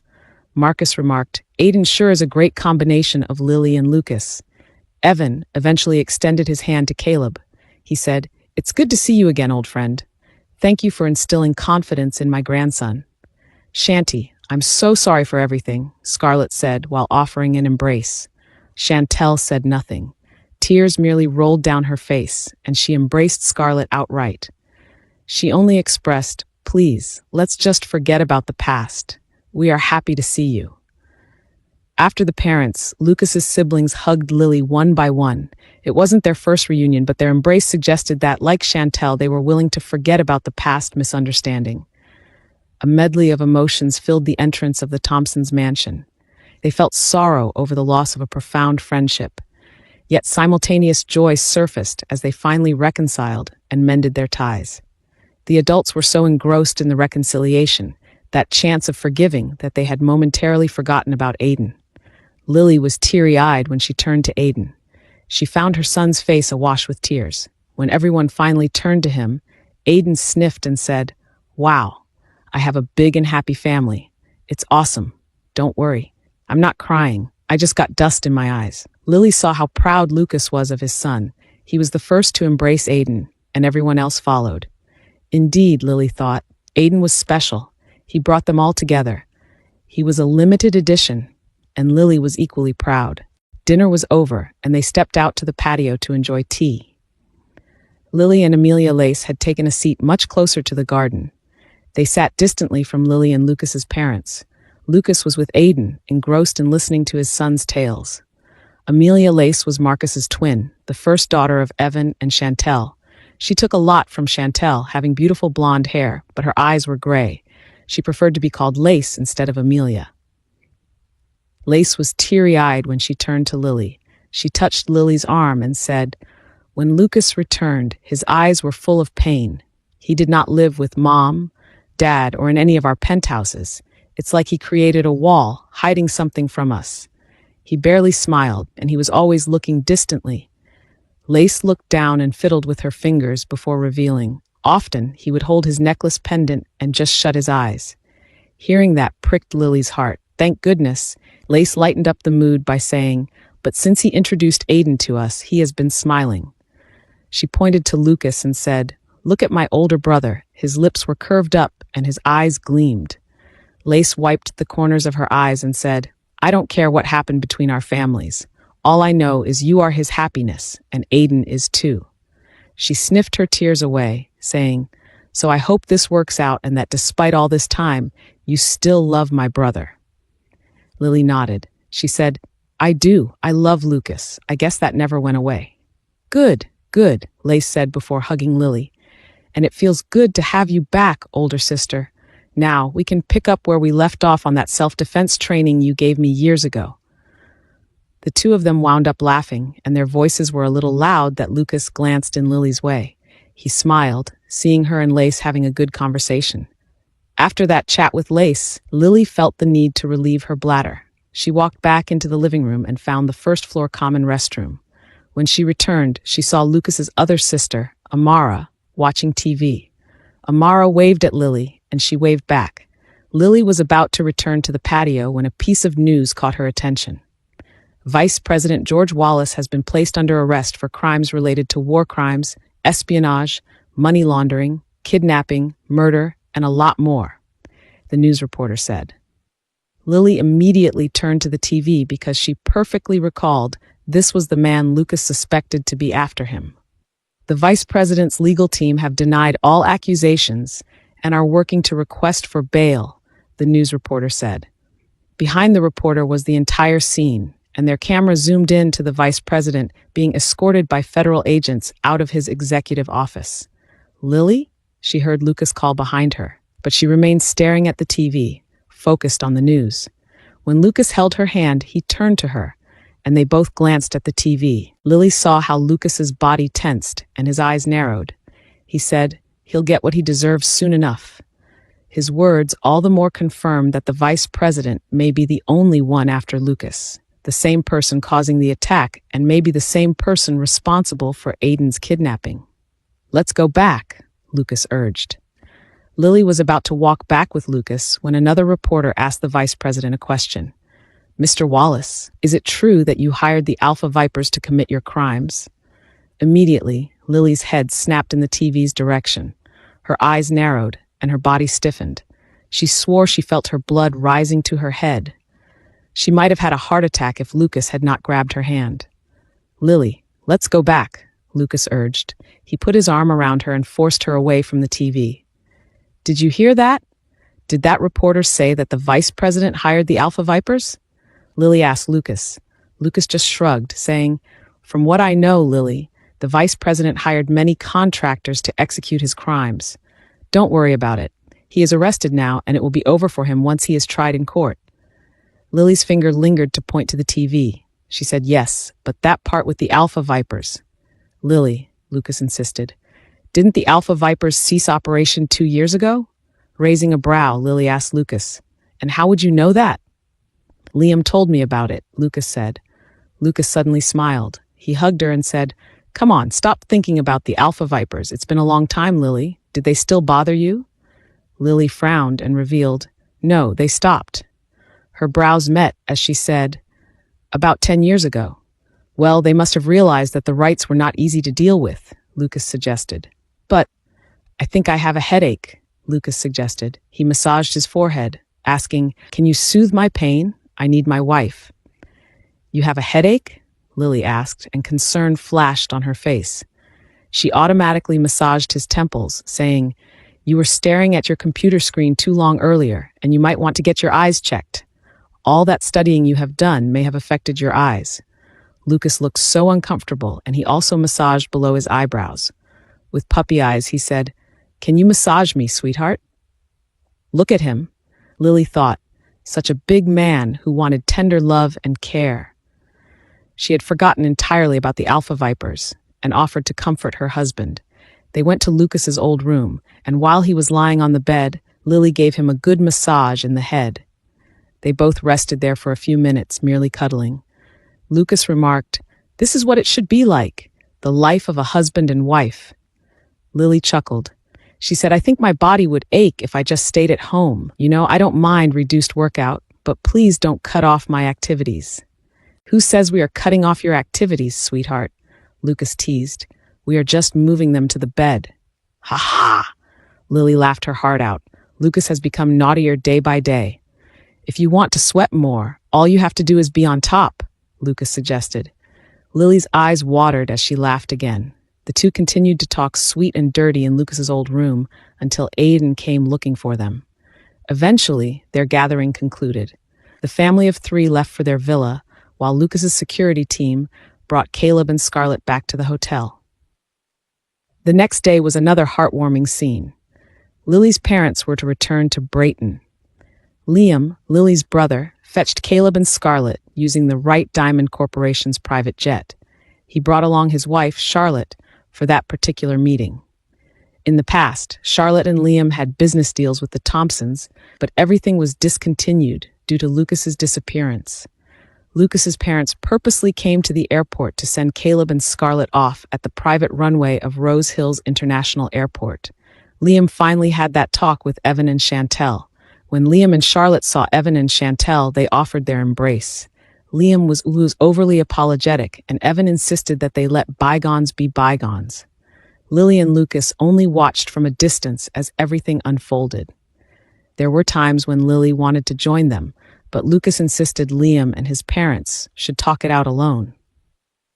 Similar to the previous night, tears were shed and numerous words were exchanged, but in the end, both families opted to let go of the pain. It was incredibly overwhelming for Lily to witness the dispute resolution between the Thompsons and the Wrights in just a matter of weeks. After warm embraces, smiles were painted on their faces. Lily's parents eventually hopped on the plane. Charlotte followed, and Chantel walked towards them. Liam called Lucas on one side of the runaway, leaving Lily out. "Let them have their manly talk, Lily," Chantel said. Mom, don't the wives take part in the manly chat?" Lily asked. Chantel laughed. She was still in tears after the encounter with Charlotte and Liam. She wiped the corners of her eyes and answered, "All relationships benefit from a balance of togetherness and independence." Lily raised a brow. She remarked, "I'm pretty sure Dad Evan is obsessed with you, Mom." Chantel laughed. Her eyes gleamed as she responded to Lily. "Yes, but he lets me do things on my own too. He just watches me from afar." Patting Lily's back, Chantel urged, "Come on, let's stay in the car. It's rather hot outside." It was a brief meeting, but it was enough for Lucas to feel Liam's unwavering support.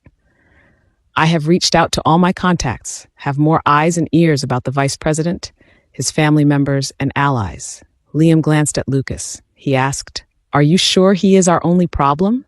"He has the most influence and capacity," Lucas said, not discounting other possibilities. "Let's focus on him, but still keep our guard up," Liam proposed. "Liam, I don't want you to get into trouble," Lucas suggested. "Let me deal with this on my own." "I made the mistake of trying to deal with Lily's problems alone, Lucas," Liam explained. "So let me help you this time. Besides, we are family, are we not? And don't worry about my security. I have closed the borders in Swaxon too," Liam added. "So instead of refusing my help, why don't you just thank me?" Lucas chuckled. He sighed profoundly and said, "Okay, fine. Thank you, Liam." Evan also smiled. He tapped Liam's arm and said, "Thank you, Liam. It's good to have you backing us up." He turned to Lucas and said, "Liam is right, son. Why carry the world on your shoulders when we can all work together?" Evan said. "In our situation, we, as a family, should help each other." They continued discussing for a few minutes until Liam suggested, "There is one thing we have not considered doing." Lucas and Evan were all ears.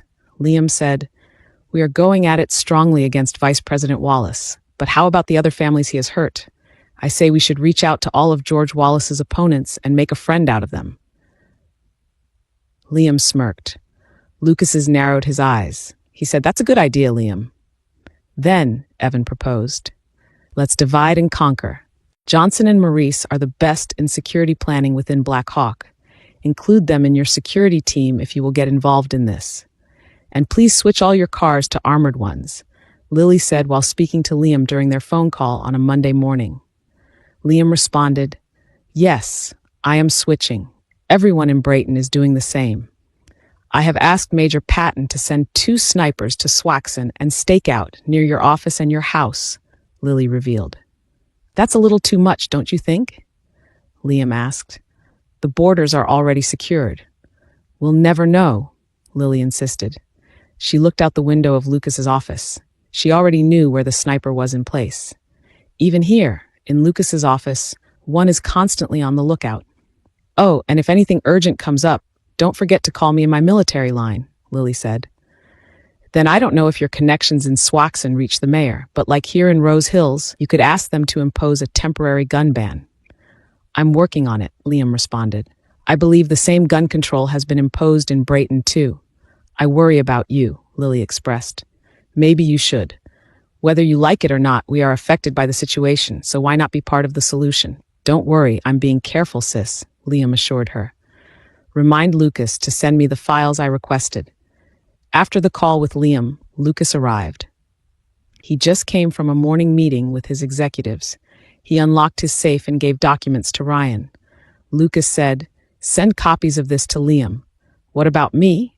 Why don't I get any?" "Are you hiding something?" Lily asked. "While I am waiting for your ass every day, I'd like to take a look at those." Lily saw Lucas hesitate. Then he returned to the safe and carefully selected some documents. Finally, he gave Lily 2 folders and said with a smile, "It's not that I'm hiding things, Lily. I prefer that you focus on my security and Aiden's. But I understand. There are some downtimes. So here, these are only suspected victims of the vice president, those that conflicted with him politically in the past 2 years." "Thank God," Lily sighed. "It's not that I'm complaining, Lucas, but I am getting a little bored. I might just get an assignment from Black Hawk." "So you are tempted to leave my side so you can get shot somewhere in a Black Hawk mission?" Lucas teased. Lily rolled her eyes. She answered, "We don't always get shot at." Holding the folder, Lily felt relieved for participating in their investigation. She scanned the documents and said, "This makes sense. Former Senator Mullen opposed George Wallace's proposed legislation last year." Lily frowned, recalling, Senator Mullen's son got into a car crash around that time too. "Exactly," Lucas said. Lily closed the folder and said, "I'll make calls and see if these victims are willing to file a case." Hours later, Lily had to go to school and meet with the parents of the affected students. Lily learned that the children admitted to having been bullied by Rocky. It wasn't the first time Rocky had taken food from them. Worse, the boy had often said hurtful words to the smaller students at school. One parent said, "I have reported this to Principal Blair in the past. I told her that Rocky appeared to be verbally bullying my son, but I was too far from them to actually hear it. I only guessed it with their facial expressions. Back then, I thought maybe I was truly mistaken, that I turned a blind eye and just asked my son to stay away from Rocky." Sadly, other parents were unaware that this was happening to their child. One by one, the parents expressed their opinions about Rocky. That child needs to be expelled. Suspension is fine. Have someone talk to the boy. We should have a seminar for anti-bullying. Now, Lily was left with major decisions to make. She was already convinced in firing the principal and hire a new one. But what about Rocky? Lily stayed in school until it was dismissal time. She and Gunnar walked with Aiden to the car. When they settled in, Aiden surprised her with his suggestion. He said, "Mom, I think you can suspend Rocky for a few days, but don't expel him." "Don't you dislike him?" Lily casually asked as she put on her seatbelt. "I want to be the bigger person and say he has problems at home. Last week I saw Rocky's mom scold him like he wasn't her son. She was screaming and called him stupid." Aiden's face reddened as he described, "So I think he picks on us because of how his mom treats him." Lily fell silent. Bullies often want to dominate to feel better about themselves. Usually, this was due to their problems at home. So she decided, "I will have someone counsel Rocky instead, but counseling takes time to change a person. What will you do if he comes at you?" "Haha, don't worry about me, Mom. I can handle him," Aiden claimed. Raising a brow, Lily asked, "You are not going to attack him, are you? Like you crushed your Uncle Liam's eggs?" "Haha," Aiden laughed loudly. "I acted in defense, Mom. Uncle punched Daddy, so I defended Daddy," Liam excused. When they arrived at the villa, Aiden went straight to his room to do his homework. Lily called Gunnar before heading back to the Thompson group of companies. She instructed, "Gunnar, you will follow him around tomorrow. I will tell the school to grant you access inside the campus." "Report to me what my son does," Lily ordered. "Don't you trust Aiden?" Gunnar asked. "Oh, I trust him. I just want to know his methods," Lily replied with a smile. On Tuesday morning, Lily spoke to the principal. She gave Mrs. Blair 2 months' notice before leaving the school. At the same time, she connected with Lucas's uncle to look for a suitable replacement as a principal at Rose Hill's Trinity Private Academy. It was mid-morning when Lily went to the Thompson group of companies. Now and then she got an update from Gunnar. "Gunnar, your son ordered 20 packs of bacon sandwiches and 5 boxes of fried chicken from the Diamond Hotel. He billed it to Liam's name." "Ha ha." At noon, Gunnar sent her a video of Aiden at the canteen instead of a text. Lily had just made her rounds, checking with the security team. She entered Lucas's office when she watched the video. She saw Aiden setting up the food on a long table at the canteen. He ordered a lot of food. The camera panned to the left, and Lily saw Rocky entering the canteen. He was carrying his lunchbox. Because everyone was used to Rocky taking part of their food, they automatically gave a piece to Rocky. "Don't worry, guys. I have more than enough food to share," Aiden declared. His classmates no longer cared for their lunch because Aiden had presented them with a much tastier meal. Rocky approached Aiden, and his mouth watered at the food before him. Aiden told Rocky, "Hey, I got extra food for you, so we can share. Have you tried the Diamond Hotel fried chicken? Try it and tell me what you think." "Why are you giving out food? You are so stupid," Rocky remarked. Aiden shrugged and said, "It's okay to be stupid sometimes. If being generous is being stupid, then I don't mind." He smiled at Rocky, saying, I won't ever think you are stupid, though. I think you are a nice guy, Rocky. Lily laughed watching the video because Rocky looked dumbfounded at what Aiden said. What? You are crazy, Rocky reacted defensively. Sometimes being a little crazy is what we need to release all those tension. Aiden stretched his arms and shook his hands vigorously. He exclaimed, "Brr!" With a big smile, he encouraged, "Try it, Rocky." He glanced at his classmates and encouraged, "Try it, guys." They all followed Aiden, acting a little giddy as they shook their hands and made silly noises. They laughed in the end and started to eat. "That was fun," many of them said. "You think you are so high and mighty now that your mom owns the school? Newsflash, you are no better than me," Rocky challenged. "I never said I was better than you," Aiden corrected. He smiled and added, "I think you are awesome, Rocky. We just misunderstood you. I wish I was as strong as you and knew classy food. That's why I'm offering you food. What do you think of the Diamond Hotel chicken? If anyone could judge it best, you would." Aiden offered a box of chicken. "You could be a food critic," Aiden said. Rocky looked incredibly confused at that point. He ended up tasting the chicken. He described, "It's delicious, crunchy, and juicy on the inside." "I knew you were the best person for the job," Aiden said. "I can buy more food every day and make you the critic. How does that sound?" "Really? Why?" Rocky asked. His face looked so complicated. "Because food is where your talent is, and it shouldn't go unnoticed," Aiden declared.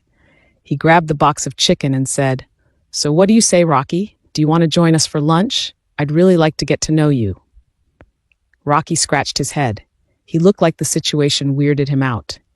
Still, he belatedly replied, "I guess, since you put it that way, I shouldn't let your efforts go to waste."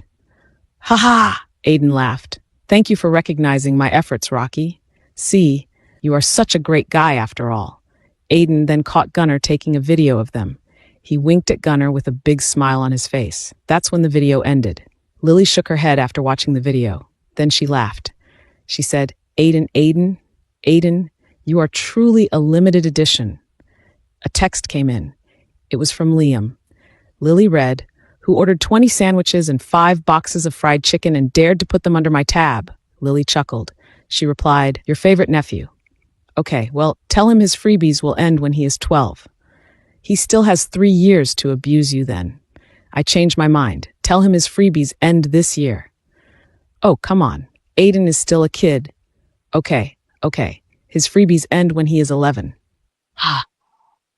In the middle of the night, Lily awoke to her military phone buzzing. She grabbed it on the second ring and answered, "Hello?"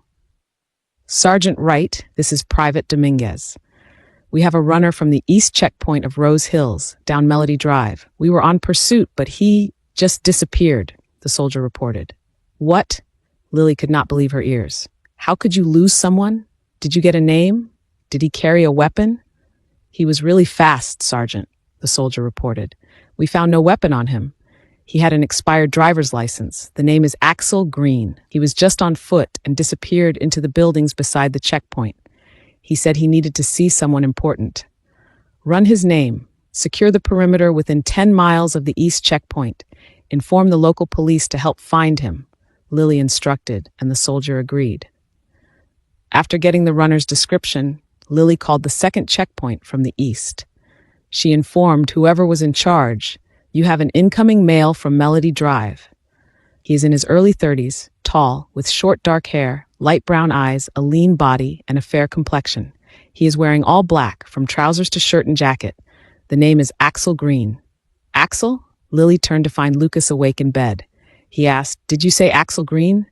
"It's been 2 days, and there is no sign of him," Lucas said in front of his office table.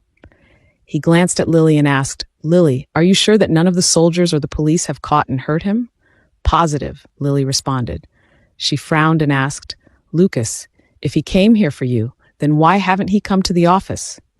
Lucas clenched his jaws. He shook his head and responded, "I'm not sure either." He looked at Ryan, who had been standing behind Lily. Ryan shrugged, which meant Axel had not gone to him either. Then again, it would not make sense for Axel to seek out Ryan first. Compared to Ryan, Lucas was easier to find.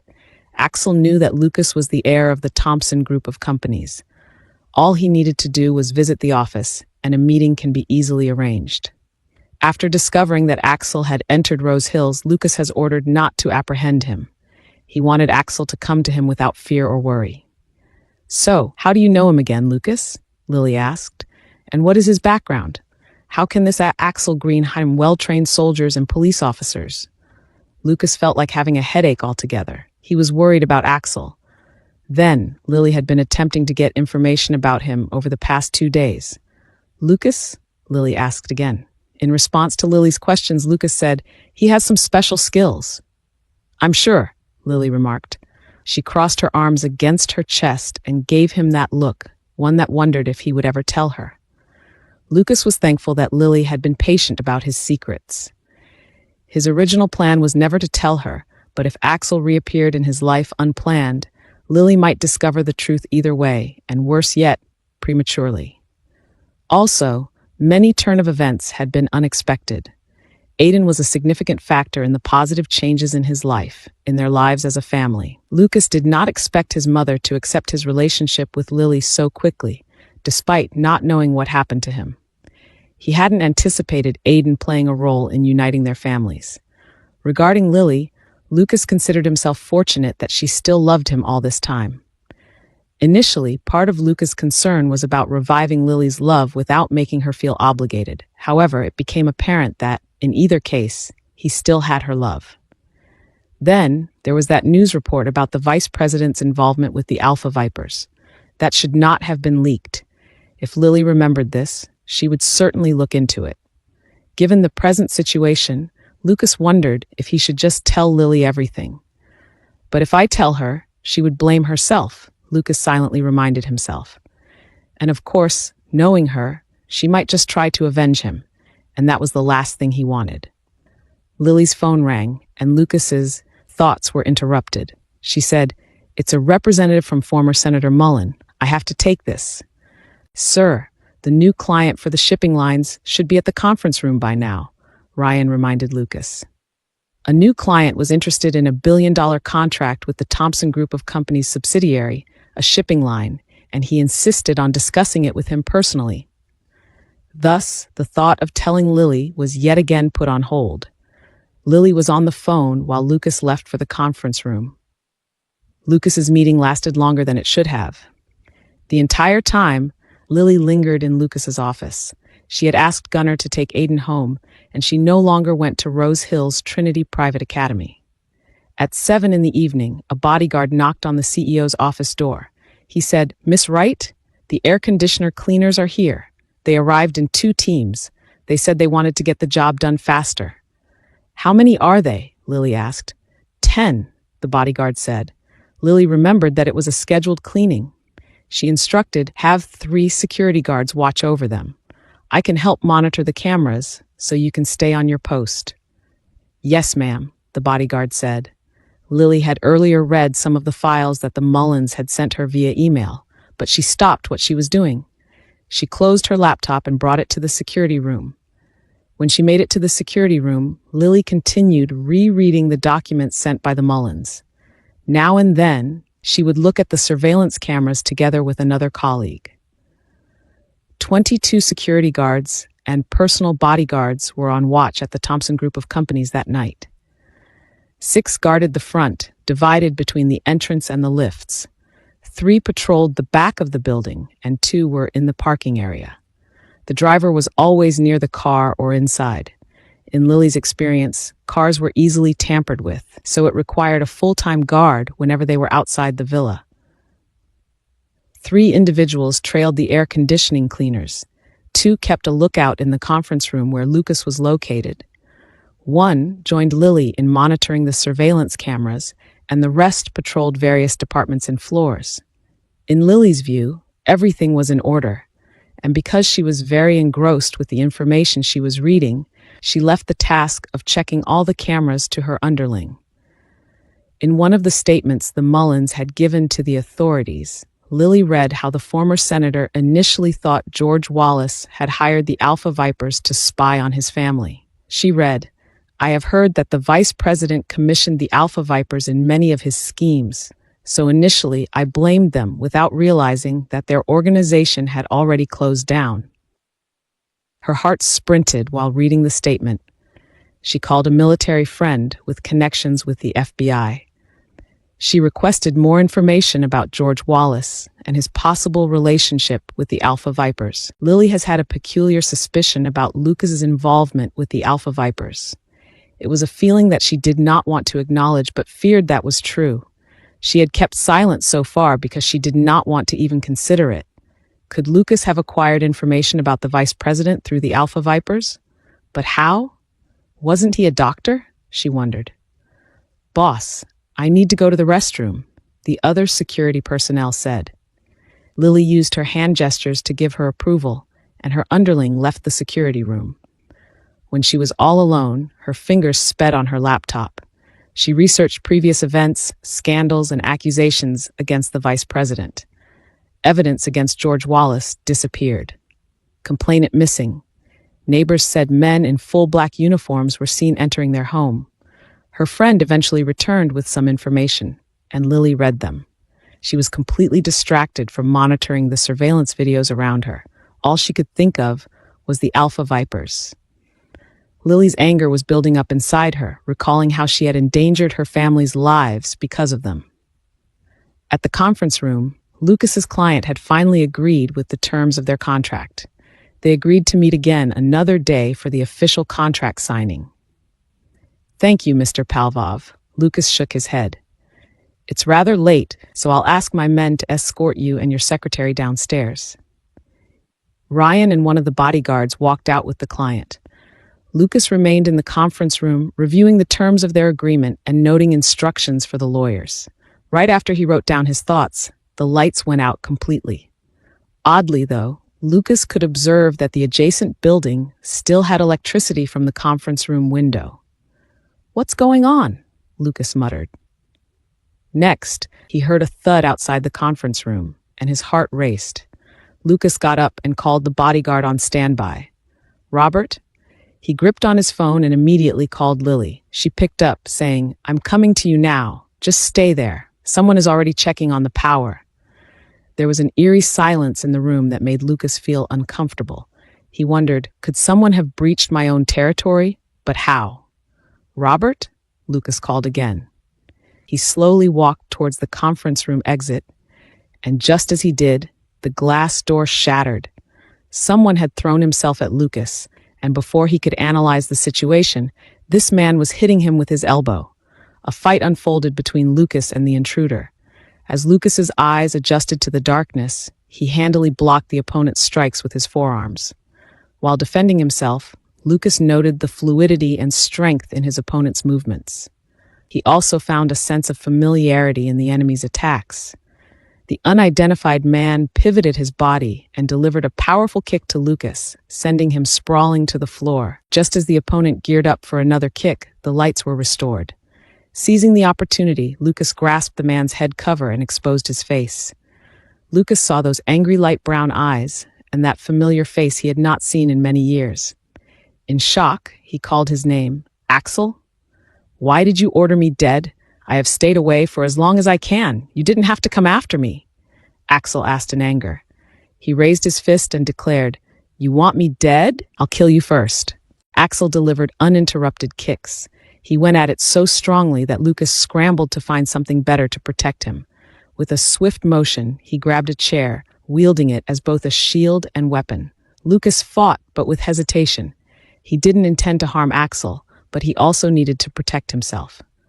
Papers scattered and chairs toppled as the room transformed into an impromptu battleground. Lucas groaned and said, Axel, listen to me. Whatever is going on, you have it all wrong. Lucas swung his body from side to side to evade Axel's punches. At one point, he managed to grab his arm, gripping it with both hands. He said, I'm your friend, Axel. I would not kill you. Liar, you sent men to have me killed, Axel snapped. He rotated his arm, forcing Lucas to free it, and Axel threw in a decisive kick. Lucas found himself forced backward until his back hit the wall of the conference room. Before he could regain a fighting stance, Axel swiftly grabbed the office extension cord. Lucas instantly understood Axel's intentions with the black wire. Kicks and more punches ensued. This time, Lucas fought back with more force. He said, Axel, you left me with no choice. I must take you out until I knock some sense into you. Axel may be more experienced as a fighter, but Lucas noticed how much weight he had lost. Utilizing his strength, Lucas countered when Axel struck again. He used both hands to tangle Axel's arms. He compelled Axel's body downward, delivering a knee strike to Axel's stomach. When Axel grunted from the pain, Lucas hit the side of his face using his elbow, and he turned in an attempt to hold him down. Lucas thought he was gaining an advantage, but unfortunately, Axel thrust his head back, colliding his scalp with Lucas's face. "Fuck!" Lucas cursed because his nose bled.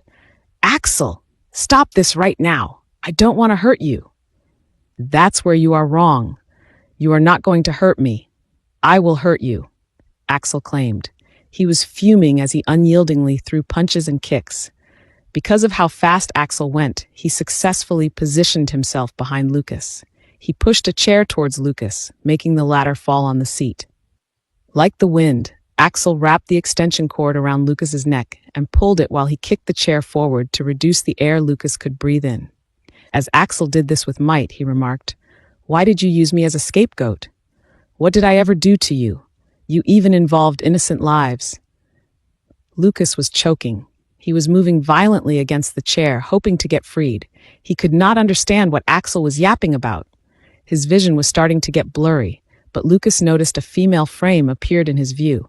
She grabbed a telephone and threw it across the room. "Lily," Lucas said under his breath. Lily must have hit Axel because the cord around his neck loosened. Lucas fell on the floor and sucked in a deep breath. "What are you doing?" Lily yelled after having thrown the telephone at the unknown man. The extension phone hit the intruder in the head, making him step back and reassess the situation. Before Axel could respond, Lily leaped onto the glass table. Taking advantage of its sleek surface, she smoothly moved her body to Axel's side. Reaching the far end of the lengthy conference table, Lily supported her weight with her hands and promptly delivered a roundhouse kick toward the unknown man. "Lily, it's Axel. Be careful," Lucas said as he wiped the blood on his nose. "He thinks I ordered him dead." "You did order me dead. I have proof," Axel spat as he found his stance. Axel glared at Lily and immediately threw in a punch. Lily blocked it with her hand. She retorted with the same aggression, but Axel pulled her arm forward and trapped her between his arms. Before Lily could free herself, Axel squatted. He seized Lily's legs and shouldered her entire weight. He forcefully propelled her body downward, unmistakably aiming to hurl her onto the tiled floor. "No, Lily," Lucas screamed. He used his body to protect Lily from landing hard on the tiled floor. Lily was engaged at that point. She saw Axel was about to kick her, so she did what she thought was best. Lily used the heel of her boot and kicked Axel's nuts. "Ah!" Axel screamed. His hands automatically went to his crotch. Lily lunged her body up before kicking Axel's knee.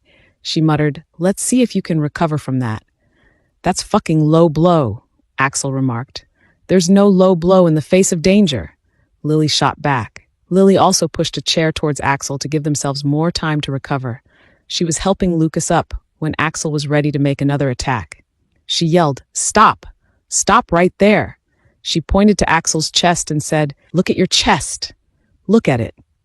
Lily stepped back. She pushed Lucas back with her, giving Axel a safe space to study himself. She repeated, "Look at your fucking chest." Axel saw the red laser light on his chest, making him still. "If you move, you are dead, and we don't want that," Lily said. She looked out the window and raised her fist, telling the sniper to hold his position. Lily realized that the sniper must have struggled to find a clear shot, giving the fight between Lucas and Axel. Kicking Axel in the nut allowed the sniper to focus on him. "Axel, there is some big misunderstanding here, because I would never hurt you. I helped you in the past, and I have been looking for you recently," Lucas revealed as he chased his breath. "I don't know why you think this, and you seem to forget that I am your friend." Lucas pointed to the window and said, "But this proves I don't want to hurt you. We could easily signal the sniper on the watch to take you down, but I am not. I am giving you a chance to explain."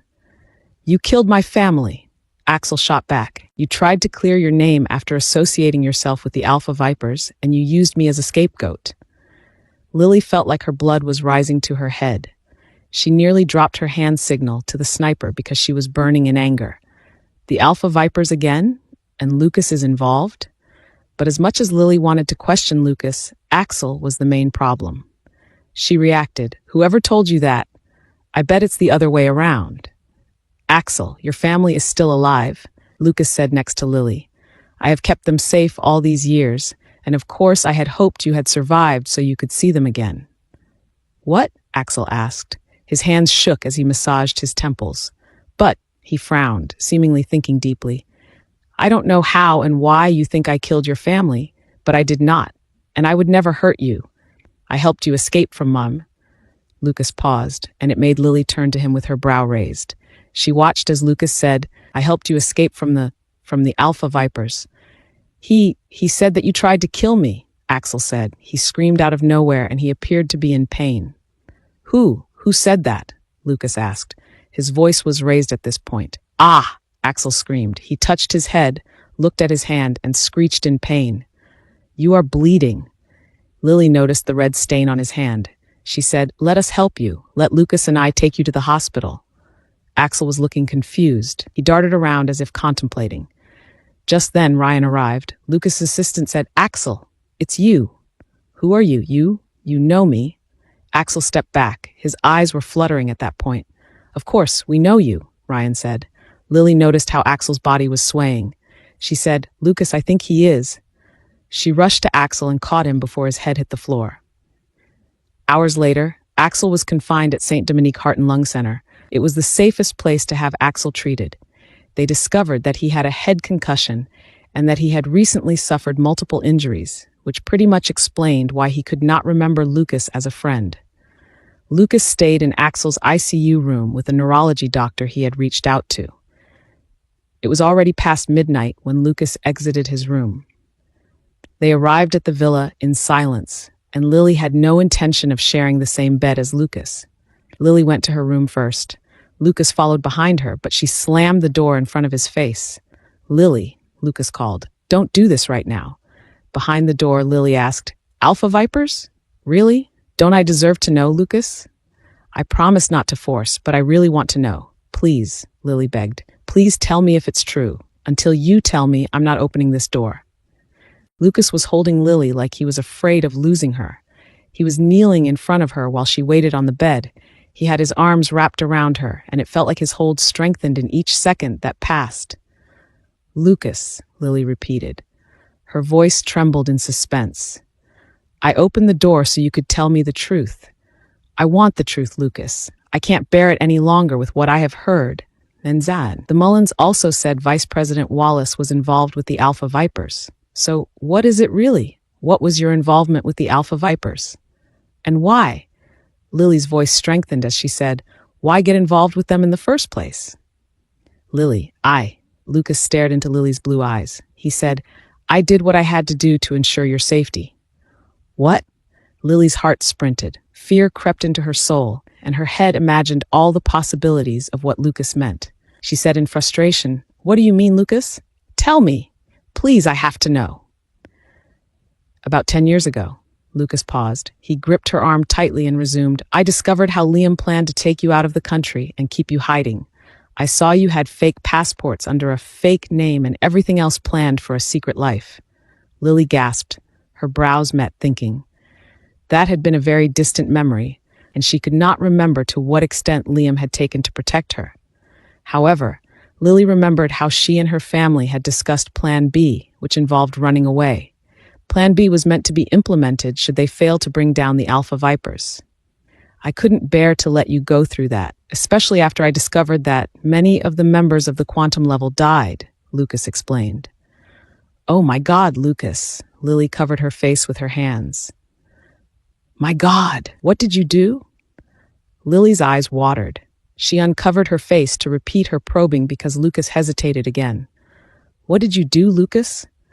"I engaged in a negotiation with the Alpha Vipers. I applied to work as a medic and proposed providing them with connections and resources to enhance their medical capabilities," Lucas finally admitted, his voice breaking in and out. Hearing that, Lily's face turned white. She wanted to cut him off and scold him, but she held herself and listened to what he had to say. Lucas described, they were lacking in that area and had many of their soldiers die in the field because doctors did not want to risk their lives and accompany them in their missions. I had to.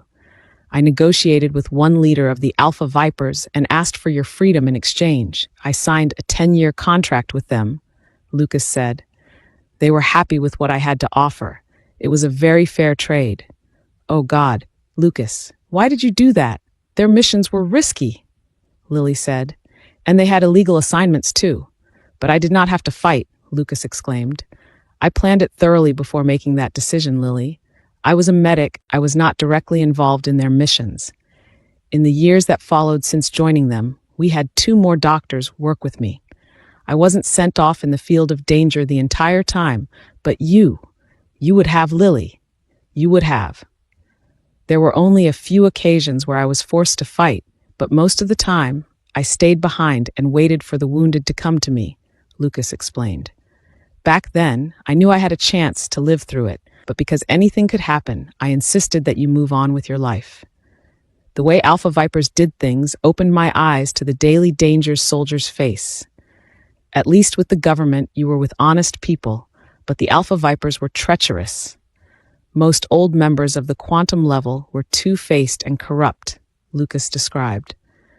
5 female soldiers within the group were violated in the years that I was with the Alpha Vipers, Lily. Lucas repeated, violated by senior members of the quantum level or the group's opponents. I know you are strong and skillful, but at the end of the day, you are still a woman. You could still be drugged or knocked out, and when you have been captured or tied down, many things could happen. When you worked for them, you only saw a fraction of the truth. I saw more unspeakable things. You have no idea how cruel they were. Lucas clenched his jaws and declared, I don't regret it, Lily. Not one bit. I did what I had to do to save you. Lucas, you could have died, Lily expressed angrily.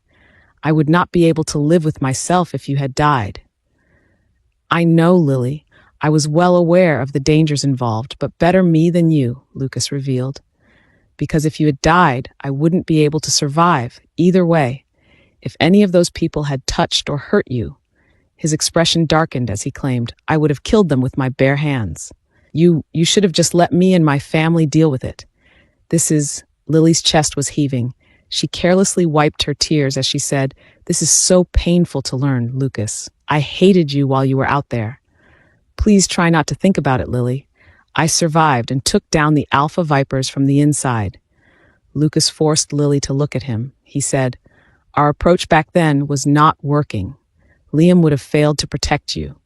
The organization was backed up by so many influential people. Back then, I concluded that the only way to take them down was to be part of their organization, and I wasn't wrong, Lily.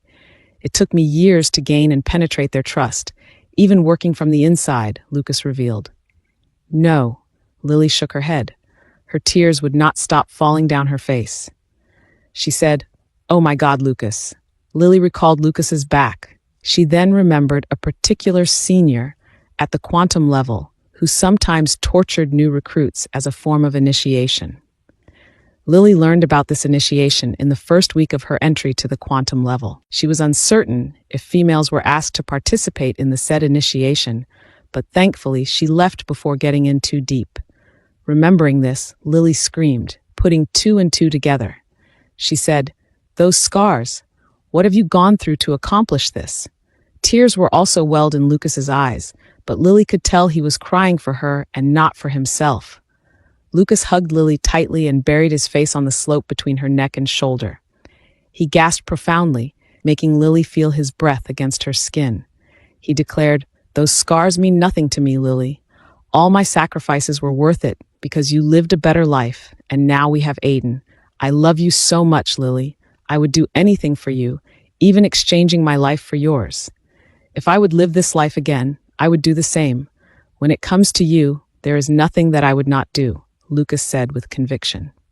Please don't think about the past 10 years and what I have been through. Let's just move on from this, please. Lily broke down in tears. Her chest was so heavy she felt weak altogether. It was unbearable. It was even more heartbreaking because of what Lucas had to go through. After that big revelation, Lily chose to keep her thoughts to herself. Lucas tried to ease her pain. In her opinion, Lucas's actions were a way to distract her from delving into the truth. Lily wasn't in the mood to make love, but given what she had discovered, she did not have the heart to refuse Lucas either. They made it to bed and were intimate. However, the entire time, Lily was filled with intense rage and anger, directed at those who had harmed Lucas while taking down the Alpha Vipers. Her head was consumed with thoughts, guessing the hardships Lucas might have endured. It was even worse when she saw Lucas' scars again in the morning. When Lily woke up, she was facing Lucas's bare chest. Her hand immediately rested on his scar, her heart breaking into a million pieces. She silently wondered, "Lucas, how many sleepless nights did you have? How many near-death experiences did you encounter? How did you handle them?" Then, Lily thought about the luxuries she had enjoyed while Lucas was away. She was home in Brayton most of the time. Serving as a part-time National Guard allowed her to spend time with her family. She and her entire family were mad at Lucas for disappearing, but as it turned out, he was out there, keeping her safe. Lily's eyes landed on Lucas's necklace, and then the pendant. She gripped the tag pendant, which had her name on it. Then she remembered how Lace had described Lucas while holding on to the pendant. Lily softly asked while holding the pendant, "Did you use this often to think of me?" A tear rolled down her cheek as Lily said to herself, "Oh, Lucas, you would not have suffered if I had chosen a different career. This was all my fault." All those regrets came rushing back. Lily mused, "After what you have been through, do I still deserve you? How can I give you back that 10 years you have lost? How long have you been awake?" Lucas inquired upon observing Lily lying on her back, lost in thought. Her eyes were swollen, and the corners of her eyes were moist. She cried again, he assumed. Lily blinked. She didn't face him. Instead, she remained staring at the ceiling, asking, "Lucas, I want to know more." Rather than responding, Lucas gently held her cheek and drew her closer. He kissed her face and inhaled her scent. He genuinely didn't want her to feel any more guilt about his past choices, but it was also in Lily's nature to probe. He said in a hushed tone, What do you want to know?" "Is Axel part of the Alpha Vipers?" Lily asked. "And so is Ryan?" Oh no, Lucas thought. She would never stop bothering Ryan after this. "Lucas?" she asked again. Seeing her frown, Lucas acknowledged, saying yes. He told her about Axel and how the Alpha Vipers leaders had planned to eliminate him after accomplishing his mission. He explained, the organization had missions with requests from the clients to leave no witnesses behind. So they hired another private contractor to take care of Axel after his job. But of course, he did not go through with it. "I helped him plan his getaway and protected his family," Lucas explained. "We have not been in touch since his escape, so I don't know what happened and why he thinks I am the enemy." "Something is missing in between," Lily faintly remarked. "For sure," Lucas acknowledged. "And Ryan?" Lily asked. Lucas sighed heavily. He said Ryan is from the military, but his MOS was in administrative service. Ryan only had a 4-year contract and signed up for the Alpha Vipers afterward, where he took an office job. Lily nodded, understanding what he meant. The military wasn't all about fighting. There were other military occupational specialties, MOS, that were available. The assignments can vary depending on one's willingness and skills. "Ryan was the one I told you about," Lucas said. Her brows met. She asked, "What?" "Fuck, I should not have brought it up," Lucas said in silence. He shut his eyes and suggested, "It's nothing." "What is it, Lucas, please?" Lily begged. "You have already told me, so you might as well tell me everything." Lucas ran his hand over his face. He hugged Lily tighter and rested his lips on her forehead. He said, "Ryan helped me find pieces of evidence against the leaders and senior members of the Alpha Vipers. Without him, my plans would have probably failed. He worked in admin, so he had easy access. When the people behind the Alpha Vipers started to get locked up, suspicions about Ryan's involvement arose. A group of senior Alpha Vipers members took Ryan to Tabernas Desert. They beat him and tried to get information out of him," Lucas expressed.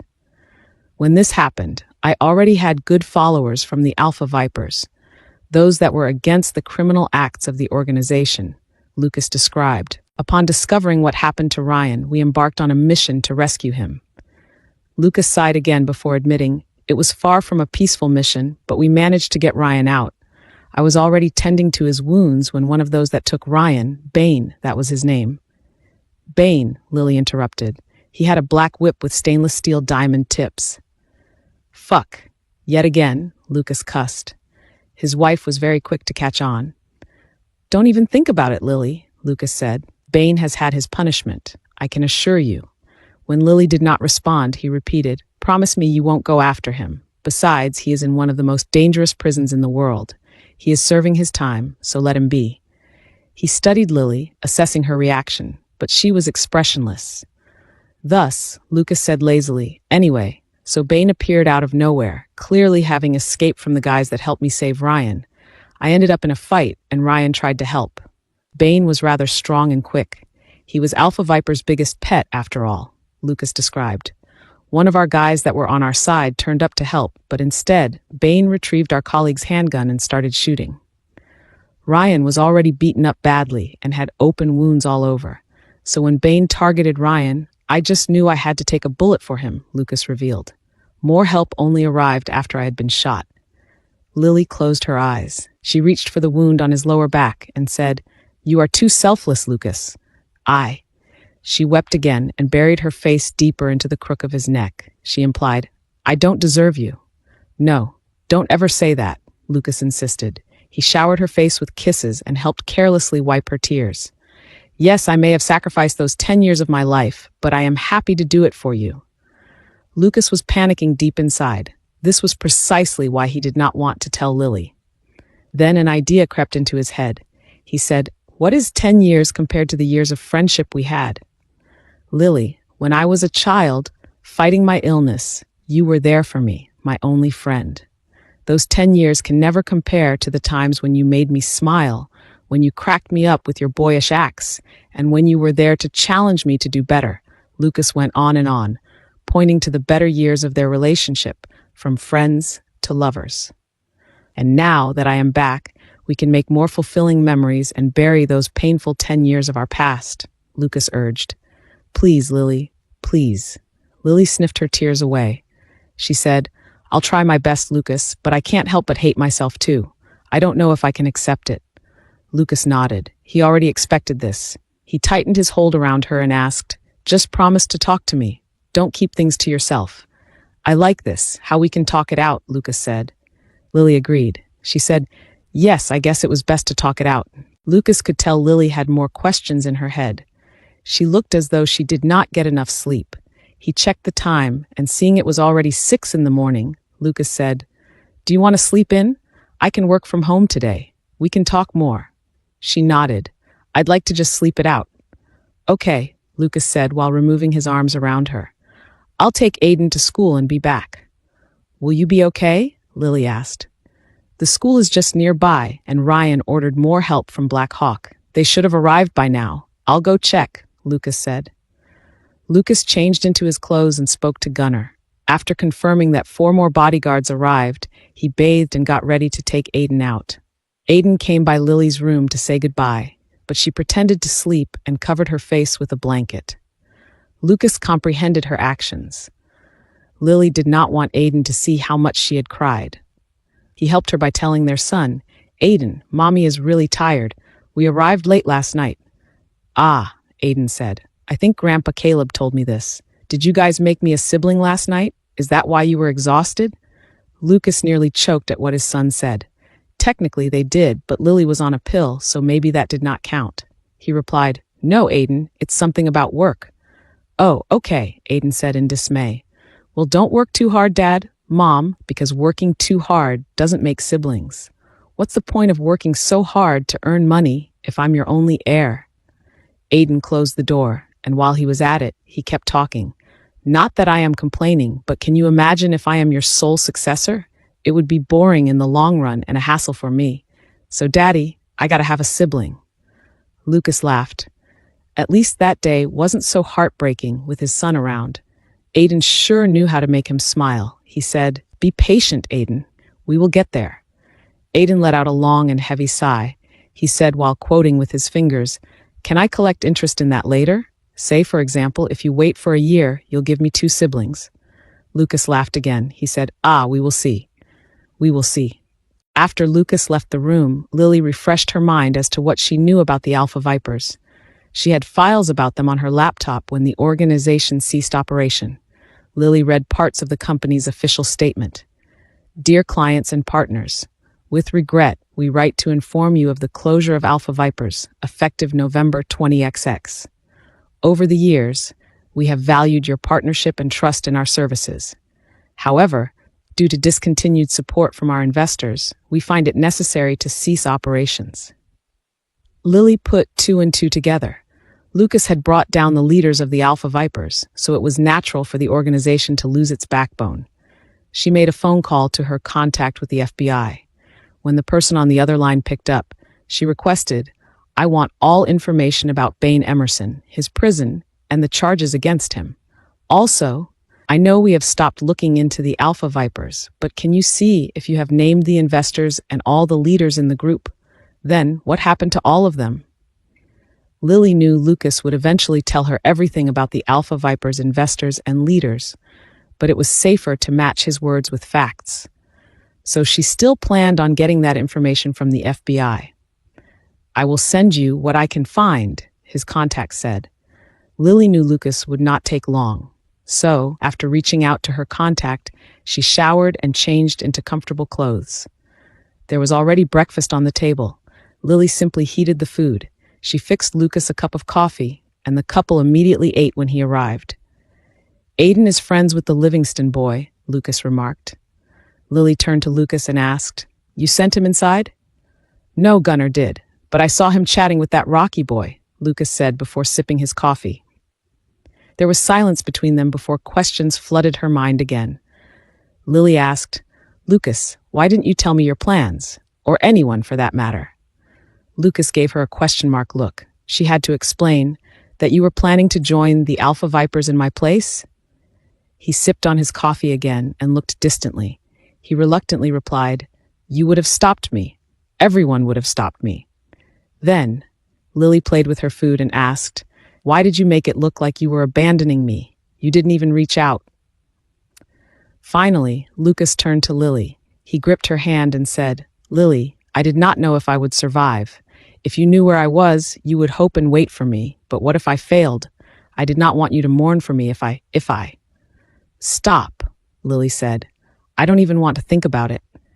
She pulled her hand away to reach for her coffee mug, but her hands shook. Lucas grabbed her hand again and said, It's over, Lily. I promise. This situation with the vice president is a mistake on my part. I did not expect him to retaliate when I surrendered all pieces of evidence to the National Intelligence Director. I thought they would handle it well, but leaks happened, and George Wallace's connections go deeper than we all thought. Lucas brought up the clients he had informed Lily about weeks ago, and he mentioned a few additional clients of the Alpha Vipers. He stated, all of them have been apprehended, and their finances have been frozen. However, the vice president is proficient with concealing his tracks and managing his funds creatively. Can you tell me about the medical mission that caused your scalp injury? Lily softly asked. Lucas took a deep breath. Because he hesitated, Lily groaned and muttered, I can't help but ask, but if you don't tell me, I'll tie Ryan to a chair and get the info out of him. A chuckle left Lucas's lips. He said, I was afraid you would do that. Then tell me, Lily demanded. Lucas crossed his legs. He leaned back in his seat and told Lily, Flashback. The mission happened during Lucas's second year of working with the Alpha Vipers. One of the clients was a politician in the rural areas of Spain. The client wanted to reach out to the residents living in the mountains by initiating a medical mission. However, the targeted location was said to be controlled by a cult. Even so, the client insisted on the mission because many stories were heard about the people's poor health conditions in the area. Lucas led a team of 5 soldiers, 1 local doctor, 2 local nurses, and 5 community workers. They arrived at the target location, set up a camp to provide medicines and supplements, and offered free consultations. Are you a doctor? A child who spoke in Spanish asked after arriving at his table. Yes, I am. Lucas smiled at the boy who came to him. The boy was terribly underweight. Are you sick with something? Lucas asked. He immediately listened to the boy's back with his stethoscope and inspected the young man's overall frame. Lucas decided to give the boy a bottle of multivitamins. He said, "This helps you get stronger, but you need to eat more, okay?" "How much are these?" the boy meekly asked. "They are free, and you can take them," Lucas replied. The boy hesitated. He stepped away from the line, and Lucas heard him in a discussion with the other women and children. "You have to ask him how much it is. Elder Marshall said we need to sell them in the streets later." "You ask him." "No, you ask him." That was a major red flag for Lucas. They were there to give them medicines and supplements, but the kids were planning to sell them on the streets. As Lucas contemplated what to do, he continued to perform medical checkups until a 14-year-old girl approached him and asked for help. "I'm sick," the girl said. "Please take me to the hospital." Lucas inspected the girl. She was thin, and her eyes were puffed. She was wearing long sleeves and leggings. He did not have to look further. Lucas simply rolled up her sleeves, and he saw the black and blue bruises. "Please," the girl said. Fear was in her eyes as she said, "Just tell them I must be admitted. Please." Lucas looked up to the girl's companions. They did not look like her guardians. They were two armed men who studied the girl closely, including the other children who came for the checkup. Looking up at the men on watch, Lucas said, "This girl needs to be admitted to the hospital." The two men became angry. They raised their arms and ordered his entire team off the mountain. The soldiers with Lucas tried to reason with the unknown men, but more men arrived, threatening them to leave. They were forced to discontinue the medical mission for the sake of the civilians who were with them. Unfortunately, as Lucas's party took the path down the mountain, the girl from earlier managed to flee and run from the armed men. "Help! Please! Please help me!" the girl screamed. "They are hurting us, all the girls, and they turned my brothers into beggars." Lucas could no longer ignore what was happening. These children were being abused, and he did not know to what extent. He ordered the 3 soldiers to continue their descent from the mountains, escorting the doctor, nurses, and the local community workers. Lucas and the 2 soldiers tried to retrieve the girl. At that point, the children began running in every direction. Some middle-aged individuals also made a run for it. Lucas believed they probably saw it as an opportunity to flee. The armed men on the mountainside panicked and became disorganized. So, Lucas and the soldiers saved the girl, and 5 children came with them. Lucas concluded they would have to come back for the rest. At least the children they rescued could give their testimonies to the local authorities, and a rescue mission could be arranged. Those who fled on their own could also attest to the treatment within the village. Sadly for Lucas, a man rushed towards them. He was tall, in his mid-50s, and had tanned skin. He yelled, "I am the elder of this community. Sonia is mine. Leave us alone." He was referring to the girl who clung to Lucas, and this man was talking like the girl was his wife when, in fact, she was just a 14-year-old girl. "No, no, please, don't let him take me. He touches me. The elder touches me," the girl screamed. Lucas felt his blood boiling. He instinctively punched at the elder, and a fight between them commenced. While this was happening, Lucas ordered the soldiers to take the children away, especially the young girl. The elder had an extensive knowledge of the mountains. He deliberately lured Lucas to a cliff. He shoved Lucas off a ridge, causing him to fall onto a rocky surface. Lucas's uniform and flesh bore the impact, and his head collided with a solid exterior. Fortunately, a cluster of banana stems served as a cushion, preventing Lucas from sustaining a severe head injury. Lucas bled during the fall. The wound to his chest was deep. Lucas honestly feared he would die that day. It was only a medical mission, but it turned into a disaster. Hours after falling into that ridge, Lucas was already feeling cold. His awareness was slowly leaving him. The only thing that kept him hoping was the necklace concealed beneath his uniform. End of flashback. "It took 6 hours for help to arrive," Lucas described. "I held on to as much as possible, thinking of you, Lily." Lily massaged her forehead. Her eyes were brimming with tears. She growled, "Please tell me that the fucking cult elder is locked up somewhere, or I'll find him and throw him off a ridge as many times as I can." The elder marshal was convicted and locked up. He died 5 years ago, Killed by inmates, Lucas said. Everyone in prison hated him. I got my justice through other people, so calm down. Lily did not have her phone with her. She grabbed Lucas's phone and asked, "What's your passcode?" Lucas groaned. He replied, "Your birthday in 143. You are crazy, Lily muttered. She was having an emotional moment, yet his mobile passcode threw her off track for a second. Lucas only chuckled as Lily unlocked his phone. She asked, "What's his name?" "Marshall." "Marshall Edmund, and the cult name is Family Above," Lucas replied. Lily read the details online. It was horrific. She thought, even if this man had not harmed Lucas, she might also kick his balls and punch him in the gut. "This is terrible," Lily commented. "I know, but he already got what he deserved," Lucas said. "He might even be burning in eternal flame." Lily was still angry, imagining Lucas mending his wound at the foot of a cliff. Again, it hurt more because it was Lucas. She turned to him and said, "Lucas, I'm sorry you had to do all that. It's my fault. I imagine you have not yet mastered fighting well when this happened." "Hey!" Lucas pulled Lily into an embrace. He reminded her, "I survived, and that is what matters.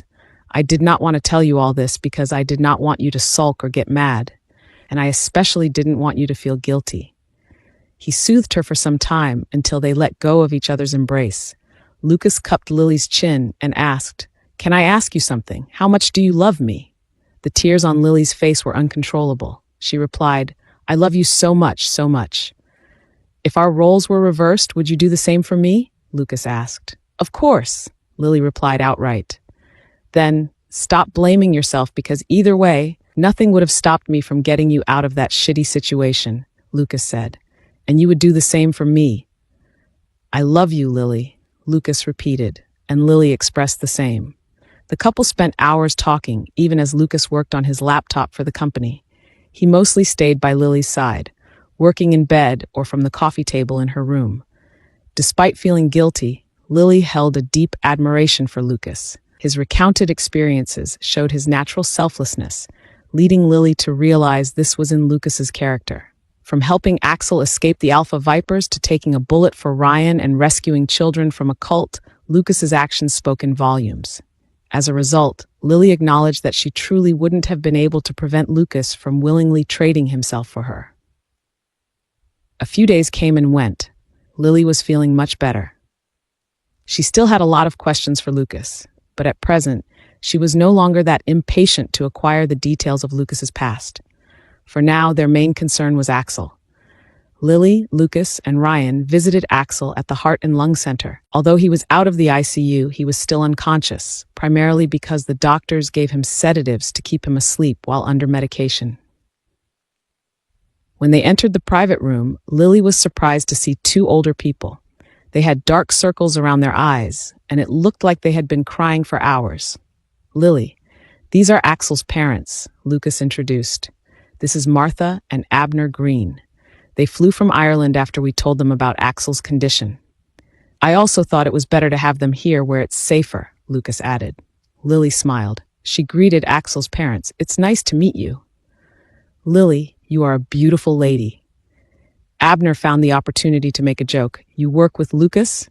Maybe you can consider dating our son when he is a lot better."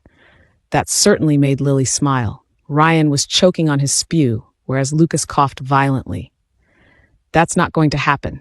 Lucas put his arm around Lily and declared, "She is my wife, but Uncle Abner, we had not gone public with our marriage due to my situation." "Oh, you lucky man. You have a young wife," Axel's father declared. "No, she isn't any younger than me," Lucas remarked.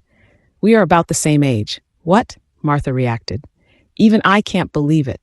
My mom has a very young face, and with a combination of my dad's good looks, I could easily pass as a college student," Lily proudly said. Abner Green was an older version of Axel, except his eyes were a lighter shade of gray. Axel had soft brown eyes, which he got from his mother, Martha. During that visit, Lily got to know Axel's parents well. They were very grounded and spoke much about their son and his dreams of becoming an elite fighter. "Martha and I ran a farm. We never understood why Axel wanted to be in the military," Martha said to Lily. They opened up to her like she was an old friend. Lucas and Ryan were mainly spectators, reacting to some of Abner's jokes. "They say the apple doesn't fall far from the tree, But Axel was like wild berries compared to our apple tree, Abner remarked, and it encouraged giggles in the room. Lily also learned how Lucas protected them since Axel left the Alpha Vipers. In fact, Lucas funded their relocation and their new livelihood in Ireland. Yet again, Lily was proud of Lucas. As Axel's father continued to talk, Lily glanced at Lucas. Their eyes met, and she smiled at him. She would have stared at Lucas longer if not for Abner, saying, "We have been through a lot, all because of Axel's chosen career." Upon hearing this, Lily asked, "Did you regret that Axel chose to be in the military?" "Regret it?" Abner echoed. "No, of course not. Helping his fellow citizens was his passion. He also loved to be in action. That smile on his face when he saved lives is irreplaceable. He is our son. We love him, so we will always support him."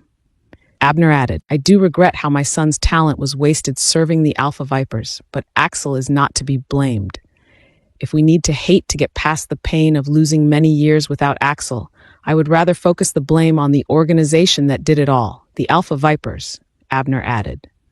Somehow, Abner's words gave Lily something to think about. Her family supported her when she entered the military, and so did Lucas. So, she should work harder to put her guilt aside and make the most of what she had with Lucas. Axel remained asleep that day, but his vitals were getting better. Lily and Lucas arrived at their villa past 7 in the evening. When the couple entered the room, Lily lazily said, "Lucas, thank you for everything you have done for me. I want you to know I see you as an even better person. I am still sad about what you have been through, but at the same time, it made me love you even more," Lily said while holding back her tears. Hearing her words, Lucas immediately rested his hand behind Lily's neck. He crashed his lips to hers and kissed her with passion. "Thank goodness, Lily. I love you so much." He pulled away to express his relief. Then he kissed her again, and after pulling away, Lucas said, "But I was wondering if you can." He cleared his throat and asked, "Prove it in bed. You've been a little boring in bed lately." "Ah! Lily." Lily punched Lucas in the chest. "I was being serious, Lucas. You ruined my mood," Lily scolded. "I was serious too," Lucas declared before chuckling altogether. His face turned serious as he lowered his head to hers, his lips kissing her face. "Thank you, Lily. You don't know how relieved I am to hear you say that." He kissed her again and said, "But I was serious about you proving it in bed." Lily's face burned. She was rendered speechless. But how could she ever deny this man? He proved his undying love for her in ways she could not imagine. Plus, he was pleading with puppy eyes. "I supposed we could do something special," Lily proposed after an idea popped up. "What do you have in mind, my wife?" Lucas asked, and Lily could tell his imagination was going wild. Hours later, Lucas's smile was from ear to ear. He never imagined this was the special thing Lily was referring to. While it wasn't in bed, it made Lucas's heart flutter. That's it for today's story. The real drama is just getting started. Leave a comment below and don't forget to come back for more. Hit that subscribe button. I'll be waiting for you in the next episode.